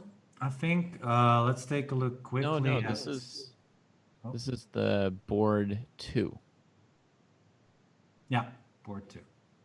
Okay, so looking good for Greece. Let's quickly move over to fan favorite Kiyu Nemozo, if I'm pronouncing that correctly. White looks a bit better. Good bishop. Bad bishop. Weakness. Maybe weakness too. Bad knights. I think it's just a difference in the bishops. That's why I would pick white here. But it's not so much yet. I mean, white still has a long way to go, especially the knight on g3. Needs to go to d5 somehow, where it has a very nice square to stay. Yeah. It might also be good on c2 this game. Like if we put our pawn on b3 and our knight on c2. Well, Black is saying, "Yep, I she knew says, that." I see that maneuver 6 moves in advance, and I say no. Not happening. Not today. But okay, the b3 is. I don't like this move. The point is that white now has an easy target to Okay. try and grab, and I don't think the black has enough pieces to. Yeah, to cover or knight e2 and knight c1. I like the knight f1, knight e2 a bit better because of the knight c1. Black is rook a1, perhaps. Still, might be okay. Although this has the plan of bringing the knight to b5. That might be a plan you like. Perhaps I could interest you in b5 with an attempt at both pressuring b3 and d6. That looks awesome. Yeah, I agree. The knight e2 is a great move. Unless... No, this maybe black should play something like rook c8, trying to... Yeah, they got to attack the c-pawn in time. Then there's also rook c1 to c3 as a plan if black's all in on attacking white's c4 pawn. Yeah, I really think that b3 is a mistake here. It's a nice target for white. Yeah, knight d7, logical move, but now after knight c3 and knight b5, I think it's more or less a pawn up for white. So And you're probably willing to trade on c5 whenever the knight comes there as white, because Absolutely. it doesn't actually let the black bishop out. I would trade this in a heartbeat, yeah. Now knight b5, knight d5, it looks so pleasant, this position. Yeah, maybe just queen d7, the most Yeah. straightforward, just Yeah, just trading. take queen off the boards. And Like white wants to trade all the pieces except for the knight and the bishop, and then it's going to be so much fun. yeah, Trying to click on the right pieces. yeah. Right. If rook a2, which some people in chat are wondering about, if rook a2, white can trade it with the knight and bring the rook to a7 and catch it. Yeah, also with the rook on d1, it would have been very much okay. Rook a2, definitely a tactic to keep in your mind, but Yes, it you doesn't never work. want to forget it as white. Yeah, it doesn't work because of defensive mechanisms like this. Yeah. Yeah, so she's in trouble. That's the conclusion. Knight Yeah, at c3 the on the moment in board. trouble. But she's escaped trouble a couple times yesterday. It's not a death sentence to be in a bad position. Mm-hmm. We got another result between Poland and Marina Brunello. A win for Italy. Nice mate there. Oh la la. Brunello. I think she's been a good scorer for Italy, although sometimes I'm remembering these things wrong. Well, we can check But that. Of course. I feel like she actually had a pretty good first day. Okay, I also want to check very briefly on one of the other matches that we haven't taken a look at. We have seen Canada, we've seen Poland, and Paraguay not yet. So let me quickly put one of those games up just for reference. Yeah, Marina Brunello was 2.5 out of 3 yesterday. So Oh, actually, I took the wrong standings. Okay, let me take this one. Poland versus which one did we not take a look at? I think Peru versus Paraguay. So let's take a look there. I think this is one. And this is one too. Yeah. Okay, let's quickly discuss this one. I think white is a bit more active, but black is a pawn up and has a bishop, right? yeah, the bishop has potential here. It's got some targets on g4 and h5. The black rook is reasonable for the moment, cutting the white king off. I would expect to win this if I had this position as black. I mean, I'm a little bit optimistic, but if I were playing this position, I'd be thinking like, I can win, I can win, I can win. Knight c8, okay, king b8, king c7. No. Going to e7. Going to e7. That's annoying. Yeah. You don't want to trade the bishop off, but you also definitely don't want to lose a pawn. Yeah, black may have missed that hop when they went for g6, which g6 wasn't at all how I would play that position either. I mean, Me neither. I would have kept as many pawns on the board as I could. So g6. Yeah. Without a really good reason. You don't want to trade off pawns. Those are pawns on light squares that you could attack. Well, the only pawn trade that looks 5, I think. The only pawn trade that seems sort of like actively enticing would be like b6, a5 maybe. If you're creating an outside pass pawn that's going to give the knight fits, that might be a reason to trade a pawn. I agree there, yeah. But okay, in the position it seems like white is just holding this to a draw. I don't think this is very just take here on rook d6. That's very good. Yeah, I think maybe g5 since the knight's attacking two things and they're not moving out of the way. Maybe g5 with the idea of making a good pass pawn since g6 is so weak. Yeah, I could relay rook h5, but rook h5, f4. F4, yeah, and this is a real problem now on g6. Yeah, I would be a bit scared here actually with black. Yeah. It's a very important thing to be aware of. Like you're worse, you're defending, and then your opponent makes a bad move, to not just bail into a draw right away. But because a lot of these games we've seen in rapid time controls, we've seen people go from a good position to actually losing when they're pressing in the wrong way. right? Yeah. Like that's maybe a big miss by white, a big opportunity that they missed to play g5 there and put the pressure on black. Yeah, to turn the game around, because this is probably going to end up in a draw after takes and takes, and then not much going on. 2 pawns versus 2 pawns, just a draw. Not Yeah. much going on. Yeah. All right, let's move back. Which match are we going to take a look at?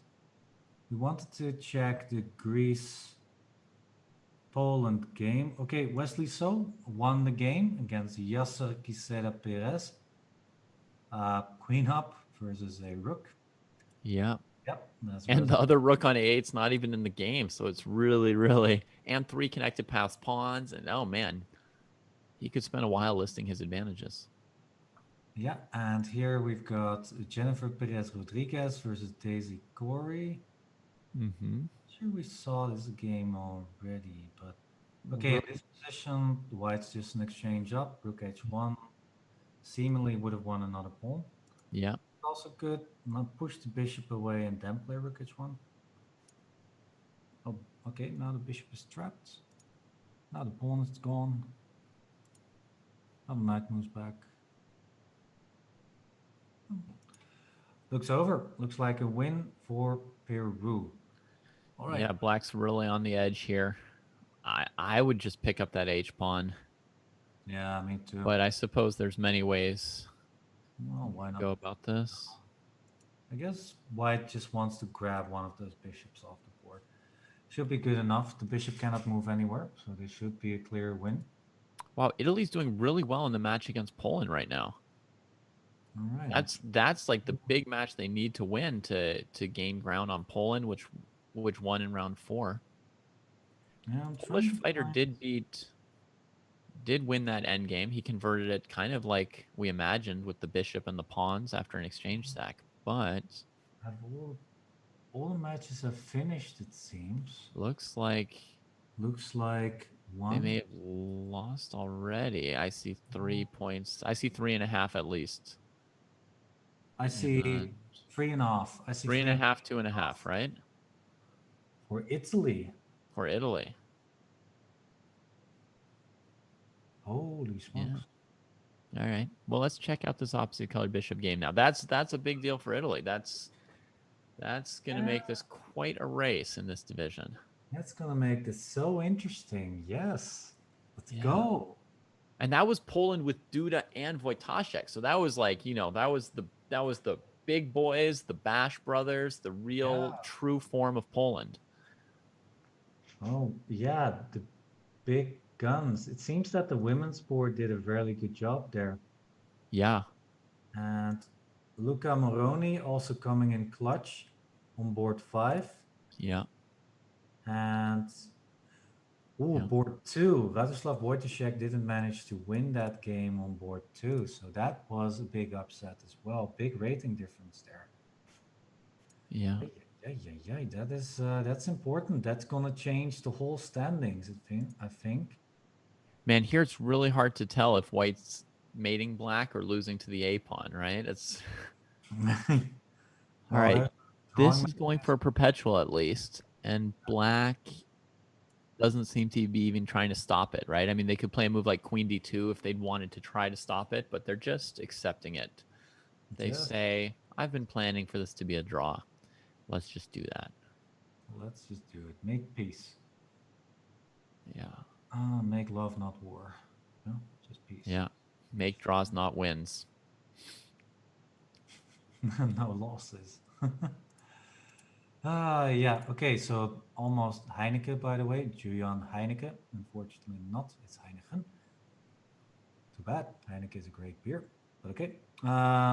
Let's see. We've got this game still going on. Kiyu still trying to defend, but white has got the good knight versus bishop ending. Yeah. How to proceed though? I mean, white needs to grab. Well, that's needs to go after b3 at some point with this knight, right? That's the only. Yeah, but how to get there? This is a long way. f1 to d2. Well, white doesn't seem to have a target in mind here. Maybe 97. They're just painting pictures of their nice knight on d5. Yeah, I would have. Yeah, knight c7. This is a good move. And then knight e6. Trying to grab this guy. Knight e6. All right.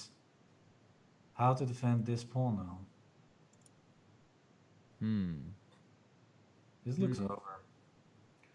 Bishop h6, active move. Could Yeah. take the pawn, but I don't. Yeah, this is just a check. Just king g3. No problem. Bishop needs to go back. And then start running with the c pawn. Yeah, just grab this pawn. Oh, there may have been queen a7 last move. I think that was like a huge shot there. What if I play? Okay, so takes queen takes c5 is very difficult. You have to trade the good knight for the bad bishop here because you don't want to let the queen come to. What is knight d3 then? Oh, bishop g3 and then queen g1 to h1. Oh, that's a nice tactic with a draw. So we're forcing off our bad bishop. All right. Yeah. Yeah, but bishop h6 on the board. Yeah. And now. And now the b pawn goes too. Uh-oh. Wait, the bar really likes. Oof, this might be devastating. Wait, queen f2. Queen Next f2, move. and if knight d3, bishop e3. Or bishop e3. Wait. Is this going to be an upset? Oh, it's made. It's made. Holy smokes! Wow. Yeah. Well, this was just as sick a swindle. Oh my goodness. Ooh. So yeah, eventually she made her bishop an active piece. Yes. And it was made after bishop g1. This very nice. Boom, boom, boom, boom, boom. Well, she was in really dire straits though. Queen b1. I would have actually tried to win this with queen b7. Because if you play bishop b7, knight e6, you don't really have any checks. This should have won the game for white, but after king g8, I would just give a few checks. Try and come closer, get in range. And now knight, queen f7. If you go here, then I take this pawn. Mm-hmm. Go here, then I have knight e6 again. So this would have been really winning just for white. bring the queen in. Missing But white, I think, was trying to play it methodically, right? Like cover my king, move the pawns up the board, and it's not easy to stop counterplay like that. Yeah, it isn't. So there's an open king. Great resilience from. Let's see, she's board 4, so that means the second women's board for Canada. I'm not sure what that means for the result in the match. Maybe it could be a big thing. Maybe Canada is clutching it out. No, Greece already won the match, but 3.5 at least for Greece so far. So yeah, looking good for Greece. Greece still going strong. Peru also wins. They're in the running, I imagine, for that spot in the knockouts.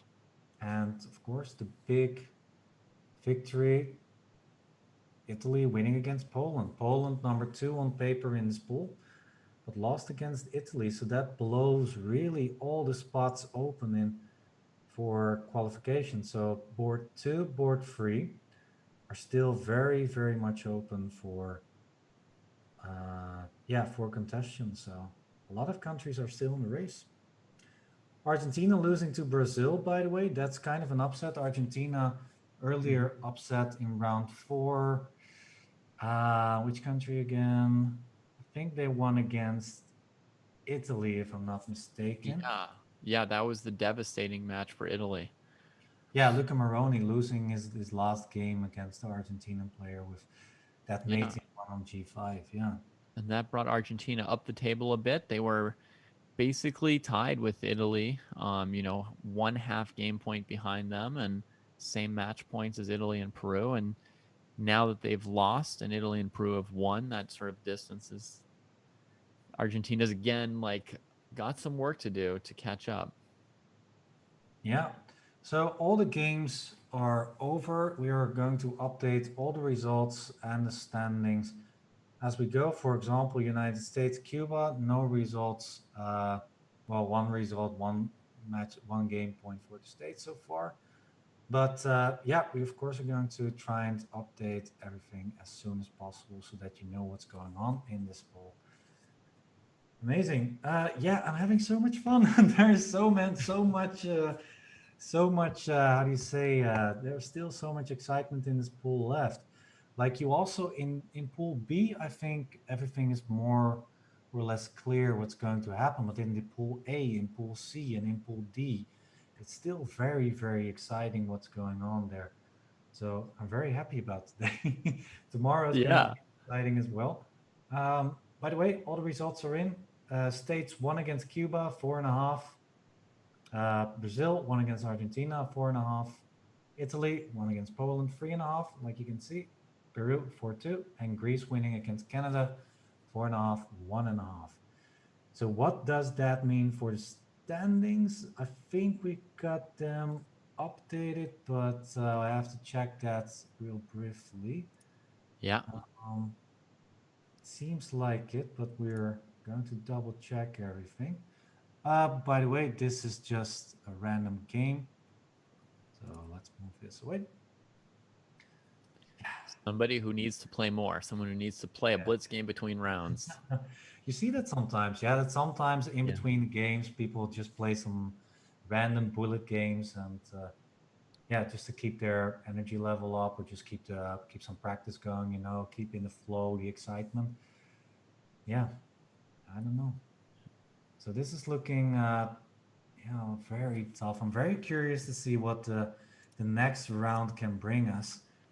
Of course, we still got a lot of interesting matchups in this pool, I believe. Yeah, a quick preview of some matchups for next round. There's going to be Italy versus Peru. That's going to be important for the race. That is very, very interesting. Yeah. All right, everybody, we got news. We're gonna have an interview with, I believe, quite a famous person. So we will be back very shortly. Don't go anywhere. We've got a very nice interview coming up. So don't go anywhere. We will be back very shortly.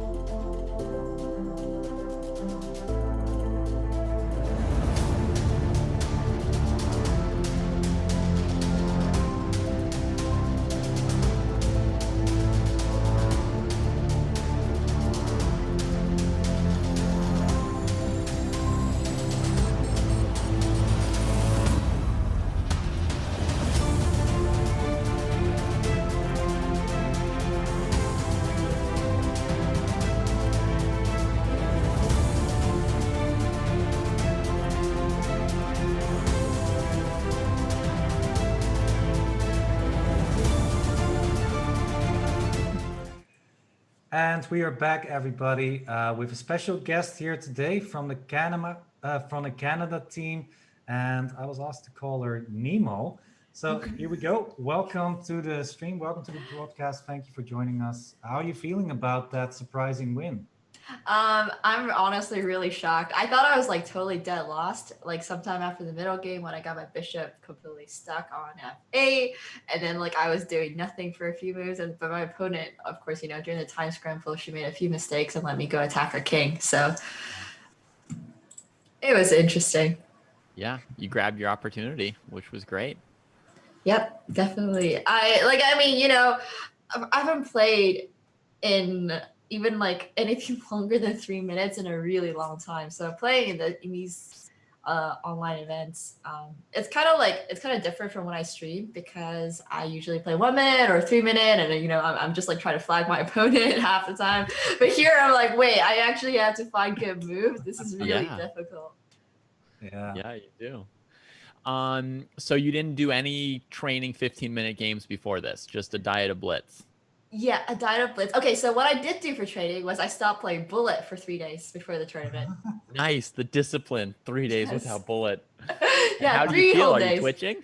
Honestly, I have so much energy when I play now, because like I guess I'm just so used to being streamer.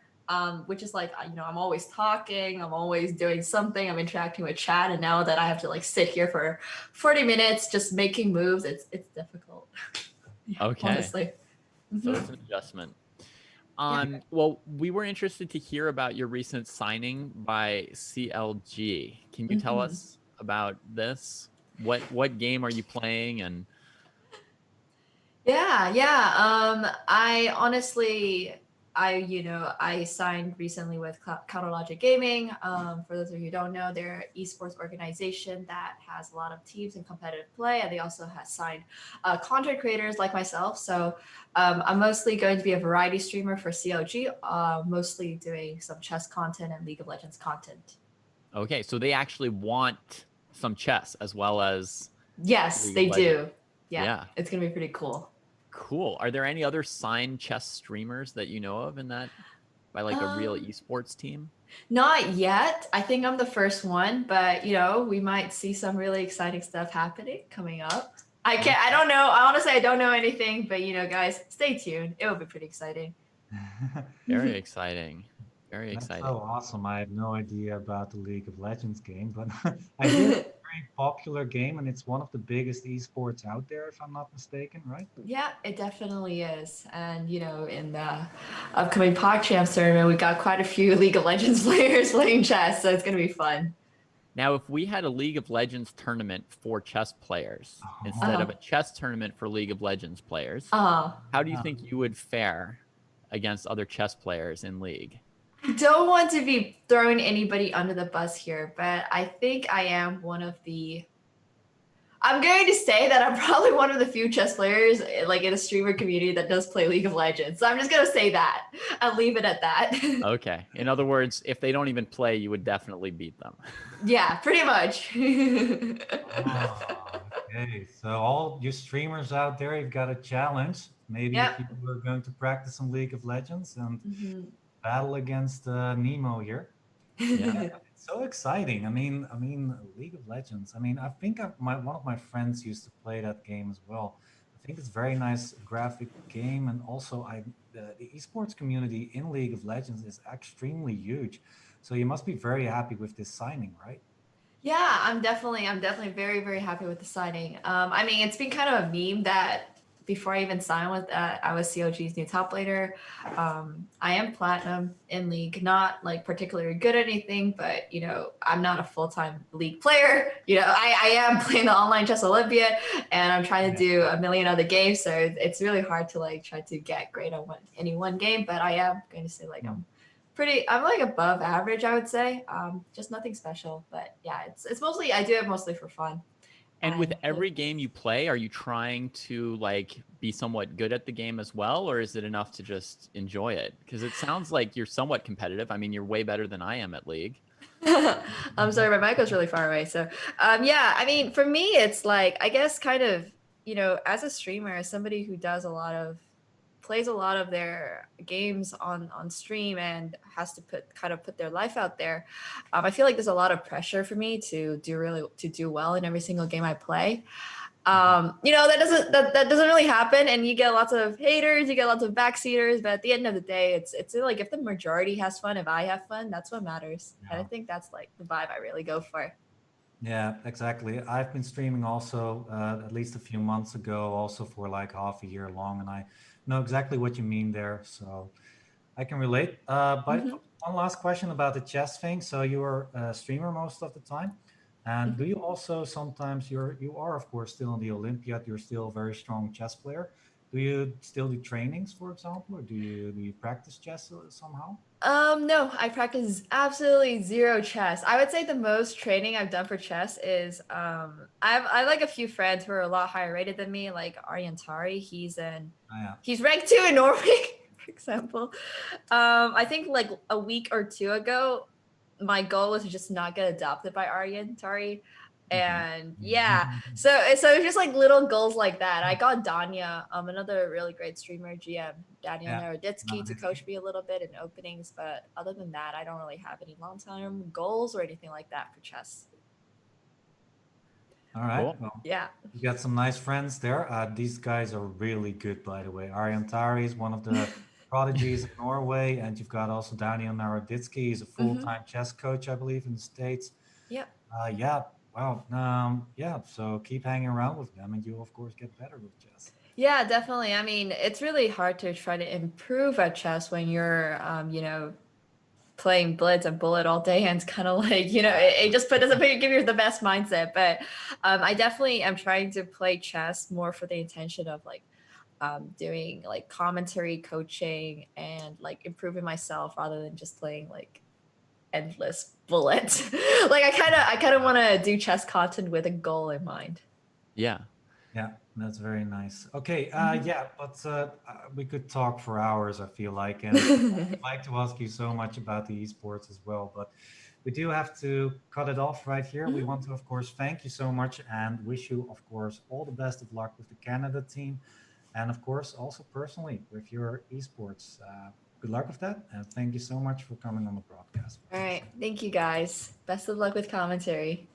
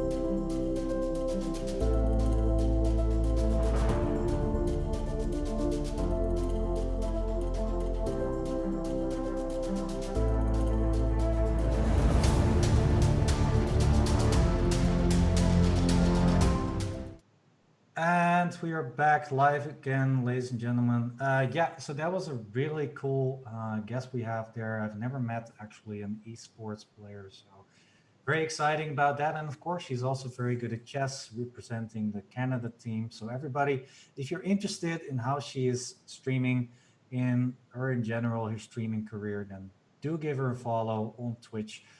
She's not hard to find. She's a big streamer already. So, all right. And yeah, but let's move on to chess, of course. What is happening so far in Pool D? That is what we are currently looking at. So let's take a look at the standings right now. Pool D, so USA, well, okay, they're cruising towards qualification, it seems, with 10 out of 10. Yeah. But the rest is quite open. Yeah, the USA, it doesn't look like they're going to be challenged for the top spot. All we can hope for is one exciting upset at some point, which we'll be watching for. I know you'll be delighted to see it. Oh, yeah. But the race for the second and third spots, I mean, between Greece and Italy, those 4 teams, it is neck and neck. And obviously, it would only take one good match for Argentina, Canada, or Brazil to join them. Yeah, exactly. So there's a lot of excitement still in this pool. I'm very happy that Poland, for example, got a loss against the team of Italy. So now Italy is still also in the race. And let's move on to round 6. Let's see what the matchups are, what we can expect there. Yeah, something interesting. The first thing that catches my eyes, Italy versus Peru. Yeah. Huge match. Definitely a match to consider. I'm trying to find the games as well in the meantime. It looks like Daniel Vocaturo, Dewey89, is playing against Emilio Cordova. And Dvirny is back in against Machu Picchu. Machu Picchu. That is awesome. Machu Picchu. Have you ever been there? No, I've never been to Peru, though I would love to go there. Me too, yeah. Machu Picchu is so beautiful. It's like, I think it's an old Inca town, if I'm not mistaken. Yeah. Have you been? No, it's on it's on the top of my list to go there. Yeah, it's like, yeah. I've always been very interested in the Aztecs as well, and also the Mayans, for example, the old civilizations that lived in Latin American countries. Yeah. So okay. It looks like Vocaturo is going to play f3 here. Ben Feingold would tell him to just lose his queen and, play knight e3 or something. But f3 looks like definitely the right move here. Yeah, would you? I would even consider playing queen d2 and then knight e3, attacking the bishop. f3, this is a move I really always am a little bit reluctant to play because even on the first move, I've learned that the worst move that you can play here as white is actually the move f3. Because it opens up your king a little bit, it disrupts the knight, it does not open up any bishops or developmental things. So f3 is even worse than a move like h3 or a3. That was really shocking for me to learn. That's actually true. So if white plays f3, bishop e6, then it's a free tempo you get, but it's also disrupting some of white's play. For example, queen h5 is never possible. If the pawn stays on f3, then it could also become a bit weakening on these diagonals over here. In the long run, I'm talking, not concretely, everybody, I'm talking in the long run. Yeah. So from a practical standpoint, I'm really always reluctant to play a move like f3. But I do. Well, I strongly believe it's the right move in this case. All right, I'll trust you. It gives us the tempo to just play knight e3. We'll castle, and f4 is the main plan for white here anyway. So I just don't want to play queen d2 and block my bishop on c1 when this can all fit in with the plan. Yeah, queen d2 was my first reaction because with knight e3, you're also still attacking the bishop. So thinking it made sense, even though the queen is a little stuck here. But yeah, f3 is fury, it seems, and it was also quickly played. And this is now the current position. Nice control over d5 and probably, like you said, short castle. Black might want to play bishop g5 and trade on c1 to weaken white's dark squares. They may also have in mind to play knight b6 to challenge for the d5 square. So this is a pretty serious move, knight d7. My first reaction is to counter that with knight e5. Because if you play bishop g5, you can take, and play knight c7. The question is what happens after knight b6? You can grab the bishop pair. You can play takes and then short castle. Looks good too. Probably trade on b6. Probably still try to emphasize black's weak d5 square by playing this way. I think the whole priority is to stop bishop g5. That's going to be really, really dangerous, I think. Right. Yeah, so if you can do that, then you should be good. So, yeah, hey, on fire again. Nice. Okay, yeah, knight e5. Well, now looks like a very challenging move for black. If you play bishop g5, then you lose some material. So, yeah, let's quickly move over to the second board. The second board is Daniel De Verny against Jorge Cori, not Corico, Cori, and a Grunfeld, it seems, with bishop g5. Mm-hmm. Very passive setup for white. Black's trying to open up this diagonal for the pieces, and white is more or less desperately trying to close that and make use of this undeveloped pieces on c8 and Right. 8. I think sometimes when people play passive openings as white, it baits the black players into playing a little too aggressively. Here, this opening from white with bishop g5, e3, it looked so lame that black lashed out really quickly with c5 with his knight on d7. And now looking at this position, as you say, his development's a little bit lacking, and suddenly everything's opening up. Maybe black's still okay. I would Yeah, not. he may still be okay, but I feel like it's a little worrisome. Yeah, I think so too. This is a big problem, these two pieces. Actually, I was going to suggest a move here, which is b6, with the idea to just play bishop b7 next. And maybe it's Right. okay, but white has got, for example, e4 and d5 as a suggestion. Well, e4 maybe is met simply by h6. Wow. E takes, h takes, and if the bishop moves, then you got knight f4. I like b6. I wasn't really sure why black decided to take here instead. I really like b6, but taking knight takes, I suppose. Yep, on the board. Now no, h6. No, now not b6. And bishop h4. This is the current position. Yeah, it's like black set up his pieces like he also wants to play e5, but now he's not able to as easily. This is not a bad plan either, by the way. He's got to worry about bishop f3 as well, so... I still like white. I think black's development is a bit awkward. And even if black develops all the pieces, then white should be having a slightly better position there. I think. Yeah, looking a bit awkward, so looking good for Peru. Oh yeah, by the way, everybody, this is not a 2800 player against 2400 player. The ratings are Chess.com ratings, rapid ratings, and not their official FIDE ratings. So you can basically just ignore that. The big thing you can get is the titles and the names. Yeah. But Corey is the rating favorite. I think he's about 2650 FIDE, whereas Dvirny would probably be in the 2550 to 2590 range.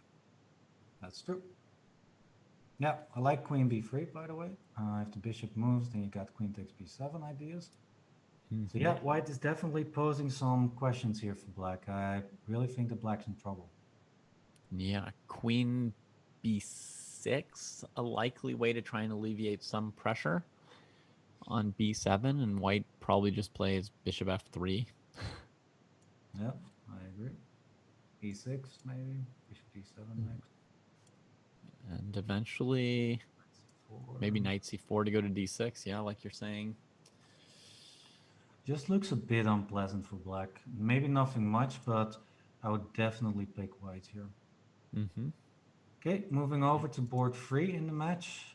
We got, I think, nope, I thought a Yobava London, but no, it's a Scandinavian.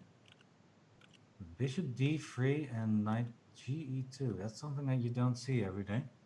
Wow. And now, did she play bishop f4? Nice. Yeah. d5. think Marina some- might be like one of the 2 highest scoring players in this whole Pool D at this point. I mean, I think let's she's a make sure. big part of Italy's run so far, and they've had a lot of close matches. You're right. Marina Brunello has a 3.5 out of 4 score so far. She's the best scoring Italian player, and also the first women's board, Olga, which I don't see right here, but Olga Zimina has got a 3 out of 4 score. So the women are doing very well for Italy here. Right, e6 played. Black's trying to untangle himself, but I think the white's very happy here. Just bishop c4, for example. There are some tricks in the position, though. Queen b4 ideas, perhaps. Maybe knight a6, knight b4.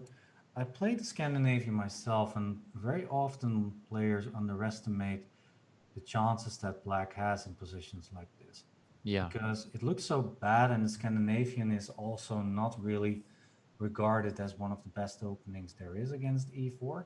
So especially when you move around with the queen to d6 and b6, it looks a little bit sketchy. Also with bishop g4 and bishop d7.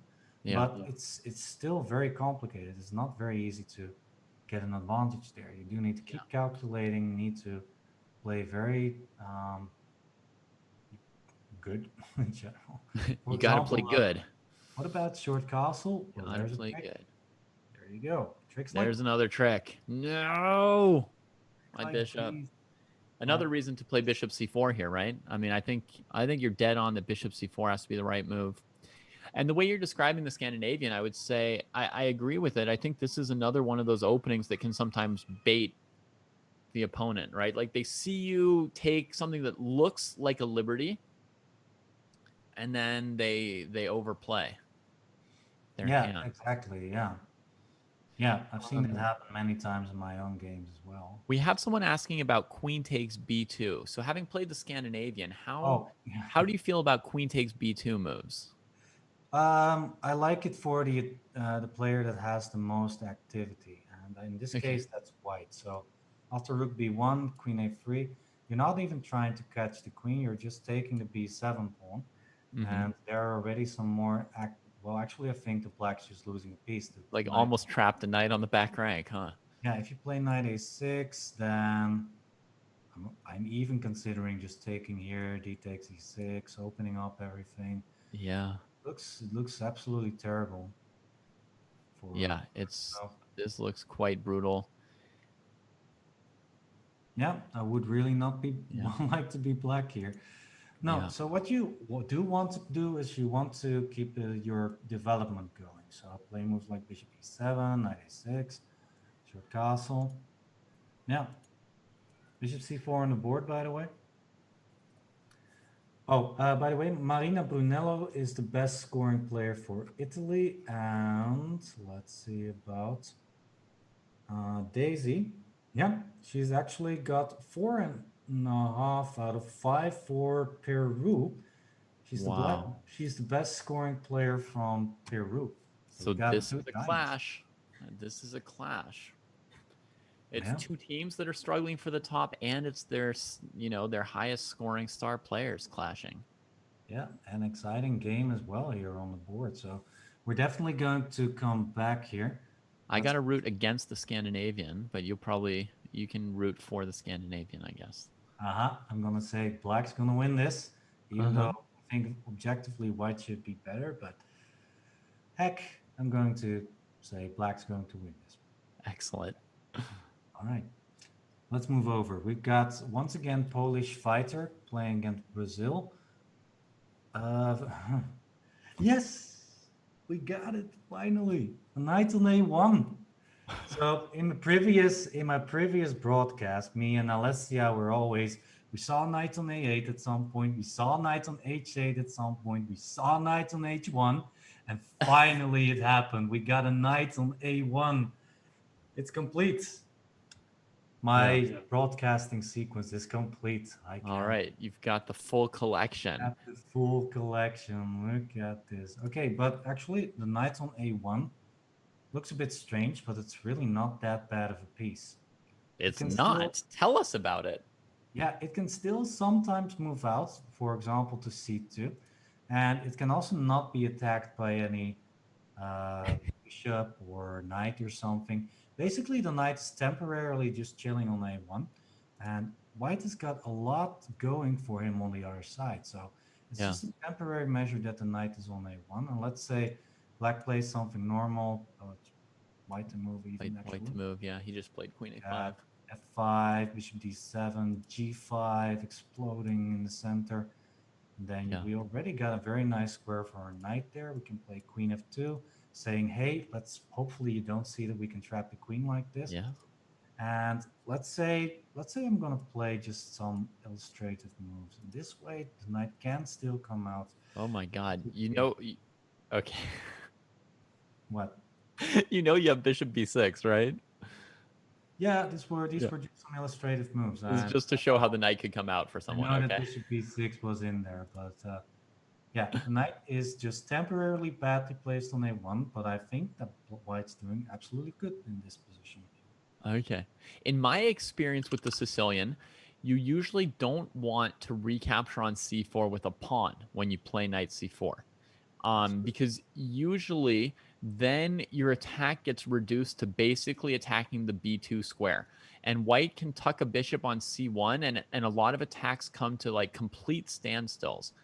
And generally, it's more natural for black to play the attack with a rook on c4, and you can pressure the c file and the e4 pawn. Kind of, it all sort of fits more together with the black, with the whole layout of the Sicilian. The only exception where I've seen people take on c4 with the pawn is if it forces the b3 knight to a1. Like here. Like in this game.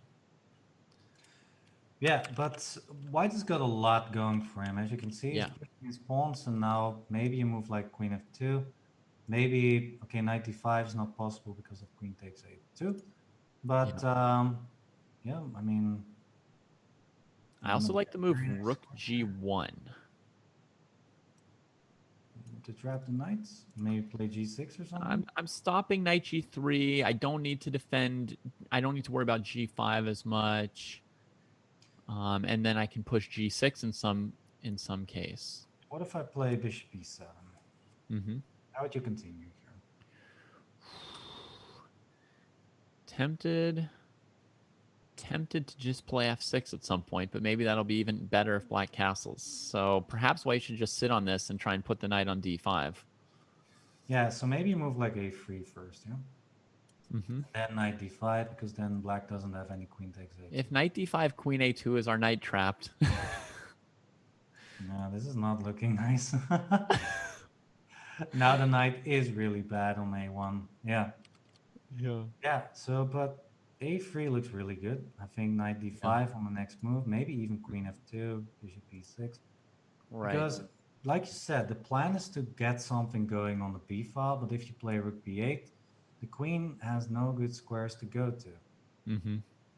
So, yeah, just knight d5 looks very good. Queen b5 is knight c7.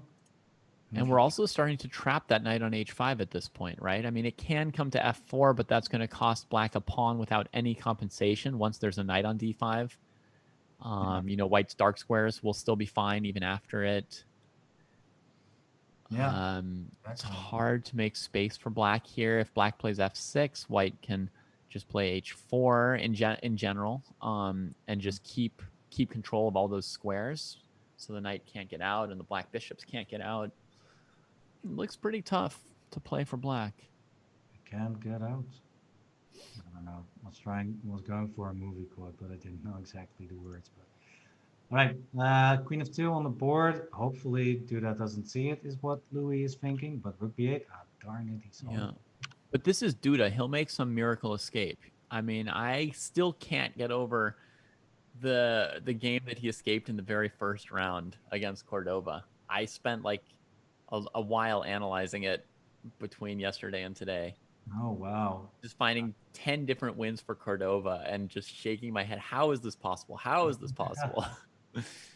So, I don't like queen f3 though. I really would like to have a pawn on a3, just in case there are some queen b4 shenanigans, stuff like that. right. What do we play against queen b4 now? I think the idea is just to take the knight, because after queen takes b2, you have king d2. And just run. Okay, so he doesn't have a plan for defending it. He's just knight? attacking the knight, and so black could play knight f4. Yeah, but then bishop takes, I suppose. Yeah. Queen b4 now is maybe a threat. It's also Queen d5. b4 is definitely a threat if we don't even have a plan for defending it. Yeah, I would love to have just some control over this. Just I really don't want to take on f4 if I don't have to. So just play a3, man. Just play a3. Play a3. Play a3. No problems. Just chill. Get the knight to d5. Just take the knight next move, Yeah. and you'll be fine. But I see like that you wouldn't like queen f3 because I mean the knight was bad on h5, the queen was good on f2. Yeah, that was something I did not like queen f3. No, I think white should have played a little bit more controlling. That's the start of Duda's next great escape. Was that move queen f3? Yeah. Okay, we've been stuck in this position for a while. Let's move over to Wesley So. Let's playing move. against Alan Wesley. Pico. That rhymed for some reason.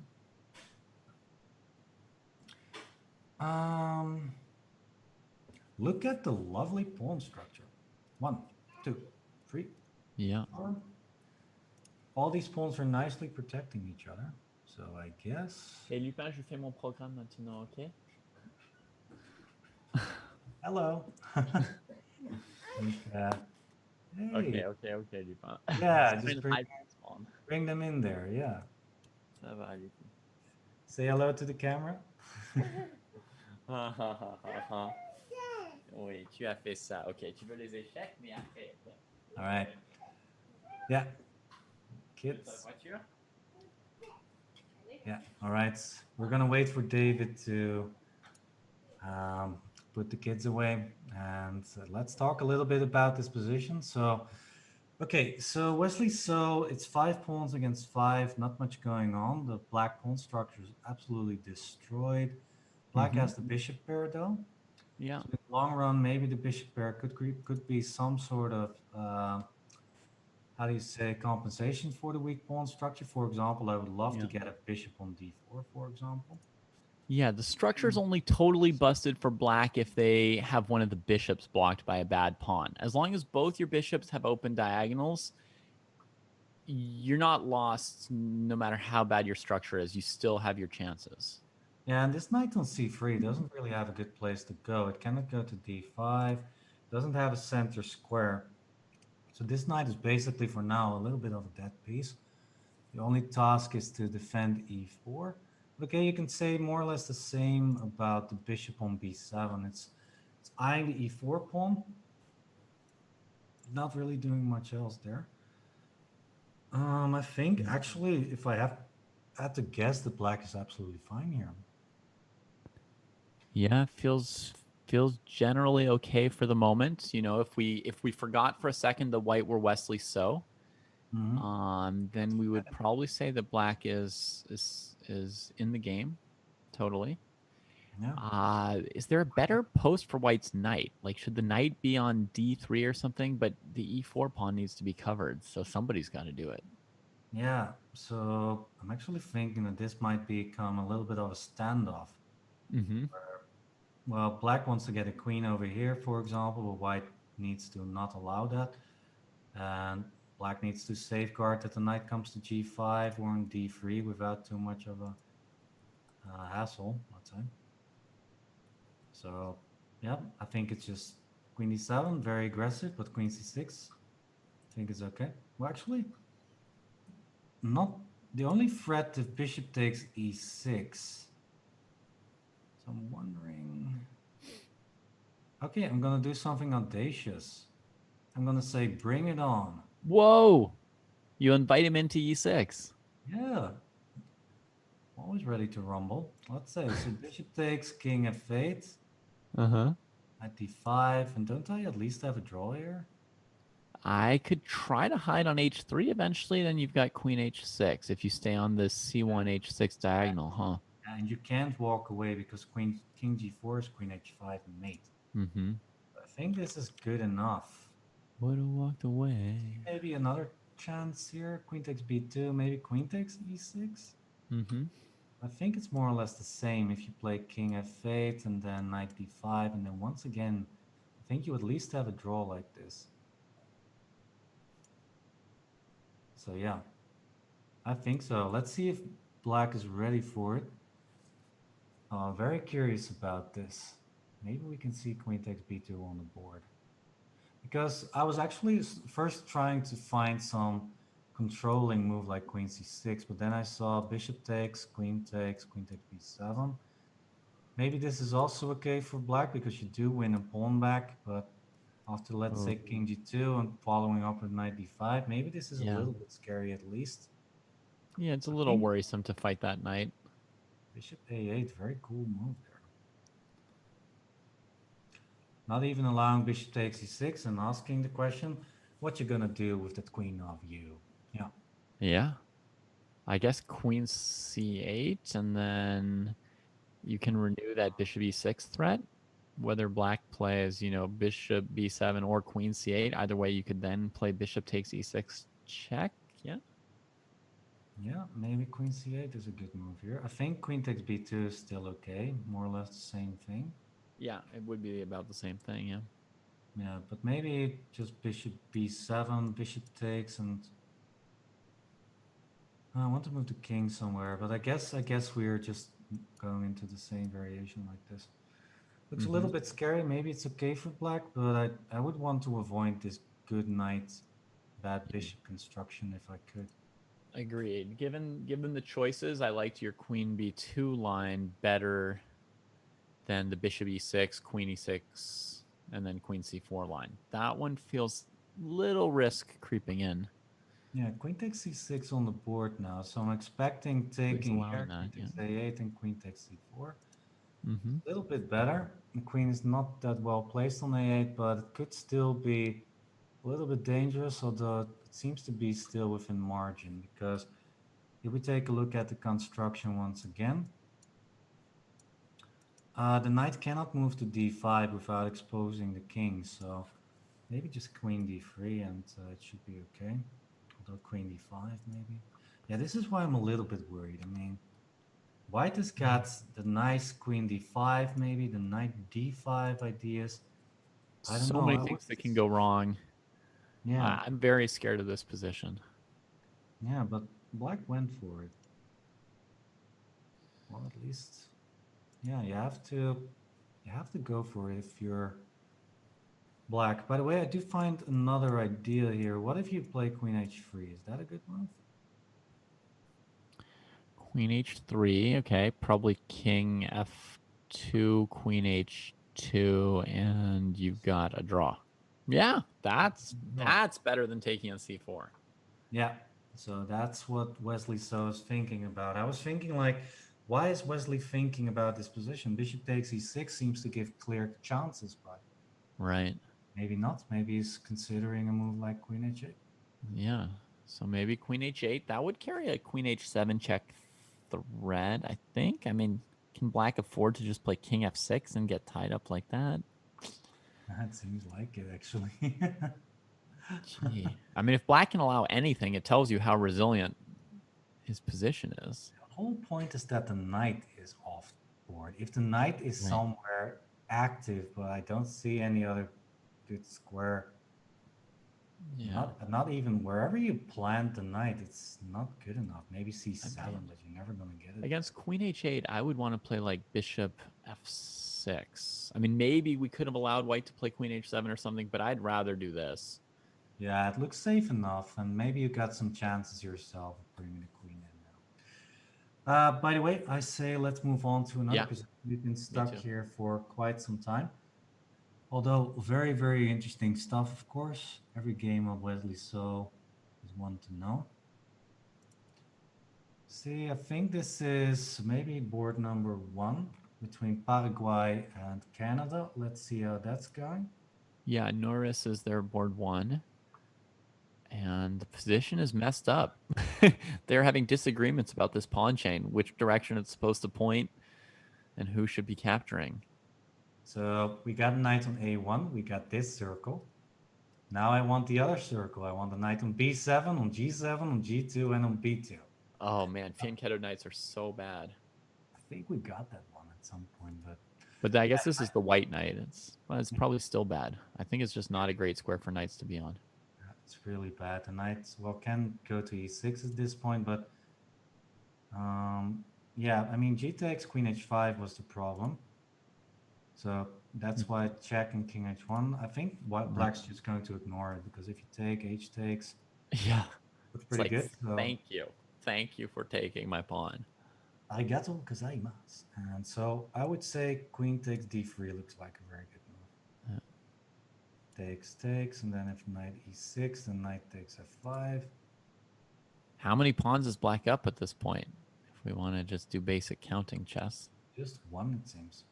just one. 5 again, 6. Yep. Yeah. On the board, not yet. This is the current position. So is it really time to trade queens yet? If our position, I mean, I'm feeling Black's position is so good. What about the move E3? Oh no, he played Queen D3 already. Okay. Yeah, this is on the board. Can I just take this guy? I think you can.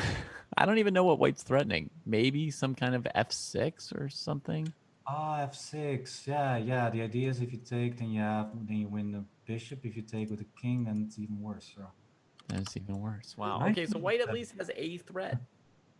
Yeah. I'm surprised, but there it is. It's a Black threat. needs to be careful. Queen G4, very sneaky. Oh no, he's good. He's doing it. He's doing He it. took it? He took it. He's turning a loss to a win. Oh dear. This is very difficult now. I mean, if White played Queen G4, it means like he had some idea that he was doing something.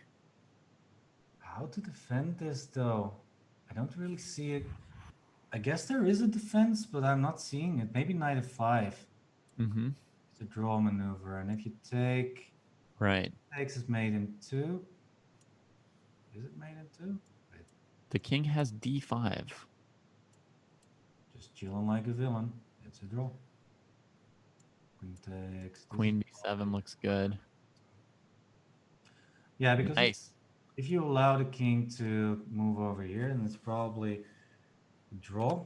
Then it's probably good for Black. So White needs to be careful. Knight F5 on the board takes. I'm very curious to see if G takes on the board. Is this going to be a really, really fancy draw? Wow. I like it, yeah. Well, White's down a bishop, so they're not going to have a lot of choices of what to do here. Wow, Queen G4, and he just... I would call Well, that. at least after F6, he noticed how badly things were going and found Knight F5. Yeah. It's good. Yeah, I mean, you could. Rook C6 looks extremely risky. Mm-hmm. Trying to find. No, that's actually already mate because Queen back to F7. Queen C4. Yeah. So Black really needs to be careful there. Rook C6, really bad move. King E. That's forced mate. It's on the board. I feel What? like I'm jinxing. Every time I say something, it's happening on the board. It's like, Well, that's providing excitement if you just keep showing weird ways people could help mate themselves. Mr. Mate. Oh, no! Mr. Mate in what is it? In 4? I think he missed it because this move is so good, too. Yeah, it's the same. Now it's made in 2. Because there's still the same mate on F7, Nice. right? Oh boy, what an upset. Too bad. Mate in 1. What a dirty. turnaround. What a Position. turnaround. Oh dear. Right, so Canada and Paraguay not really contesting for standings, but yeah, of course, this is a lot of fun to look at. Let's see. What is this? Cuba versus Greece. So Greece in big contention important. still. So what's going Important. on here? You've got Halkias's game, right? Yeah, I have the Yeah. same game up. That is board 2. It felt to me about equal this game. I mean, White has the 7th rank with the rook, which is nice, but I didn't see any progress coming up. And also the knight on c6 is very well placed here. It's defending b4. It's restricting the rook. I guess it's going to be a draw. Actually, we've got a result on board 1. The Cuban player manages to win. Uh-oh. This might be an upset. Cuba may be in the race to beat Greece, because what's going on here? Black is, well, it's going to be a pawn up. No, at least temporarily, but if the knight takes b4, don't take. Don't you dare. Okay, king g1. Yeah. Black has got a lot of potential with the g pawn, by the way. Yeah, it could go badly. Okay, white can start pushing this pawn though, so black needs to be really fast. Just play this as soon as possible. Or king e6, also very nice. Looks like it's within drawing margins, but black's definitely the one pushing here. We got some more results here. We got, no, these are the only results I got. So let's take. I've got one big result, which is that Daisy Corey beat Marina Brunello. And that's really big. That puts her on top of, that makes her the top performing woman. Yep. In this pool. In general, she got 5.5 out of 6 now. Yeah. That's huge. And, Clash of the Titans. Marina versus Daisy. Top scores for the teams. And Daisy took the win. Nice. Rook ending. Haven't seen one yet. Canada and Burtasova playing against Jennifer Perez Rodriguez. Looks like a draw. Black is losing the e-pawn. Black's going to start running, sacrificing the rook over here. Mm-hmm. And it's just going to be a draw. Both rooks need to be taking off the 3 pawns there, and it should be a draw. Right, not so interesting. This looks winning. This looks winning. Trying to find some interesting positions. Mm-hmm. Helen Montiel playing against Svetlana Demchenko from Canada. Does either have a good chance here to win? I would say black with the extra pawns. Yeah. It's a little more difficult. I like this. King b6, very... I don't... Right. Now king b5. King b5, king c5 coming? No. Something else. Looks like a draw, because if the pawn is over here and the rook is off the board, then white can at least check like this always. Mm-hmm. It's no problem for black at all, for white at all. So it should be easy. All right. Yeah. Of course. By the way, we are being moved to another channel, so we're gonna move over from the chess channel here on Twitch, and we are moving over to Chess.com events, everybody. So if you want to follow this event even more, want to stay with us for the last round here of the Olympiad, we're gonna move over to, once again, Chess.com events on Twitch. So we're going to move over. So see you there if you were on the chess channel on Twitch. And yeah, we'll see you shortly. And we're going to continue, because that's not the only channel that we got. So otherwise, also on the FIDE Chess channel, you can follow us as well on Twitch. FIDE_chess. Find us there. All right. So we are actually also going on a short break. It seems we'll be back very shortly.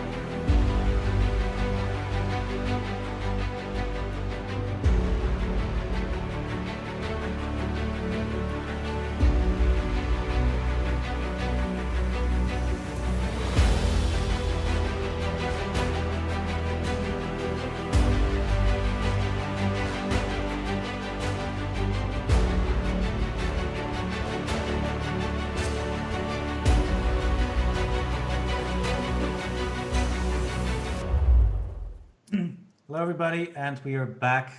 Yes, of course, we had a small break here to see how the movement was going, and now we are back.